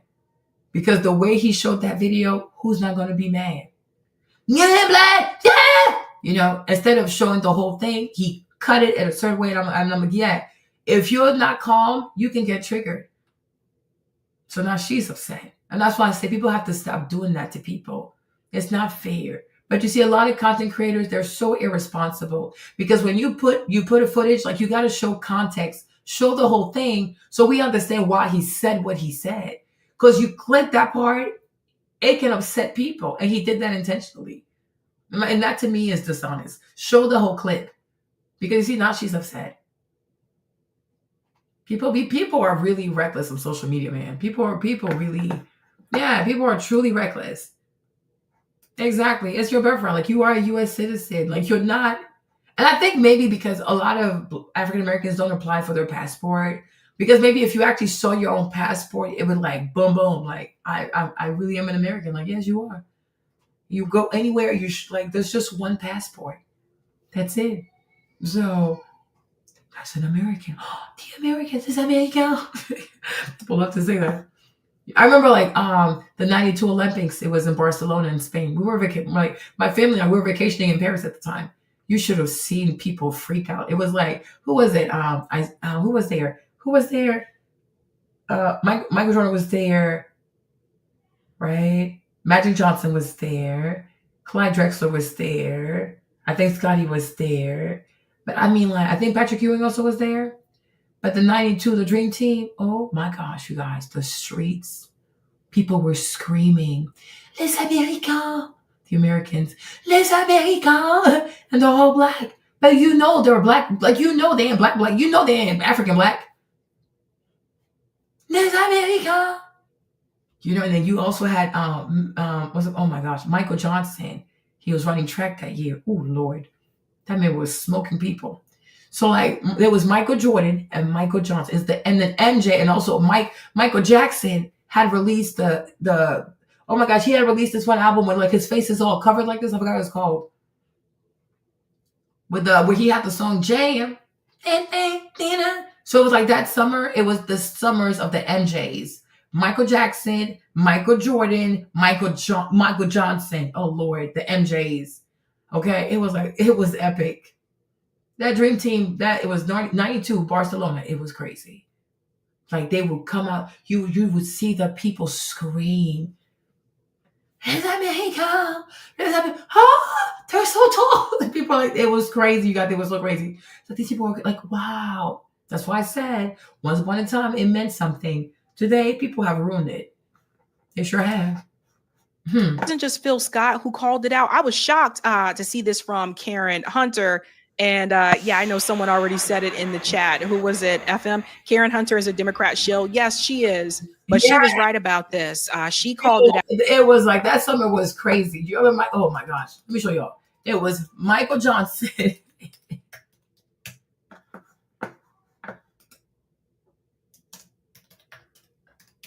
Oh, he had so many medals. Hold on. 92 Olympics. Yeah. He had so many medals. Yeah. So on the track field, you guys, it was crazy. That summer was crazy. So you had Michael Johnson running track, just winning. And then you had Michael Jackson. Chat, it was so many people. What is this album 92 that dropped? Dangerous. There you go. Okay, there you go. Remember this? Yes. This was it. Yes. So he dropped this one. So Michael Jackson had this one. And then you had Michael Jordan. 92 Olympics. Hold on. Y'all. No. It was like Black Americans are magical. Okay. It was, you see, Clyde Drexler. They were all there. You guys, it was just, oh my God. Okay. So you had Michael Johnson, Michael Jackson, oh Lord, Michael Jordan. That was the summer 92. It was epic. It was like, oh my gosh. And then him and the MJs, these two MJs, they didn't include the third one, but Michael Jackson, Michael Jordan, they had the music video together, right? Jam, right? Oh, it was so beautiful. It was so beautiful. And he had Heavy D and stuff. Yep. It was iconic. But these are people who worked hard. They truly worked hard and they love what they did. So out as well. Listen to what Karen said here. In a time such as this, it is unacceptable. And we should shout it from the mountaintops that this is unacceptable behavior. So I'm going to need Kai, Carlos, Senate to shut your mouth as it relates to race and Black people and this and that. You don't know enough. And whatever you feel and whoever you're around, they, that money that is coming into your pocket. And this is problematic. We have a generation of young people who don't have to go to work, don't have to read a book, don't have to go to school. They're making millions of dollars But I'm like, sis Karen, you can't be mad at the children. If now it's so easy for young people to make so much money, whose fault is it? She said they don't have to go to work. I'm like, sis Karen, streaming is a job. That's the problem. You see, that's why you old people are losing the young people. It is a job. I think people don't understand. Like the way you used to come home from school and you used to watch like TRL, 106 in Park, Teen Summit with a Demu, Tig in the Basement. We used to have actual TV shows. You come home from school, you had so much stuff you could watch, right? Today, young people, they don't have MTV, they don't have BET, they don't have these hosts like we had Free and AJ. They ain't got that. They got the Kais and Night people now. Their after school show is streamers. Things are evolving. And the problem is the older generation, y'all not trying to keep up because to y'all, it's silly. It's a waste of time. It's crazy. What y'all doing with the computer? And that's why you are losing connection with the young people because it's a real job. It's unconventional to you, but it's a real job. It is no different. What Kai Cenat does, Kai Cenat, DDG, Duke Dennis, it is no different than what Tigger was doing in the basement. It's hosting. We used to call like a TV host a VJ. That was the name of it, VJ. Like MTV, like Lala. Lala was a VJ. Yeah, Lala was a VJ, right? Or a TV host. It is no different than Bill Bellamy. When we grew up too, Bill Bellamy was a big deal. Was he not a big deal? Everybody loved Bill Bellamy. But he came off of MTV. Do you know what I'm saying? Like, and we were so obsessed with him, right? We got to keep up. Oh, like the old people, we got to keep up, right? Growing up, we all used to love Bill Bellamy, right? There you go. Kai Cenat is like their Bill Bellamy. That's it. So we used to call a MTV VJ, MTV host, BET host. Today, they call them people streamers. That's it. It's the same thing, different platform, different name. That's it. So whatever Bill Bellamy meant to you is what Kai Cenat, Diddy G, and them people, that's what they mean to those young people. If your mom had told you to stop watching Bill Bellamy, this ain't a real job, what you mean he's doing spring break? Because they could have said that too. Because Bill Bellamy he used to do a lot of the spring break stuff on MTV. Remember? Hold on. But everybody, shoot, it was a life back then, you see? There you go. How is that different? Right? So somebody can say that's not a real job. So you mean you get paid to be on the beach with Mariah Carey? Amanda, exactly. But it's like I guess to the parents, this wasn't a real job. But it was a real job because we were entertained. See, it don't matter what you think, as long as the audience is entertained. But I'm like, Bill Bellamy, he's no different than Kai Cenat.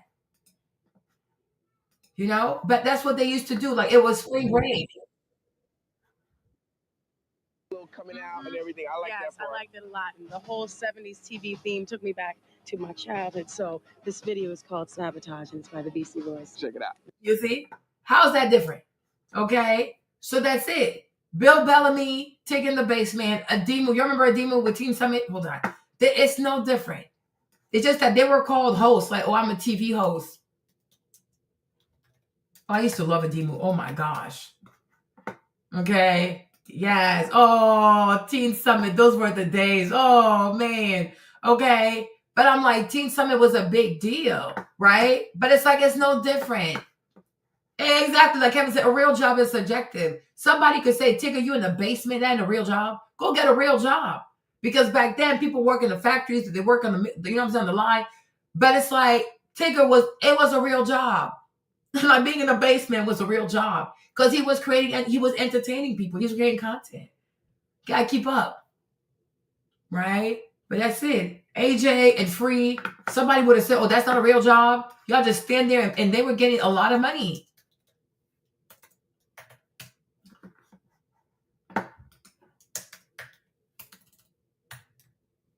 Did you tell me hold on, is it Free? How you spell my name?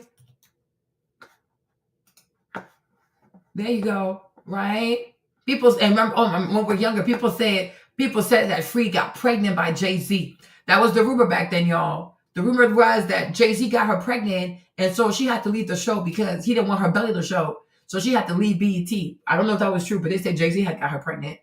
But they left together. And then Terrence, what's his name? Terrence came, right? Is that his name, Terrence? And Rossi, how you say it? The Latino girl, what's her name? Rossi, whatever her name is, whatever, who cares? Okay. Even Wendy Williams too. Somebody could say, oh, Wendy Williams is not a real job because all she did was talk about people on the radio. You know what I mean? But a job to be, Marlene, is a job that adds value. Roxy, okay, sure. A job to me is a job that adds value. If it can get you paid, it's a job. If you do it full time and it puts money in your pocket and you can pay your bills, that's a job. If you add value to people, you know?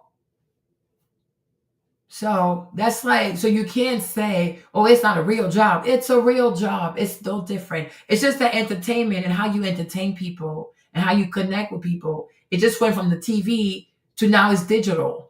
But call it a streamer, call it a host, call it a VJ. It's the same concept. You create a show and then you entertain young people from like 15 to like maybe 25. That's it. You know what I'm saying? That's it. Exactly. So it's a job, Karen. You can't say it's not a job. And if you say that, you're going to offend people because a lot of people are streamers. It's their full-time job. Yeah, you got to pivot. Yeah. And I think a lot of our people, they struggle with pivoting. And that's why people stay behind. You know what I mean? But it's a real job. If DDG makes 100,000 in a week, how you going to say that's not a real job? You know what I mean? If Kai Cenat has 300,000 people who wait for him every day, how you going to say that's not a real job? These people are making millions. And you say, oh, it's not a real job. They're on the cover of Time magazine. How's that not a real job? Exactly. These people, it's a real job. It's just, it's different now. You know, people used to go to the studio, to the set. Now your basement is a set. Your room is a set. Wherever you record is a set, because people have changed. And that's why I said Target, they care about fuck the Black Caucus, because they know the Black Caucus don't even understand social media. How many of them people in the Black Caucus even have TikTok? Okay. They don't understand the young people. So Target was not afraid to upset the Black Caucus, because the Black Caucus is not moving the culture. Because the culture has shifted online. It's no longer in the newspapers. It's no longer on it's no longer like mainstream media. The culture is online. And this is where these people are. So you can't say it's not a real job. It's a real job. They have $100,000 cameras. They have $50,000 lenses. They hire editors. They have staff. These people are real entrepreneurs. Like they have real businesses. So you can't say that. What you can't say is, Kai, a lot of people are Black. Now, everybody Black don't have the same ethnicity, right? And also everybody Black is not just ethnicity. They don't also have the same nationality, right? Because two Black people can have the same ethnicity, but not the same nationality. So let's say an Igbo child is born in America. So they're Black, ethnicity is Igbo, nationality is American, right? Then you have an Igbo child born in Nigeria. So they're Black, they're Igbo, but nationality is Nigerian. So you can have two Black people, same ethnicity, different nationalities. And you can have two Black people, different ethnicities, and different nationalities. It happens, right? So that's what he needs to learn. That's it. He needs to be educated on that part. Influencers with no substance and depth. You know, there was a time when like a Paul Robeson, who we had a lengthy conversation on the show, had to do all of the things and still wasn't making a whole lot of money. But he had to be an academic, valedictorian, a football player, singer, songwriter. I mean, he had to do all of the things just to make ends meet. Now you don't have to be much of anything if you. Whose fault is that, Ms. Karen? Whose fault is that? If people lowered the standard, you cannot blame the person who benefits from lower standards. Like even Ice Spice. I'm not a fan of Ice Spice, whatever, basura. But I can't be mad at her because there's no more standards in hip hop. You don't have to write. You don't. You think you're the shit. You're not even the fart. Boom, you have a hit. So if people respond to that, we can't be mad at her, because consumers can say this is lazy work, but they don't. They start dancing to it. So she'll keep being mediocre.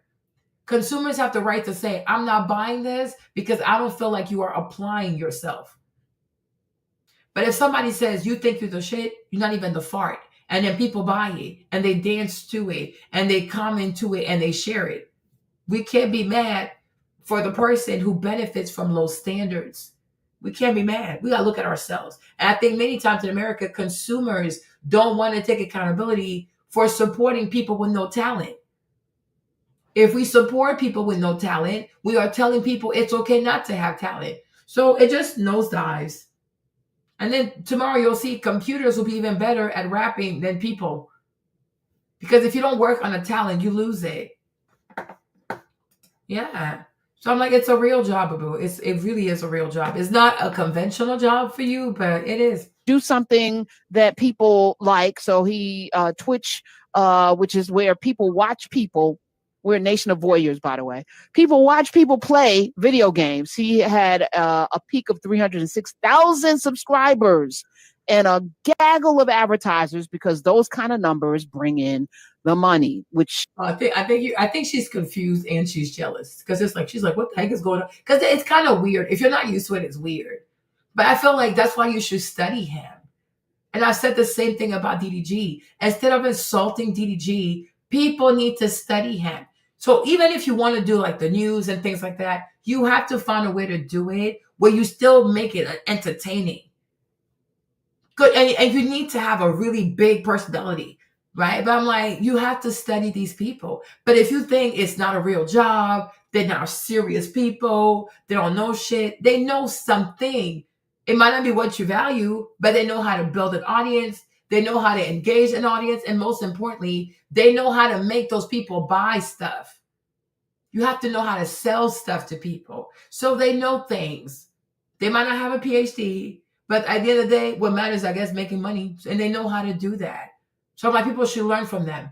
You know, people like insulting them and stuff. Like, stop insulting people. You need to learn from people. Is part of the conversation we were having about the WNBA. And we'll pause it. We'll go ahead and pause it there. So I wanted you to see it from two different people. Yeah, that was pretty disrespectful. You know, what he said about us. And I know he's very young. I get all of that. But I remember when I heard it a year ago and I was just kind of like, wow, it really makes me feel some kind of way. But I showed you that to prove a point. That's who Target chose to make a deal with. Kai Cenat has deals with various companies. Like I said, he's young, but he's a multimillionaire. He is very successful. I'm not here to tell you he's not. I'm not here to tell you, you know, he's not good at what he does. Like, he's very successful. Obviously, he found something that he was very passionate about and did it very well. But look at who they chose to pick to work against the activists. Yeah, because these are activists, Sabrina. Nobody cares about activists. People care about influencers. No one cares about activists. Activists don't even have an audience. They don't have a base. They don't move, like, right? They're activists. That's why most activists are not rich. They're irrelevant, okay? Kai Cenat is a master influencer. He influences people's behavior to go buy stuff. So yes, they're going to work with him. And if you were the CEO of Target, you would have done that too. Because you're not about to let anybody ruin your business when you have deep pockets and you can buy who you need to buy to stop the foolishness.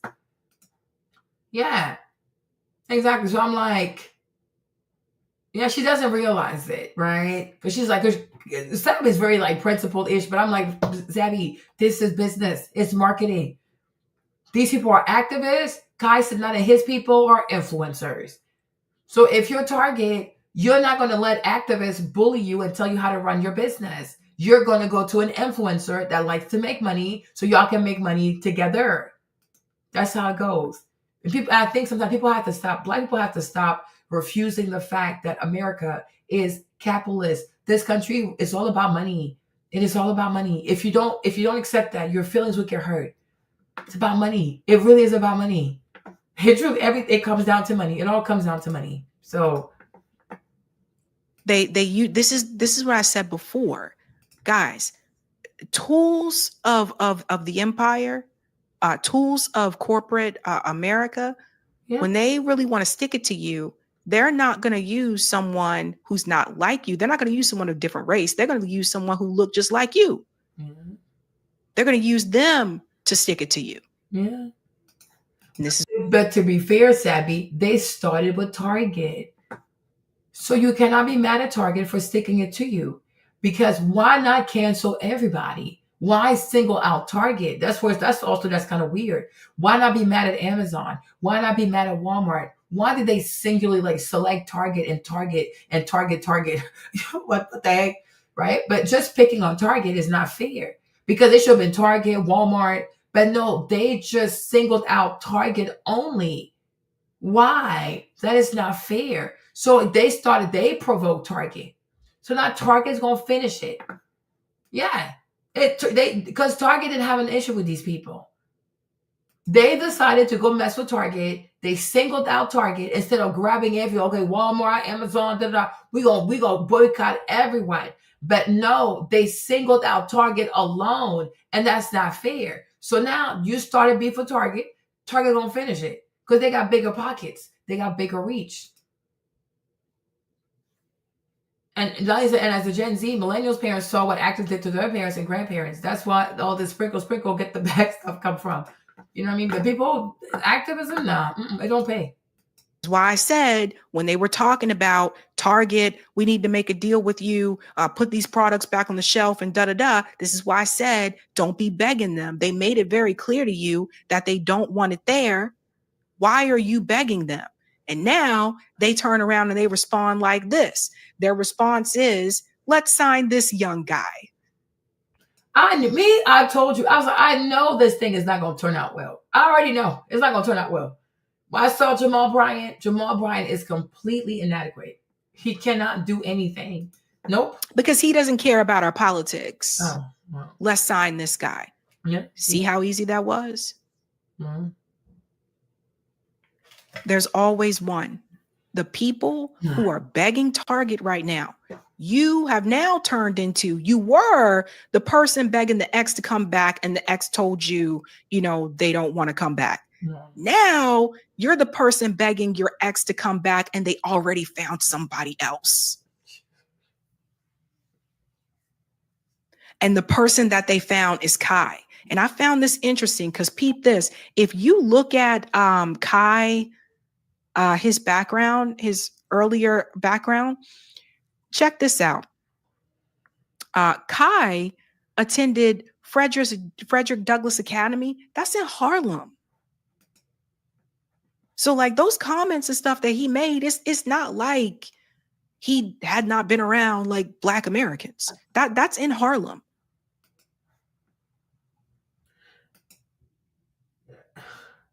Savvy, maybe you've never really been to Harlem. Harlem now is something else, girl. It is something else. And these girls, these kids today in these schools, they're not in there learning anything valuable. I'm like, you would think she's acting like, oh, like she's talking about like 1996 Harlem. Girl, did you see his age? When was he born? So when he went to school was like what, like 2012? Like the last time he was in school was like high school was like what, 2012? These kids don't learn anything. You're upsetting yourself for no reason.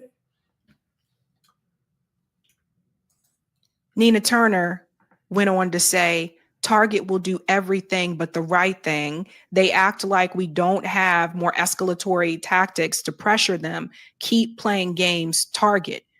Again, with the pressure. Why at this point, and she's talking about the Kai Cenat deal. Why at this point are you still trying to pressure somebody who don't want to dance with you? Because they can't admit defeat. That's the problem.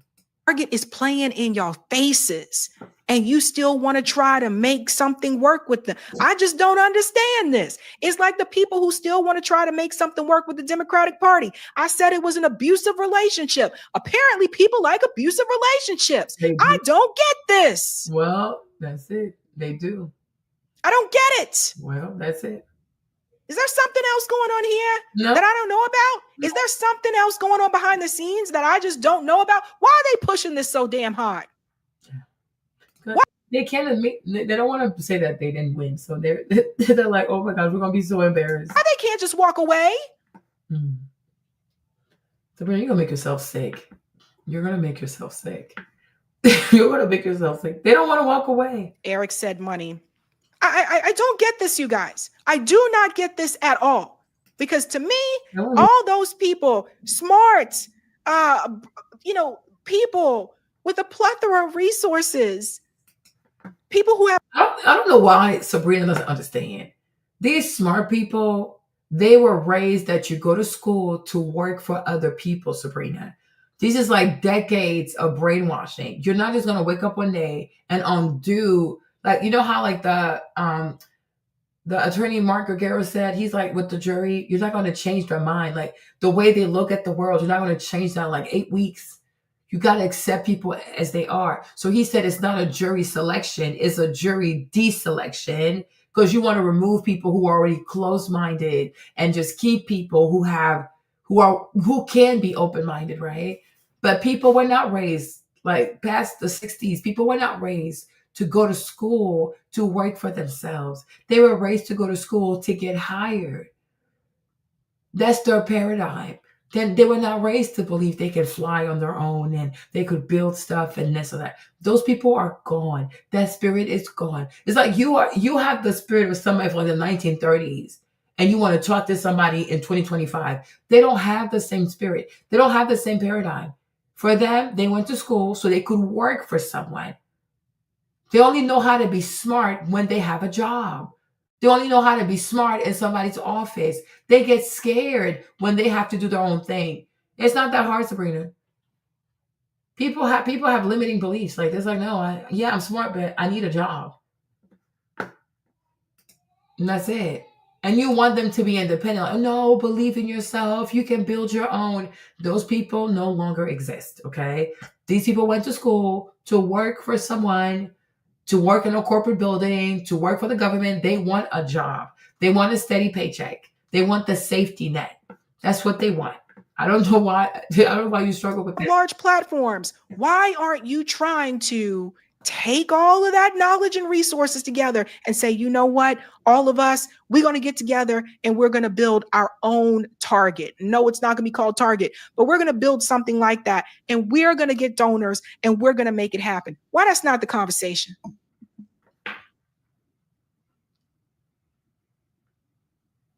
They don't want that. That's why it's suspect to me.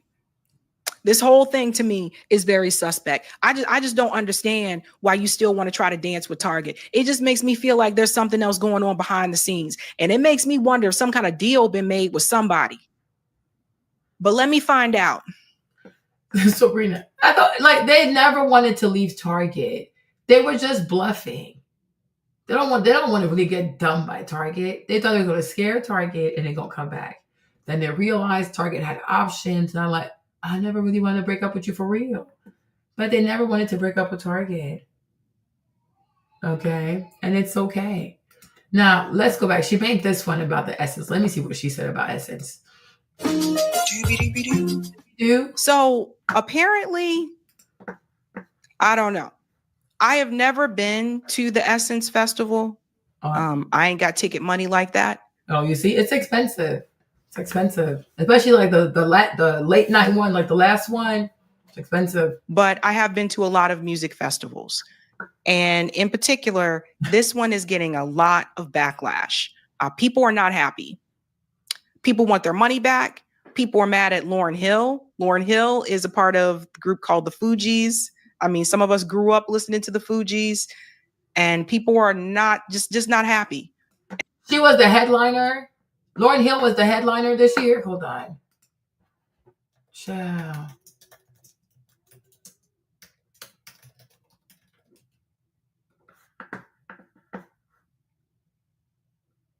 Oh, they had the Isley Brothers. Is that what it is? Oh, well, that's good. Maxwell, Glorilla, Babyface, the Isley Brothers, Lauryn Hill, Boyz II Men. Additionally, Patti LaBelle, Jill Scott performed. Davido, Erykah Badu, Buju, Summer Walker, Mooney Long. Master P also took the stage. But what about Lauryn Hill, though? I don't think Lauryn Hill was there.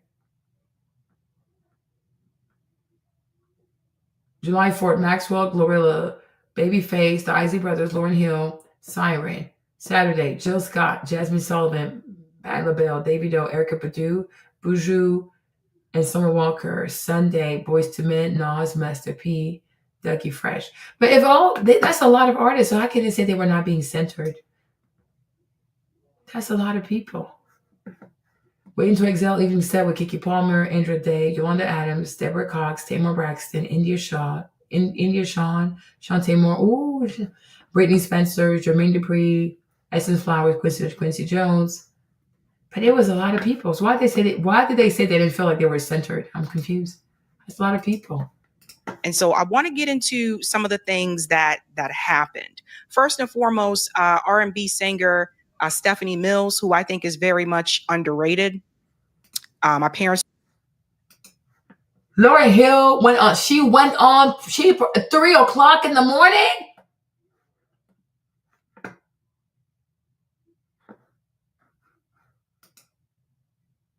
What?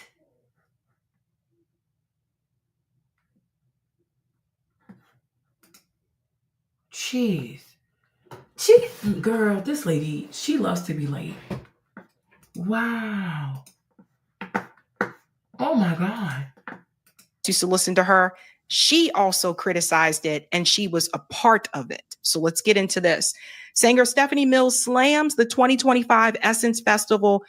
So she started late and she ended her set early?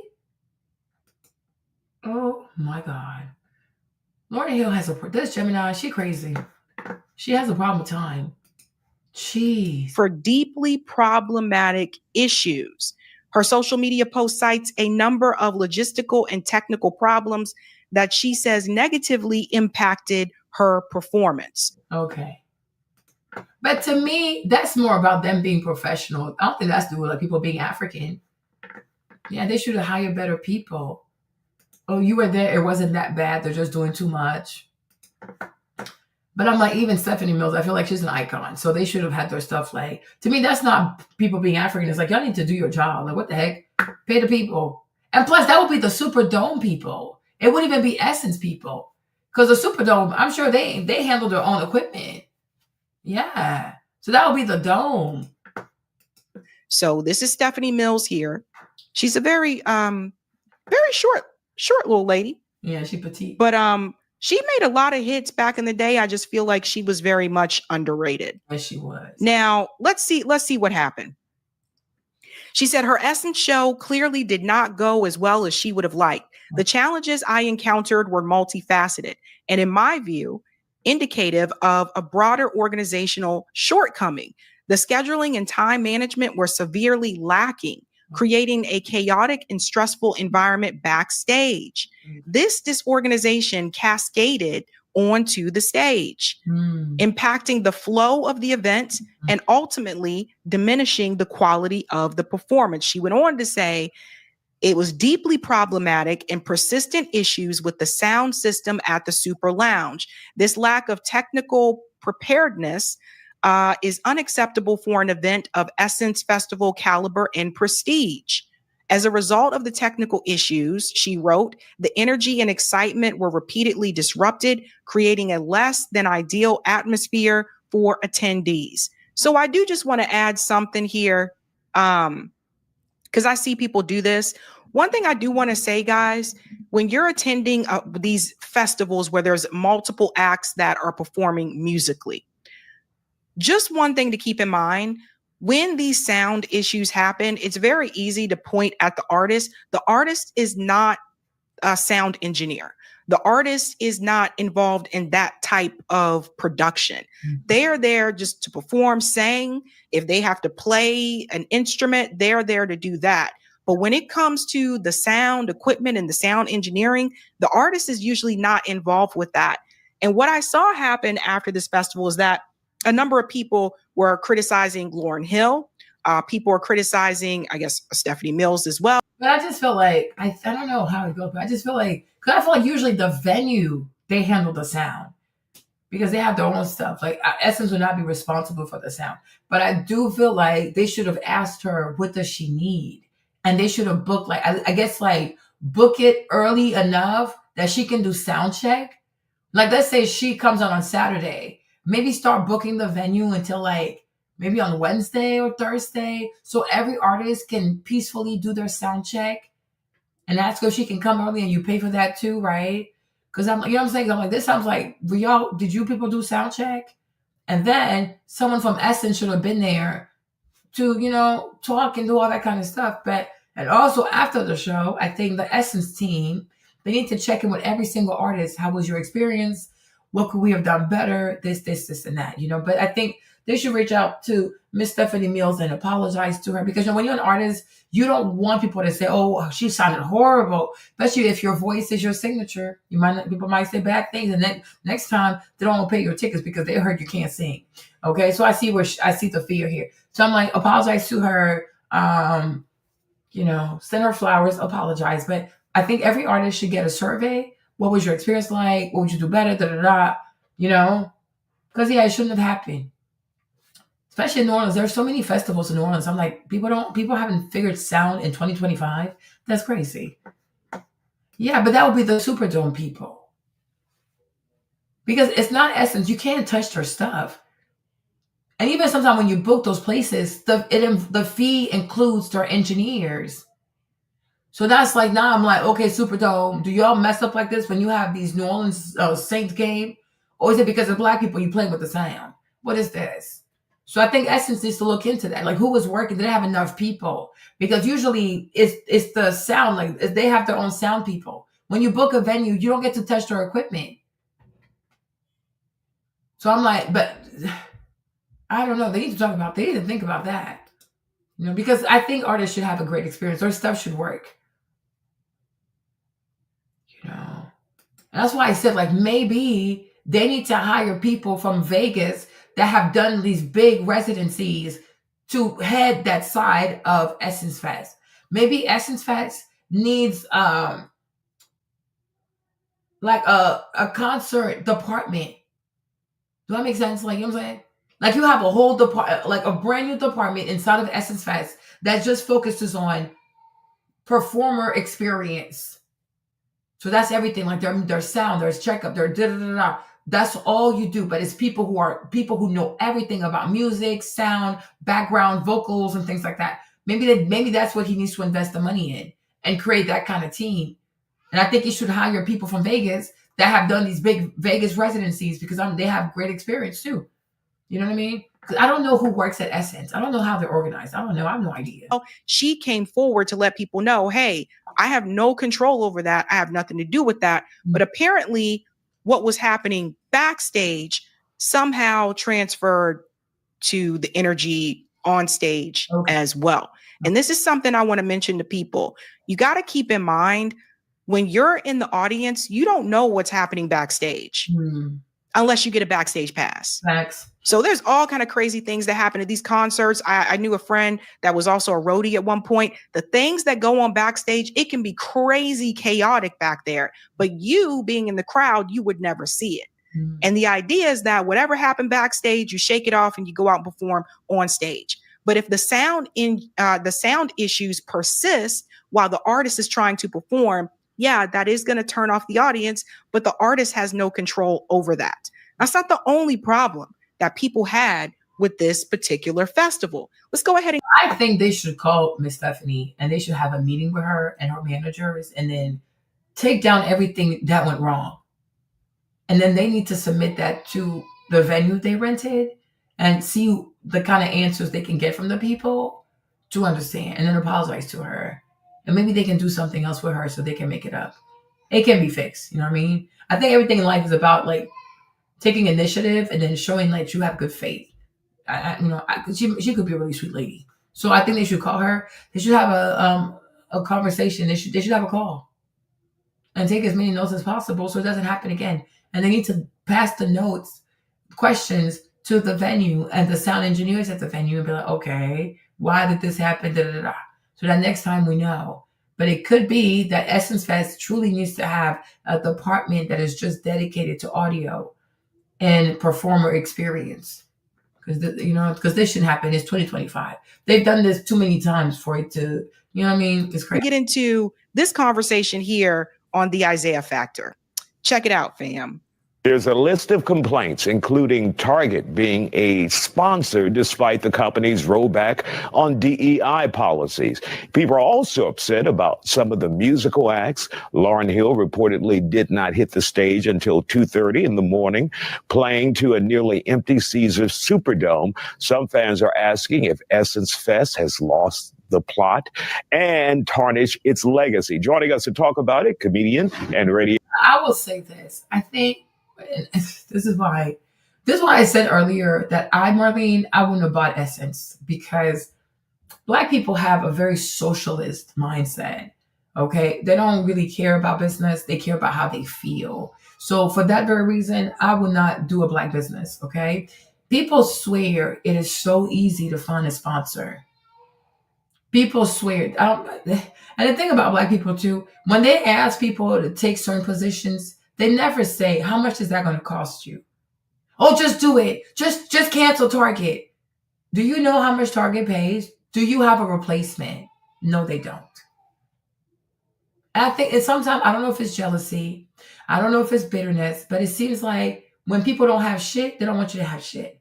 right? This Target sponsorship, I don't know Essence business, but I'm like, who knows when they signed the contract? And who knows what the penalties are to breaching the contract? Because most people, when they do a contract, there are clauses if you breach the contract. It's quite apparent to me that Black people don't care about that.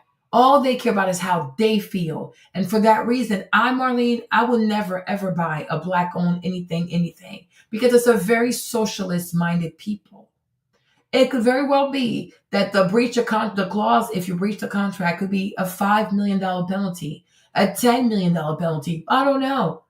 But I think it's very, very much entitled to not even say, hey, we would prefer to not see Target there. However, how much is it if you breach the contract? They don't ask. They just assume that, well, that's the right thing to do. No, it's a stupid thing to do, because that's why we have contracts. People sign contracts so that nobody can change their mind later, screw another person and things like that. That's how we do business. And I think a lot of Black people do not care about how business is conducted. That's why they wanted pastors to lead and all that weird shit. It's not going to work. It's not that easy to find a sponsor. At least if you tell the people at Essence, breach your contract with Target, and this is the sponsor we have, like Walmart, for example, right? No, you don't offer an alternative. You just say, oh, breach your contract with Target. Are you okay? That's not how life goes. That is not how it goes.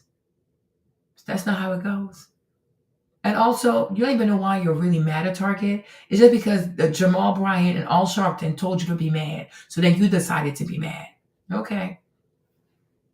You know what I mean? So it's like, to me, it's really, really crazy. You don't even care about how much they stand to lose. But then you say you care about Black people. Well, if they breach the contract and they have to pay Target, they might have to fire people. Black people struggle with a balance sheet. That's why I would say don't do business with Black people. It's really hard because they don't want to understand business. Because if they breach the contract and they owe Target $5 million, $10 million, you going to make them whole? Are you going to make them whole? No, you're not. So, you know what I mean? So I think for me, because I feel like sometimes you also have to teach Black people a lesson. If you want to continue to be a headache for me, I'm going to completely rebrand Essence, where Essence is going to turn into a Pan-African experience. So now everybody can come. You Black, you Black African, you Black American, you Black Canadian, you Black Latino, you Black Brazilian, you Black West Indian. We're going to have something for everybody. So that way, not a single group can weaponize their patronage to make sure you don't sleep at night. That's why I said, any woman who wants to start a hair care line, do not say it's a Black hair care line. It's the hair care line, child. Okay? Fenty don't call itself Black hair care line. Sacred does not call itself Black hair care line. It is a hair care line. Because I've come to realize, right, that when you do something and you want to do it to honor Black people, it turns into a game of torment.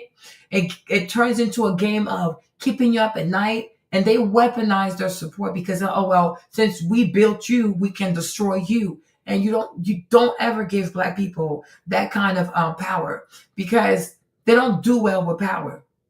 They weaponize their support for evil deeds. And this is very, very irresponsible. Okay? Yeah, it's over. So I'm like, if you want to keep behaving this way, we're going to rebrand Target. We're going to rebrand Essence and make it a diaspora event. You show up, you don't show up, who cares? The Jazz Fest in New Orleans is not branded as a Black event. It's just Jazz Fest. If you like jazz, you show up. You don't like jazz, it ain't for you. So everybody shows up. And I feel like Essence, because it doesn't say Black Essence, it's just Essence. They might truly have to just rebrand and make it a Black diaspora experience where you have a little bit of everything. So that way, not one person can say, well, I ain't coming. Don't come. Thank you. God bless you. Go. It's exhausting, Kevin. Like every time a Black woman has a business, even if she makes a slight mistake, they start weaponizing their support. Oh, we gonna cancel you. It's never, sis, you did this, I was hurt, and I would like for you to consider doing this. They don't even do stuff in steps. That's what bothers me. Okay? If they don't even try to do stuff in step. Okay, something happened, I'm upset. Let me first go to my sister and tell her this right here upset me, right? And I would like for her to do this. Because another thing too, they love to say I'm upset. But then when you're going to say, what are you upset about? They can't tell you. I'm mad. Okay. How you want me to fix it? They don't know. People just want to be mad. It's exhausting. But I'm like, you can say, sis, you did this, it hurt me. I would like for you to do X, Y, and Z, and then I'll feel better. No, they get mad, cancel. I'm mad, I cancel you. I'm mad, I cancel you. It's really hard. It's exhausting. I really feel like it's a chore selling to Black people. It is. I don't think it's worth the squeeze. Because now these people are having problems. Not, oh, you're an African this, you're that. They should have left this thing in the bankruptcy court and went about their day. It's just not worth it. You know, even like now, most companies are going to be afraid to buy a Black business because as soon as a Black-owned business sells, it's an outlet, it's a backlash, people insulting people, they start videos about people. It's just not worth it. Like Camille Rose, I don't know what she's going to do. Camille Rose, I don't know what she's going to do because if she sells Camille Rose, oh, child Jesus. What they going to do to that lady? It's going to be disgusting because they will do it. But who haven't they done that to?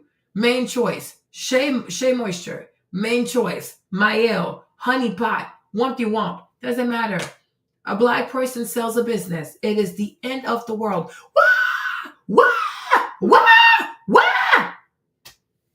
Hailey Bieber, she sold robes to Elf Cosmetic. Nobody screamed. White people didn't lose their shit. They're like, oh my gosh, I'm so happy for her. I'm so happy for her. Over here, you sell a business, they want you to die. You know what I mean? They want you to die. Because I'm like, it's jealousy. Nobody can tell me otherwise. It truly is jealousy. Because if it's not jealousy, you would be able to say, I'm upset about this, and these are my recommendations. They never have recommendations. They just have backlash. So I'm like, it's about the money, isn't it? You know what I mean? Yeah, people are tired. People are really, really tired. So I just feel like if this is going to be a problem and it's going to turn into when people insulting people like that, just rebrand it and invite everybody. Have a Spanish moment, have an African American moment, have an African moment, have a West Indian moment, have a Caribbean moment. So that way everybody has a little bit of something. Nobody can say I'm not coming because it's for everyone. Because the show is called Essence. The thing is called Essence. That's it. But me, I feel like, you see, this is why. If you want to do a business that caters to everyone. Stop saying, I'm going to do it. I could see why someone would say, I want to do something specifically for Black people. But it's going to turn into a problem because Black people don't care about the money. They don't care about the finances. They don't care that you signed previous contracts. And everybody should know this. In America, business contracts have penalties for breach of contract. It's very serious. And also in business, if you're just out here breaching contracts like that, you're going to have a bad reputation. And one day you might need these people. But you see, a lot of Black people, they just do stuff in the moment. They're very impulsive. I'm mad, F y'all, F you, da-da-da. But what about 6 months from now? What about a year from now? What about 5 years from now? What about 10 years from now? This is why you have to learn to take your pain in stride because you never know when you might need someone. But if you have a reputation of breaching contracts, it's not good business. The business world is really, it's not a big place. And the kind of people that got Target money, it's not many companies. Amazon did not offer to sponsor Essence, right? Walmart didn't offer to sponsor Essence. So obviously, it's not a lot of people, it's not a lot of big, crazy corporations that are out here dying for a chance, you know, to have their logo at an all-Black event. It's not that easy. So to say to Target, oh, breach the contract with Target, okay. But what if Target brings in $5 million? Are you going to make them whole? Of course not. But then if they are missing 5 million and they operate with a budget that has 5 million less, you're going to start complaining, oh, air conditioning ain't working. Oh, security wasn't here. Oh, wumpty wump wump, blah, blah, blah, blah. It takes money to make a business go around. So before you tell someone to stop working with a big brand, a big donor, you need to go find them a replacement, but you're not going to do that. So just enjoy that this concert was brought to you by Target. You can still cuss them out, but you can still be grateful that their money paid for the Superdome. So it goes to show your ticket sale, when you people buy your tickets, is still not enough money. It's not enough money. So they still need extra money. If Black people's money alone could suffice, they wouldn't even need sponsors. Yeah, exactly. Call everybody Black. Call everybody and make sure everybody has something. You know what I mean? That's it. Make it a Black diaspora event and be done with this. Me, I'm not done with this. Yeah. Maybe. You know what I mean? I'm like, yeah, maybe call Ariana Grande next. We need to rebrand. And because I truly don't, Marlene, I'm not the type of person you're going to weaponize your support against me. No, you can go. I'll find somebody to support me. And they might even be better. They might be nicer because it's too much. You know what I mean? It really is too much. So I'm like, I got to stop. But I'm like, to me, I'm assuming Target has to be giving millions. Because if their name is at the Superdome, it's not for no $500,000. It's for millions. So you can't say to somebody, your biggest donor, don't work with them because I don't like them. That is so immature. That is incredibly immature. This is business. And you wonder why a lot of Black businesses do not succeed, because people just don't have the maturity to do business. They want to be business owners, activists. You got to pick a side. You can't do it all. Singular focus. So that's very selfish. That is truly selfish. Like me, if I ever go back into business again, it ain't gonna be Black, nothing. Nobody will even knows my business because it's overwhelming. Even Tab, look at her. Like, they don't care. Melissa Lip Bar, she's at Target. She lost 30% of her sales. They don't care. They don't care. And I'm like, I think because you're jealous, knowing that other Black people are making millions and you don't have millions, you want them to lose it all. And you pretend it's about standing on business. But no, you want to see other Black people go poor. Oh, yes, of course they are. Your name is at the Superdome. You're giving millions of dollars. And on the website and things. These are not $500,000 sponsorships. You know, they don't know shit about business. All they do is complain. That's why I say, Marlene, I would have left Essence in the dump. Okay, even Will Packer, who's African American, when he bought XO Nicole from the girl that started Nicole Bitchy. Where is it today? They don't support. And you know, and she was going broke. Nicole was so broke, she didn't have no money because when she stopped, yeah, oh, that's fine. I can stay mad, my love. It's not a problem. You know what I mean? You're the one calling people names, but I'm the one who's mad. You're funny. But you know what? Will Packer bought XO Nicole from Nicole Bitchy, right? Nicole Bitchy, she used to have a big blog, like before you had the Shade Room, right? She was the Shade Room before the Shade Room. And then one day she said that, you know, when they have Black women of Hollywood, everybody was there but her. Because Oprah didn't like the fact that she did gossip. So she said she was very hurt because she wanted to be there, but because she did gossip, people were afraid of her. So she's like, she gonna give up Nicole Bitchy. Had she never given up Nicole Bitchy, you wouldn't have the Shade Room. Okay? So she gave up Nicole Bitchy. Like, it really impacted her business, her finances. She even had to get a roommate. But she started something positive, which was called XO Nicole. Okay, so it was like the goal of XO Nicole was to still stay away from celebrity drama, the gossip, this and that, but instead focus on highlighting Black women that were doing things that were positive, because she really thought she could have a viable business if she focused on positive stories in the community. Lo and behold, so she was really broke. And I remember she told me when she got to New York, because Will Packer reached out to her, she had to move to New York and stuff like that. So she's like, oh, when she landed in New York City, all she had to her name was like $2, right? So I'm assuming when she sold XO Nicole to Will Packer, it had to be for a few, like at least 1 million.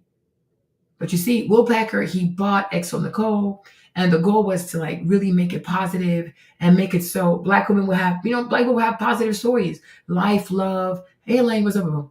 You good? You good, right? But it didn't work out. It didn't become profitable because people want negativity. People want drama. People want salaciousness, right? So I'm saying, me, it's a headache. I wouldn't do it.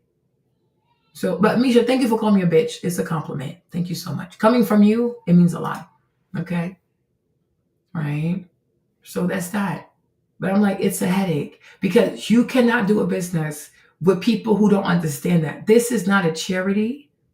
This is not a church. This is not activism. This is a business. Essence is a business. They have people to pay. The Superdome people, they want their money. All the lounges, wherever they go throughout the city of New Orleans, you have to pay for that. With the city also, you pay for permits. You got to pay the permits. You pay for the police. It's very, I don't know how much it costs. It could be that putting on an Essence Fest could be like $6 million. Yeah. You know what I mean? It could be $6 million. It could be 10. I don't know. And that's why I think it's very unfriendly to not say, you know what? How much does it even cost to put on Essence? They're not even asking because they don't care. They don't care. Because I feel like the majority of Black people don't want to see other Black people with money. Because if you cared about you can care about yourself, but you should also care about other people because it's a business. So before I tell somebody, get rid of a sponsor, I'm going to say, okay, how much is the sponsor bringing in? I can't just say, oh yeah, don't work with this sponsor, cancel this sponsor, because what if they're bringing 5 million? What if they're bringing 3 million? It's a lot that goes into putting on a festival. Even the insurance, they don't think about that. You got to have insurance because God forbid somebody dies at SS Fest. Even inside the Superdome, what if somebody slips?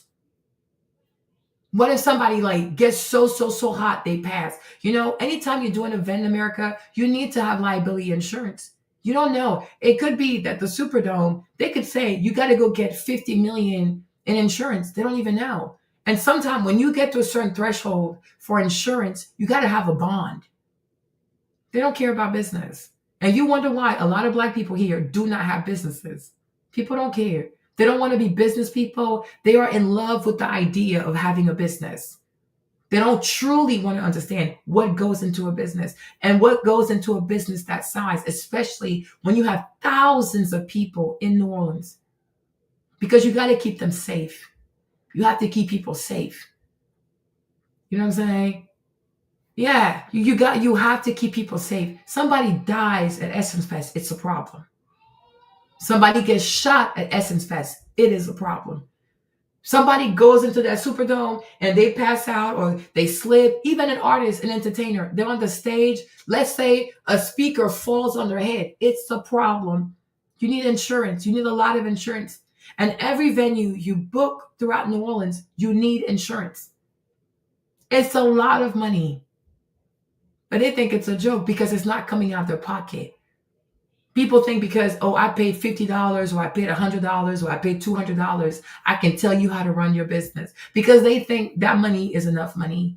People are funny. People are truly funny. And the problem is when Black people are gravely mistaken, nobody corrects them.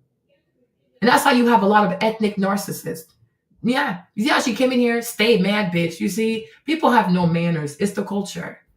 People are poorly raised. People behave poorly. You see? And these are the kinds of people who want to go to Essence Fest. There you go. Like it never fails. People always prove my point. People always prove my point. She doesn't reply to her. We're not the same. You're crazy. But I will show people you're crazy. I will show people you're not raised right. I will show people you are a coyote. Go ahead, expose yourself. It's fine. Streetwalkers, they're all over the place. Night crawlers, all over the place. Right? It's a real thing. It's a serious thing. But it's like you have to stop. You truly have to stop because the money you pay is obviously it's not enough. It's really not enough. Just like when people have a business, sometimes even the price of the item is barely enough. People get mad. They want free stuff, free shipping, and a coupon code. Well, damn.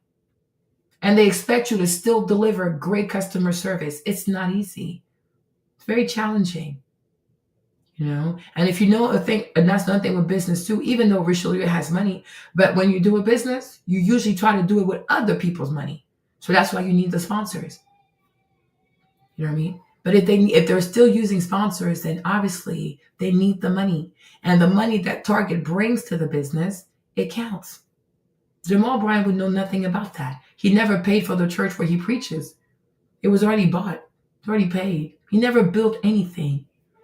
You know, there are a lot of Black people who are not builders. All they do is cancel, insult people, become xenophobic. That's it. Ask them to actually go build something. They can't do it.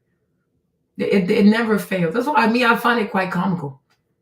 But I say, if you're Black and you decide to go into business, make sure you don't call your business Black owned, Black, because people think because I bought something from you one time, I own you, I control you. No, you don't. No, you don't. When you paid for the service, I gave you the service. We're done. Move on. Like, we're truly done. Move on. Okay? Just like you would hear some people say, oh, Black consumers, we do this. No, please stop. You don't. And when you do, is the ticket item expensive? Most of the time, it's not. You give your premium dollars to white businesses. Please stop. By the time you get to a Black business, you give whatever you have left in your purse. You don't give your prime dollar to Black businesses. Stop. And people have to stop coddling these narcissists. It's disgusting. Your premium dollars goes to white people. You will gladly buy a plastic bag made by Louis Vuitton because their stuff is plastic. It's not even leather. It's plastic. You'll buy it $3,000, $5,000, and you won't complain.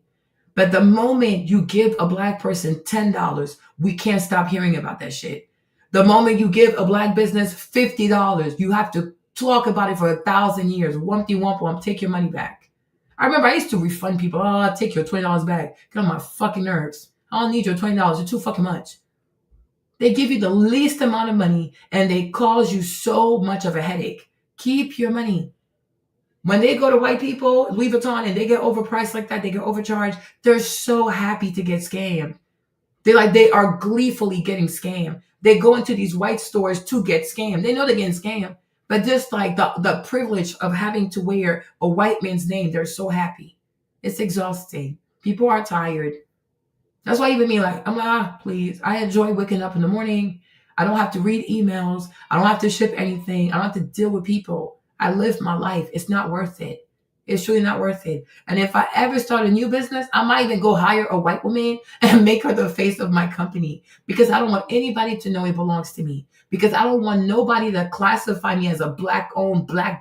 Nope, I have a business. So I might even go hire a white woman and be done with this shit. Then I can put the price I want to put. And because they'll see a white face, they'll just pay it. And that's it. We're done. Anything else? So I said, when it comes to Essence, Richelieu, go ahead. They're calling you all kinds of African anyways. It can't get any worse than this. So do what you do. Rebrand. Create something for every Black experience in the world. And make sure that when people come there, they have a good time and they go home. That's it. That's it. That's all. Don't let people talk to you like they're crazy. Veteran Nate Todd Smith, CEO of Regal Media, radio personality KG Smooth, publicist Brigitte Roy, and Sherry Hendrinos, owner of Boost Marketing, also into public relations. And let's pause here. The first thing that he went ahead and he said is that Lauryn Hill apparently didn't get on the stage till 2:30 in the morning. First of all, that's past my bedtime.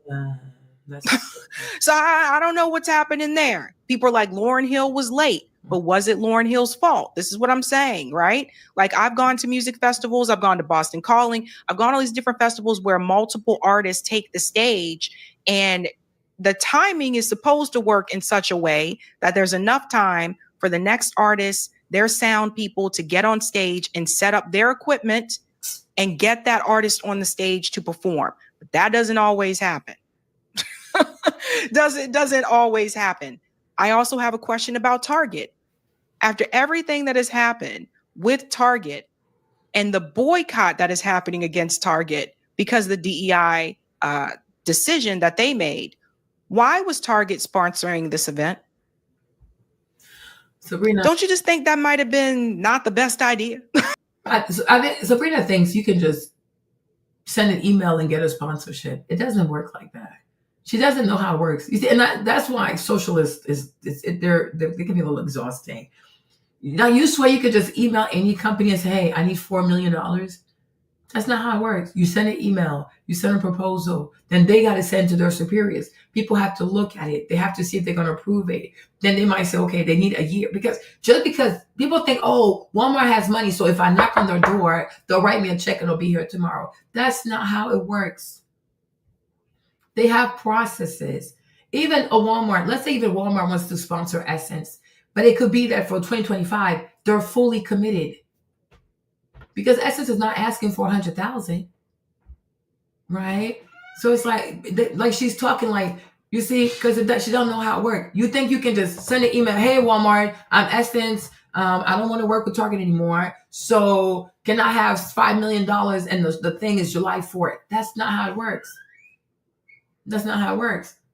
And even if Walmart want to do it, it could be that Walmart for the 2025 to 2026 calendar year, they are fully committed. They can't do any more sponsorship like that because these are not cheap sponsorships. They're not cheap sponsorships. It's not a cheap. These people are paying. These brands are paying millions of dollars. They're not paying 100,000. It's not. They don't get it. They really don't get it. They don't get it. It's like again, who's making these decisions? Listen to what the panel has to say. Crisis intervention. So, KG, you just got off the plane. From New Orleans, from the Essence Fest. What was it like? Because when we see many of the videos, some of the venues appear to be empty. The city just didn't look like it had. It didn't feel the same. It didn't feel the same. It didn't look the same, but it definitely didn't feel the same. And a lot of what the people were saying is because of the new leadership. I was there at the convention center Saturday, prime time, 3 a.m. Saturday afternoon. Normally that place is wall to wall. It was. And the funny thing is he's saying the new leadership, which goes to show. That's why I feel like this issue of Richelieu, it's really xenophobia because he bought Essence since like 2016 or something. So you were not mad then. You just woke up yesterday and realized, oh shit, he's Liberian. No, it's a bigger issue. He didn't buy this last year. He didn't buy this yesterday. He's had this from the moment he sold Shea Moisture. He bought Essence. So to go straight for the fact, because it's the new leadership, it's the Africans, but the economy couldn't be a problem. Because people are just out, even since COVID, have people been, unless you're Beyonce and Taylor Swift, please tell me, and Kendrick, how many people out here selling out arenas and selling out stadiums?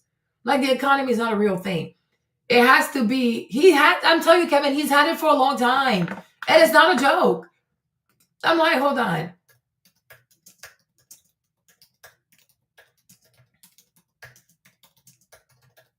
He's had it I know he bought it a long time. You see? Okay. So what? 2018. Okay, yeah. Since 2018.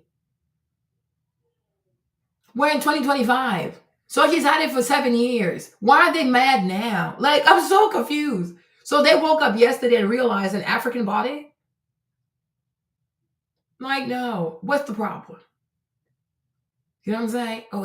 And I felt like, you know what I thought it was? Me personally. Because this issue with African, to me is bullshit. It's straight up bullshit. It's just that people are too cowardly to say what they really want.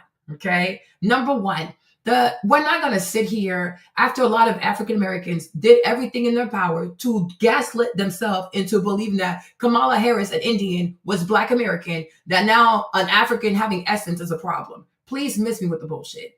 The girl is Kamala Harris. Her mama's straight from India. Her mama had the red dot like this, and you said she's African American. And you wanted her to be the president of America. Okay? So for a Liberian to be the CEO of a private business, and now you're losing your shit, to me, it's a joke. It's xenophobia.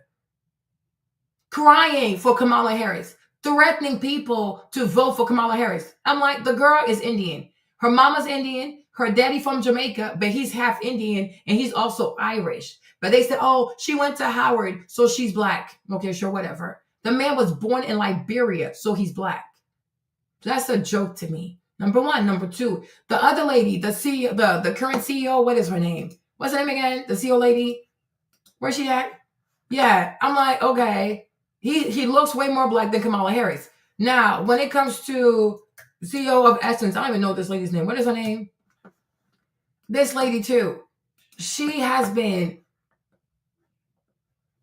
like this lady. She's also been the CEO for a hot minute. Okay, I've seen her a lot in New Orleans. They come early, like her and her people. They come early into New Orleans. Like they're always in New Orleans, anyways. They even spend time with the mayor. They go on trips with the mayor. Cantrell, they go on trips together. So I'm like, she was not appointed CEO of Essence yesterday. Even when I was in New Orleans, she was the CEO of Essence. She's been there for a hot minute. It's crazy to me. So my thing is it because she's dark skinned? People need to start being honest. Because I've come to realize sometimes when people have issues with African people, it's because they're dark skinned, they have wider noses, bigger lips, kinkier hair. And so for a lot of people, being African automatically means you're ugly. So that's why they don't want to be, ugh. You know what I'm saying? What's the problem? Because when it was Kamala Harris, right? When it was Kamala Harris, you people didn't mind. And I'm like, what's bigger than being the president of America? Like Essence is a private business. It's only 3 days out of an entire year. And a lot of people don't even go. There are 46 million Black people in America. Maybe like 1,000 people go to Essence or wump. Doesn't affect that many people. Right? People wanted Kamala Harris to be the first Black president, even though her name is Indian. Her mother is Indian. Right? Okay? This is her mother. Right? These are Indian people. These are Indian people. And not once were people crying, oh my gosh, you wanted Indian to be the first president. People went along with it. They were very glad. They're like, yeah, she's Black. She went to Howard. Oh, she's an AKA. And we know when I was growing up, AKA was coded for the thing for the light-skinned girls only. It's cool. It's okay. Right? So you can't tell me that you are willing to vote and pretend and do everything in your power to deceive yourself to believe that an Indian Jamaican is Black American because she went to Howard University and she pledged AKA. But now an African buying Essence, a private business, is where you draw the line. Please stop. Please truly, truly stop. Number two, you cannot tell me that you take issue with this woman here. What is her name? Right? What is her name? Whatever her name is, right? With her being the CEO of Essence. It's a private business. They don't write laws. It's for a weekend to go dance and eat food. It's not that serious. So what's the real issue? Because she's Black? Like because she's African? Because she's dark skinned?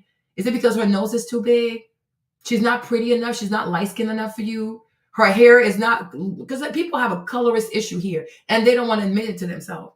Because if you can let Kamala Harris if you wanted for Kamala Harris, an Indian Jamaican, to have the highest office in the land, where she would have been doing things that affect all of us, then that's what you wanted so badly. You fought everybody that was against it. You insulted everybody who told you she's not Black, she's Indian. This Essence thing to me is bullshit. It is a joke. If you want to say, oh, you're African and I think you're less than me, you're from a third world country, I don't think you're not light skinned enough for me, your hair is not loose enough for me, just say that. Just say that. But don't torment people because you can't be brave enough to say what you want to say. People need to be brave. Like I tell the racists, just say the N-word and be done with it. Like, be brave. Stop playing these games. Because I'm like, if they bought the business yesterday and then they started going crazy, I'm like, okay, I see why you're mad. They've been doing this since 2018. So why now are you upset? After you just try to pretend and say to yourself that a light-skinned, a biracial Indian, Hindu, whatever, Jamaican, right, could be Black because she went to Howard. So this woman here, allegedly, she's from Kenya, but she moved to America since she was 10 years old. Kamala wasn't even living here at the age of 10. She was in Canada. Kamala was born here and then she grew up in Canada. right? Richelieu, he's been here. I don't know when he left Liberia, but he's been here for a very, very long time. Like, what exactly is the problem? Now, if the thing is, you would like to see an African-American woman be the CEO, just say that. Don't be cowards. I don't respect that. If you feel like, oh, that's a position where you can make a lot of money and you want to be there, just say that. But one thing I have a big problem with many African-American people is that you don't have the courage to say, I don't want to compete. I just want you to give it to me. Just say it. Richelieu, it's Essence. I'm Black American. And I think you owe me the CEO position. Just say it. Don't traumatize this woman because you want her job and you don't want to compete. It's not fair. I don't know what the fuck he is, but I know he's Liberian. He says he's Liberian because he talks about his grandma and things like that. Just say it. Because many Black Americans want jobs without competing. You want people to give you stuff. Everybody knows this, right? And that's why, and this is why Sabrina even said, y'all always want stuff. People know you want stuff. That's even this DI stuff. It's like you want Target to give you stuff. Just say it. Richelieu, we want to see an African-American woman be the CEO of what's it called? Of Essence. That's it. No, I mean, just say that. And then we can just move on. But don't brutalize this woman because of some foolishness. There are plenty of, there are plenty of events that are mishandled, that have this, and that, and nobody does all of this. So just say it. You would like to see a Black American woman be the CEO of Essence. Just say it. But at the same time, too, you have to understand, he bought the business. So he does not have to put you as a CEO. You have to compete, but you don't want to compete. You want someone to give you stuff. And you don't want to say it. So you want to be like, oh, it was disorganized. Oh, we're being erased. Erased where? Look at the list of people who perform. You're erased where? You're not erased. You're just making issues out of non-issues because what I think you really want, you want the CEO position. So you want him to fire her and hire you. Just say that. Say that. Yeah, just say it. Just say it. But you cannot fight for Kamala Harris, who is super light-skinned, super Indian, who does not talk to you, does not spend time with you. Her best friend is a white American woman. She grew up in Canada to reach the highest office of the land without campaigning, without a primary, without doing shit. And then tell me that you take issue with this woman being the CEO of Essence. Who gives a fuck? Like, who truly gives a fuck? Like, in the bigger scheme of things, who gives a fuck? Essence does not impact your life. There are people who comment on Essence who've never even been to Essence. So if you want the CEO role, just say it. Just say it. You don't have to brutalize this woman. You don't have to do that. It's very cruel. It really is cruel. Say what you mean. Like, I'm like, this is crazy. To not even say, oh, it was it's them. It's disorganized. So every Essence, since Essence was created, never had any issue. When Time Warner's was taking care of it, they didn't have no problems. When it was in African-American ownership, they didn't have no problem. It's only when the Africans took a hold that it had a problem. But yet, 2018, you didn't complain. 2019, you did not complain. 2020, you didn't complain. All these years, you haven't complained. But you woke up yesterday and like, oh my gosh, they're Africans. Oh my gosh, I feel like I'm erased. Oh, please stop. Stop. You're dramatic. You are excessively dramatic. You are being so dramatic. Nobody can erase you. And you know damn well you cannot be erased. You are just reaching for goofy ass arguments to be sent a vote. How can you erase almost like 43 to 44 million people? You think it's that easy? So what white Americans couldn't even do, 1 or 2 million Black diaspora people are going to be able to do it. 2 people, Richelieu and this woman, are going to erase the history of 44 million people. I would love to see it. Because that right there, if they can do it, even white people are going to put these people in charge of the United Nations. Because that right there will be a feat. There's almost like 200 white million Americans in the country, right? So what 200 million whites couldn't do, with 400 years of unmitigated power, they couldn't do. These 2 Africans, they're going to do it. 2 Africans, 1 Liberian and 1 Kenyan, they're going to be able to just erase. You need to stop. But somehow when Kamala Harris, let's say Kamala Harris had won, were you going to be worried about Indians eating whatever food they eat in the White House? Right? If Kamala Harris had been elected, would you have been fearful? Oh my gosh, she's going to erase us and bring Indian culture. Exactly. Like it's like whatever. So with Kamala Harris, you were not afraid of erasure. They are telling you that she's going to represent the first Black woman. She's Indian, but then you were not afraid of erasure. The essence is where you fear erasure. People have to stop playing with people. People truly have to stop. Like, go find an idiot somewhere else to play with. You are crazy. You are truly, truly crazy. I think some people need to take their meds. Because if we're going to talk about erasure in here, it would have been Kamala Harris. Because even Barack Obama, even though his dad is Kenyan and his mother's white, but he still was married to Michelle Obama. So it's like, yeah, he's not FBA, but his wife is FBA. So there was still an African-American presence in the White House. With Kamala Harris, where? Even, let's even assume her dad is light-skinned Jamaican. Okay. So she's Indian Jamaican. Her husband is white and Jewish. So at that you don't fear erasure. But yet she was going to go in the history book as a Black American first woman president. But that you don't fear that kind of erasure. You need to stop playing with me. It's because you're a colorist, but you don't have the courage to say it. When it's a light-skinned person erasing you, even Cardi B coming into hip hop and Cardi B having a Grammy for best album, you didn't feel erased? That's not erasure. She doesn't even write her own rhymes. This girl doesn't even write her own music. People need to stop playing with me today. Okay? People have to stop. It's like, I mean, to me, it's definitely gross though, but it's like, whatever. I think people need medication. So Cardi B, who's Dominican, can barely speak English. Her first album, Bodak Yellow, don't even know what she wrote. I think Partisan Fontaine wrote it for her. Okay? But my thing is, she wins a Grammy Best Rap Album. She won over so many people who were African-American. You didn't feel erased then. And what do we know this? What do we know this? She's light-skinned. So you don't mind being erased. I think the issue here that people don't have the courage to say, but I'll say it for you, it's okay, is that when you have light-skinned people from different countries and different cultural backgrounds erase you and take your place, you like it because it helps you to reinforce this idea of we're all mixed with Native American. So you know what I'm saying? Like you want to believe that every single Black American is mixed, light-skinned, Creole, mixed with Indian, You know, I even think that some people, they're actually mad that their great-grandma was not raped because light skin is such a valued currency. Like, I want to be light-skinned. You don't want to say it, but you kind of wish your grandma had been raped.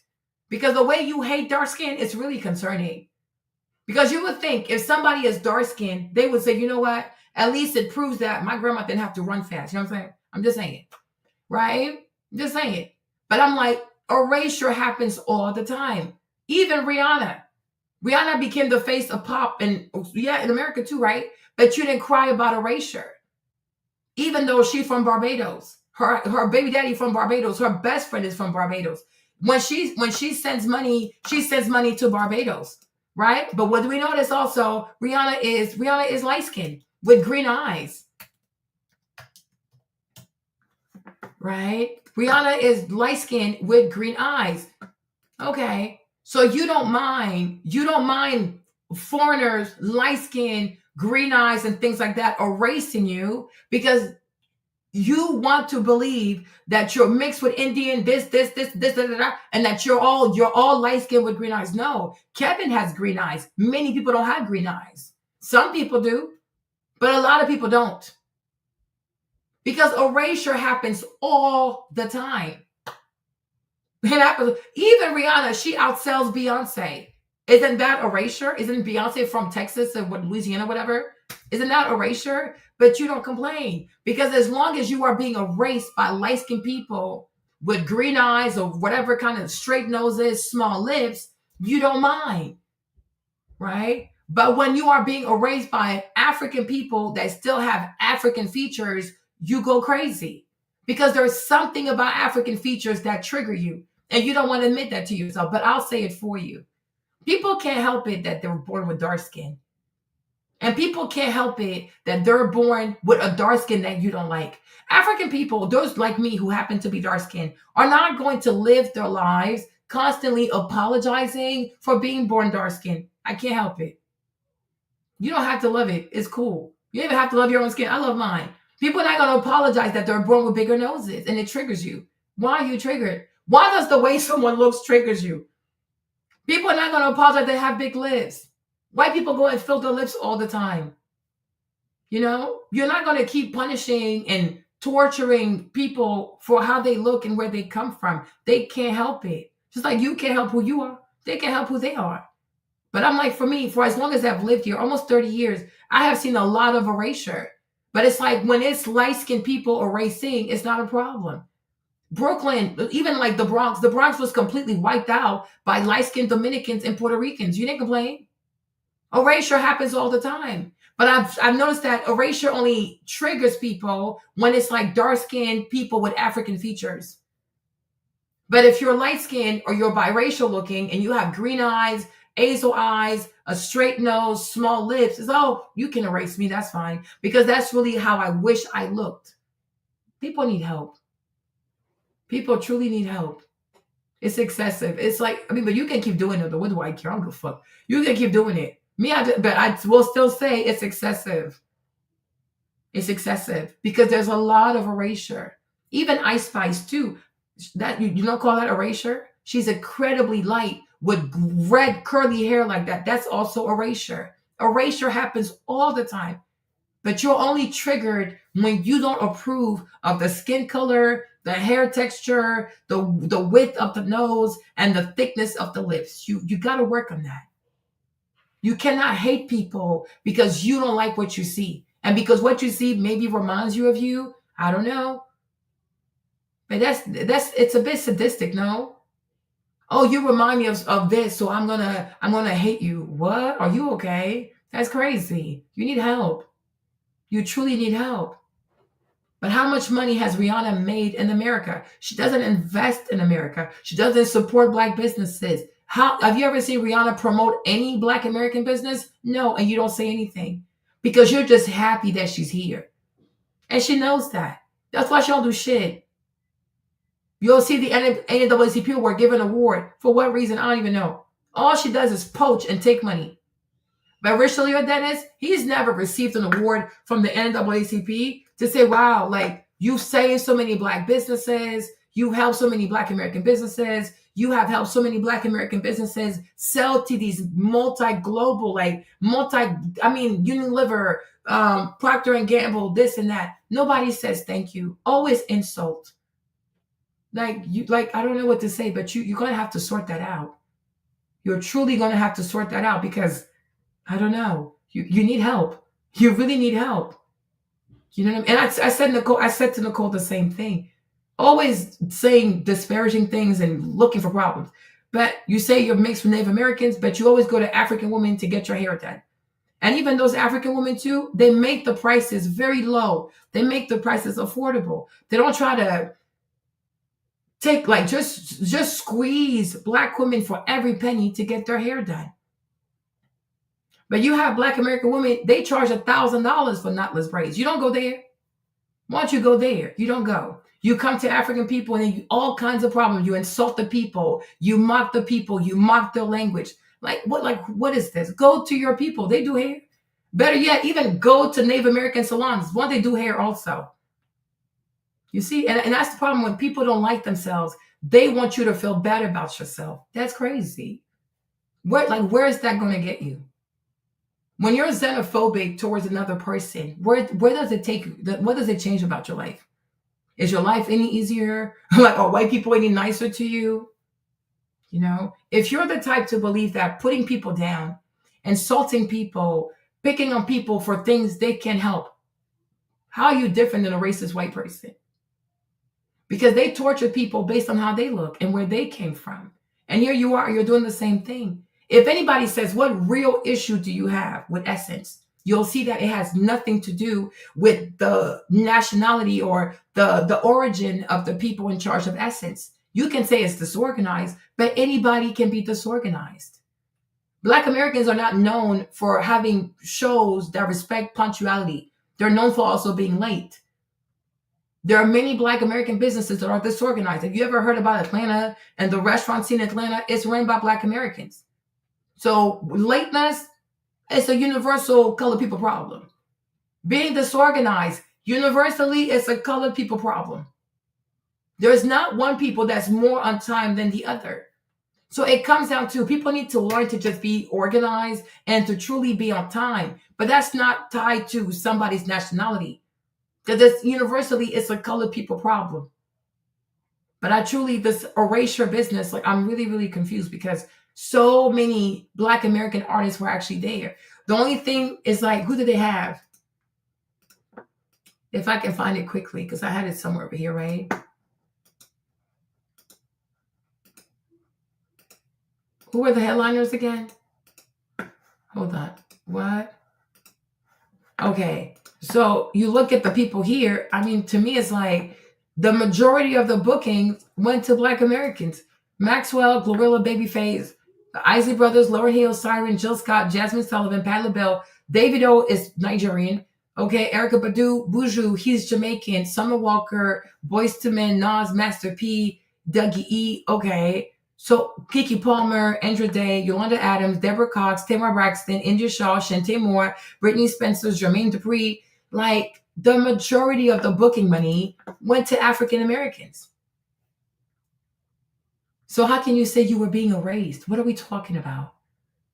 And the Superdome being empty, I mean, it's 2:00 in the morning, but yeah, Davido was the only, and he's Nigerian. And I would think for the friendship he has given to Chris Brown, when the vast majority of African Americans do not want to support Chris Brown, it's crazy to me. But I'm like, so because Davido was there, I'm really confused, Kevin. I am. This is some crazy stuff. This is really crazy. One Nigerian, one Jamaican. Everybody else that got paid is African American. What is the problem? So I say you need to truly say what's on your heart and stop hiding behind non-issues. Get to the point. Get to the point. Because to me, erasure, and also I could see if we were like, if Essence was an African American that was event that started in Nigeria. I said, well, you can definitely be erased because you're not a dominant group. But how can two African people erase African American history when, first of all, you have 44 million African Americans, if I'm not mistaken, and we are currently in America? How can you erase people in their own country? Like, how does that even work? How's that even possible? You know, if this had been something that started in Nigeria, because it's like 200 million people in Nigeria, and maybe you have like 1 million Black Americans in Nigeria, I could see why you would fear being erased. I'm like, yeah, you're not the majority. But here in America, compared to African people, you are a majority.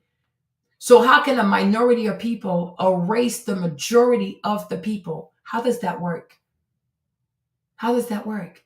How can a small minority of Black immigrants do what the majority of white Americans couldn't even do? How does that work? I would love to know. That is not possible. You cannot erase people in their own country. That is crazy. How does that even work? And I don't even think it could ever even happen. How? Doesn't make sense. The numbers don't make sense. They don't make sense. So how would that even happen? So if two people were not African American, then how can you say you are being erased? I am confused. But what I do believe this is about is that many African Americans just don't like African people because they don't like the way they look. They don't like the phenotype. Because it's a reminder that they too have West African ancestry, and it triggers them because they truly want to believe that they're mixed, biracial, half Indian, whatever, you name it. So when they see that, they get really, really triggered and they have a visceral reaction.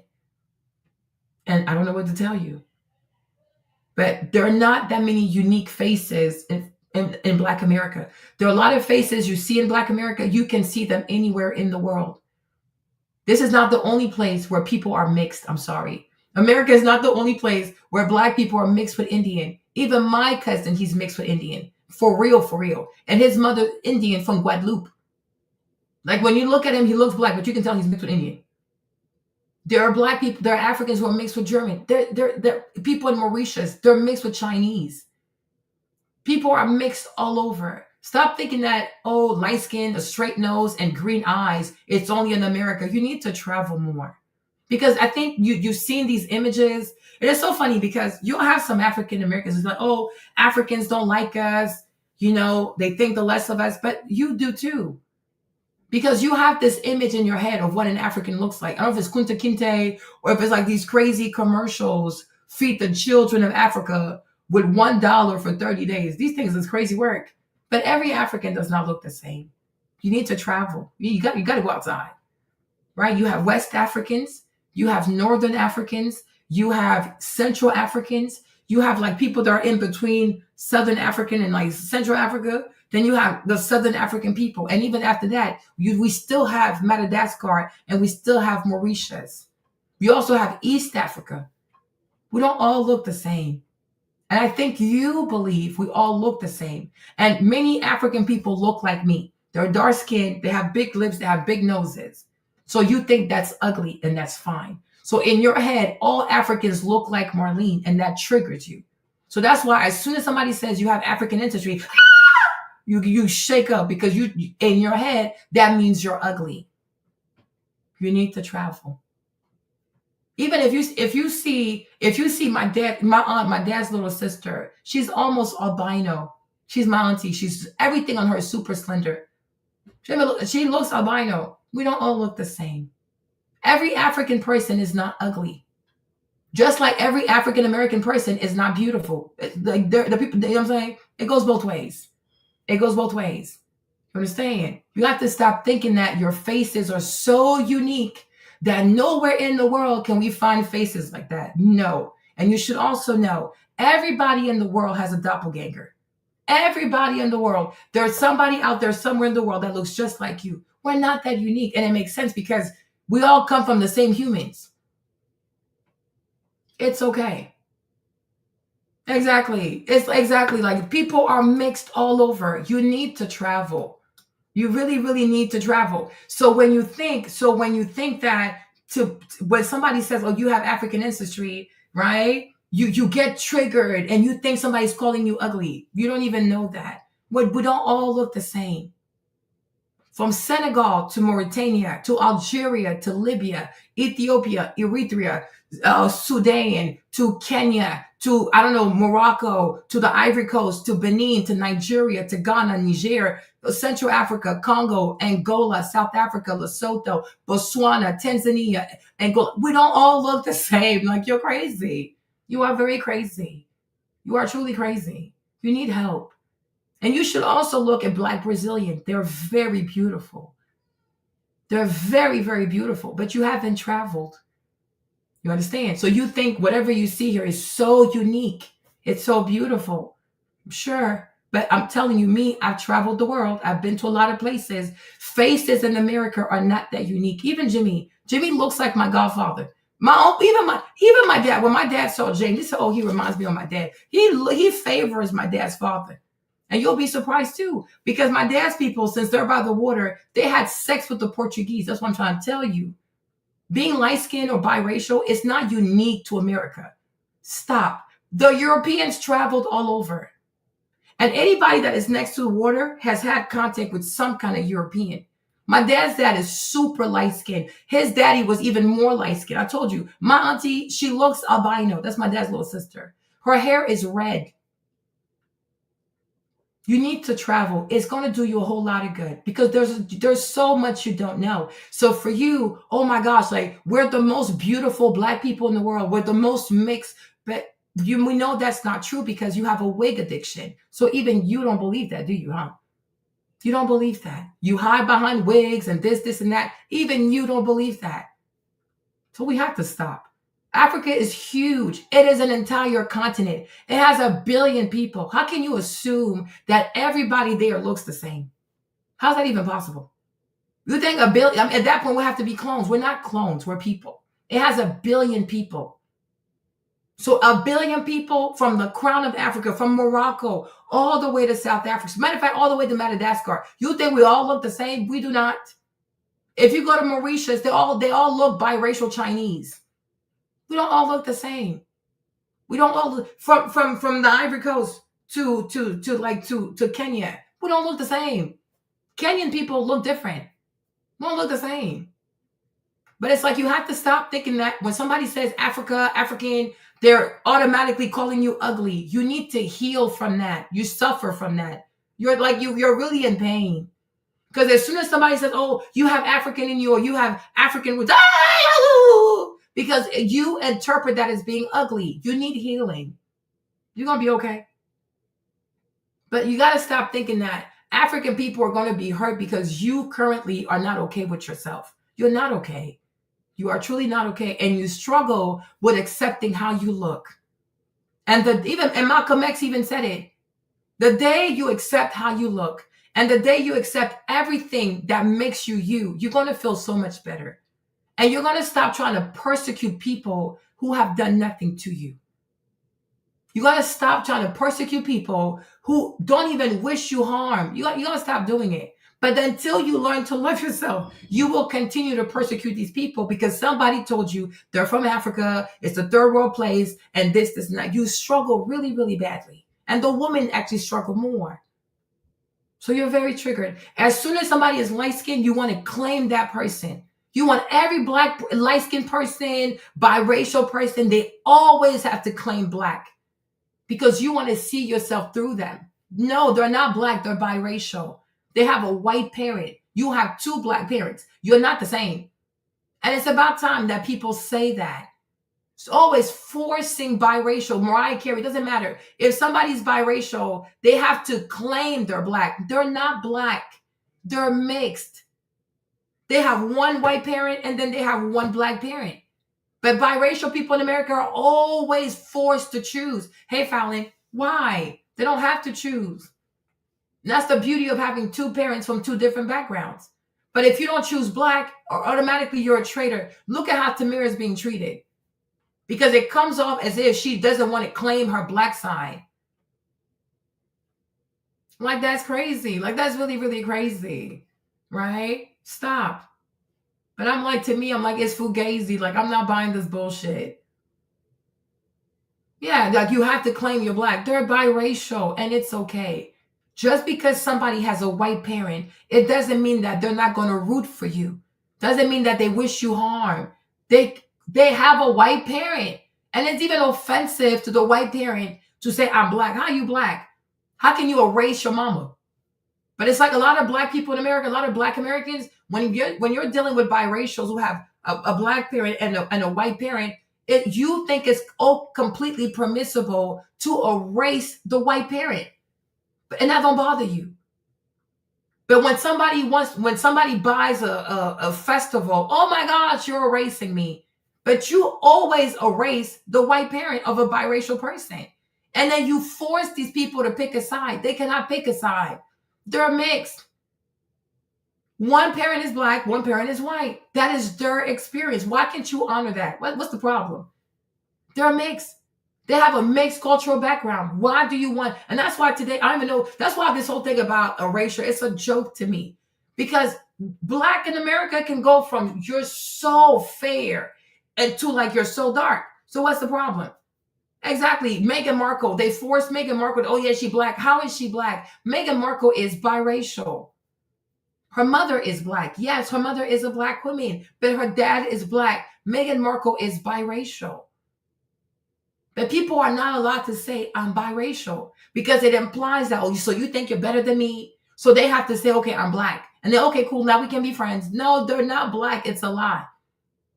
They grew up having 2 different cultures, 1 white culture, 1 black culture. You see, Meghan Markle, if she was black, why are her kids white? Because she's half white. So when she has a baby with a white man, that baby come out like white people. Because mixed biracial people and white people, it makes white people.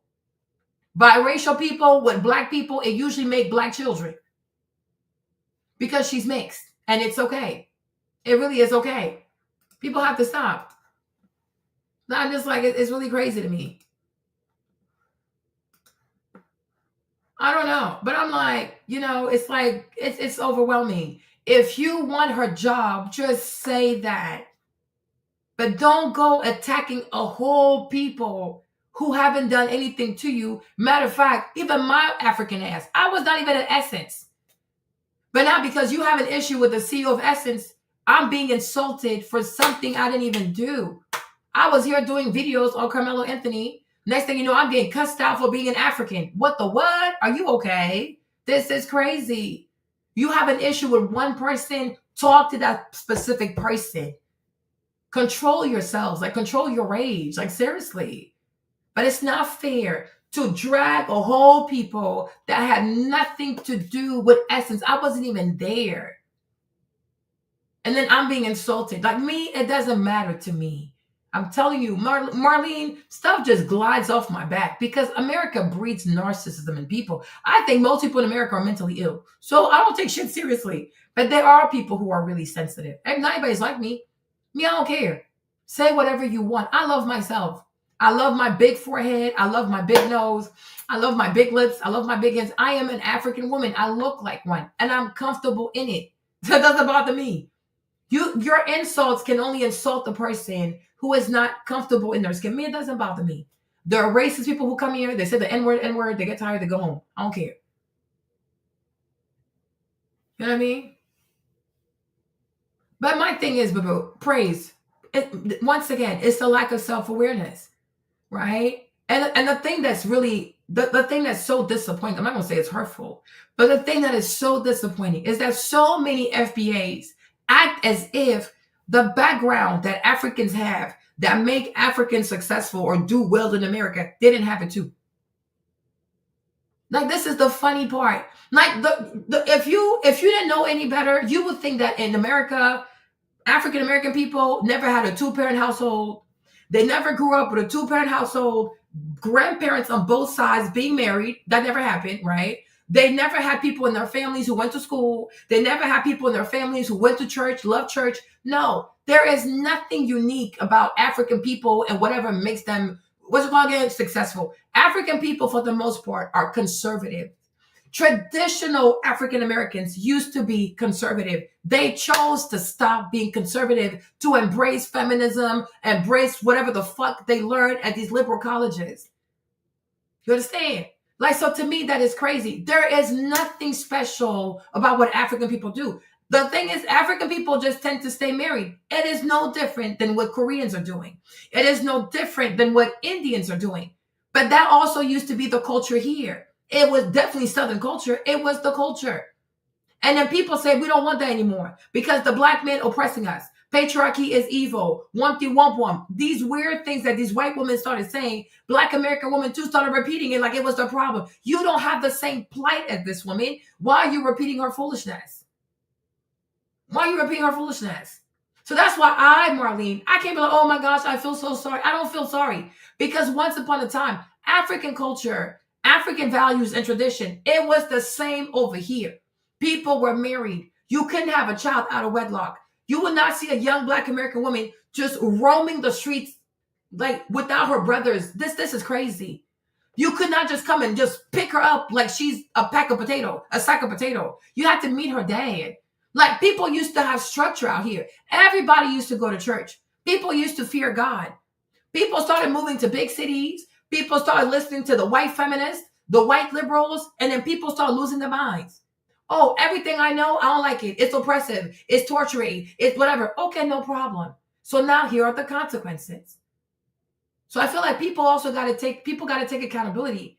But there's nothing special about African. Oh my gosh, it's just that people just stay together. And when you have 2 parents in the household, it makes it a lot easier. What Sabby said, don't beg white people, make your own stuff. African will say the same to their kids. Don't be impressed by white people. But Sabrina said it. Once upon a time, it used to be the mindset until people said, oh no, we want to be next to white people, want to live with white people, we want to be accepted by white people, and they will never accept you. And the more you try, it will affect your self-esteem. But choices were made. And it's not fair to blame Africans because they chose to remain conservative. That is not fair.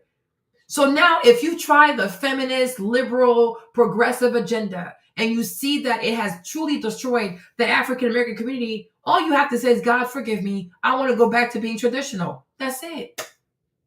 All you need is self-awareness, and you say, hey, I want to do better. Choices were made. Choices were made, and they were awful choices.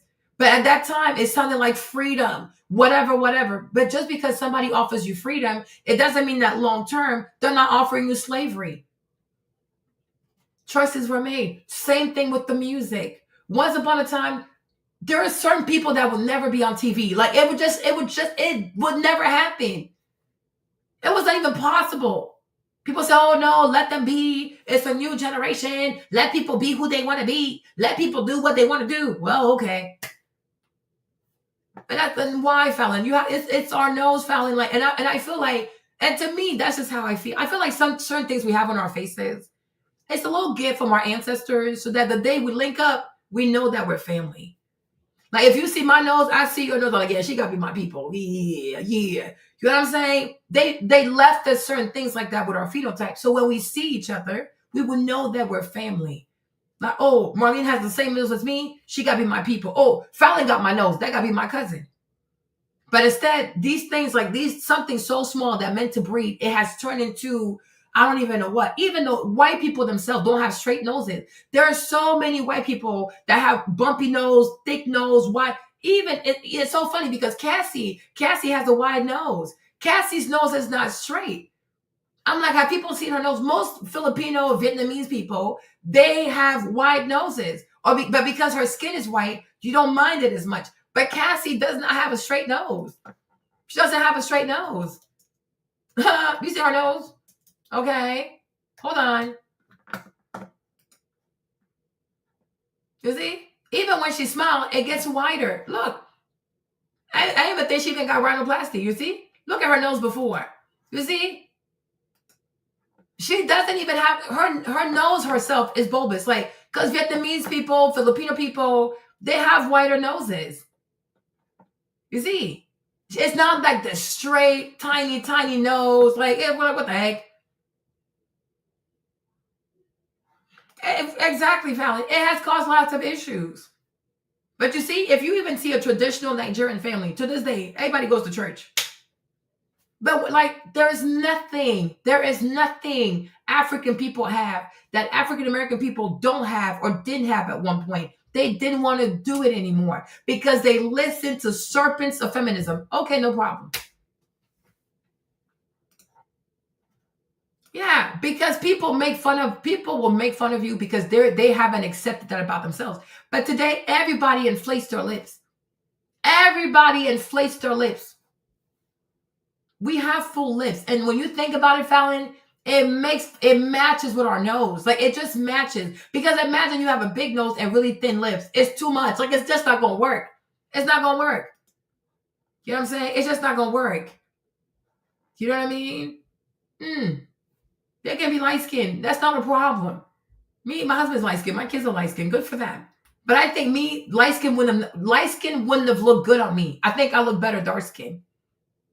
It makes, like, I'm telling you, it makes sense. God, it truly makes sense. It makes a lot of sense.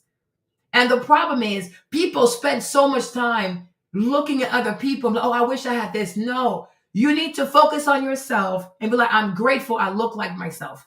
I don't look at other people and say, oh, I wish I had this. No, I don't do stuff like that anymore. When I was a kid, maybe.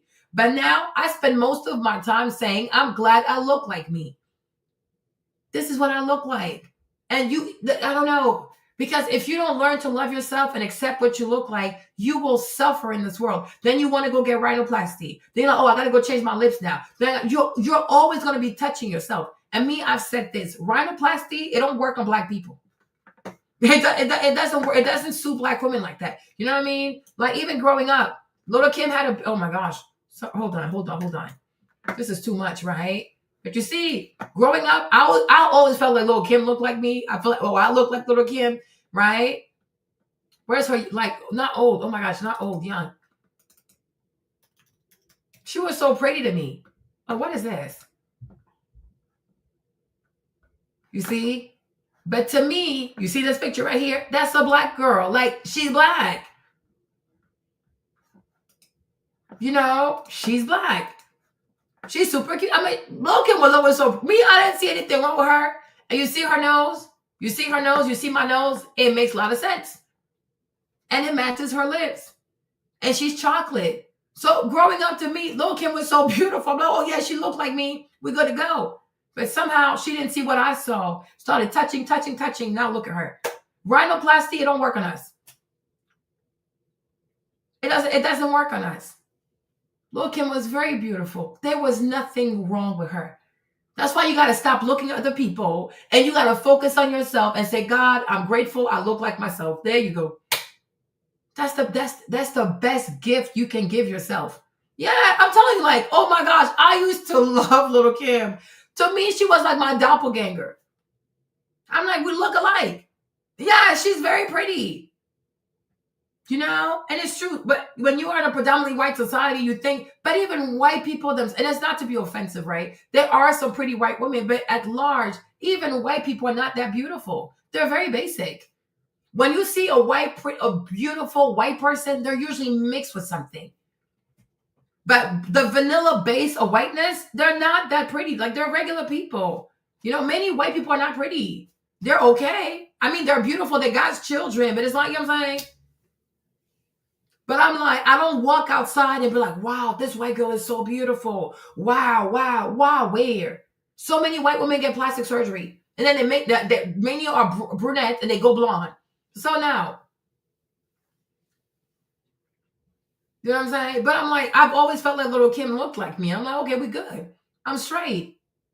Like, she's very pretty. Me, I'm like, there's nothing wrong with you. You look black. You look a black girl. You look like a woman that had West African ancestry. Yes. Like, there's nothing wrong with you. She's very pretty. She was always very pretty. But you see, she didn't see that. Touch her nose, this. Today, I don't even know what she looks like anymore. And that's what people do. And people do that here a lot. Black America is very colorist. And you are damaging dark-skinned people. And that's dark-skinned girls and dark-skinned boys. You are damaging people. Your obsession with light-skinnedness, always putting light skin on a pedestal, always wanting light skin to represent the whole culture. It is crazy. Sometimes, I even feel like sometimes people don't even take the time to look at her face. As soon as you're light skinned, they call you pretty off the bat. It's crazy, huh? As soon as you're light skinned, they just call you pretty off the bat just because you're light skinned. A lot of light skinned people are not pretty. Stop lying.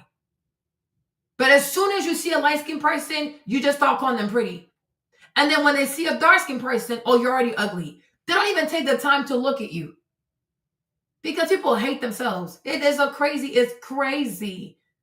You know what I'm saying? It is. Have you even looked at this person carefully? No. They give you a quick glimpse, and because you're dark skinned, they just brush you off and call you ugly. You're damaging people. You are truly, truly damaging people. And then tomorrow, when people start bleaching, they do rhinoplasty, they become addicted to wigs, they become addicted to blonde wigs. Oh, but why don't you love yourself? So did you encourage her to love herself? People are just evil. People are evil. They bully you into self-hate. And then when you start looking for a white doctor and a Chinese man to help you change your phenotype, then, oh, but why didn't you love yourself? I mean, why did you change yourself? I know how people are. If you allow them, if you allow people, they will have you running to go do rhinoplasty. And then when your rhinoplasty is butchered, they're going to make fun of you. Oh, but you didn't have to touch your nose. I'm like, yeah, right. So I'm like, do not give in to that. Your nose is your nose. Now, you might want to lose a little bit of weight because, like when you get bigger, it gets bigger. But you have to, you have to love yourself. There's you look like yourself. God didn't make a mistake. You got to love yourself. There's nothing wrong with you. And anybody who wants to tell you, please, they don't even meet those beauty standards themselves. They're crazy. They don't even meet those beauty standards themselves. You have to learn to love yourself. Learn to love yourself. Because out here, people are colorists out here. They'll do anything for a light-skinned person, especially if they have colored eyes like Kevin, right? But some of us don't have colored eyes. Okay, whatever. But we still cute though, right, Kevin? Okay, we're still cute. So, and I'm like, and to me, honestly, we should be able to appreciate each other's beauty without feeling threatened. Like Kevin has green eyes. I think it's beautiful. I like to look at it. Now, I would have enjoyed having some green eyes, right? But it just didn't happen. But I love my eyes, right? But people see, oh, this black person has a nose like that. I wish my nose was like that. No, that's envy. You have to learn to be happy for someone without wanting it. Jimmy has a very straight nose. I'm happy for him. My nose looks like this, and I'm happy for myself. He's super light. I'm super dark. I mean, you see Maverick, right? It's okay. We're not in a competition with each other. And everybody has to learn to say, you know what? This is who I am, and I love myself, right? But don't let your nose be a reason why you don't live life. Live your life and smile and laugh. It is what it is. It's your nose. You know what I mean? What can you do? It's already here. You can't get a refund. You know what I mean? You can't. Yeah. No, but you also got to focus on yourself, Fallon, and be like, no, it's my nose. Because if you're not confident with your nose, then how can you inspire your kids to be confident with their nose? And the thing is, it's just the nose anyways. We do too damn much. Just like ass. People do too much. God gave us an ass to sit on the toilet. And we've turned ass into something else. It's never that deep. You know what I mean? We do dumb shit because we focus on dumb shit instead of real shit, which is, who are you on the inside? But we use like phenotypes to say, oh, I guess we're from the white people, but you know what I mean? But to me, ultimately, it's a choice. It is a choice. But don't let anybody who doesn't feel good about themselves cause you to not feel good about yourself. They need to go on a healing journey. See me, I have healed. Like everything I used to have from like being, when I was a child, whatever, being black, dark skin, nose, I've healed from all of that. Yeah, exactly. When it disfigured themselves, when they could have just gone to the gym, you know. But what I'm saying is, you need to heal from all of that. Heal from all of it. Me, I've done the work and I've healed from it. You can see I'm extremely comfortable because there's nothing like saying, hey, this, and that's why I've even I've made a commitment to not do braids and wigs and weave anymore. Like, no, I need to wear my natural hair. I will not be a slave to anything. I'm done. I'm not a slave to makeup.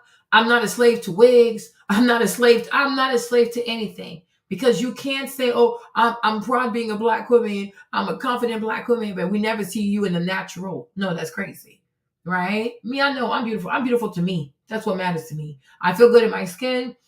I'm grateful to be alive, and I'm grateful for how I look. I look the way I look. You know, I told you at my church, you look nothing like me. That's crazy, but it's okay. All right. I love the way I look. And you should love the way that you look. And don't let anybody make you feel any kind of way. Whether you're from America, you're from Latin America, you're from Jamaica, you're from Africa, but usually Africa, because people usually interpret being African or looking African as like it means that you're ugly. It doesn't mean that. There are a lot of different faces in Africa. And even the people that you think are ugly, that's fine. You don't have to be beautiful to have a good life. And you know what? In this life, somebody got to be ugly to somebody. And that's okay too. Like, it's perfectly fine. You don't always have to be, everybody has to find me beautiful. No, some people will find you ugly, and that's okay. Just like sometimes some people might say, oh, this girl is too skinny. For some people, they'll be like, oh no, you're just fine. Some people might say, oh, you're too big. Some people know you're fine. Okay. But it's okay. And if somebody doesn't find you beautiful, it's their choice. They have the right to say, I don't think you're beautiful. That's their choice. And then someone else will say, no, I think you're really beautiful. That's also their choice.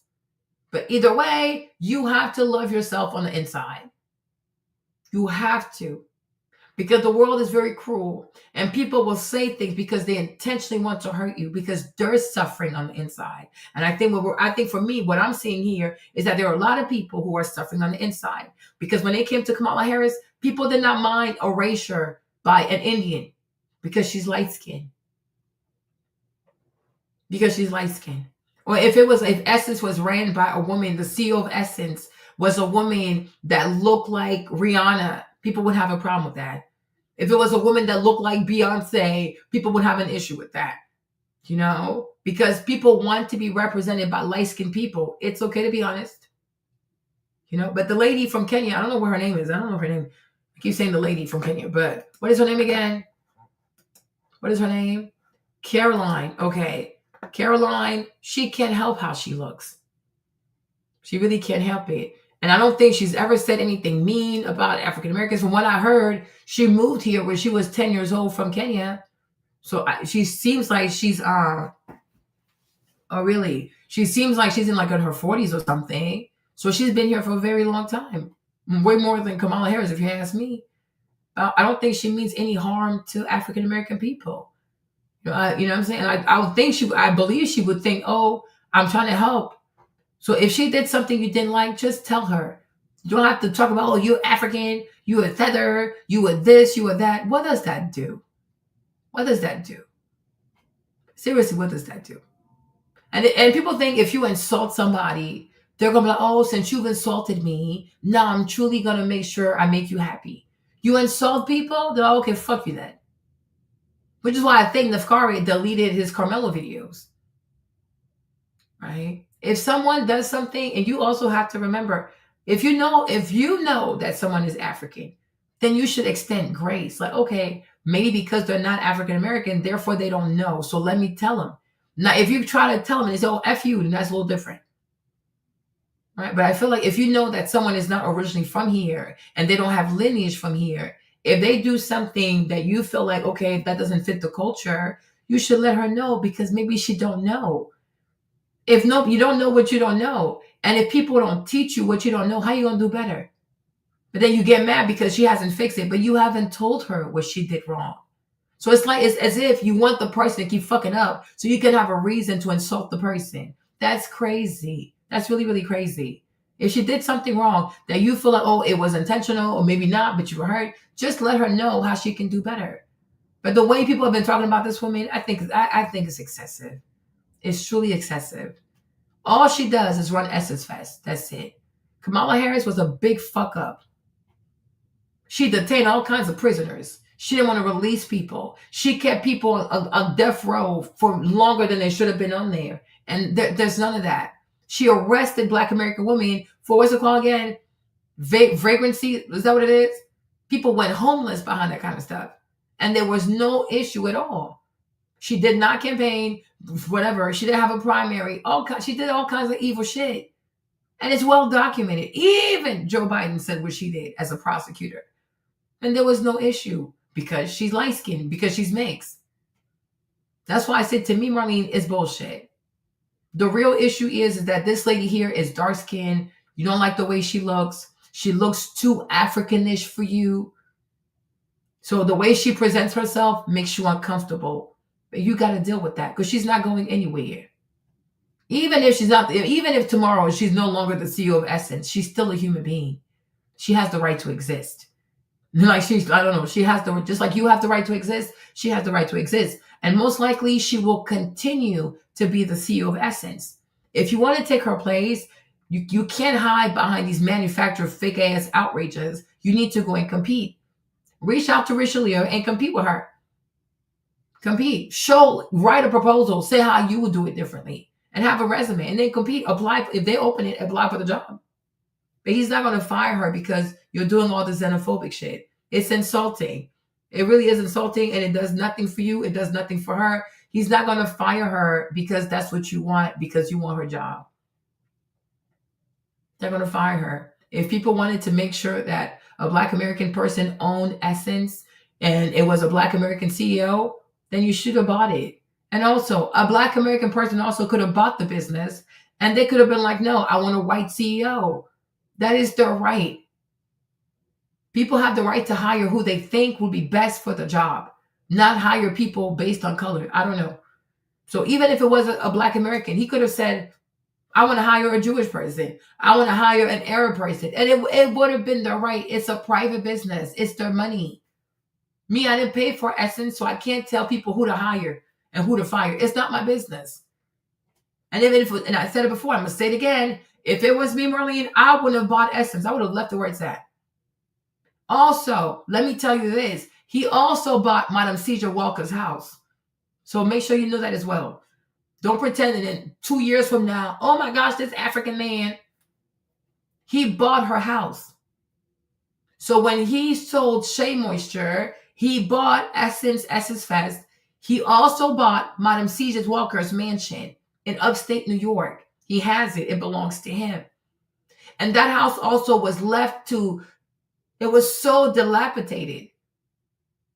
And it's a white couple. The man used to be, it's so crazy because the man used to be the ambassador of America in the Ivory Coast. Oh, that's crazy. I have a connection with Madam C.J. Walker. So when they lived in her house, they tried to fix it. But he bought it. So he also owns her house. Hold on.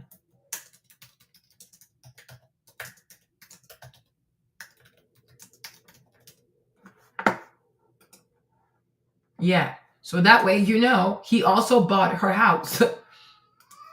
He bought her house. So that way, I want to make sure you are informed by that. I'm even surprised you don't know this. And that even shows that you don't even care. So it's just fake outrage. Because if you really cared about Essence Fest, you would have known that he bought this thing in like 2018. He bought Essence Fest, and he bought Madam C.J. Walker's house. And then he spent money to fix it. So I don't even see how people can even talk about erasure when it comes to Richelieu, because a lot of his money, he spent his money in America. Rihanna spends her money in Barbados. But see, he's dark-skinned. That's the problem. So when you're dark-skinned, no matter how much you do, you're not going to be appreciated. Rihanna spends her money in Barbados. A lot of the money he made, and maybe his wife also is African-American, what do I know?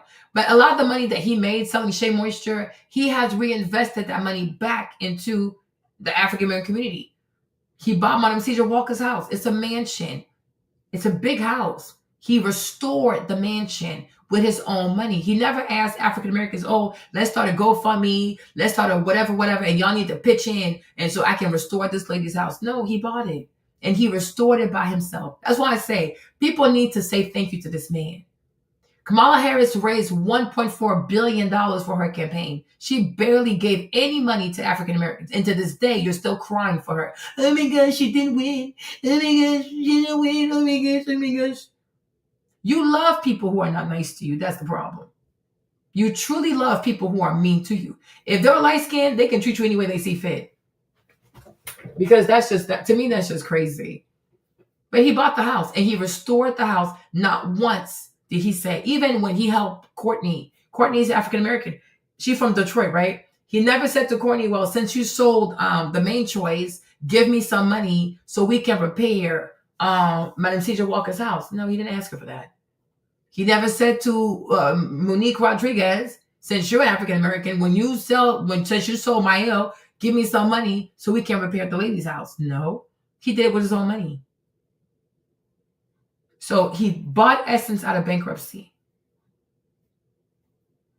He bought her house. He fixed it. And her house was expensive.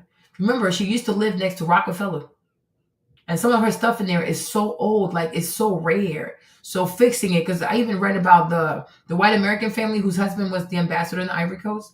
It was very hard to fix because some of her stuff is very rare. And it was made by hand. I was like, wow, this woman had money. Okay? And he fixed it. So how is he trying to erase you when he keeps buying your businesses out of bankruptcy and fixing it so that you can still have access to it, your kids can have access to it, your grandkids can have access to it?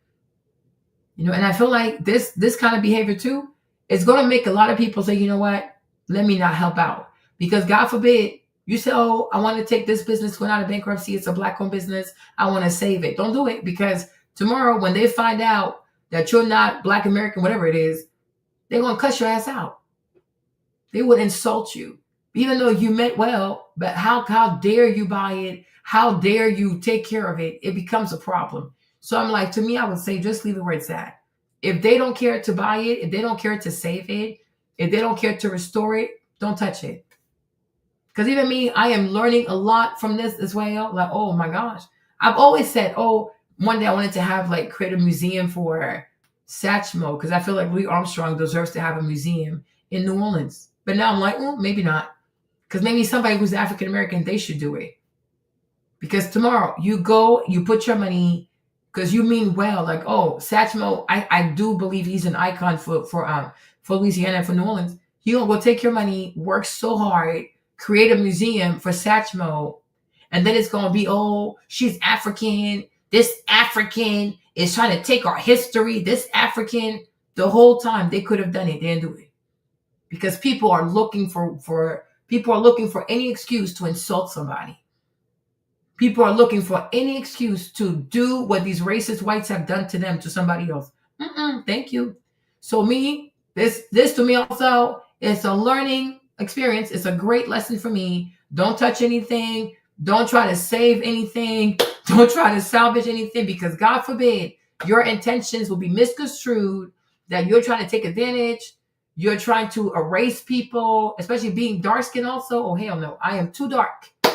Too dark. My nose is too wide. My lips are too big. Okay. For me to be like, oh yeah, I'm going to try to do X, Y, and Z because it's going to turn into a problem.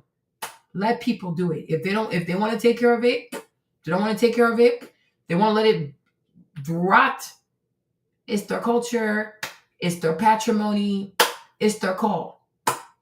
Because me, I don't know, the way I was raised, I feel like if somebody does something nice for you, you should at least say thank you before you start complaining. But I guess we're not all raised the same. So that's okay too. But I'm saying, if you have an issue with one African, please go talk directly to that one African person. If you have an issue with two African people, go find those people and talk to them and solve your issues there. Don't drag everybody in it because I'm like, what happened? Who said what? You have an issue with one person, sort it out with that person. If you have an issue with a specific group of people, go talk to the people that caused the issue for you. Don't drag everybody into the foolishness. That's insane. And it's really unruly behavior. It's really unruly behavior because I don't wish anybody harm. I really don't. Half the time, I'm in my own head anyways. I don't wish anybody harm. People have made choices. Choices have consequences. If you don't like them, I don't know what to tell you. You can repent, I guess. And if you want, you do better. You can course correct or you can keep doing what you're doing. But I don't see what they've done. I truly don't see what they've done. Nobody used the N-word. Nobody said over something organized. Okay. What's the big deal? You know what I'm saying? Tell them do better next time. Like, it is what it is. But I also feel like because of the economy, what the economy is, maybe for people going to Essence right now was just not a priority because people have better things to do with their money, like buying groceries. That also could have been the thing. You know, people don't have a lot of money right now. But it does not automatically mean that, because they're African, therefore this. Causation, correlation is not always the same. Okay? Not always the same. But it's okay. We're going to be okay. Which one is this one? What was I even watching again? Is it this one? Like a ghost town. I was shocked. I was really shocked. And so I don't know. Some folks are saying the acts. I thought that the lineup was pretty dope each night. Lauryn Hill being really late on Friday night, that wasn't her fault. That's part of the course, though. That's the norm. That's the norm. But it's not her fault this time. They actually started egregiously late. And it's Target being a sponsor, the title sponsor. They know folks ain't doing that. But what they're saying is the ownership.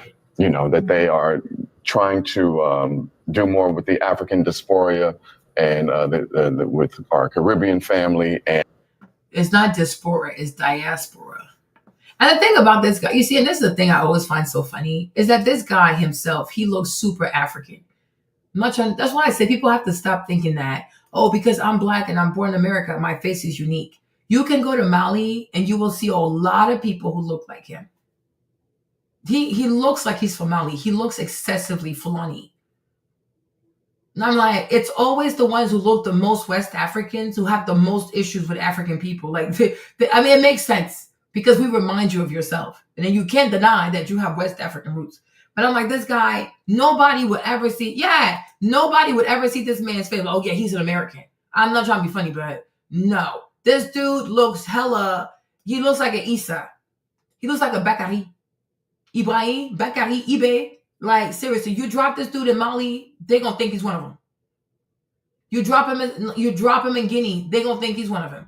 That's why I said people got to stop thinking that there's something so unique about their faces or like their features.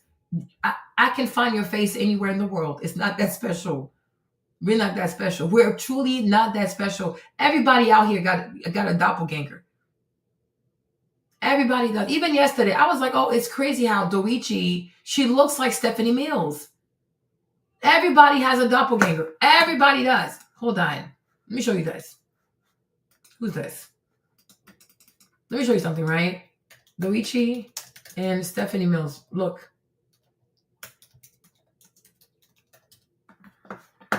Look for a second. Everybody in this world has a doppelganger. Where is she? Look at this. Right? I'm like, this girl, this woman, you see, this is her. This is Doichi. I'm like, they favor each other. It's really crazy.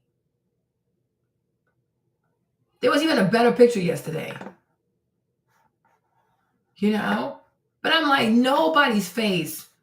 No, I like that. I truly, I'm like, people have to understand, nobody in the world has a unique face. You can find your face anywhere out there in the world. Like, you're just not looking hard enough. Everybody has a doppelganger. Look, this is Stephanie Mills, right? That's her. Look at Doichi. I'm like, they favor each other. I'm like, this is crazy. This is really crazy. So it goes to show, you see, look at our face here. It goes to show nobody has a unique face. Oh, my face is so unique. You can only find my face in America. We can find, oh, you did. Everybody has a doppelganger. Like, it is crazy. It really is crazy. There's somebody out there that looks like you. Like, there's someone in the world that looks like you. Like, you're like, what the heck? We look just alike. Yes, it happens. And it makes sense because we're all one race. But I'm like, this guy, if he didn't open, just looking at him like that, I would never think he was African American. He looks West African. And he looks like he's from Mali. So for you to look like that and be like, you have an issue with the African diaspora? Okay. Like, okay. This is crazy. Like, come on now. Like, that's crazy to me. That's crazy. Take away the Black American culture that started Essence Fest in the first place. I'm surprised that this was actually said on that show, because that is also one of the complaints that people had. Some people have been venting about it on Twitter, nonstop on social media. And they said, hey, what happened to this festival? It's totally changed. You're trying to make it, I guess, more like Pan-Africanist or whatever. And that's not what the Essence Festival was before. Also, again, the Target thing to me really rubs me the wrong way. I feel like that the artists, if they knew about that, they shouldn't have. I feel like everybody should have taken a stand together and say, we're not going to perform if Target is sponsoring this show. Okay. This is what I mean about, you know. You see, me, Marlene, I'm an Aquarius. I don't know what sign Richelieu is, but Marlene, when I tell you by tomorrow, I would have put Essence up for sale. I would take all my losses. You're not going to disrespect me. I'm very nice. I'm very patient. I'm very open-minded. I try my very best to understand and respect people, their culture. But racism, xenophobia, supremacy, I ain't got time for that. Like, in America, if you live in America long enough, you know for yourself that even Black Americans don't even take a stand against gun violence. Let's be so for real. This energy for Target, you don't have that energy for all the gangs that are out here killing children. Target, take a stand against Target. Target is not the reason why Black people get killed or why people are suffering, why people get incarcerated. It's not Target. Once again, looking for a scapegoat. I don't like problems. I truly don't like problems.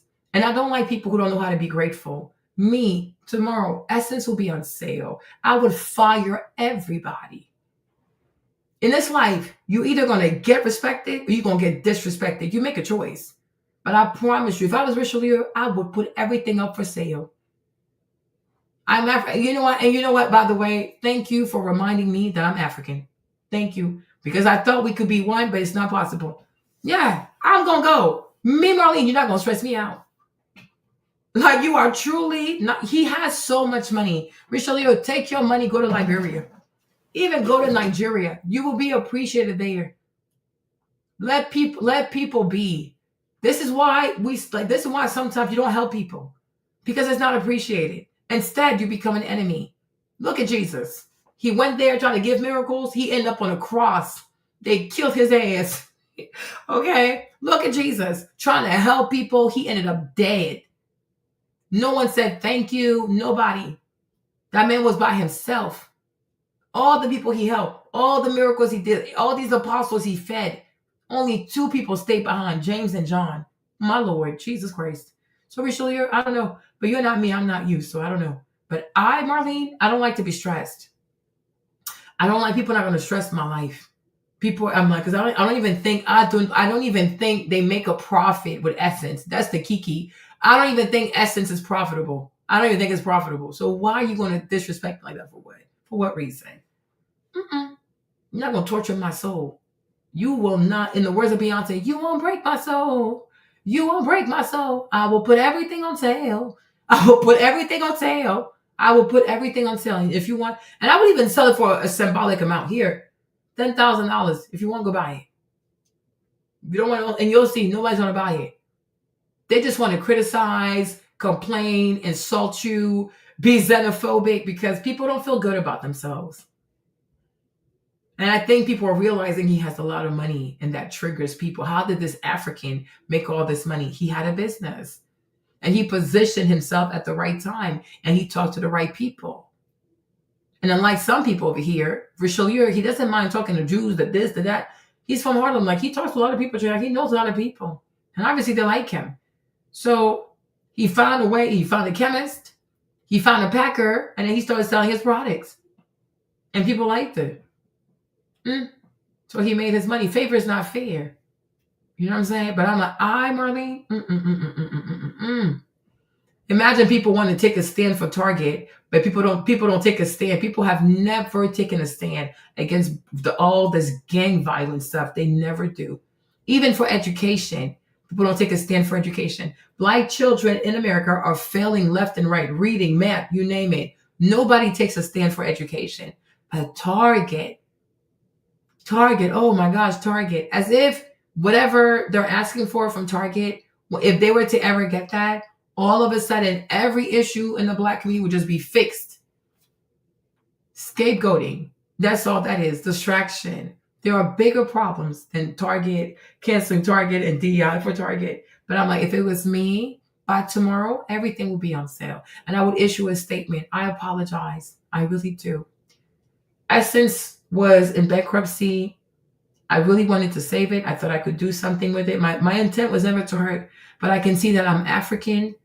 I can't change that. I sure can't change that shit. I can't change the way I look. So as long as I'm African, you're going to be upset. As long as I have a big nose, you're going to be upset. As long as I have a big lips, you're going to be upset. So because I don't want you to be upset, I'm going to drop it where I left it. And tomorrow, Essence is going on sale for $20,000. If you want, come get the headache. And then you can do all this and you can make sure that it has the African-American essence that you want.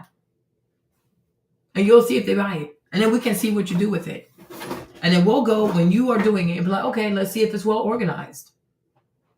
That's it. You got to, when people call out your gangster, you got to answer the call. Because if you don't, you will keep getting disrespected. That's why people don't play with me. Nobody plays with me. I choose myself because life is too short. Life is really too short for all this. And people don't even know what kind of pain and wounds. I guess they don't care because people are sociopaths, but people don't know what you have to deal with to get to a place where you're confident and you're comfortable in your skin and they want to do stuff to be so mean. I will gracefully bow out. You can have it. Matter of fact, here, $500 if you want. It's right here. And then you can figure out the permits, the city, the whatever. You figure it out. Gotta go. Thank you. God bless you. Coalitions falling apart because some people will look at this and say, you guys got your boycott. I get it, but I'm trying to make money. So I'm going to agree to perform. Can't have that. You can't, like, that's the thing. You see how she thinks? She's so myopic. The city of New Orleans relies on Essence money. So if people don't perform, you don't have Essence, the hotels, they're going to lay people off. You see, people don't understand. That's why I say, like, this, I swear, everything in this life is a learning experience. People don't care.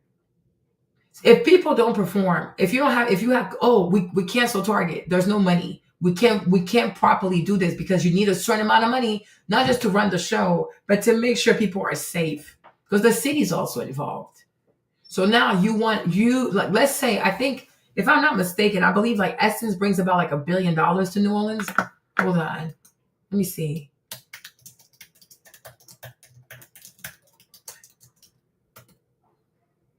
I think it brings about like a billion.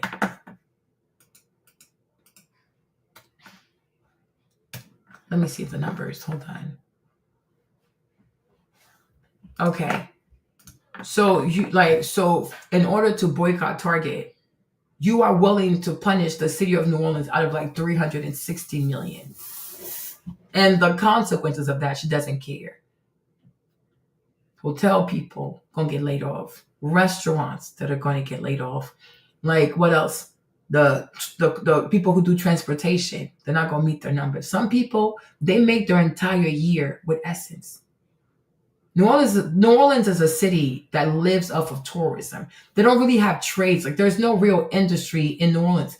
The main industry in New Orleans is tourism. That's why COVID was really bad. And the number one people who were affected by the COVID were Black people, especially Black Americans. New Orleans is 61% Black. So while you're so obsessed with this goofy ass, what is it called again? Target boycott. You are willing to like impact an entire city that is 61% Black because you want to hurt Target. People are crazy. But because people don't care. People care more about symbolically protesting instead of saying like, which decision will hurt more Black jobs, more Black families? They don't think like that. We're going to boycott Target. It doesn't care if New Orleans completely shuts down and people get laid off. They do not care because their obsession is Target. That's how you know people don't know what the fuck they're doing. They don't understand money. They don't understand shit. They don't know what the fuck they're doing. They do not know. This is really stupid. This is very, very stupid. Imagine if that would have happened during the civil rights movement. Imagine all those different things that would have fallen apart. All those different here. And the thing like she said, and the thing about Sabrina is just opining from the comfort of her home in Connecticut. She's never even been to New Orleans, she said. I lived in New Orleans. You should see it for yourself. The vast majority of people who work downtown are Black people. The vast majority in that industry stuff is Black people. It is her people, says I'm African. Okay. And like since like COVID, because I was there like COVID and even after COVID, New Orleans has struggled to recover. And there are many Black people who haven't not gotten their jobs back. So they're counting on events like that. There's what's it called? There's Essence, there's Jazz Fest. What else is there? There's Mardi Gras. What else do we have? There's like this Halloween. It's like some Bayou stuff for Halloween, you know. But New Orleans does not have an industry. The main industry in New Orleans, the thing that turns the city, maybe like football with the Saints, whatever. But it's tourism. So if you don't have tourists, the city suffers, and you're hurting Black people. But you claim that you're fighting Target for Black people. Okay. So to fight Target for Black people, you have to hurt Black people. Are you okay? But they're not okay. These are ideologues.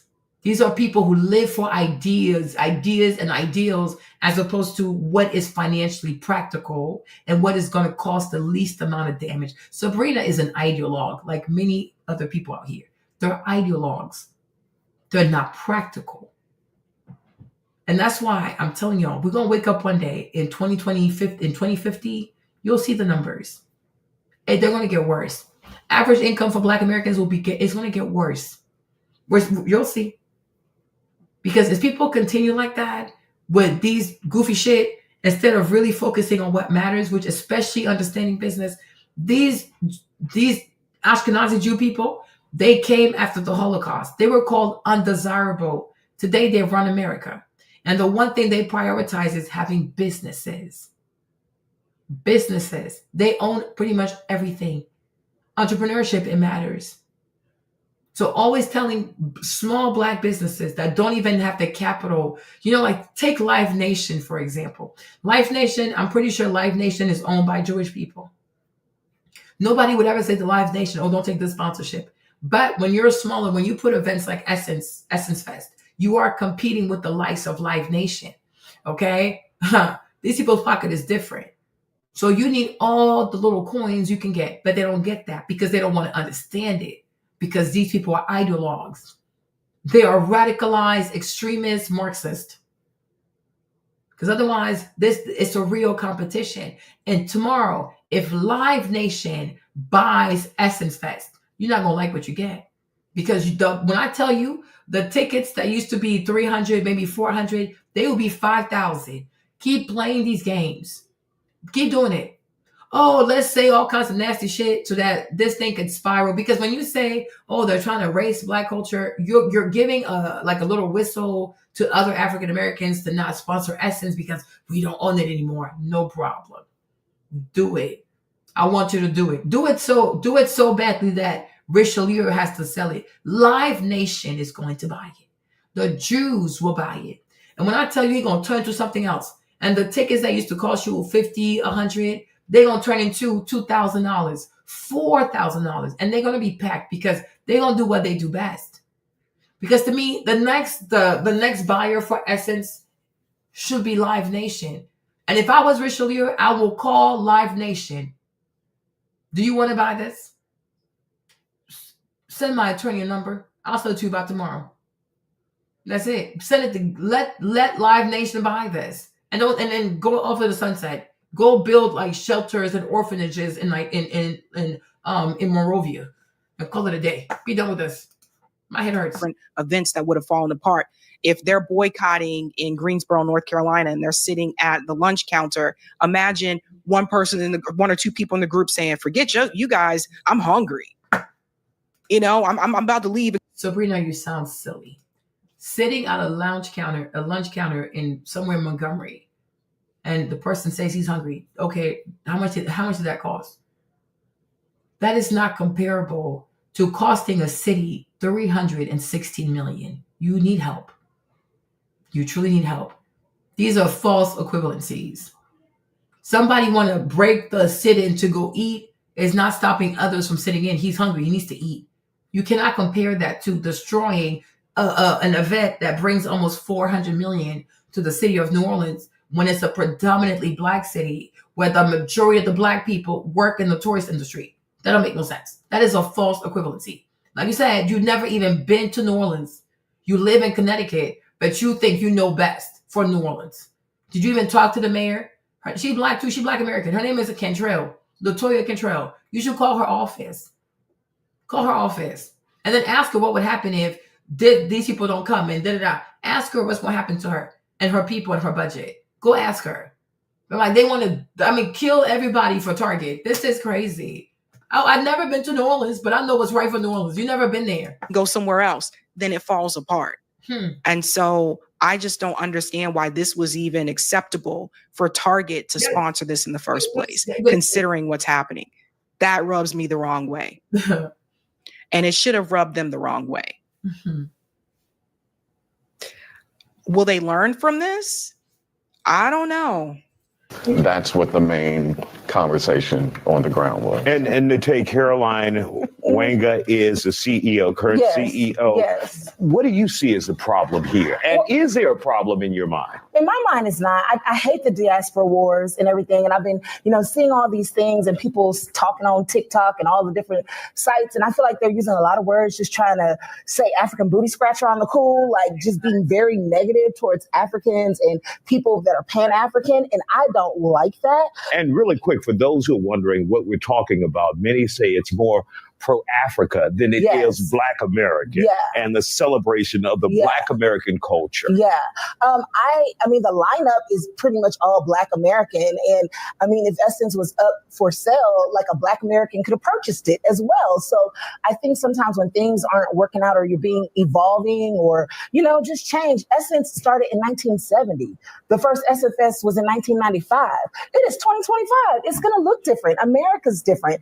Everything is different. And I think it's a little bit, a little intellectually lazy just to say, well, oh, it's an African that's leading, that owns it, and that's another one that's leading it. So they're trying to change everything. I saw the whole, Jollof versus jambalaya thing.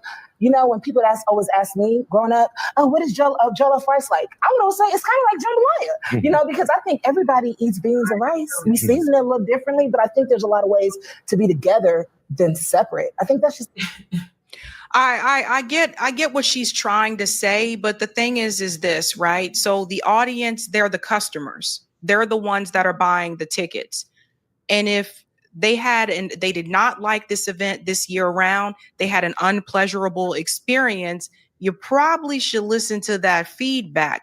I mean, I don't know. What do I know? But I'm just right, like you said, you weren't even there. People can say anything on the internet. And like I said, they say they didn't like the experience, that's fine. But if you didn't like the experience because the owner is African, then you're a xenophobe.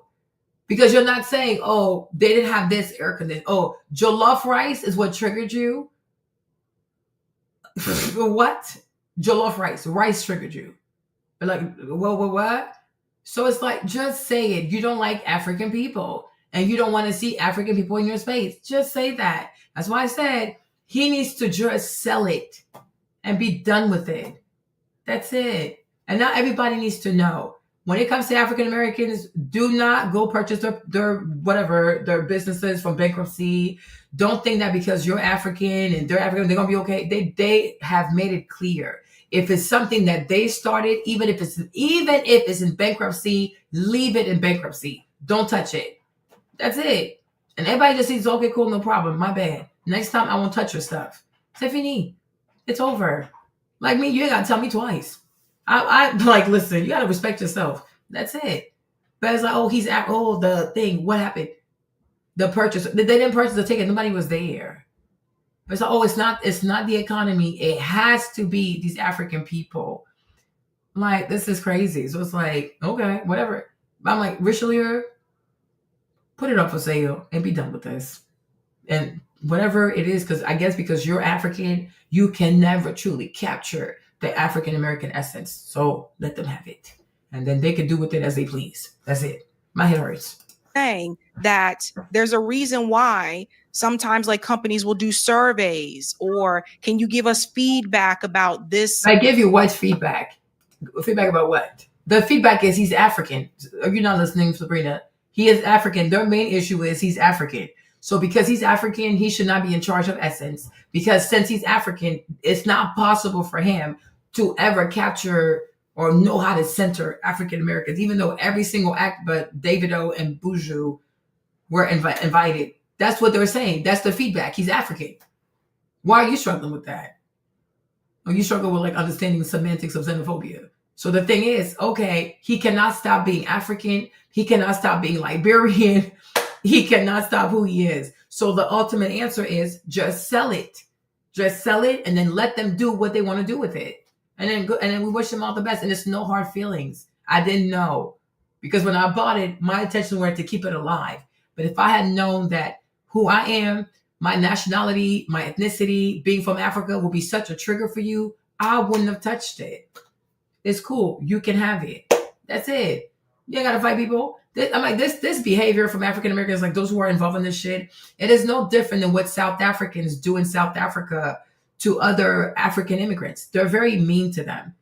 You know, South Africans are extreme xenophobes. They are so mean to other Africans. Sometimes they beat them. Sometimes they grab them. They put them in tires. They set them aflame.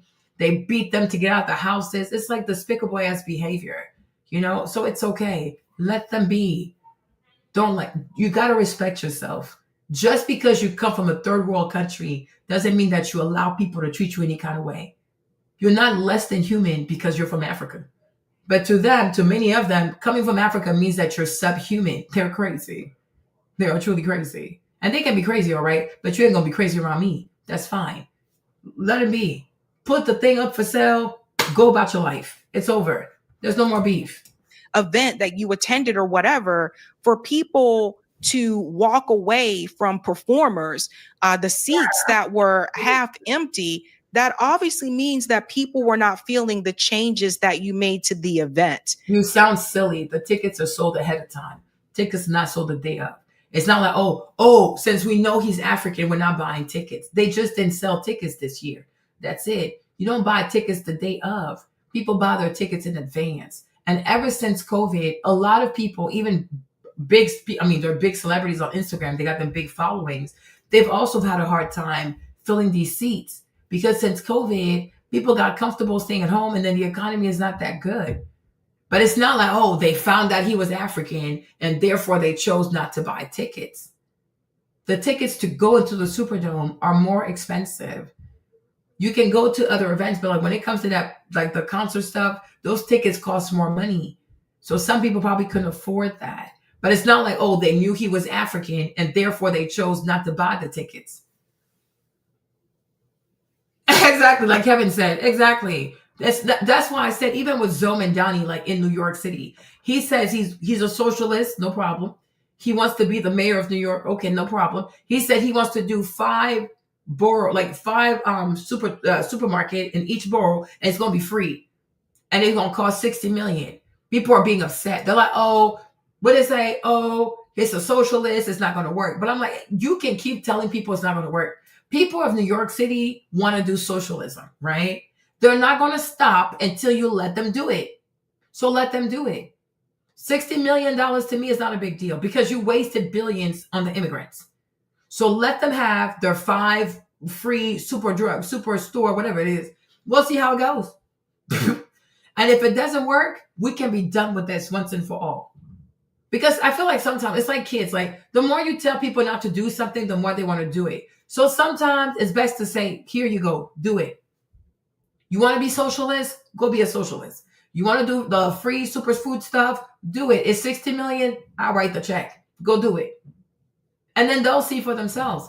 And then when it fails, we can be done with this, right? That's it. Because sometimes experience is the best teacher. No, he doesn't own Red Lobster, Kevin. They hired him. They hired him. So he doesn't own it. They just put him in place as a CEO. He's like the Kenyan girl. So she's not the owner. She's just a CEO. So she works a job. So the Nigerian guy, he got hired because what happened with Red Lobster was out here doing an all-you-can-eat shrimp buffet. And I'm like, y'all got shrimp money like that? And they didn't do their numbers right. So it seems like the all-you-can-eat shrimp stuff, it completely bankrupted Chick-fil-A because it's seafood. And I'm like, how can you do all-you-can-eat? You can say maybe okay, 2 pounds of shrimp for free, but you can't do all-you-can-eat stuff. So then they did all that you can eat. I can do a live about that. They did all that you can eat shrimp stuff. Red Lobster, nosedive. Nosedive. Because people went ignorant. I'm like, you are crazy. So now the people who own the chain of people who own Red Lobster, they hired him to see if he can bring back Red Lobster to life. But like you say, we'll see. But I'm like, before you put things on the menu, free, exactly. There you go. There you go. You should know your cost. How long can you do all you can eat shrimp for? But it seems like it was going for almost a month. It's something crazy. Their money went nosedive.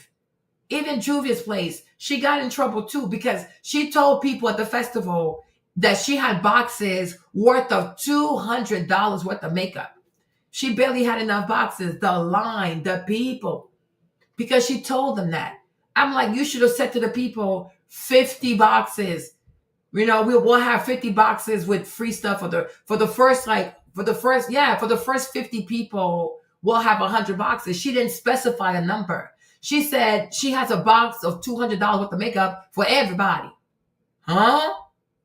And you should see the box. Even I was watching it with Jimmy, and he was like, yo, you didn't even have to give all that to one person.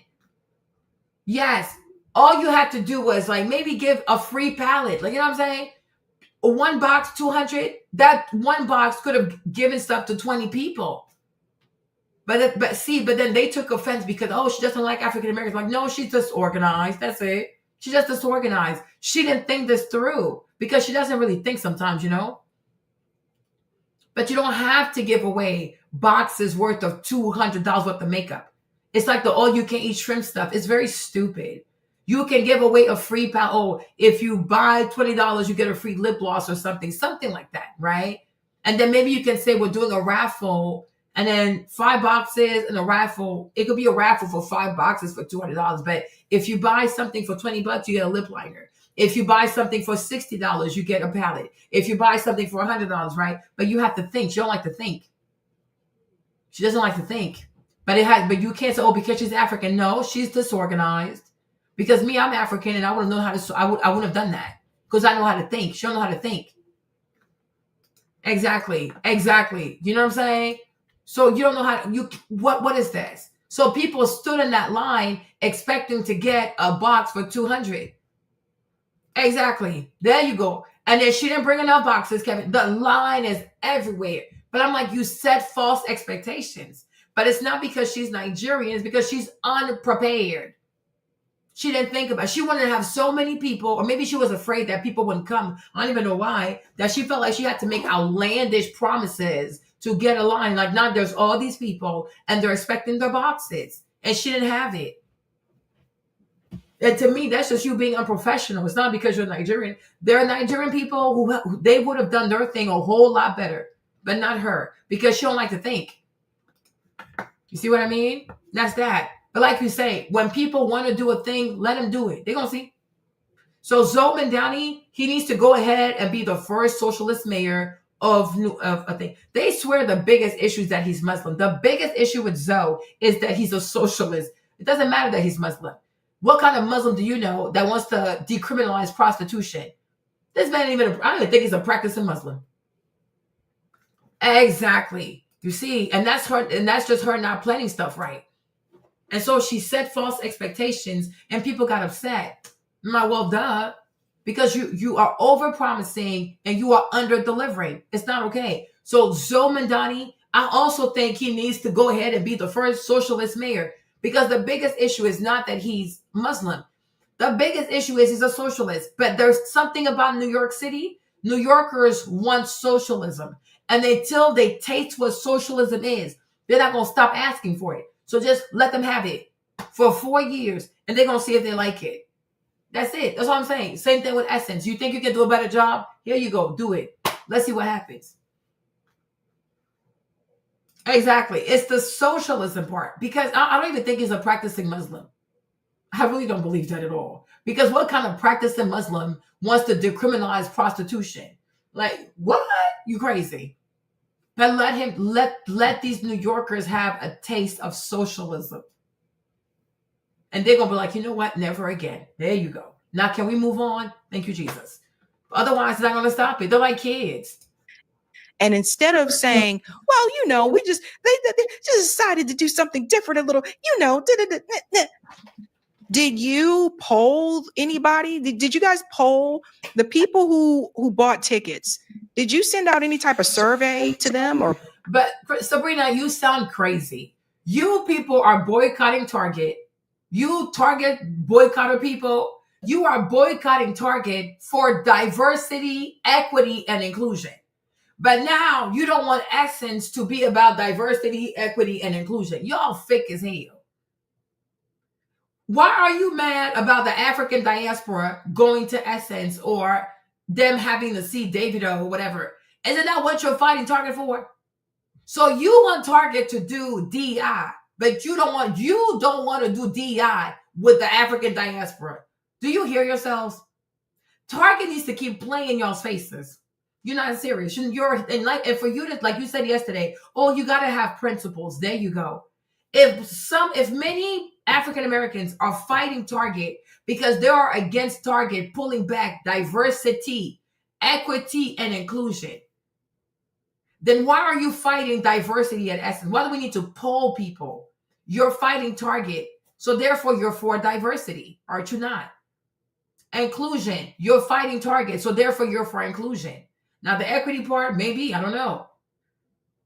right? But you fight for diversity, equity, and inclusion. Not that there's diversity, equity, inclusion. It's not even equitable because you had more artists than they only had like one Nigerian and one Jamaican. So that was not even equitable. You're crying. Why are you crying? So if you don't want diversity, equity, and inclusion, then leave Target the fuck alone. I'm like, this is so crazy to me. Leave Target alone. If African people can't have this, they can't have jollof rice, whatever, then why do you want Target to do diversity, equity, and inclusion? Do you hear yourself? It sounds crazy. It really sounds crazy. Oh, Target, I'm fighting because of diversity, equity, and inclusion. Oh, Essence, the CEO is African? Huh? They're offering me jollof rice? Ah!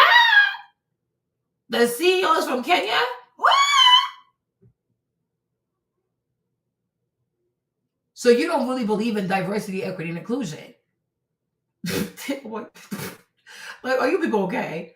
This is madness. This is true madness. Poll to them and ask them if they would like to see those types of changes. No, why? From what I understand, like these should Target also poll white people then? Let's use your logic. Should Target poll white people and ask them if they want to see diversity, equity, inclusion in their stores? Because most Targets are in predominantly white neighborhoods. They're not in black neighborhoods. So should Target, like it's so bizarre, should Target poll white people and ask the white people, do you want to see black people in your stores? Do you want to see Black History Month merchandise in your stores? What are we talking about? Nobody does that. You've never seen a business poll somebody to say, is it okay if we allow so-and-so? It's called discrimination. That's why you don't do it. Do you know the law, Sabrina? Can you imagine a business say, hey, we're going to poll our workers. Is it okay if we start to hire gay people now? Baby, you're going to get sued. Are you okay? You can't do stuff like that. It's discrimination. You are not allowed to discriminate against people. So if you send a survey, are you okay with? So you're asking it, is it okay if we open it or close it? That is discrimination. So you cannot poll and ask these kinds of questions. Sabrina, catch up. It's unbelievable. I usually like you. You're kind of slow today. You cannot do stuff like that. Can you say, hey, is it okay? Can an HOA say, hey, is it okay if we start selling homes to gay couples in this neighborhood? Are you insane? Do you want to get sued? This is America. We cannot do stuff like that. You cannot poll for these kinds of questions. Is it okay if we have Davido from Nigeria? Is it okay if we have Buju from Jamaica? You're going to say, what, no? You want to say no on an application? Then why did you say no? Because it's Jamaican? Do you not like Jamaican? Do you have a problem with Jamaicans? Isn't Kamala Harris half Jamaican? Oh, because Buju is dark-skinned? I keep telling you, it always comes back to complexion. So if Buju comes here to sing for one moment, one night, he sings for like 30 minutes, we need to send out a survey when you were so excited to vote for Kamala and because she's Jamaican? Like, this is weird. We don't have to know. You wanted to vote for Kamala. She's half Jamaican, so you love Jamaicans, right? So he's coming. You're fighting Target because you're upset over pulling back diversity, equity, and inclusion. We're going to make Essence diverse, equitable, and included. Deal with it.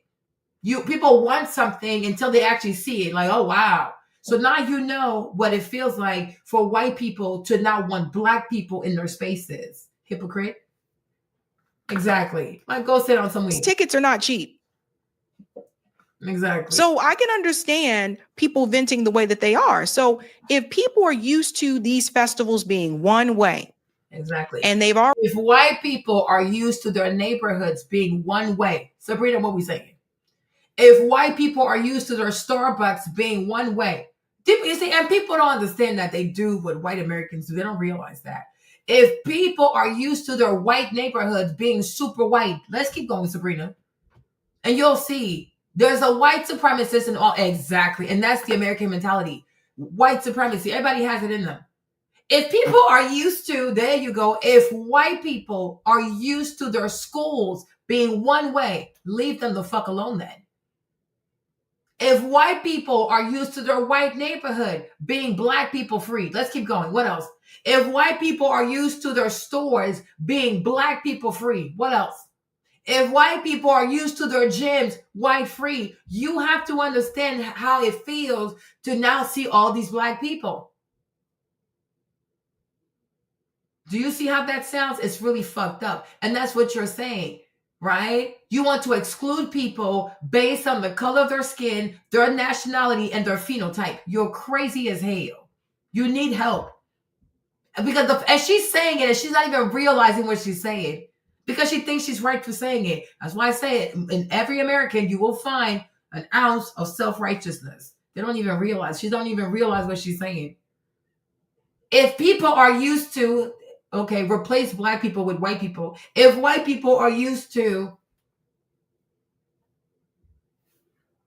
like, that is weird.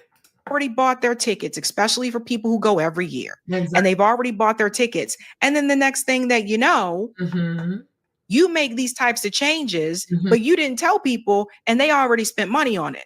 They didn't tell what changes? That they're going to bring jollof rice, that they're going to have a singer from Jamaica. There are plenty of events that white people bought their tickets to, thinking that it was going to be an all white space. And then they get there, there's changes. Changes happen all the time. Even at Coachella, you can buy your ticket for Coachella. They can change the lineup any day they see fit. It's also on your ticket. People don't read. When you buy a ticket to an event, a festival, you name it, it says organizers reserve the right to change but you don't read. You don't read. They can even change the headliner. It's part of the contract of your ticket. But you bought the ticket, you didn't read the contract. Whose fault is that? Read. Organizers reserve rights to do many things they want to do. If you don't like it, ask for a refund. But sometimes you might not even be able to, because when you buy the ticket, you agree to the terms of sales. It's okay. People need to read. But everything you say, white people could say the same thing, because they had plans to never have black people in their space. And now they don't know. They don't know how to escape the blacks. And when people do that, it's called being a racist. It's called being a racist. That's what that's called. I'm like, because that's really crazy to me. I mean, that's it, like what and the Target thing. It's just, again, who was making these decisions? People who need money. Who is at the top? Like, who is sitting at the table? Sometimes I ask myself these questions, like, what happens when you don't have everybody at the table who should be at the table? Growing up, what is jollof rice like? People do not, in business, I think she doesn't understand this, savvy business, no one that is socialist sits at the table. That's what it is. People don't want socialists at the table. People do not want activists at a business table. Activists and socialists, they're usually running the boards of non-for-profit because they don't believe in profits and things of the sorts. People who give a damn about money, people who have to make payroll, sit at those tables. People who have to keep a city going, sit at those tables. People who have to meet their contractual obligations, they sit at those tables. And that's why I don't care who you are. If you are a business person, you will never get along with a socialist.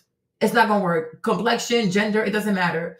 If you are someone who believes in business, you can never get along with a socialist. If you are a socialist, you're not going to get along with a business person. We don't value the same thing. We don't even look at life the same. Socialists, if it was up to them, they would give everything away for free. No one will pay for anything. They just give shit away for free. And people will, and eventually people will starve. Because then no one is going to be producing. You'll get to a point you've consumed everything and you have no producers. Because socialists, leave it up to them. They will give away everything for free. Capitalists or entrepreneurs, they don't give stuff for free. You got to earn it. So we don't have the same value principles. So we can't be friends. We really cannot.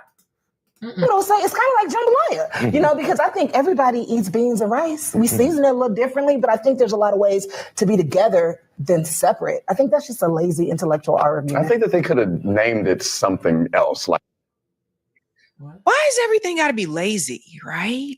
It's like, it's because you disagree with the argument. It has to be a lazy argument. For me, it's not even lazy. It's lazy and it's racist. And the fact that you, Sabrina, of all people, don't even realize what you're currently doing is crazy. But you're forgiven. It's racist. What you're doing is racist. Jollof rice is where you're triggered. But you will, it's no different than Charlie Kirk. That's why I say, like, that's what it means for me to be an American. People are very hypocritical. Charlie Kirk was saying that because Zoe Mandani was eating rice with his fingers, that he was some barbaric Muslim who was going to start pooping. This dude is crazy. He's going to start pooping all over New York City. You're going to see a bunch of Muslims poop all over New York City. I'm like, the city with the most poop is San Francisco. And San Francisco is predominantly ran by white people and Asians. So it's the white people who poop everywhere, right? And I'm like, you're so fake because, Charlie, how do white Americans eat French fries? How do white Americans eat burgers? How do white Americans eat hot dog? How do white Americans eat pretzels? How do white Americans eat pizza? You use your fingers. But you want to find an issue with him eating rice because you wouldn't eat rice with your fingers. That's cool. But you eat even barbecue stuff, chicken wings, nuggets. You eat a lot of things with your hands, with your fingers. So you find the one thing that you wouldn't eat with your fingers and make it seem as though you've never eaten any kind of food with your fingers. You sound crazy. You sound really crazy. You really sound crazy. So it's like, to me, jollof rice, Chinese rice, fried rice, Thai rice, whatever kind of rice. You've eaten plenty of different rice. I'm sure you've had Asian food before. Did you lose your mind? You also, I'm sure, have had basmati rice. I've had basmati rice before with the saffron on it. Even if they offer me basmati rice at Essence Fest, I would not be triggered. Because there are many Palestinians in whatever. Even if they were not Palestinians, I don't have an issue with basmati rice. I like all kinds of rice. My only issue will be if it didn't taste good. But to be offended for a national dish from Senegal or Nigeria, you haven't even tasted it. But the fact that it was offered to you, you're triggered. And how you don't see that you're a xenophobe to me is crazy. You will gladly eat food from the Chinese in these dirty kitchens. You'll gladly eat food from the Thai, the Vietnamese, from whatever kitchen they got going on. You have eaten food from all kinds of people. But the moment you're offered a West African dish by Senegalese people, you're triggered. How are you not a xenophobe? I'm sure there are people who even have eaten prison food. You're not triggered. Jailhouse food, you're not triggered. But someone offering jollof rice, this is where, like, oh, Jesus Christ, that is so sacrilegious. I cannot believe these Africans offered me rice. People need help. People need help. Please eat your McDonald's, eat your French fries, eat your Chick-fil-A, whatever else you eat. But then you're going to turn around and eat, then they're going to eat gumbo that's full of okra. Okay. It's so funny. People are just so funny. People are truly funny. No, and I talked about this before on the show. We've talked about this multiple times. I think the argument is valid. Like I said, people paid money for a ticket expecting to see what they have seen past years going to this festival. You made significant changes to the festival. Such as? People paid money. Such as? Which significant change was made to the festival? Such as? Oh, Lord Jesus. What changes were made to the festival? What changes? Oh gosh, what's wrong with this girl? Okay. What changes were made to the festival? These are the people who were hired to perform at the festival. It is predominantly African Americans. You have one Nigerian and you have one Jamaican. What change was made? Such as, but once again, you don't tell people exactly what changes were made because people need to believe that these Africans, these wicked Africans, they've made these drastic changes. You would have thought that at Essence Fest this year, people went there and you had like congas, like, I don't know, like you had some traditional African, like, pa-pa-da. No, it was jollof rice. This is crazy. Like, if you didn't know no better, you would think once you went into the dome, you saw a bunch of congas, you saw a bunch of like traditional, hey, good morning, my sister. Were you happy to be at Essence? Like, you would think that that's what they saw. It was none of that. They saw Davido, and they've seen him before. He's done songs with Chris Brown before. They got pa-pa-da, bunch of African congas and shit. It wasn't even that. But the way they talk, you would think like it was like the Coming to America scene or whatever this thing is. I don't even know. Like, what's the problem? Like, what's going on? This is crazy business This is crazy work. I'm like, this is really crazy work. People needed to know, because I'm willing to bet you had people to know what, that they're gonna be offered jollof rice. They have to send a blast email. Oh, dear African Americans, when you come into the dome, please know that you will be offered jollof rice. As an American, you have the right to say no, thank you. They should send an email blast about jollof rice. Are you serious? No, I'm like, this is really crazy. Like, and you never like. So I don't even know. I don't know how many people buy like the thingy for Essence, but they should send an email blast to say what? People are gonna offer you jollof rice. You can say no. So we have to let them know, because jollof rice can trigger such a visceral reaction out of African Americans. Jollof rice. Jesus Christ. Like, this is insanity. I'm like, this is crazy, Kevin. I don't know. We're sending an email to say what? To say what? They're not going to be in danger, Sabby. They're not going to be traumatized. It was people offer them jollof rice. They can just say, no, I don't want it. Thank you, though. And if they want to try it, they can try it. My goodness. Now, imagine if even imagine a Muslim person who goes to an event, and you know, a lot of African people, American people, they like to do like barbecue, whatever, and then a Muslim person has a visceral reaction. You should have told me pork was going to be here. You should have told me. You can just say, oh, thank you so much. I don't eat pork. I'm Muslim. It's over. Do we have to send an email like, oh, dear Muslims, our Muslim sisters and brothers, we want to let you know that when you come to Essence Fest, some restaurant will offer you ribs. Please know that you have the right to say no. Seriously? If you bought a ticket, you're over 18. So if they offer you, if you're African American and you have such a visceral reaction to jollof rice, just say no, thank you. If you're Muslim and you go and there's an African American man who offers you ribs, just say, oh, brother, thank you. I'm Muslim. I don't eat pork. It's over. What else? We need to say, oh, people who bought the tickets, please know that in New Orleans, crawfish is a big deal. Shrimp's a big deal. Okay? So if anybody offers you gumbo, just know that there's crawfish in there. There's shrimp in there. There's crab in there. So if you have an allergic reaction, please remember that you have the right to say no. You don't know how to say no for yourself? Well, we're messing them to say what exactly, Sabrina? What are we saying? Oh my gosh, jollof rice. I don't know. This time, like, I'm so confused. When you can just say, no, thank you. I don't want to eat that. Oh, dear African Americans, we just want to let you know, when you come to Essence Fest, please know that there are Vietnamese food vendors. They might offer you some pho. Please know that you have the right to say no. It's just pho, but you can say no. Thank you. If somebody offers you pho and you don't like Vietnamese people, you can just say, I don't want to eat the pho. Thank you. God bless you. They serve all kinds of food. That's why I'm like, they're trying to make an issue out of a non-issue. This is ridiculous. Like, I don't know since when people don't know how to say no. Thank you. I don't want to eat that. Oh, thank you. That's sweet. I'm not interested.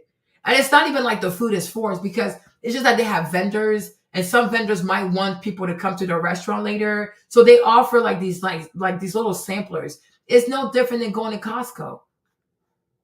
Okay, it is no different than going to Costco. When you go to Costco or you go to BJ's, they offer you samples of the food. You can just say no.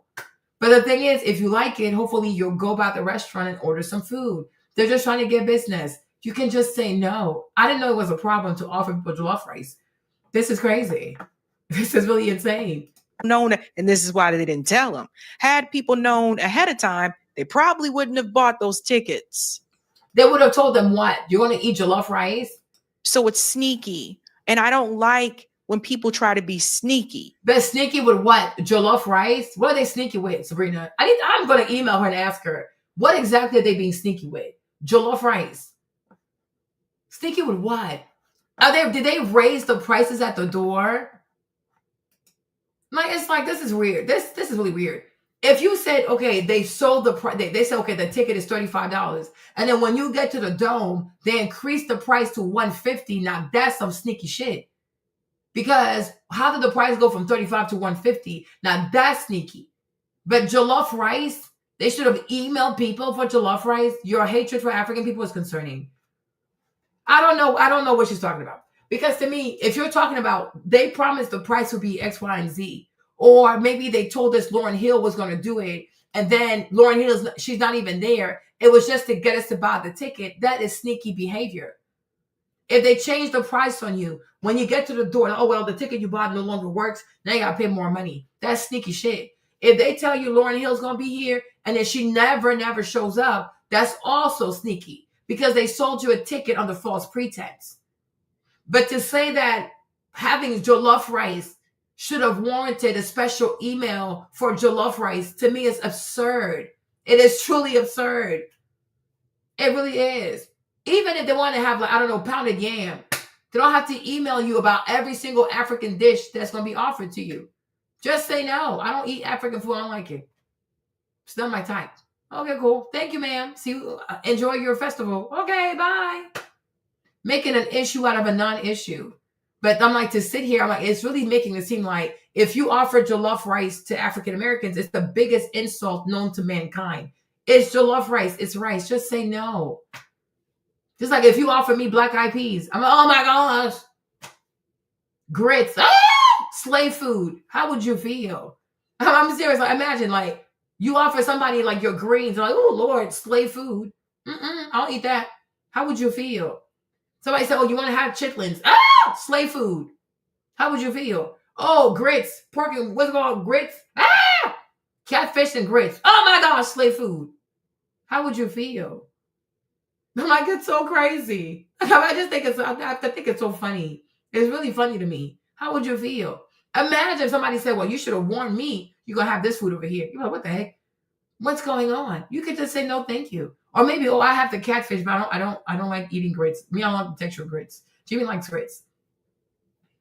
But imagine if African people had said, oh my gosh, can you believe they had grits there? You would be so offended. Oh my gosh, they offer me black eyed peas. Ew. That's so sneaky. How would you feel? Oh, they offered me greens. Oh, it smells so bad. Oh my gosh, how can they eat that? How would you feel? Girl, they offer me mac and cheese. Ew, I don't eat that. How would you feel? Like, people are crazy. I'm telling you, people in America are not raised right. People here are truly not raised right. This is just disgusting behavior. That's disgusting behavior. You know, they're trying to make their money though, right? This is crazy. Let's continue. Like the taste of the diaspora or something like that. But to make it like, they named it the Battle of Jollof, which was very big on the graphic, versus jambalaya in this small ass font. But was that one thing? So you were offended because they said the battle of all the issues that plague Black America. Your issue is, do you hear these foolish people? That's how you know this is a xenophobe. And it's the one that looks the most African that's doing the most, because he wants to prove that he's really from here. My thing is, listen, they did the battle of jollof rice versus jambalaya. Okay. Is jambalaya even a predominant African-American dish? No, it's not. It's a Creole dish. It's from Louisiana. Now, some people think it's a Spanish dish that mirrors paella. He said that they said that it was the battle of jollof rice versus jambalaya. So nobody insulted you there. It was no racial slurs. It was like real shit. No real shit happened. You wanted to be offended. Like, you were just looking for shit to be offended by. So he said they wrote in big jollof rice and then in small jambalaya. Okay. But most African Americans don't even eat jambalaya. Jambalaya is it's from Louisiana. And some people, like, I guess some people say that jambalaya is actually Spanish. That the Spanish brought that to Louisiana, and that it's the paella. Some people say that it's jambon aillé, means like in French ham, and aillé I forgot what language, but in some African language, that aillé or aya is rice. So it's jambon aillé, so it's jambon aillé. But then somebody said, but you know, that in French it'll be backwards, like it'll be aillé au jambon, not jambon aillé. No, so there are many people who think like there are many different things out here about jambalaya, but some people truly believe that jambalaya is truly a Spanish dish that came to New Orleans and that the people reinterpreted from the paella. Because in the paella, it's true, you have everything in the paella. You have sausage in there, you have mussels in there, you have shrimp in there. So it's not even an African American dish. So what are you mad about? Are people actually okay? But this is what happens when people want to be offended for no reason. Exactly. Give me both. Let me try them both. But I'm like, this is not. I can see if you went in there, people were actually insulting you, calling you out your name, and said, oh, why are you here? You're a Black American. You don't belong here. It was none of that. You're mad over. They wrote jambalaya. What? They wrote jollof rice in big. Yeah, you see, so that's why you couldn't eat it. That's it. Oh, I would love to eat it, but I don't do shellfish. Because in New Orleans, everything has like, it's all over the place. It's the crawfish, it's the shrimp, it's all over. The crab, it's all over, right? But I'm like, okay, they put jollof rice in big and they put jambalaya small. But even jambalaya, it truly is a Spanish dish. So it's not even an African-American dish. You need to go educate yourself before you try to be upset about stuff that don't even involve you to begin with. So if anything, you should be team jollof rice. I'm just saying. Now, if your family had the business, the restaurant that did the jambalaya, I can see why you were mad. Like, that's our family recipe. So I can see why you were mad. Because, that's your jambalaya, that's your family recipe, whatever.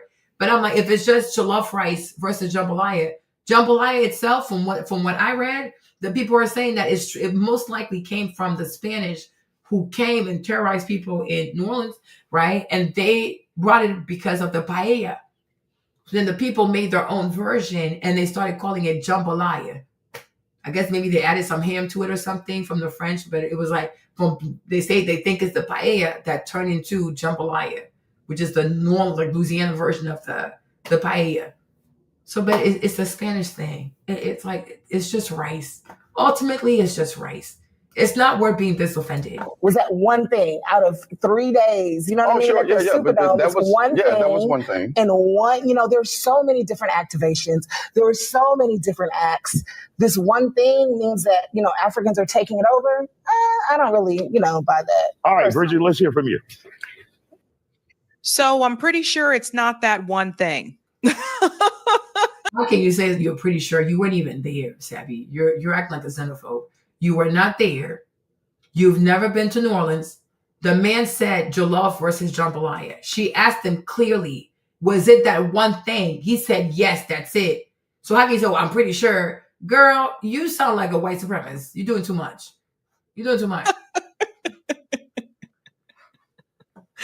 I'm pretty sure it's not that one thing. Maybe because you don't want it to be just that one thing because it sounds so asinine. That's it. The man clearly said, she asked, y'all heard her, right? You heard the lady. She asked the man, was it just that one thing? He said, yes, that's it. Oh, I'm pretty sure that's not it. You sound like Charlie Kirk. You are starting to sound like Charlie Kirk, Sabrina. It's very disappointing. Today, you have disappointed me. But it's okay. You got to forgive him. That's the thing that they remember or what they were told. But that's what he remembers. How can you erase his experience? You see that? So your issue is, African Americans are being erased. The man said that was his issue. That's his one thing. But no, that's not it. So now you want to erase his experience. You've never been to New Orleans.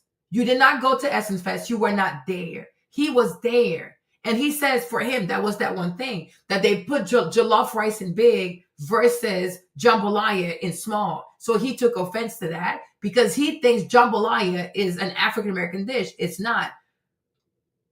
Black people from West Virginia don't eat jambalaya.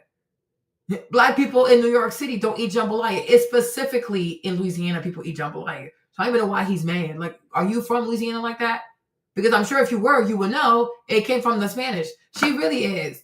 She's not even realizing that. But hopefully, maybe later she'll have self-awareness. I'm like, you sound crazy. It's usually not just one little thing that pisses people off. And I want people to think about something for a second, right? Everybody kind of has their own theme, their own events and their own cultural events, their own festivals, et cetera. And I just want you to imagine what it would have been like if this happened to someone else. take Carnival, for example, right? Like Carnival is a really big festival, really big event. There's one here in Boston. I think the one in Toronto might be the biggest one in North America, from what I understand. Anyway, it has been around for years, right? And for those who don't know, Carnival is like a Caribbean, festival. And like the women, they wear like these like fancy like costumes. And it's like, I don't know how to explain it, but it's a lot of glitter and shine and all that kind of stuff. And they have like a parade and stuff. Like here in Boston, they have a parade. They go through Boston.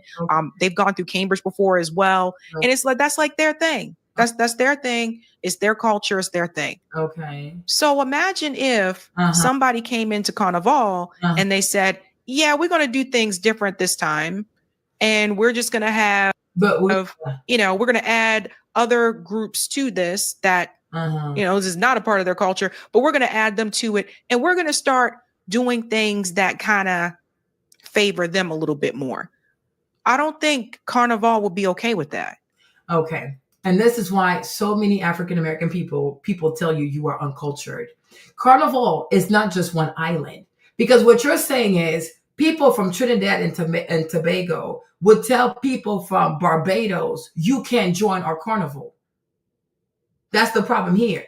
Because what you're saying is, like, she doesn't know what the fuck she's talking about. Because she doesn't realize that Carnival is a set of islands in the Caribbean, but these are different islands. They're not the same. Oh my gosh. But when people say, oh, you are uncultured, you don't know much, you get offended. And the people it's the West Indies. The West Indies is not just one island. Even Trinidad is not one island. It is Trinidad and Tobago. Two islands and make one country. Right? So you got Trinidad and Tobago. It's actually one place, but it's two separate islands and make Trinidad and Tobago. Then you have Barbados. Barbados also is part of Carnival because they're part of the West Indies. You have the Bahamas. They're also part of the West Indies. It's a lot of, even I think St. Croix, what's it called?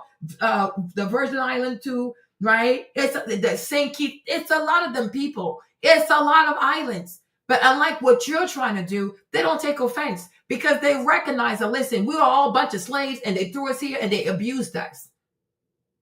So you want separation. People from the West Indies, they come together and they have a collective culture called Carnival, and everybody can go. And when you go to Carnival, whether it's in Toronto, whether it's in New York, whether it's in Connecticut, whether it's in London, right? Nobody is excluded. And also the thing about people from the West Indies, they don't have an issue with the fact that they have West African roots, because a lot of these people are still people who worship Orishas to this day. You're saying that you have nothing to do with African, so much so that when you're offered jollof rice, you are triggered. Like false equivalencies. You don't know shit, but you don't want to admit to yourself that you don't know shit. You don't even know as much about other Black people as you think you do. That's why we say you're American. Oh no, they mean, no, you are an American. You only know what you know. And you don't make it your business to know other people. And then you just go off with so much confidence, like you know what you're talking about. You don't even know what you're talking about. And that's how I know you don't have any friend that's West Indian, because they would have told you it's Bahamas, it's Barbados, it's Trinidad and Tobago. Even who else? Like the St. Kitts people, all them people, is all of them. And nobody's excluded. And yes, when you go to, whether you're doing Carnival in Toronto, you do Carnival in London, you do Carnival in New York City, they have different flares. St. Lucia, people join. Like the Carnival in New York City is going to give a little bit more of that New York spice to it. Because New York, like people get involved, Latinos, everybody get, African people, they all get involved and everybody dances. It's not a big deal. People dance on people, pun the wine, one the replay, one the wine, when people be wine the pun on anybody. It's not a big deal. But you will not allow that, because since you're African American, if an African person touched you, you will have a visceral reaction. Like, what the fuck? Like jollof rice got you triggered. So obviously you haven't learned shit about Carnival. When you go to Carnival, everybody is there. People have a good time. People party. It don't matter if you from Africa, from America, whatever. If you come to Carnival, it's a good old time. We Black, we outside. We have West African ancestry. We got nice bodies. We wear feathers and we pun the pum pum, pun the wine, pun the pum pum, pum pum pum pum.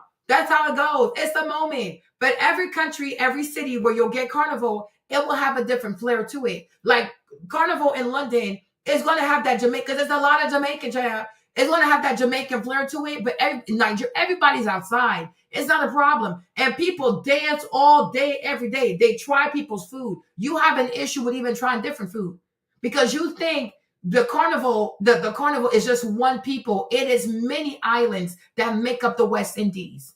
You don't know much. And that's why you behave like these white supremacists. It's very, very embarrassing. Even me, I'm West Africans. I know how carnival culture works. But how many people even know that Trinidad and Tobago is one country? There's an island of Trinidad and there's an island of Tobago. Together they make up Trinidad and Tobago. But anybody can go. You can't even be Haitian. You can go. It's not a problem. And they're not going to get offended. Sometimes they even play different music. They play everybody's music. It's not a big deal because it's a celebration of like having survived the slave trade. It's not a big deal. But even if like an African person was to dance next to you, you're like, oh my gosh, get away from me, you booty scratcher. You would have an issue with that. Like you don't like other people. You're a bunch of xenophobes and you're ethnophobes. And it's cool. And people need to learn to like not get close to y'all because it's too much. It's too much wahala. Like it's just too much. And then when people don't get close to you, you get mad. Oh, I don't know why Africans don't like us or join us. Jollof rice got you triggered. Girl, I'm going to come next to you with my African ass. You're going to have a problem. It's better I leave you alone. Please, I don't want the problems. People don't come to America to have problems. Like, that's just crazy. But to talk about carnival culture when you don't even know the different islands that are part of carnival culture, that is crazy. You sound like Charlie Kirk. Like, you are insane. Yeah, it really is. Like, they don't learn about nobody else. And then they want to tell you who you are and how it goes. Like, how would you know, boo-boo? But you would never offer jollof rice to someone from Barbados or St. Kitts or St. Lucia or Trinidad. They're going to be offended. Like, they eat rice too. And the problem. The issue is it's only offensive if it tastes like shit. That's where you should be offended. Oh, shit, this shit is awful. Why would you give me that? That's what should offend you. But the fact that it's jollof rice, whatever, it doesn't matter. But the carnival, you can find all kinds of food. Oxtail, rice, black rice. What else they got? They have so much shit because it's everybody's food. But I never knew that offering someone your local food was such an act of disrespect like that. I had no idea. That's crazy. Maybe they should start offering jollof rice in prisons and in jailhouses so people can be deterred from committing crimes. I'll tell that to the people. Start offering jollof rice because maybe if they know that if they get locked up, they're going to have to eat jollof rice. They're going to be so scared they're not going to come in here. That might bring the crime rate down. If you get locked up, you're going to have to eat African food in that jailhouse. Yeah, it's really, really crazy. I don't even know. It's like the guy said he only had an issue with the jollof rice. He's like, no. There has to be something else. Like what? Did anybody say that African people assaulted African people at the thing? Did anybody hear African people use a racial slur against African Americans? Did anybody touch African? Nobody. Like, no, jollof rice. How dare you do a competition between jollof rice and thing? You can't even take a joke. And you wonder why people are afraid to get close to you. Anybody, like, you probably don't know, but there's been a battle between Senegalese jollof rice and Nigerian jollof rice. Everybody cracks jokes about it. Oh, who has the best jollof rice? You know, so even Ghanaians too. Sometimes Ghanaians also make jollof rice. There's a girl here. She got married recently. Her husband is Ghanaian and she's Nigerian. So for her engagement picture, she said, oh, I guess Ghanaian jollof won today. And we started laughing like, okay, because it's a thing. People, oh, who makes the best jollof rice? Do Ghanaians make the best jollof rice? Do Senegalese make the best jollof rice? What's it called? Do Nigerians make the best jollof rice? It's an ongoing joke. It's a friendly banter. Ha! You can't like, y'all too damn serious. My God. Yeah. Oh, child, the Juneteenth stuff was too funny. We don't want to hear African music. We don't want to hear Haitian music. I say it's okay. And I'm like, even Juneteenth is truly for people of Texas. It's not even for everybody. Juneteenth is truly for the Black people of Texas because they were the last to know. But if you also don't want African people, Haitian people to celebrate Juneteenth, it is not a problem. We didn't even know Juneteenth was a thing. You can have it. Hey, wahala. Yeah. And no, they finish, huh? This is crazy. Yeah. Oh, you see, even Kevin knows that exactly. It's a banter, like who makes the best jollof rice, and they start roasting each other. But it's just like it's levity. It's not a big deal. So I'm sure that's the mindset. Oh, we're gonna do jollof rice versus jambalaya. Who got the best rice? But it's not to insult jambalaya cuisine. But I think when someone doesn't like you, everything you do is a problem. That's it. Because if it was a light, if there was, I don't know, if it was some biracial who did something like that, or like, I don't know, French rice versus jambalaya, would you have gotten offended? You know what I mean? I just feel like when you don't like someone, when you don't like someone, everything they do is a problem because you don't like the person. So it's cool. Oh, but Marlene, I'm like, child, leave me out of this. But then don't turn around and say, I don't know why Africans don't want to get close to us, child. Even jollof rice, it brings wahala. Like, that's crazy. It's a banter. It's for fun. You can be like, no, I'm team jambalaya. No, I'm team jollof rice. But both at the end of the day, we know they both taste good. Jambalaya is amazing.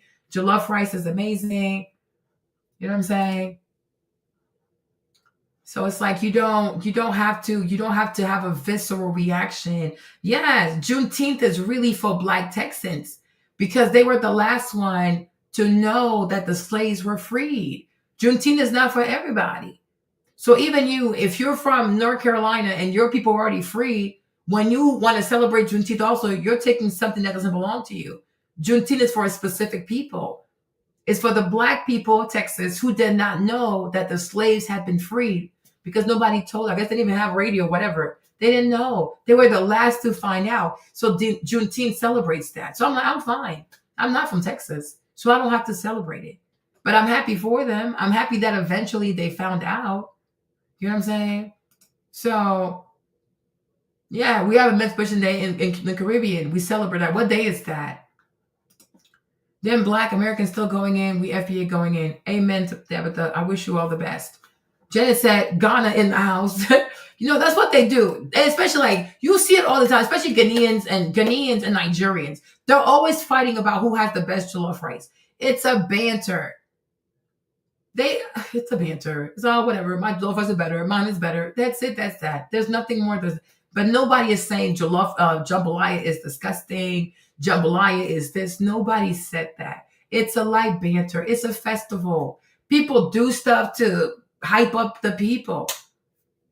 Okay. Where's my Black stores at? People do. They could have even had Haitian people too. Haitian have this rice. It's like this.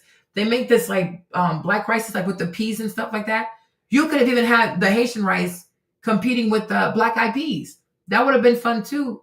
But it's a nice way to introduce culture. But it's not meant to say that one rice is nasty and disgusting. Who would even say that?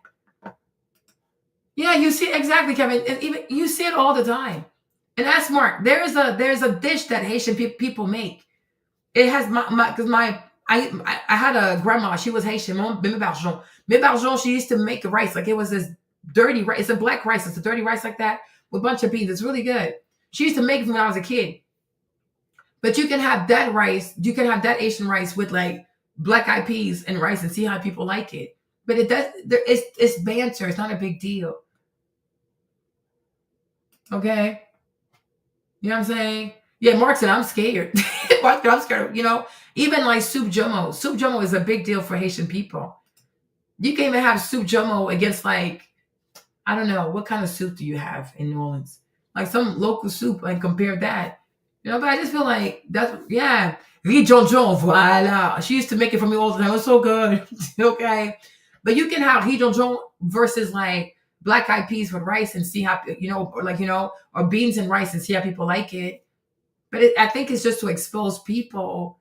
But ultimately, whether you're doing the jambalaya or you're doing jollof rice or you're doing riz jonjon, these are all Black people of African ancestry who were all affected by French domination. Senegalese people were oppressed by the French. People from Louisiana were oppressed by the French.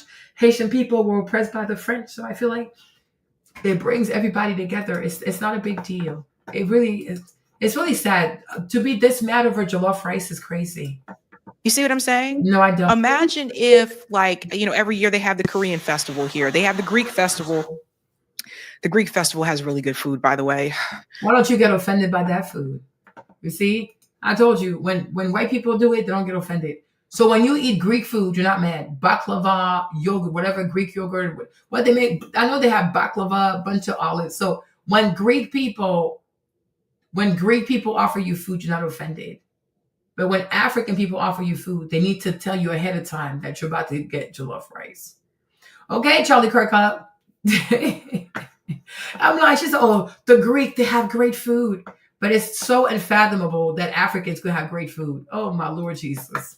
People are insane. If you're going to go, just go for the food. I mean, if anything, go for the damn food. Anyhow. So you don't think that could have been the spirit, that they brought the jollof rice so people could try new food and enjoy it? Exactly. So the Greeks are not mad when you attend their festival? Oh, no. It's just that they want to go into I'm trying to understand how this works. They want to go wherever they want to go, but you can't go to their event because when you go to their event, you are erasing them. But they can go wherever they want and they can erase other people. But the Greeks could say, well, we didn't sign up for the blacks to come here. How would that make her feel? She would do a whole live about it. Do you believe I went there and these Greek people told me I couldn't go because I was not Greek and I didn't know the culture? I don't speak the language. She would have lost her fucking mind. So she can go to their cultural events. But you can't go, but when you're African, you cannot go to Essence Fest. That's like, oh, I love their food. So I'm like, so when they offered you baklava, you didn't get offended. When they offered you a Greek salad, you didn't get offended. Yeah, this is crazy. Sabrina, this is crazy. Like the Greek festival, right? Like the Korean festival. Imagine if people came in the next year and said, sorry, we're going to let this said group take over this. And now things are going to be a little bit different. And there was no warning and people paid money. Now, okay. Take over what? There are a bunch of black people. The problem is they had to have a cook contest of the two dishes. But why is that a problem, Tab? I'm so confused. Because you can even do Creole cuisine versus like even Black Texas cuisine, because it's not the same really, or even like North Carolina Texas cuisine, or Virginia Black American cuisine. People don't eat the same dishes. Like the food you find in Louisiana is not the food you will commonly find that most African American people eat, because Black people from New Orleans, from Louisiana, are truly not African Americans like that. They are Creole. So I don't even know how she's African American. She's not even a Creole person, and she's offended. Like, I'm so confused. Did the Creole people themselves were offended by that? I'm so confused. Mark said, when the Chinese men offer y'all raw fish, you live. Like, I'm so confused. But it is not a Black American dish. That is the problem. Jambalaya is not a Black American dish. It is a Creole dish. Most Black Americans can't cook jambalaya. And everybody know jambalaya is from Louisiana. It's not from Wyoming. It's not from it's not from Virginia. What are you even talking about, Tab? Jambalaya is not a Black American dish. So that's why you're offended. I think it's the ignorance, right? There's so much ignorance. Where are your people from? Like Foster. So you're not Creole. Your last name is Foster, right? So where you're from, do your people eat jambalaya? Do you eat jambalaya during the week? Do you eat it at Christmas? Do you eat it for Thanksgiving? Your name is Foster. So you're not Louisiana Creole. So why are you mad? It's not a common dish. It's really a dish in Louisiana. So why are you upset?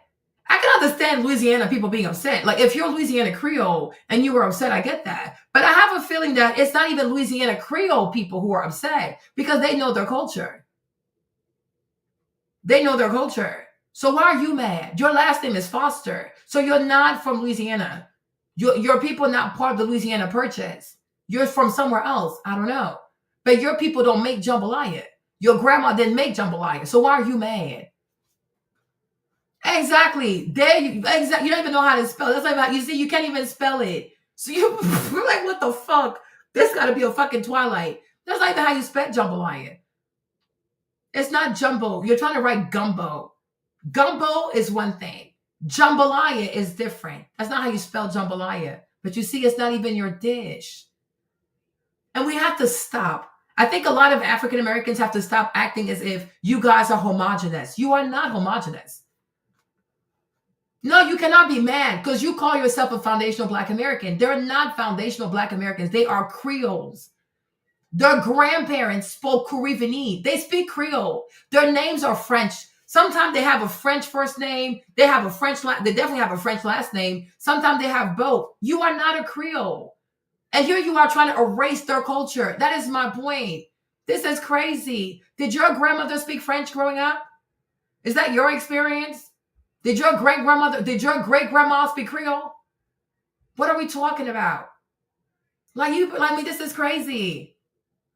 No, it is. And because it's YouTube, it's time for us to correct misinformation. Like, how can you, this is crazy. Like, it's like, this is insanity. And it's jambalaya. I will tell you your history because you don't know it. You do not. Yeah, I can be a tether. At least I'm tethered to the truth, though. What are you tethered to? Xenophobia? What are you tethered to? You have all this hatred and you're so ignorant. You can't even spell jambalaya. How can you be mad at a dish that you never ate? You didn't grow up eating it. It is not your culture. African Americans are not homogenous. Stop it. Stop it. People from Louisiana are called Louisiana Creoles. That is their real identity. These people had grandparents who spoke Caribbean. They spoke Creole. You don't speak Creole. Your grandma didn't speak Creole. Nobody in your bloodline spoke Creole. So stop it. If we're going to be, we don't want to do erasure, then let's not erase people. Louisiana Creole is a people. Nobody cares who you voted for. No one cares. That's not what we're talking about. We're talking about food. So I'm saying, if you're not Louisiana Creole, why are you upset? You can't even spell jambalaya, but you're mad. You never even ate the food, you mad. Don't even know how it's made, and you're mad. Are you okay? That is insanity. You need medication. Right? You really need medication. This is insanity. But people have to also stop saying, oh my gosh, foundational Creoles is foundational Americans. Child, they told you that? No, stop it. Girl, are you insane? People from Louisiana have a very, very distinct culture. They have their own language. It's called Caribbean. Now, they might not speak it, but many of their great-grandparents spoke it. These people they almost spoke French in America because they're part of the Louisiana Purchase. What are we talking about? That is so damn crazy. That's why I laugh at some of y'all. You are so insane. You need medication. Exactly. The Pope is Creole. Like, are you okay? Like this? Yeah, of course I care because you have to stop saying foolishness. Most African Americans do not eat jambalaya. If you grew up eating jambalaya, you're from somewhere in Louisiana. You're people from Louisiana. But most people in Virginia, they don't eat jambalaya in Virginia. And people know, that's what they eat in Louisiana. Yes. They even have the box of Zatarain's. Right? I sure do know what I'm talking about. You don't know what you're talking about. And now you're embarrassed because a tether is about to give you a history lesson. There you go. Because I'm tethered to the truth. You are tethered to your hatred for African people. Xenophobia ain't going to get you nowhere. Hatred of people because they come from Africa ain't going to get you nowhere. Education get you places. Understanding will get you places. Sound understanding. Having access to the correct information will get you places. Your name is Foster. You're not even called like Tab du Jour, or Tab de la Barrière, Tab Antoine, Tab Dupart. No, you don't even have a French name out here coming here going crazy. Don't even speak a lick of French. Like, you're crazy. Like, you people are like, you're so comical. You are so comical. Like, don't know shit, but want to be loud. Okay? We're talking about a dish, a Creole dish from Louisiana. So why are you mad?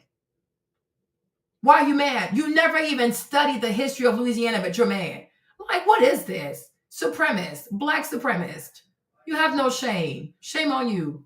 This is crazy. Like, all kinds of insanity. You don't even, they sure did. They don't want to read. Because they don't read anything. Just be upset. And they think every Black American is homogenous. Oh, we all have the same culture. It is a lie. You don't all have the same culture. A Black person, a Black American from Virginia is not going to have the same culture as a Black American from St. Louis. It's a lie. Stop it. It is a lie. A Black American from North Carolina is not going to have the same culture or even the same diet as a Black Texan. Stop lying. You're crazy. You're so annoying. You're like, you just say all kinds of foolishness. Black Americans at large, no, you are very embarrassed because you say all kinds of foolishness. Black people from here are not homogenous.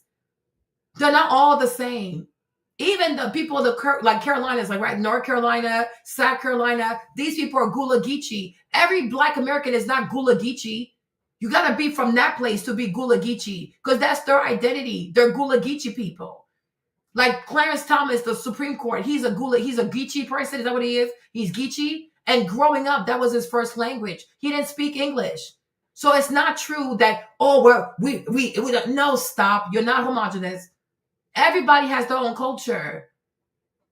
Everybody has their own culture. The Black people who are from like Louisiana, they're called Louisiana Creole. That is their culture.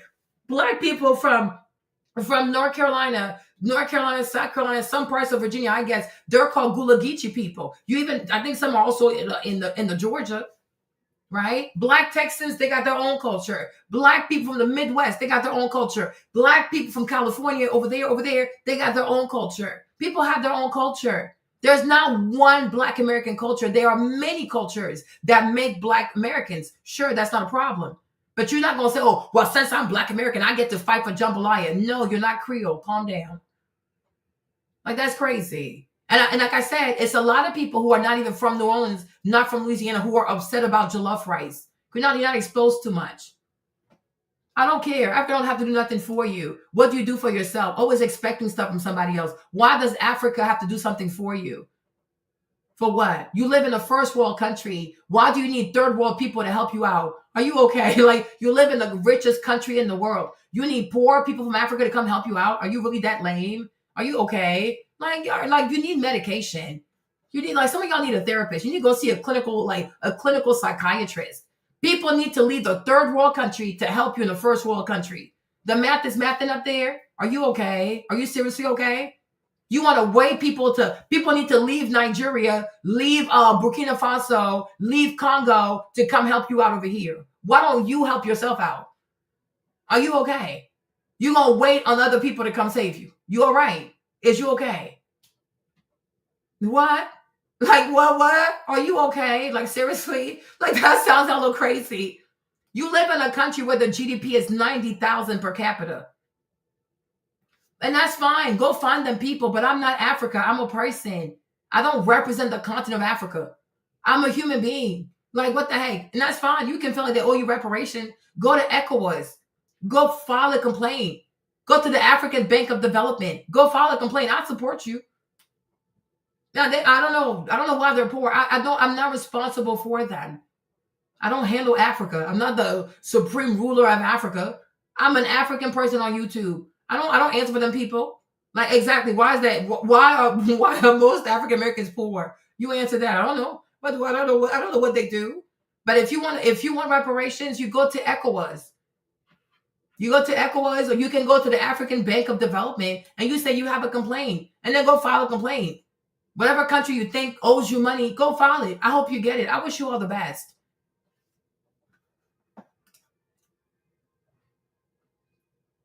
Yeah.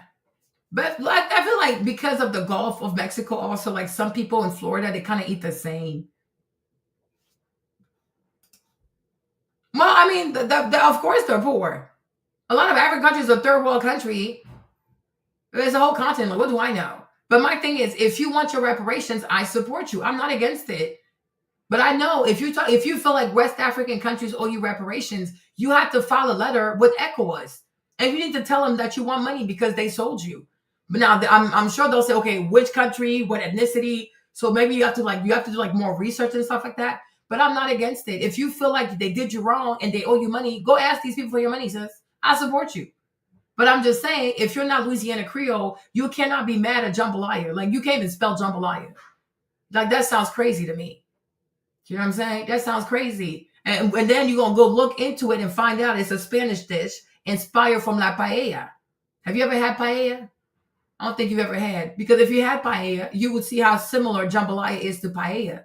And because the Spanish took over New Orleans, because New Orleans burnt down.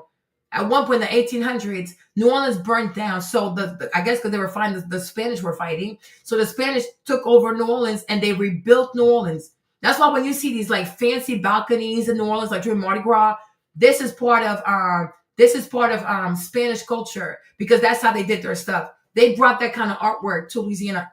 Like when you look at New Orleans, Louisiana, there's a fingerprint of so many different people. That's why I don't understand. Like, I'm like, if you don't like culture, just don't go there. I don't know. That's awesome. I wish them all the best. But I don't know if you can I don't know if you can do against Africa. It's a whole country. Most of the slaves, they came from West Africa, and also like Congo, which had back then Angola was attached to it, and Congo Brazzaville was attached to it. But I truly do wish you all the best. But I don't think you can sue a whole continent, because not everybody was enslaved. Like Kenyans were not enslaved.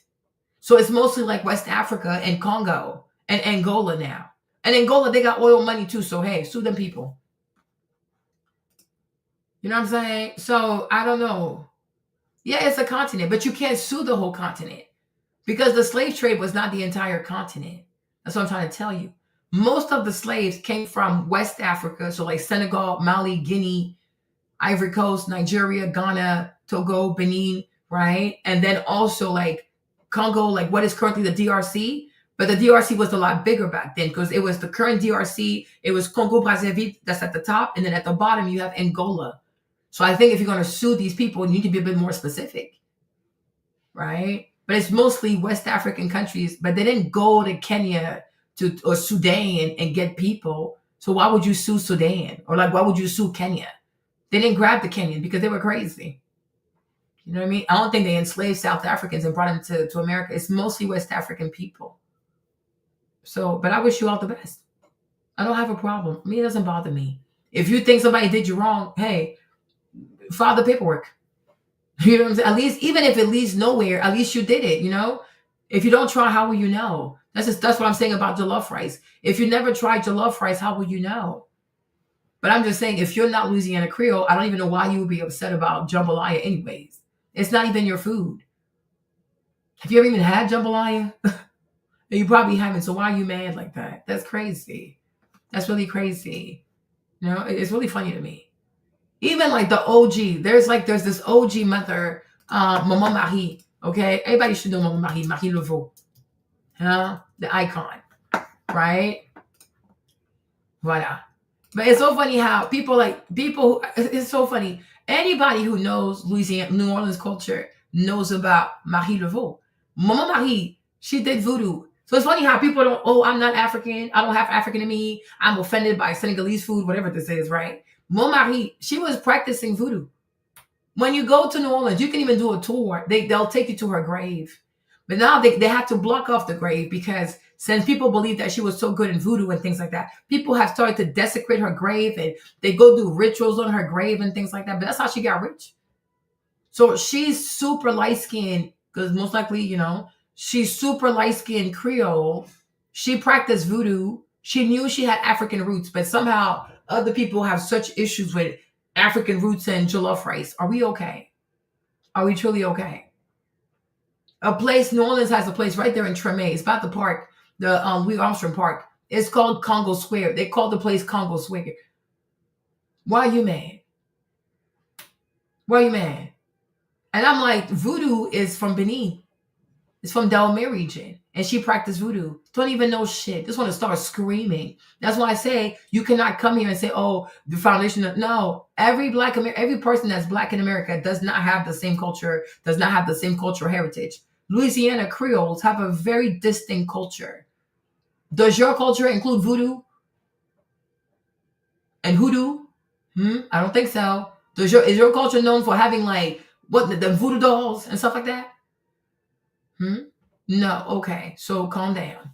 Like, that's crazy. It's really, really crazy. People got to stop. It's too much. Keep that in mind. If I remember correctly, it cost me about $8 to go to the Greek festival. No. People pay a lot more to go to the Essence Festival. No, they don't. What I'm saying is, some places are even free. No, that's not true. You've never been there, Sab. You're just saying all kinds of foolishness. Some events are free. Some events you don't even pay. You just go in there. Now, if you want to go to the Dome, there you need money. The concert stuff, you need money. But they'll have all kinds of events. You see, the real issue here, instead of fighting about jollof rice, which is so fucking stupid, right, is how other black businesses, like other like Black American businesses in New Orleans, how can they be involved for a more affordable price so that they can get exposure? That I would have had more respect for that. If you had said to me, not this stupid ass jollof rice conversation, if you had said to me, Marlene, when we went there, we recognized that there were more African businesses than Black American businesses, and we were upset by that, I would agree with you, because it should have been fair. No, you're not even trying to fight for economic equity representation. No, there are so many African American businesses who don't get to enjoy some of the money that comes into the city because their restaurants are far, or they can't advertise, or they can't promote their bookstore and things like that. That to me is not okay, because everybody should make money. You know, one time it was a problem with a bookstore. The bookstore was owned by I know it's an African American man, but he was trying to do like book event, like reading events during Essence, and the mayor stopped him. I'm like, for what? Essence sent a letter. Like, now that's what I would take issue for, because what's the problem? Everybody should be able to make money during Essence, but they wanted him to pay for some. Please, whatever, you make enough money. So to me, that would have been a real issue. That would have been a real grievance. But fighting for jollof rice, that is completely absurd.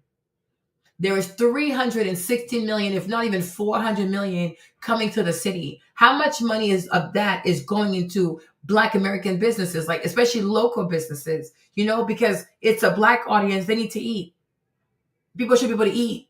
People should be able to make a good, you know what I'm saying? People should be able to eat from that and get exposure from that. So let's talk about some real shit. No, we out here fighting over jollof rice. This is so ridiculous. This is really dumb. It's a very dumb conversation, you know. The people who are upset, the people who paid money, have the right to complain. Whether you agree with it or not is besides the point. I used to work in retail. The saying was, the customer's always right, even when I knew they was wrong sometimes. You know what I mean? The whole thing was like, okay, how can I resolve this for the customer? And what I'm hearing on this particular panel is, instead of how can we fix it, she responds with, it's a lazy argument. It is a lazy argument. I got a problem with that. I got a little bit of problem with that. Oh my God. Yeah, it's a lazy argument, Sabrina. It's okay, because you don't know much about Essence. You see, let's look at this one. I heard a wise man say a long time ago, there's never enough of more. And that is true in the story I'm about to tell you. Not too long ago, Essence had their annual Essence Festival of Culture, where they have concerts, symposiums, and a whole host of events that people who purchase tickets can go and partake of, right? Mm-hmm. Well, they got wind that another event was taking place locally, and they decided to get their big bad lawyers to shut them down with a cease and desist. Now, Essence evoked a law called the Clean Zone Law that basically says if there are other events competing near an event, I guess that was already supposed to be there, they can be shut down. Now, to me, it would have made more sense to be upset about that. That clean zone, whatever this is. Like, listen, Black people coming to New Orleans, let everybody get a little bit of bread. Like, what the heck? That I would have been upset. That I would have been like, yeah, I agree with that. Let people eat. You know, let them take advantage. Like, they don't have the big marketing budget. And maybe if they do well with the little hustle, maybe next year they can pay for a booth. You know what I'm saying? Like, let people make some money. Like, you don't do too damn much. Like, I would have respected that more. No, they're not even fighting for other Black American people to be able to promote during Essence, get their business out during Essence, make money. No, they want to fight over jollof rice. Like, it's man, please. This is ridiculous. Baldwin and Company and Lit Diaries LLC, those are both book companies, along with Baldwin and Company being a coffee shop, they were going to have an event, right? I'm imagining talking about books or selling books and things like that. You see? So they were ordered to shut down. And now that I don't agree, because people should find out, like, because sometimes you might want to get away from the noise. There might be some cool books you there. Like, you might find local books like from New Orleans authors, Louisiana authors. I'm like, let people read, damn it.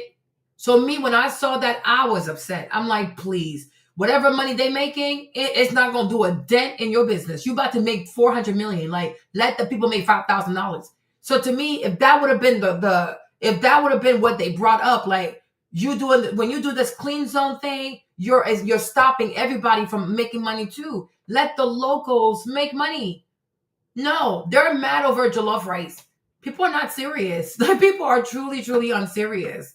Yeah, it's very selfish. I didn't like that. And the mayor got involved, like the lawyers got involved to scare these people. That is excessive. That is truly excessive. That's excessive. So fight for stuff like that. This is meaningful. Like, hey, we're Black. We're coming to Essence. We want to support all Black people, but especially local Black businesses. And we want to give them some exposure. You're already making $316. You gonna be okay?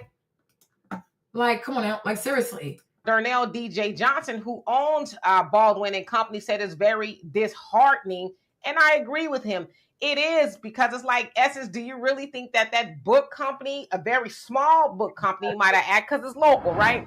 Do you really think they were going to take money out of your pocket? And the other thing is, that bookstore belongs there, right? It's a fixture there. So Essence comes in, I guess, a couple of times a year, maybe one time a year, and they do their thing and they leave. And so it's like, I guess for that time that they're there, which it sounds like it's a Friday through a Monday, they want to suck all the resources out of there and not leave any crumbs, at least for the Black-owned businesses that are there. Nice. Now, I should say that Essence is owned by a Black man, Mr. Dennis. So 2 years ago, he was a Black man, but today he's Liberian. Today he's African. People are crazy. Not sure how much he had to do with that, but hopefully he gets word that his company did that to another Black-owned company and they make it right. Now, I don't know how they would do that, but I'm sure that company lost a lot of money due to not being able to operate on that day. So they could write them a nice little check. They could afford it. Exactly. You see, to me, this would have been a valid complaint. I would have so much more respect for that. Like, let the people eat. Like, it's a small bookstore. Like, oh my gosh, you're about to make $400 million. So when I first heard about that, I was not okay with that. Yeah, I was like, that's crazy. Because they have a clean zone thing. So nobody can really promote theirs, like, because they want you to get a booth. But it's like, some people might not.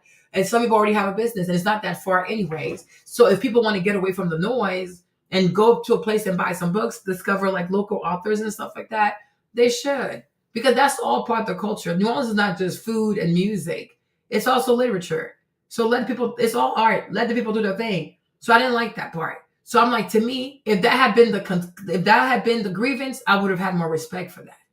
But oh no, it's competition of jollof rice versus jambalaya. And the whole time, jambalaya is a Spanish dish. Doing too much. People do too much. It's exhausting. I mean, I saw different things as I was looking at, doing my own research, and it looked like it's a matter of opinion. Some people say they had a great time. Some people said that, it sucked. And the main thing that everyone said, though, is that Target, being the title sponsor, was a problem for them because we're boycotting Target. And a lot of people on TikTok and Instagram were like, hashtag boycott Target, and how that wasn't right, because it's like they connected it to Caroline, because it's like she used to be the head of DEI at Target. Yeah. Mm-hmm. And then now they're the title sponsor at Essence. That's for the culture, which is for Black Americans, if you will. And there's been a long time that there's been this confrontation, let's say, with Black Americans and with actual Africans, because it's always been said that Africans don't like Black Americans because we're And the thing I hate when people do that, because it's such a supremacist argument. Oh, it's said that Africans don't like African Americans, as if you like African people. Like, you would think they don't give you any kind of funny energy. Like, oh, they're so hospitable. They're so hard. When people who call you booty scratchers, like tethers, they will call you a tether. They will call you a booty scratcher. They'll say, oh, I don't have any African in me. They're so warm. They're so sweet. They're so inviting. And they just give you this, like, the most amazing embrace. And you just like, oh, you're African American. I can't get close to you. Narcissism. It's like people just want you to, oh, you're from Africa. The real thing is what they truly want to say, and they don't have the courage to say.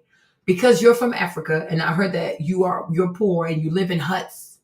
When you come to America with your scratching booty, I want you to just kneel and bow down and be like, my African sister, my African American sister, can I lick your feet? You're so much better than me. I don't have shit. I'm not shit. You're so much better. Like, that's what they want, but they don't have the courage to say it. So because you're not prostrating yourself, you're not like doing all of this, it's a problem. Because since they are put down by white Americans, they want you to come here and be like, my sister, beat me, do whatever you want me to me. Abuse me now. I'm a tether. I'm a booty scratcher. I never used soap in my life. I came to America. I discovered running water. This is what they want. And then they're not getting that. They're like, oh, you're not going to kiss my ass? It's like, no. You're not going to bow down to me? No. You're not going to be impressed by me? It depends. What are you up to? You're not going to associate with me? What are we doing? Where are we going? Okay? And that really triggers them. Once again, you got to deal with that. It's a personal problem. Right? But don't act like African American people also don't have an issue with African people. Because if jollof rice has you that triggered, you have serious issues. You have, it's like it's crazy. Food got you this triggered. And it's not even like it's a full bowl of rice. It's these little cups of rice thingy. That got you so triggered like that? No. But ultimately, Africa is a continent. It has over 1 billion people. So if you want to live your life where you have smoke and you have beef with 1 billion people, I wish you well. That's crazy. Even me, I wouldn't even want to fight Nigerians on Twitter. They're crazy. I'm not time for that. You know what I'm saying? You see the world how you want to see the world. If you want to see good in African people, you will. If you don't, oh well. People are not going to chase you to make you feel better because you have made up your mind that you don't want to feel better. So why would anybody waste their time trying to make you change your mind? Your mind is made up. Now you're just looking for arguments to make you think that you're not a xenophobe. You are a xenophobe. You're not welcoming. You're not friendly. You're not inviting. And that's okay. Just own it. You don't even have to be. You don't even have to be. You truly do not. You don't even have to be. And that's okay. You don't have to be. Yeah. They're both a target. I'm like, they don't have to be. So maybe they're trying to say, because he's African, so he hates African Americans. So that's why he went and boycotted Target. Every African American person is not boycotting Target. And I even feel like the Target boycott is only on social media. I don't even think it's real. I truly don't think it's real. Like, I don't see people, I'm boycotting Target. When I go to Target, I see Black people there. So I don't even think it's real. I think it's just on social media. You know what I'm saying? I'm like, okay, sure, whatever. But everybody here is not boycotting Target. Some people are. We wish them all the best. Some people are not. We wish them all the best. But it's like, it goes both ways. If you want, I remember one time we were at church and Pastor Susie, she said something about Africa. And I looked at her like, girl, you're crazy. Like, are you okay? I'm like, imagine if an African person said this about, and so I had a sister, like, it was this like auntie from the church. She was, oh, Marlene, we haven't seen you in a while. And I was like, yeah, the thing that Pastor Susie said, it was very offensive because my mom would never, people that I know would never say such a thing about African American people. But the fact that she's a pastor and she has African people who go to her church, and me and my family would give a lot of money, like a lot. I'm not saying, I'm saying like thousands. Even when I lived in Columbus, Georgia, my pastor mom, she was African American. I never made a difference between what she did. Whatever. I called her mom. I was one of the biggest giver in her church. I took her to get her nails done. I took really good care of her to the point that her daughter got jealous because I'm African. You can't forsake an old woman like that. It's not okay. She's an old woman driving by herself at night. I'm like, this is excessive. Like, what the heck? I was like, Mom, this is too much. Even the time I told her, come get your nails done. She's like, oh, daughter, I don't want to. I was like, yes, you have to. You guys, when they put her feet in the water, the way she passed out, I was like, oh, she's so tired. She's so tired. She wouldn't even let me sleep in her bed. That's how much she loved me. Her daughter got so jealous. I'm like, yeah, because you're cold. You are cold. You are very cold. And you're not nice to her. She's an old person. Do too damn much. We were like this. She don't want me to leave Columbus. You have an issue when you see African people. Me, I don't have an issue. I really don't. So I'm like, it's you. You see the world the way it's from you. So if you think that African people have an issue with you because you have an issue with African people, but you're too much of a narcissist to admit that to yourself. You don't know every African person. Even I don't even know every Ivorian person, let alone know every Nigerian person. Even Nigerian people themselves don't know every Nigerian people. It is so many of them, like it's crazy. You know who you know. But ultimately, if Jollof Fright got you triggered, it seems like you don't have an interest in getting to know African people. I mean, they can do their FBA stuff. Me, it doesn't bother me. But I'm just like, you just need to admit to yourself that you have a problem. If you are a friendly person, you're going to make friends. If it's hard for you to make friends with people, then you might be the problem. Now, when it comes to the violence, which is something that many African Americans like to sweep under the rug, a lot of African people, yes, are probably afraid to be friends with African Americans because they see a lot of violence. And it's very frightening. I told you, even my mom got robbed at gunpoint. I'm not kidding. Like my mom and Cheryl, they went to get their hair braided. No, Cheryl, she took Cheryl in D.C., 2 young Black American men, 2 boys, they were teenagers. They walked in there with guns. I had a little cousin friend here, Julito, he got gunned down by an African American. Like, it's the violence. You are quick to use guns on people. You get mad so easily, and then you just pew, pew, pew, because you're in your feelings. So sometimes people are afraid. Because it's like, why do you get so mad like that? Look at the one who came here, Tab. She got so mad over jambalaya. It's like, why are you so triggered so quickly? And a lot of African people, they don't want problems. They don't want troubles. They don't want to go to jail. They don't want to get arrested. They don't want no problems. Because most people are not citizens. You're a citizen. So you can do stuff and they can't kick you out. You're from here. But you have to understand, the stuff people see it on the news or sometimes they see in real life is very, very scary. It's a lot of violence. Even New Orleans, like the #1 murder capital. So to sit here act like you don't understand why people might be afraid sometimes, it's very dishonest. And the fact that you want someone to say it to your face as if you don't know it's a problem is crazy to me. But even you yourself, you watch the news, you see on YouTube, like it's a lot of Black Americans who kill other Black Americans many times for trivial purposes. Like you could have talked this out. You got to shoot someone for this. That is crazy. So you can't be upset. You can't be upset. You turn on the news, you see all kinds of Black Americans just crying. Somebody got shot. A baby got shot. A mom got shot. People got shot at a birthday party. People got shot at a listening. People are always getting shot out here. So like shit, it's really frightening. I don't want to get shot, please. African people have parties until the morning. Nobody gets killed. Whether it's here, it's in Europe, it's in Africa. People will have party. Nobody dies. Nobody is shot. Here you can get shot for anything. You give somebody a look, you get shot in the head. You touch somebody, you can get shot. You do this for anything, you can get shot. Like what the fuck? What the fuck? Like seriously, what the fuck? You can't let shit slide. You gotta end somebody's life. What the hell? The music, people are like this, doing all this gun stuff. When I see you, pra pra pra. Like you make music where you tell people you enjoy killing people, and then you're mad that people are like, oh shit, they like to kill people. Whose fault is that? Have you seen the music videos out here? It is frightening. 16, 17. These kids look so mad. What is the problem here? So you can't brand yourself a certain way and wonder why people have anxiety. Like, oh my gosh, I'm scared. I'm really scared. Why you think people thought that Carmelo was a YN and he went in there just to stab people in the heart?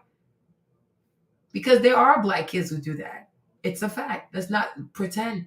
It's just that he's not one of those kids. He's not one like that. But there are ones who do. Like July 4th, Chicago, 40 people killed. Ohio, they had whatever it was. These Black kids, I don't know, somehow, it ends in murder. Everything ends in murder. It's okay to be honest. Most Black Americans can't have an event without somebody dying. It's like death. It's like, does death just follow you wherever you go? So people don't want to have problems. People don't want to die.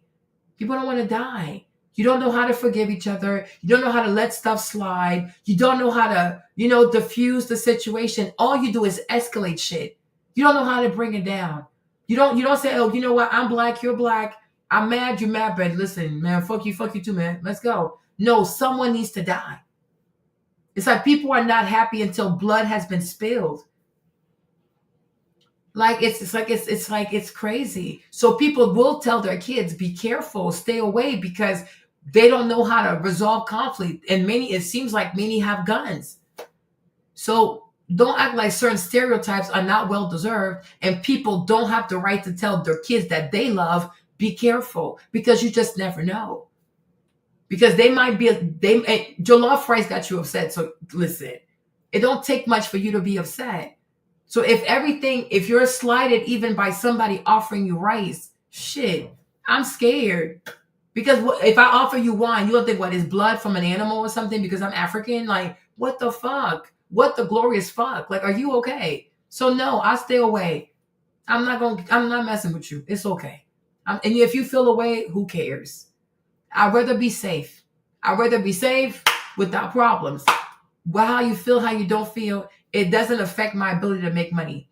It does not affect my ability to take care of my children. Exactly. Even Target is triggering them. It's really scary, Kevin. Even you told that girl that because you disagree, she called you a bozo. Like the smallest thing, it escalates. It's too much. Even the girl that's in the closet, the one that likes to go shopping, she does the stuff in her closet. She dresses really well, right? But her friend who's African American, she got upset because the girl has a lot of African friends. And guess what she does? She creates a fake Instagram account to insult her. And I'm like, do you not see that you're proving her point? Do any of her African girls create fake accounts to insult her? So you're mad that she has African friends. Why are you even mad? I don't know. So because you're mad, instead of telling her why you feel this way, you don't even know why you feel this way, she proceeds to create a fake YouTube. Yeah, she goes and creates a fake YouTube account, a fake Instagram, cussing out this girl. She is cussing her out, saying some nasty things. So she would block her. Then the girl calls her, oh, girl, I can't see your picture. Am I blocked? So she was like, no, you're not. So she was confused.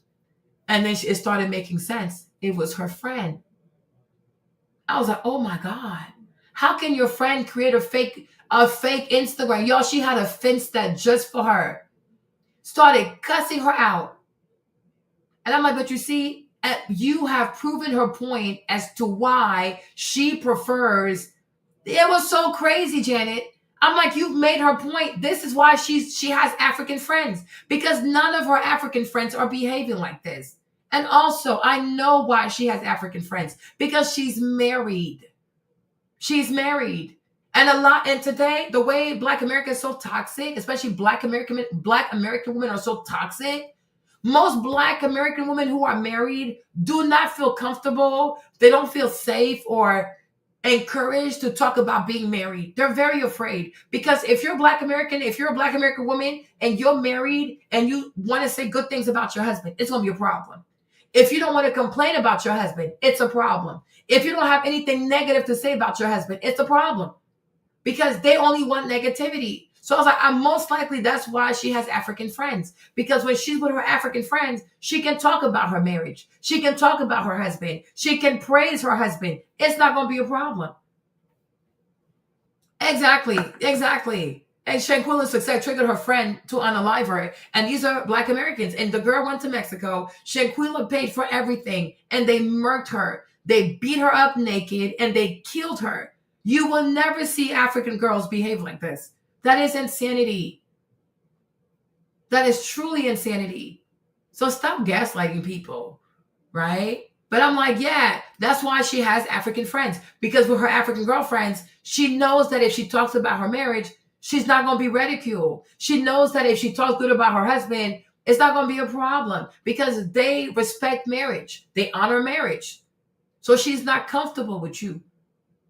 Also, you might be too promiscuous. It triggers her. So she goes with these African girls because they're more conservative. Yes, African girls are more conservative than Black American women. Feel how you want to feel.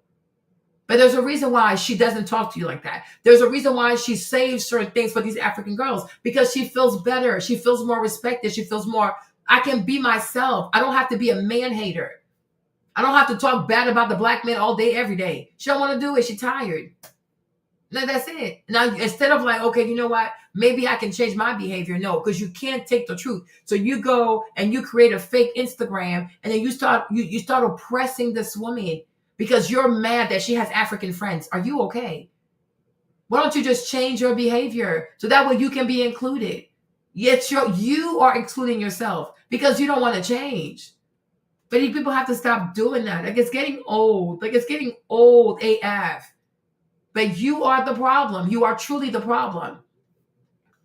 Yeah, say whatever you want to say. Say what. You can't even spell the word. That's not even how you spell it. Okay? That's not even how you spell it. Right?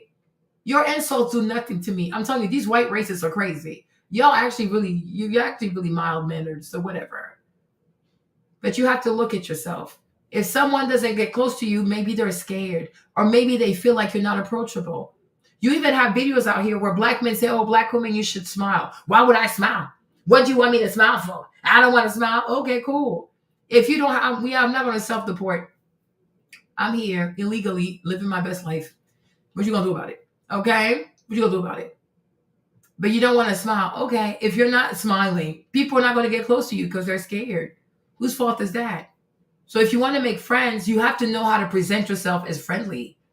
But if you are unfriendly, you can't be mad that people, okay, I'm not going to bother. They don't smile. They stick to themselves. So I'm going to respect that. Then you're mad. I feel like sometimes you want friendship, but you want people to beg you for your friendship. No, nobody's going to beg you for the friendship. He can show up as much as he wants. I welcome him. I don't have an issue with him. I don't have an issue with anybody. So he can show up. I would love to see him, actually. He's a Gemini. We might have fun with his clumsy ass. He can show up. Trump does not scare me. Does he scare you? He doesn't scare me. Is he like jollof rice? Like, he doesn't scare me. Trump is fine by me. It's like, we got to stop. Yeah, exactly. And then she goes on her social media, proceeds to lie that the Russian lady didn't want to help her. There's behavior that makes people anxious. And people say, I would rather stay to myself. And you know that. Because I have seen a lot of Black Americans say that, other Black Americans, they make them nervous too. So if you're a Black American and your fellow Black American makes you nervous, how can you say to a foreigner, oh, you don't have the right to be nervous. You don't have the right to have anxiety. You can't tell people how to feel. You cannot tell people how to feel. You cannot tell people how to feel. You cannot tell people, oh, I know what you see on TV and you see all this behavior, but, just go against your good sense. No, people only have one life. We're not cats. We don't have 7 lives. I can't just die, come back. No, I'll have one life. I don't want to die. So no, I will be careful. I'll be very careful. But like last time they had a listening party, people end up getting killed per usual. You see a video, you go on the news, these Black girls are having a party. Some Black dudes go in there, machine guns. I'm like, what the fuck? These girls do hair. How can you be this mad? How can you be this upset? Every day, somebody killing somebody for something so silly.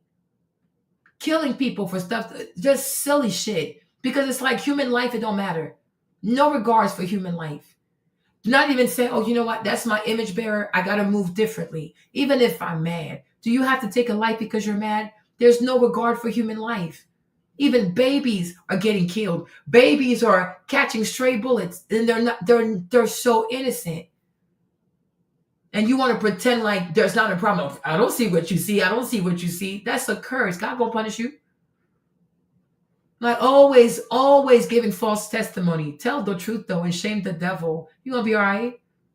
So be as angry as you want. Be mad as you want about jollof rice. But the real problem is coming from inside the house. Choices have been made. Now there are consequences. And you have to answer. You got to take care of your consequences. You don't like what you see. You got to take care of it. You don't like this, and that. You got to take care of it. You got to start with self. It truly, truly starts with self. 2025, everybody needs to take a good look at themselves and say, you know what? Maybe I am the problem. Gotta stop trying to blame everybody else. It's getting old. People are exhausted. And I think a lot of Africans also, they have black fatigue. They are tired. But you're not going to just kick somebody because you don't feel good about yourself. And because since the white man, he kicked you so hard, now you want to kick somebody else so you can feel good. No. Just because you were hurt, you don't get to hurt other people. In life, you have a choice to make. You can become bitter or become better. I hope you choose to be better. I hope you choose to be better. But no, jollof rice, this is crazy. It's really crazy. Like, this is too much. Lazy or, you know, different things of that nature. So it just depends. I think part of that comes from that underlying current that's still there against, you know, with Black Americans and Africans as a whole. So I hate that they're disparaging us with that. We'll continue in just a second. The thing that I find so funny too is like, the thing that I find so funny is like, oh, you know, they think we're lazy. Let's even assume all African people think that all African Americans are lazy. Why the fuck do you care? Like, seriously, why the fuck do you care? Why do you let the opinions of other people trigger you? Why the fuck do you care? You should know who you are and you should know who you're not. But at the end of the day, somebody thinking you're lazy is not comparable to somebody putting a bullet in your body. Words are not bullets. Oh, they think we're lazy. Who the fuck cares? Didn't you say that from the third world country? They're booty scratchers. So why do you care what a booty scratcher has to say about you? I don't understand. Heather, Trump is coming. Okay, somebody's about to get deported. If you know that someone's about to get deported and they called you lazy, what do you care? But somebody call you lazy is not the equivalent of somebody killing y'all. And a lot of people kill Black Americans and then they turn around and make music about it and you dance. You are very, very forgiving to your ethnic killers.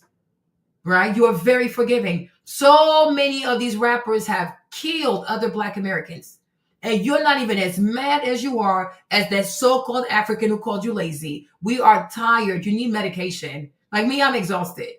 You can never say, tell me one African person who killed an African American, especially in the past 10 years. Go scour the media. Come back and tell me one African person. We hate y'all so much. Go find me one African person who killed one African American. Then do the reverse.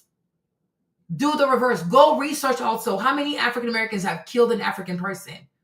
Even the young girl in Texas who was a student, the medical student girl she's Nigerian from London, right? She was killed by an African American over a cat. There you go. Killing her over a cat. A 40-year-old man. That girl is so damn tiny. He killed her over a cat.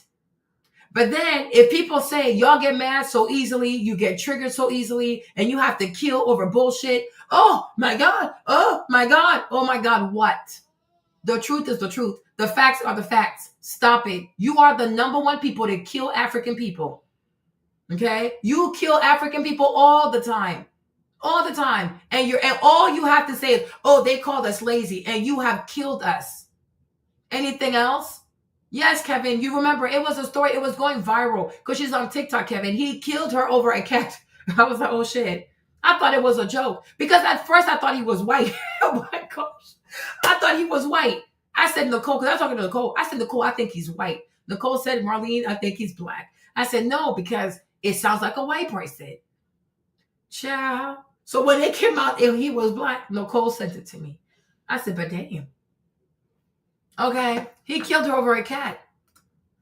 I'm like, you killed this girl over a cat? Hold on. It's in Texas, right? He killed her over a cat.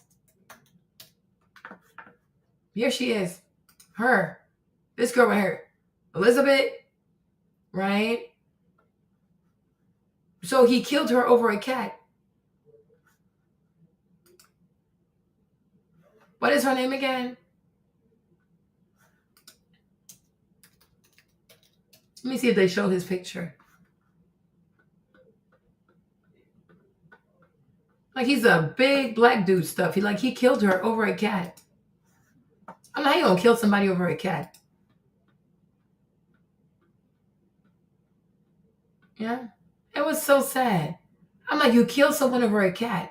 And that they don't talk about that. Like, nobody makes a video about that. Oh, this young Black African girl, this Nigerian girl was slain over a cat by an African American man. No, they look They overlooked that to say, oh, where is he? Let me see if I can. You see, here he is. You see, that's his picture. He's African American. He killed her over a cat. And then I guess he stabbed himself because he tried to kill himself, coward, because he wanted to commit suicide, but he was not successful. But he killed her over a cat. And she was graduating, like the following week, she was graduating.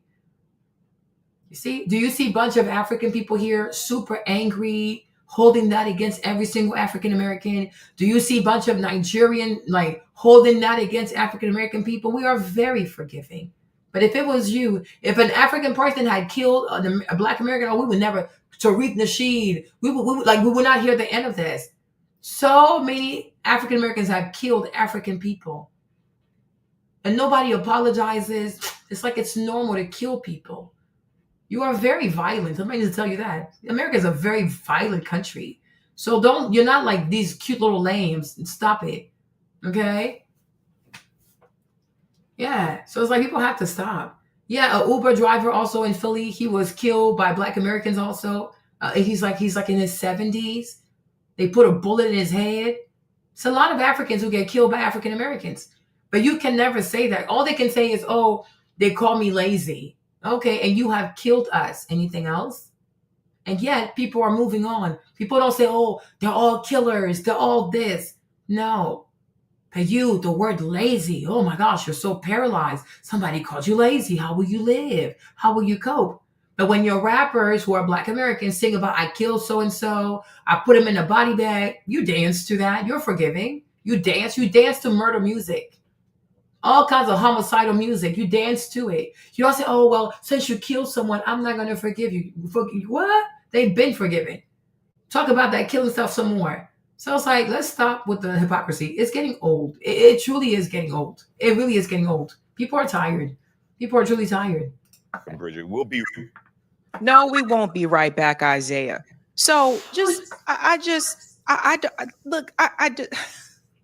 So you had someone who used to work for the DEI at Target, and they're like, yeah, Target should be a sponsor for this festival. To me, that makes absolutely no sense. People see the rate of homicide in the Black community, and their main concern is Target. Like, people are funny. Hold on, let me see. I'm like, please. Like, please. Let me see if I can do another video. Let me see. Who else got something to say?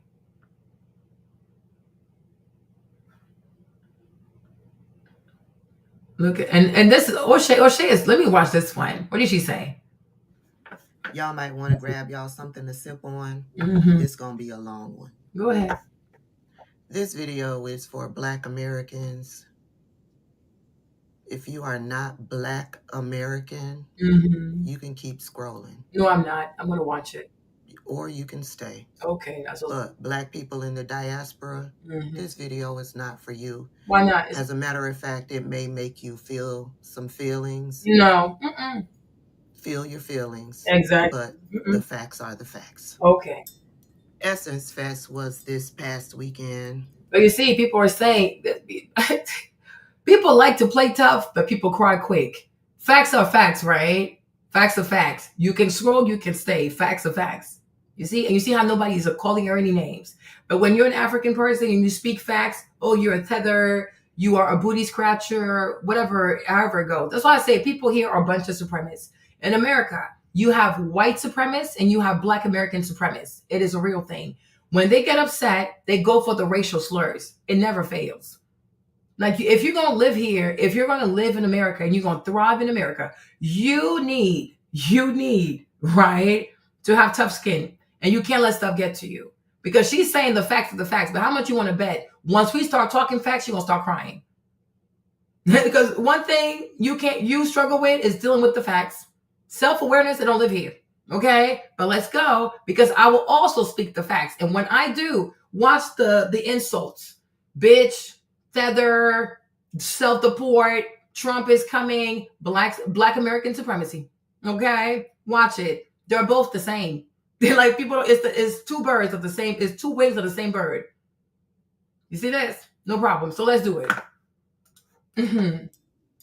I've never been to Essence Fest, but as a Black American. So just like just like Sabby, they've never been.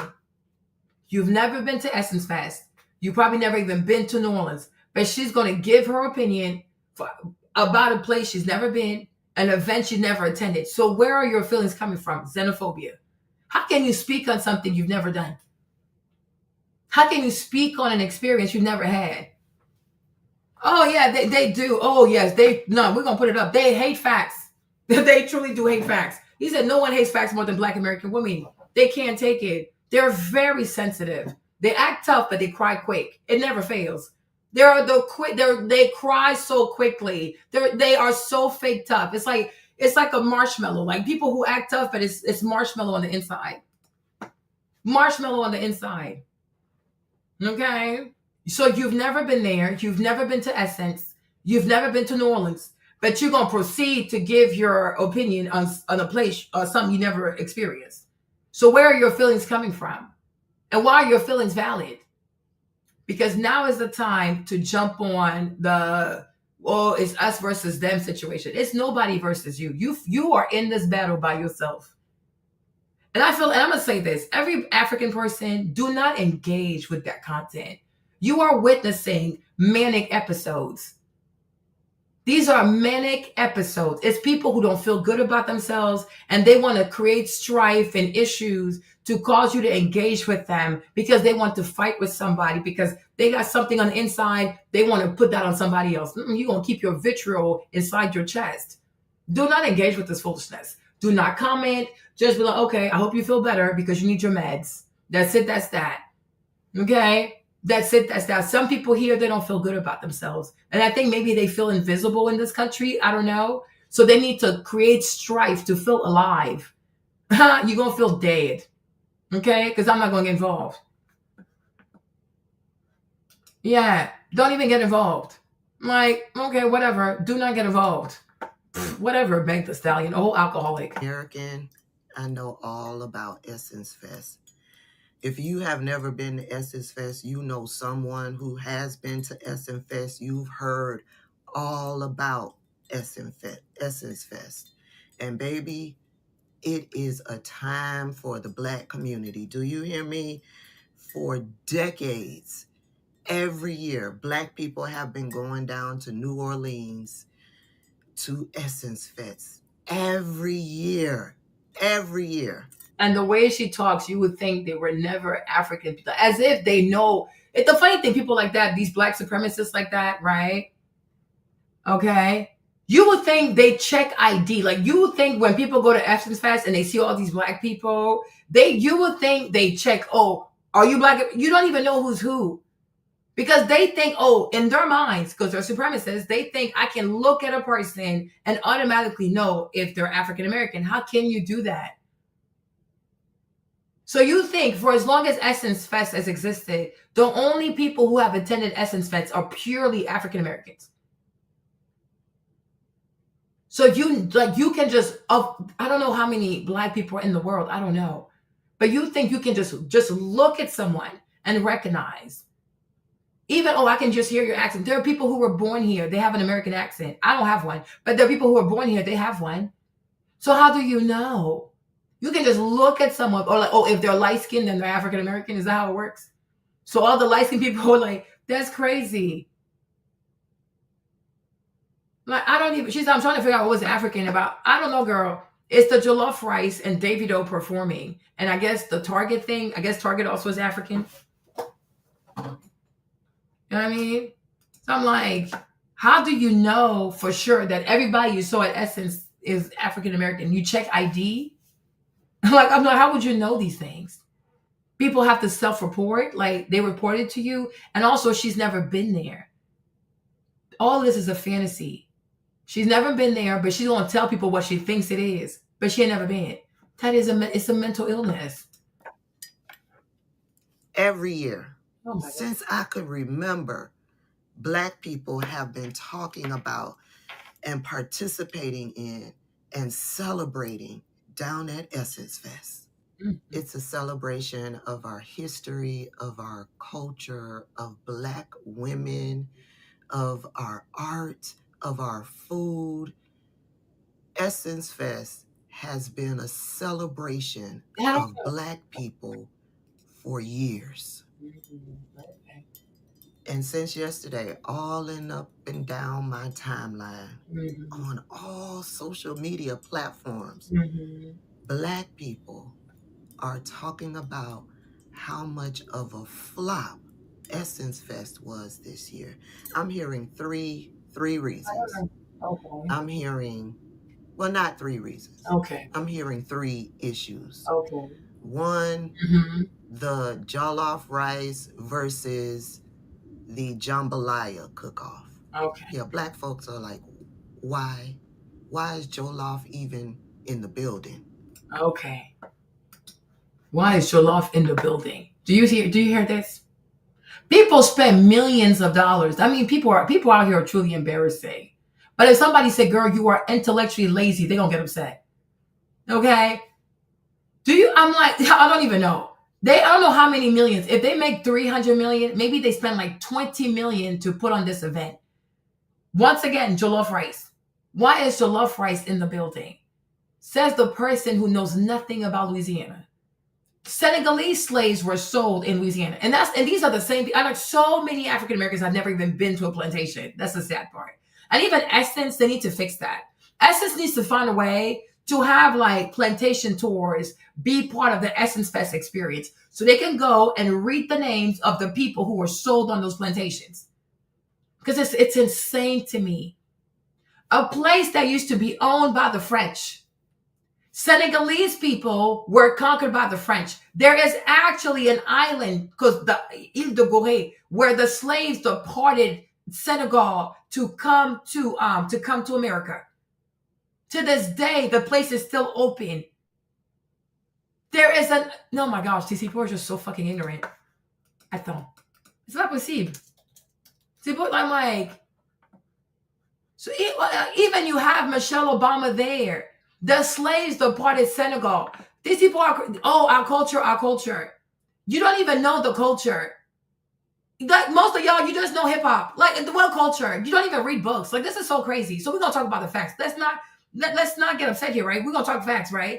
Here you have Michelle Obama and even Barack Obama who went there. For some people, it was the last place before they would leave Africa forever. It was in Senegal. It's called Gorée. It's l'Île de Gorée. And to this day, they left it open so people would remember what these people had to go through. And it was everybody, like slaves from the Ivory Coast, Ghana, Nigeria, Senegal, Gambia, Liberia, what was then Liberia, Sierra Leone, Mali, Guinea, Niger. These people were all sent there.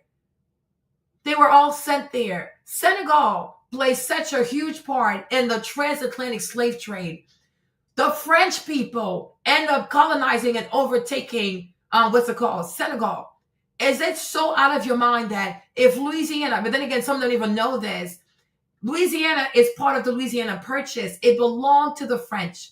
Is it so far-fetched that if a French colony, Senegal was a French colony, is it so far-fetched to you that they also brought Senegalese over here to Louisiana? Don't even know American history. At one point, the Louisiana territories was not even America. It's a place where people just spoke French. They spoke French. So they brought people, West African people, from the places that the French had under their control. Senegal being one of them. And when you go to the plantations, especially the Whitley plantation, there is a mausoleum. You can read the names of some of the slaves, and you would find that these slaves had Mandinga Fulani. Senegalese people are part of the Fulani Mandinga people. You don't know shit. Don't know shit. You have the facts. The facts evade you. You are known for living in your feelings. You're a petri dish of horrible feelings. You don't read any books. Don't read any books because this is not hard. It is not hard. Anybody who calls themselves an American should know that Louisiana was part of the Louisiana Purchase. So before it was purchased by Thomas Jefferson, what language were they speaking there?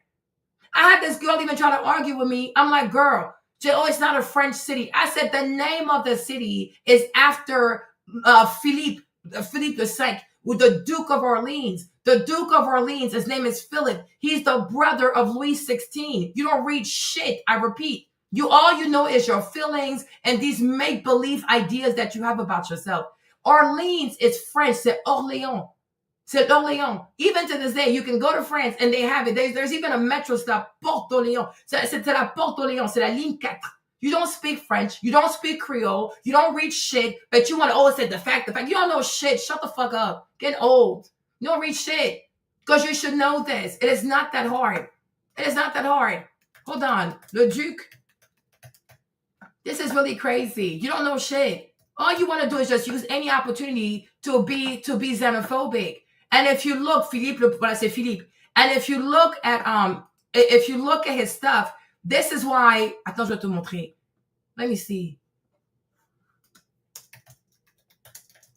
Always saying all kinds of bullshit, and it's their coat of arms. And this is why in New Orleans, the flower for New Orleans is the fleur de lis, because the fleur de lis represents the coat of arms of Philip, because he was the Duke of Orleans. There's a reason why the place is called New Orleans, La Nouvelle-Orléans. And when you go to Louisiana, when you drive into Louisiana, from wherever you're coming from, like whether it's Alabama, no, Mississippi actually, or from Texas, when you come into Louisiana, you will see the plaque that says, Bienvenue en Louisiane. Where else do you go where people speak to you in French? When you go to Texas, when you drive into Texas, the people say, don't mess with Texas. When you come into Louisiana, they write on the thing on the road, it says Bienvenue en Louisiane. The slogan for Louisiana is Laissez le bon temps rouler, which is French for let the good times roll. What are we even talking about? What are we talking about? You don't know shit. Like, you just want to always latch on to everything. Go sit down somewhere. Don't know shit.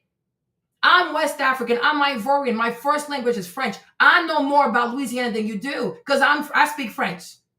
Like, are you okay? Are you seriously okay? Don't even know what you see. Oh, you see these like the New Orleans Saint with the fleur de lis all around their outfit. It's because of the Duke of Orleans, Philippe, he was the brother of Louis XVI.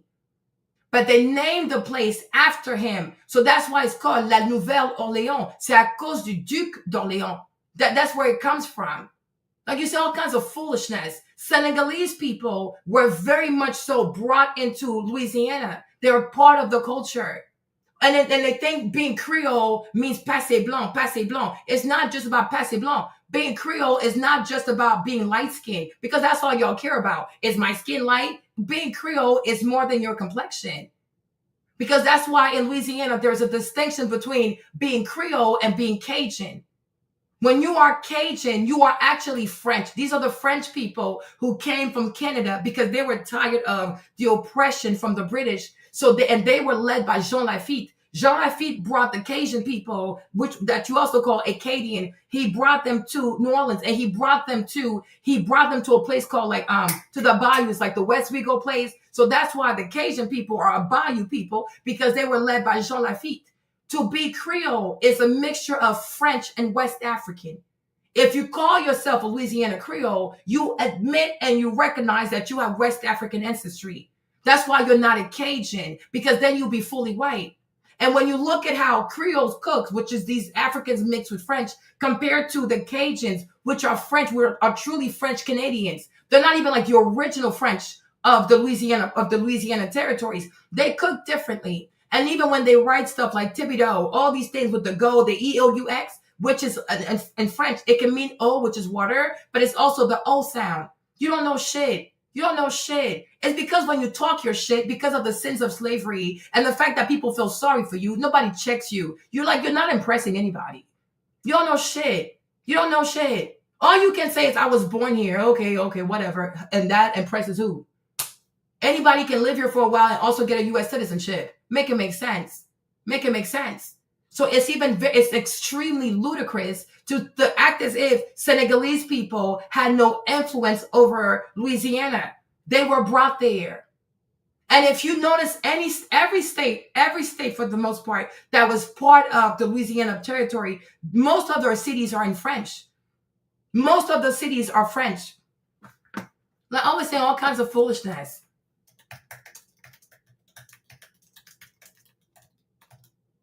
Always saying foolishness. You don't read shit. Get out of here with that. Okay? There you go. Let me show you. Okay? So here it is. Because some of y'all really need a proper history lessons. You need proper history lesson. So like most of the states, even, what's the capital of South Dakota? Let me see. Pierre. Voilà. There you go. That's what I said. Most of the most states that come from the Louisiana Purchase, you will find that their capitals are in French. Pierre. Now, they could have named it after a person, Pierre, or it could be a stone. Like, it's okay. It's really okay. Let me see North Dakota. Hold on. Bismarck. Ok, ça c'est intéressant aussi, ça. Hein? Cool. Woo. Attends. Okay? But I'm like, all these places. So this right here, all of this right here makes the, this is the Louisiana Purchase. They bought all these states. All these states support the Louisiana Purchase. So you can't just say, oh, well, that's my culture too. That is not your culture. These people have a French imprint on their culture. You don't have the same culture. So you cannot be from Virginia somewhere. Your people were doing tobacco somewhere in Virginia. Talk about, oh yeah, whatever goes on in Louisiana. These are my people. It's my culture. How so? And people there, like especially, I definitely know for Louisiana because my husband, his mother is from Lafayette, but her mother did not even speak English. She spoke Caribbean, which is French Creole. The lady never spoke English. She never spoke English, which means her parents also never spoke English. It's not until like, I guess like his mom, but mostly like my father-in-law, he's probably like one of the ones who only spoke English only. But his mom, she's like many Louisiana Creoles who spoke Caribbean in the house and they spoke French, they spoke English at school because they were beating into speaking speaking English because they were being made fun of. Like, what is that you're talking? Being shamed and stuff. So slowly but surely, a lot of people stopped speaking Caribbean. But the language of Louisiana Creole is not even English. It's Caribbean. That is their language. That is their real language. So it's like, go sit down somewhere. Like, it's ridiculous. No, it's okay, Kevin, because people just don't educate themselves. Okay? So it's really like it just to say things to cause confusion, as opposed to like trying to understand, hey, why would Senegalese, you get offended over jollof rice instead of trying to understand what could be the link between New Orleans and Senegalese food? Because there's no way West Africans are involved in Louisiana. Are you okay? Just because you have this hatred for West African people, you cannot erase the fact that we were here. And you can have your reparations. We don't want your reparations.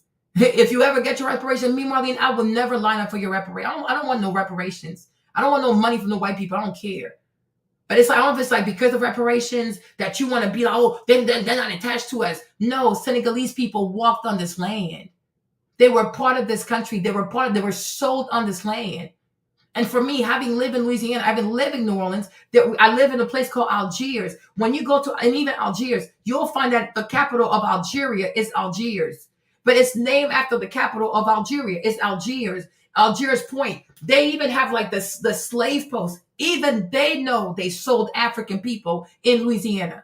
And all you want to do is try to erase the fact that West Africans were sold on this land. That's your problem. But it's not the facts. Even they got that big ass, gigantic ass African American museum, and they know that Senegalese people were sold on this land. Okay, and if they didn't, the president of America, Barack Obama, and his wife, they wouldn't have gone there because everybody knows what happened in Gori. There was one port, there's Gori, and there's one also in Ghana, and also in Ghana, that thing is also open because they want to make sure that people don't forget that people were stolen and they were just kidnapped and thrown, God knows where. There's even the really popular story about Igbo people because the Igbo said we rather die than to be slaves. So they just jumped off the boat. They just jumped off the boat. You don't get to erase our history on this land to make yourself comfortable. Be FBAs, be whatever you want to be. But African people were sold on this land. And they were abused on this land. And it doesn't mean me, even people from Senegal, nobody wants I'm not interested in reparations. I could care less. You will never see me beg no white man for no money. I don't give a fuck. Leave me alone. That's the way I look at life. But just don't lie. Don't erase people. You don't want to be erased, then don't erase somebody else's history. You can be whatever you want to be. Blackfoot, Pinkfoot, whatever, Navajo, whatever. Be whatever you want to be. Okay? But they were West Africans who were sold on this land. You don't have to claim them. We do not care. That's not my problem. That is truly not my problem. Nobody in Senegal is going to cry because you don't want to claim them. They don't care. They live in their lives. They even know that you exist. Are you okay? Like, seriously? This is crazy. The president left Senegal this morning after one final stop at a food bank. In South Africa, he will visit the island where Nelson Mandela spent most of his 27 years in prison. Yesterday, the president toured another island where slaves were sent to the New World hundreds of years ago. But Major Garrett reports that site may not be as important as advertised. 3 American presidents have ferried to Gorée Island off the coast of Dakar, drawn to the crouching and cannon-topped castle on its southern tip, and around the castle into its placid harbor, a gateway to the horrors of... This is not a joke. They really took people. Like, and even like recently in Senegal, they made up a big statue. Like, it's this big African man, and he's holding his wife, he's holding his baby, and he's holding his wife because it's like they're trying to run away from being captured. It is real. They even have museums in Senegal, like in Dakar. It is very real. People were stolen. People were taken, and they were brought here. And I know, even if they were not brought in Virginia, I don't know about all that. But I definitely know if the French were here in the Americas, if the French were in Louisiana, the French brought Senegalese to Louisiana. They definitely did. Because to this day, Senegal is still ran by France. Senegal, Ivory Coast, Burkina Faso, Mali. Like, they took people from there. So why wouldn't they bring these people here as well? I mean, now between the Ivory Coast and Ghana, it's like a split between the English and the French.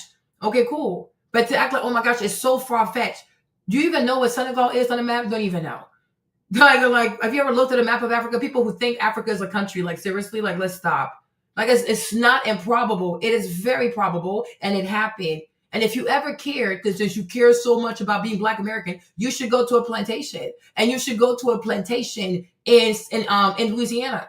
Even the Whitley plantation, the guide is Senegalese, and I'll show you him. Okay, the Whitley plantation, Louisiana, the guide is Senegalese. He's not some, I mixed with Indian. No, he is Senegalese. He's super tall. He's super dark. Okay, like, are we okay right now? Like, seriously. The African slave trade. The destination, the house. And you see the way they're acting, you would think that this is how they were received at Essence, like bunch of Africans smacking congas. There was none of that. You saw it was like very like the LED lights. There were no Africans smashing congas. That you would think that this is the kind of experience that they were forced to endure. Oh my God. Oh my gosh, I have to listen to congas. Oh my God. Oh my God. The destination, the House of Slaves. Senegalese curators contend millions of slaves passed through here en route to Caribbean islands and America. Slave historians say the number, however, is more likely in the low thousands, and that Gorée Island is a scam masquerading as history. Historians argue the slave house was too small to handle millions of slaves, and most would have died after being packed, as the legend goes, up to 20 at a time in cramped holding cells. Even so, the draw of Gorée Island slave house is relentless and culminates in a stone corridor leading to the door of no return. President Obama made the trek, inviting First Lady Michelle Obama, a descendant of slaves, and daughter Malia to inspect the view. Later, they examined the holding cells and courtyard. Obviously, for an African-American president, to be able to visit this site, I think gives me even greater motivation in terms of the defense of human rights around the world. Mr. Obama followed in the footsteps of Presidents George W. Bush and Bill Clinton. Nelson Mandela and Pope John Paul II have also made the pilgrimage, defying the skeptics and cementing Gorée Island's status as possibly the most powerful and least legitimate symbol of slavery's barbarism. For CBS This Morning, Major... And then he can say whatever he wants. There's another one. There's another one in Ghana. I don't remember the name. But Ghana also has one. So he's going to say that's fake too. Yeah, right. They hate the fact that they did that shit. But yeah, Ghana also has their slave castles. Like, it's very, very traumatic, all this crap. But they had many slave castles. They even had some in Angola. They had so many slave castles. They were snatching them people up. I didn't know they did. Okay. Now what's the next one? This one's the Whitley Plantation. So I've been to this one. I have been to this one. It was a lot. The first museum in America dedicated entirely to slavery opened just a few months ago. Michelle Miller traveled to Wallace, Louisiana, and found a surprising history, not just about a plantation, but her own family. Okay. Michelle, good morning. Here he is. Here we honor the memory of 100. He's Senegalese. He's the one who does the tour. If you go to the Whitley Plantation, he's from Senegal. 7,000 people. To give it a voice, Cummings hired Senegalese historian Dr. What is that? Senegalese historian? Exactly. Go sit down somewhere. Cummings hired Senegalese historian Dr. Ibrahim Seck. It is just amazing how these people. Seck culled diaries and inventories from auction and estate sales. He found more than 100,000 names of slaves. It is traumatic. It is very traumatic. It's seriously traumatic. It is not a joke. It is very traumatic. It's traumatic. And the part that really made me sad is that when you go into the house, the kids wrote in French because it's a French plantation. And I could read it. And I was like, what the freak? Now the people were in here being tortured like this. You go in the kitchen. It feels like, it truly feels like an African kitchen, like the way the mothers used to cook in the huts. Like when you make a hut out of adobe and you cook inside, feels the same way. And then you go into the main house and the kids, they didn't change anything. The kids wrote into the wall. They spoke French. And then you go with the where they are right now, like the mausoleum. There was even a place where one black boy, he gave a testimony that the slave master, his mom had like 14 kids because she kept getting raped. I said, oh, Jesus. But you see their names, and these names are Mandinka names. Like, you know, like these are West African people. And then you see the torture. There's like a jailhouse kind of for the torture place. We got to go into the slave quarters. Like, it's overwhelming. That's why I feel like when I left that place, I feel like it's the people they left with me. It's very, very, my mother-in-law wanted to go there. She took us there, but it was a lot. Traded and sold through the Louisiana Territory. Each name is etched into these walls. There is no order, just like it was total confusion, just like the lives of the slaves. See, you have African names, French names, Spanish names. Next to those names are the narratives of the slaves themselves. Doesn't mean much, but we make them talk. It is just a way. This is too much. Now, when I was little, they was the hardest time. They nearly beat us to death. They taken me from my mammy out the little house built onto their house, and I had to sleep in a bed by Mrs. Hodges. I cried for my mom, but I had to work, and I ironed and cleaned and milked cows when I was most too little to do it. Jesus Christ, it is very traumatic.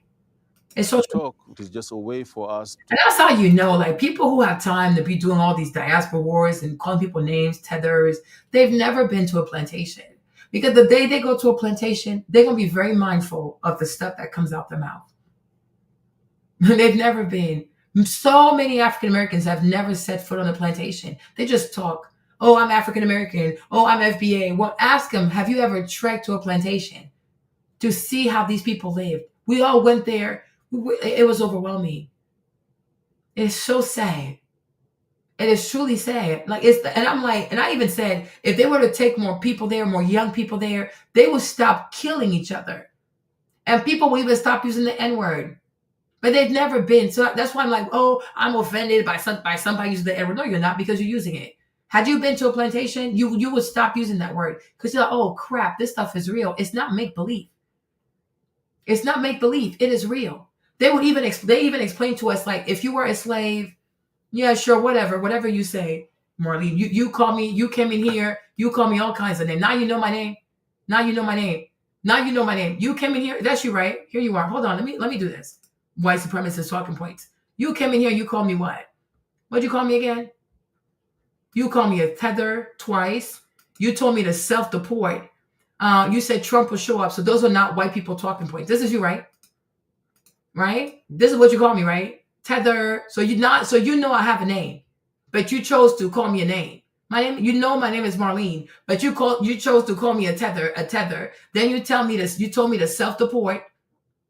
Okay. Then you said Trump will show up. That's you, right? And now you're telling me I'm using white zero. Please go deflect somewhere else. Them sorcery games you learn from the white demons, go play that with somebody else. It's not going to work over here. Foolishness, right? But I was like, it's very, very traumatic. It's very painful. If people went to plantations, they would be very mindful how they talk to people. If people went to plantations, they would stop using the N-word. If people went to plantations, people would be very mindful before thinking about killing somebody. Like, damn, do I really want to do that? But they showed us the torture place, because if you were a runaway slave and they caught you, they would cut your Achilles. Like, they would just right there. They would just cut your Achilles. I said, what the fuck? And nobody could help you. I was like, oh shit. Can you imagine somebody cutting your Achilles? Jesus Christ of Nazareth. That place is just dark. But you see, once again, just like Essence, yeah. Just like Essence too, this what's it called? This plantation here, it's a white man who bought it and he restored it. Because nobody wants to buy these plantations and restore the plantations and make sure that the story never dies and that people know what truly happened and what was done to these people. It is truly inhumane. My mom went to the because my auntie came from the Ivory Coast, so she took her to the, I guess Kevin wanted to go, my brother wanted to go there. So they went to the African American Museum. My mom only made it to the first floor. She only made it. She was like, Mom, I can't. She was like, when I went in there, I don't know what's up, because I'm not going to go in there. I don't have it in me. But she was like, she only made it to the first floor and she ran out. My mom was depressed for a whole week. I was like, what's in there? But I know for me, just going to that plantation, it was truly traumatic. And I really feel like, I really feel like when I left the Whitley plantation, it's like the people left with me, because I haven't been the same. I truly haven't been the same after that. I'm like, this is some evil shit. This is really awful. And then you're like, where did they pee? Where did they go to the bathroom? But where did they sleep? You're like, what the fuck? It is so traumatic. And then these white people had that big house. Their kids were writing in French and stuff. I mean, it was, we got up to go to the rooms. You can go inside the house. You can go upstairs. You can go in the balcony, and then you see how the black people were living. Even there's a church in there too. There's a church, and then they have little statues of black little babies, like black little children. It's all fucking traumatic. All of it is traumatic. Give them a voice, because these people were voiceless people. One of the voiceless. Yeah, this is what they do in the church. It's very traumatic. It's very traumatic. The powerless was a slave girl named Anna who had a child named Victor. Victor was born a slave, but the records show he is the son of her white slave owner's brother. Victor's great-granddaughter is 82-year-old Sybil Morial. We didn't talk about it. Were they trying to save you from I don't know if it was shame, or maybe they were trying to save us. They didn't want to inflict that sad story on us. But it was sort of affirmed that my slavery ancestry was real, and it was only 3 generations ago. Morial only recently learned of her direct lineage, of her connection to the Whitney, and of Victor's legacy beyond slavery. He bought land and farmed it. So he overcame that life. And then the next generation did better. And the next generation did better. And then It's very traumatic. It's very, very traumatic. It's a lot. You mentally, you have to prepare yourself to go there, because it's very sad. They truly torture these people. It is not a joke. And you're like, damn. And it makes you I don't know, you become very grateful for what you have.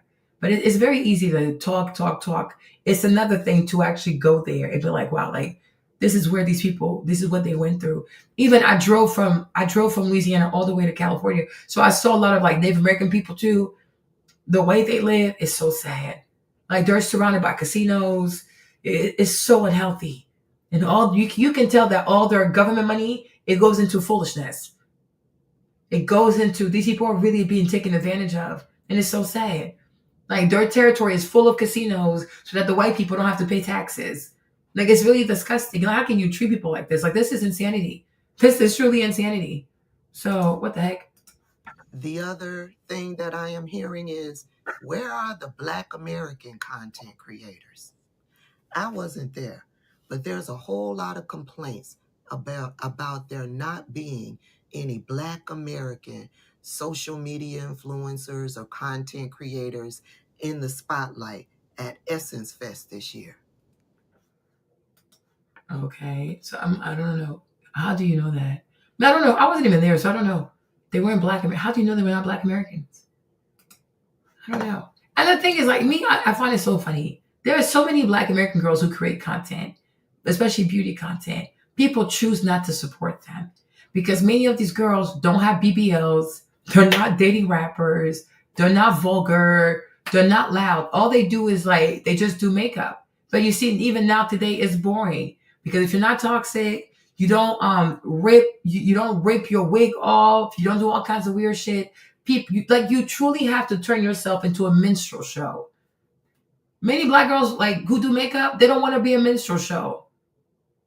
They don't want to do it. But if they don't turn themselves into a minstrel show, go do BBLs, go do this, nobody's going to, you don't support people. You have to support people. If you support people, it makes it a lot easier for brands to find them.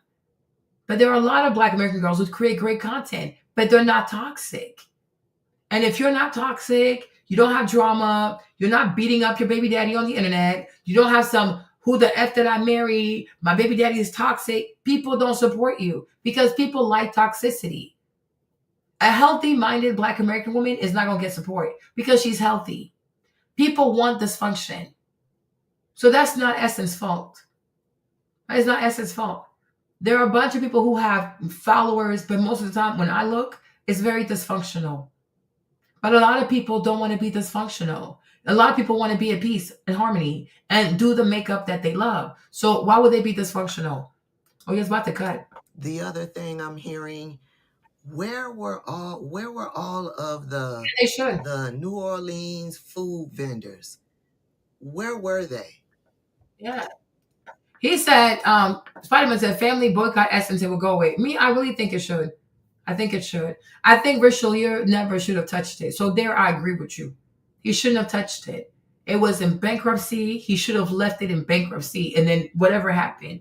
And I said, you came in late. But I said, if I was him, I would put it on sale by tomorrow. Because people are not going to use Essence Fest to be all kinds of xenophobic. That's unnecessary.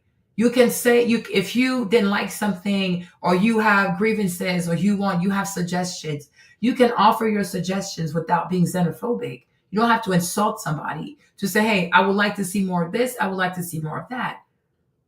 Okay, that's it. You don't have to insult somebody.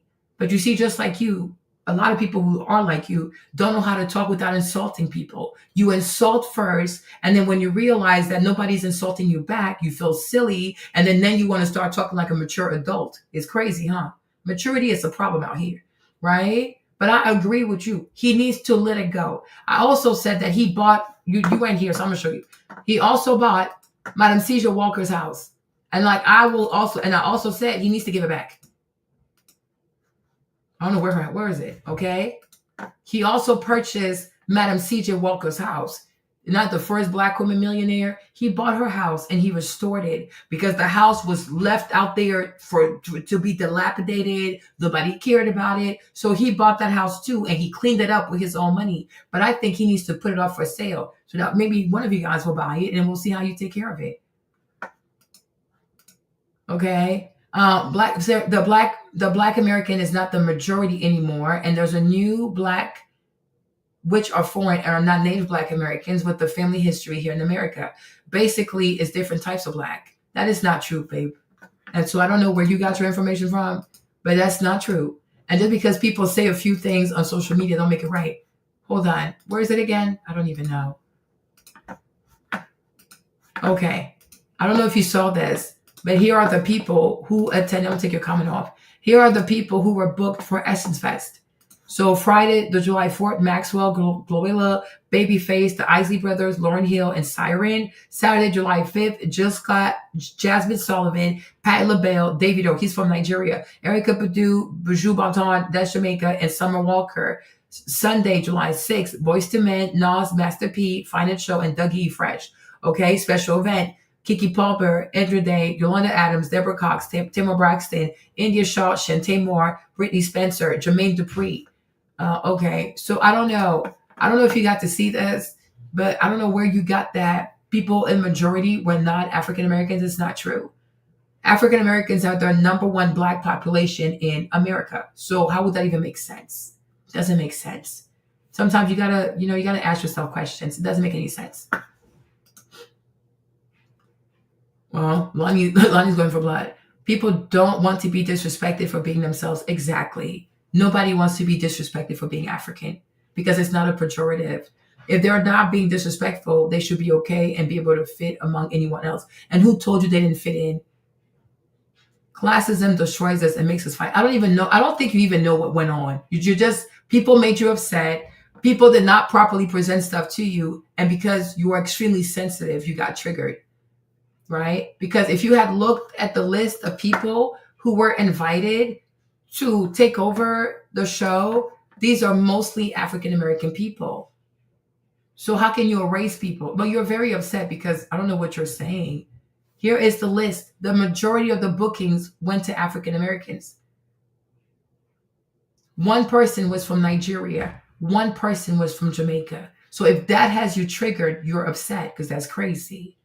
Because if you were reasonable, I think you can see that about 95% of the people were African Americans. How can you overcome African Americans when you're not even? It's 44, 46. It's like whatever. It's like how do you know how many Africans even live here, or how many Black diaspora people live here? It's not that many people. There are more Latinos than they are African immigrants in America. So how can they come? How can they be more in attendance? That makes no sense. That makes no sense. So no, like I said, nobody wants to be disrespected, and you're right about that. So if you don't want somebody's rice, all you have to say is, I don't want jollof rice. That's it. It's not a big deal. Just like you can offer me collard greens or grits, I could say I don't want it. I don't have to stop and go, oh my gosh, he offered me grits. Oh my gosh, he offered me mac and cheese. Oh my God, he offered me black eyed peas. It's never that deep. If you don't want to eat something, you just say, oh, thank you. I'm good. It's over. Because like you're right, people should not be disrespecting each other. But to make it seem like an event that took place in New Orleans, in America, where Black Americans are like 44, 43 million people, and somehow, I don't even know how many Black people, African people even care to go to Essence, but they just, the Africans came there with their congas, like pa-pa-da, pa-pa-pa-da, pa-pa-pa, like it's a scene from Coming to America, like it's crazy. People were offered jollof rice, and she said it. There was a competition between jollof rice and jambalaya. How is that even that offensive? If you don't want it, don't eat it. But jambalaya itself is a Spanish dish.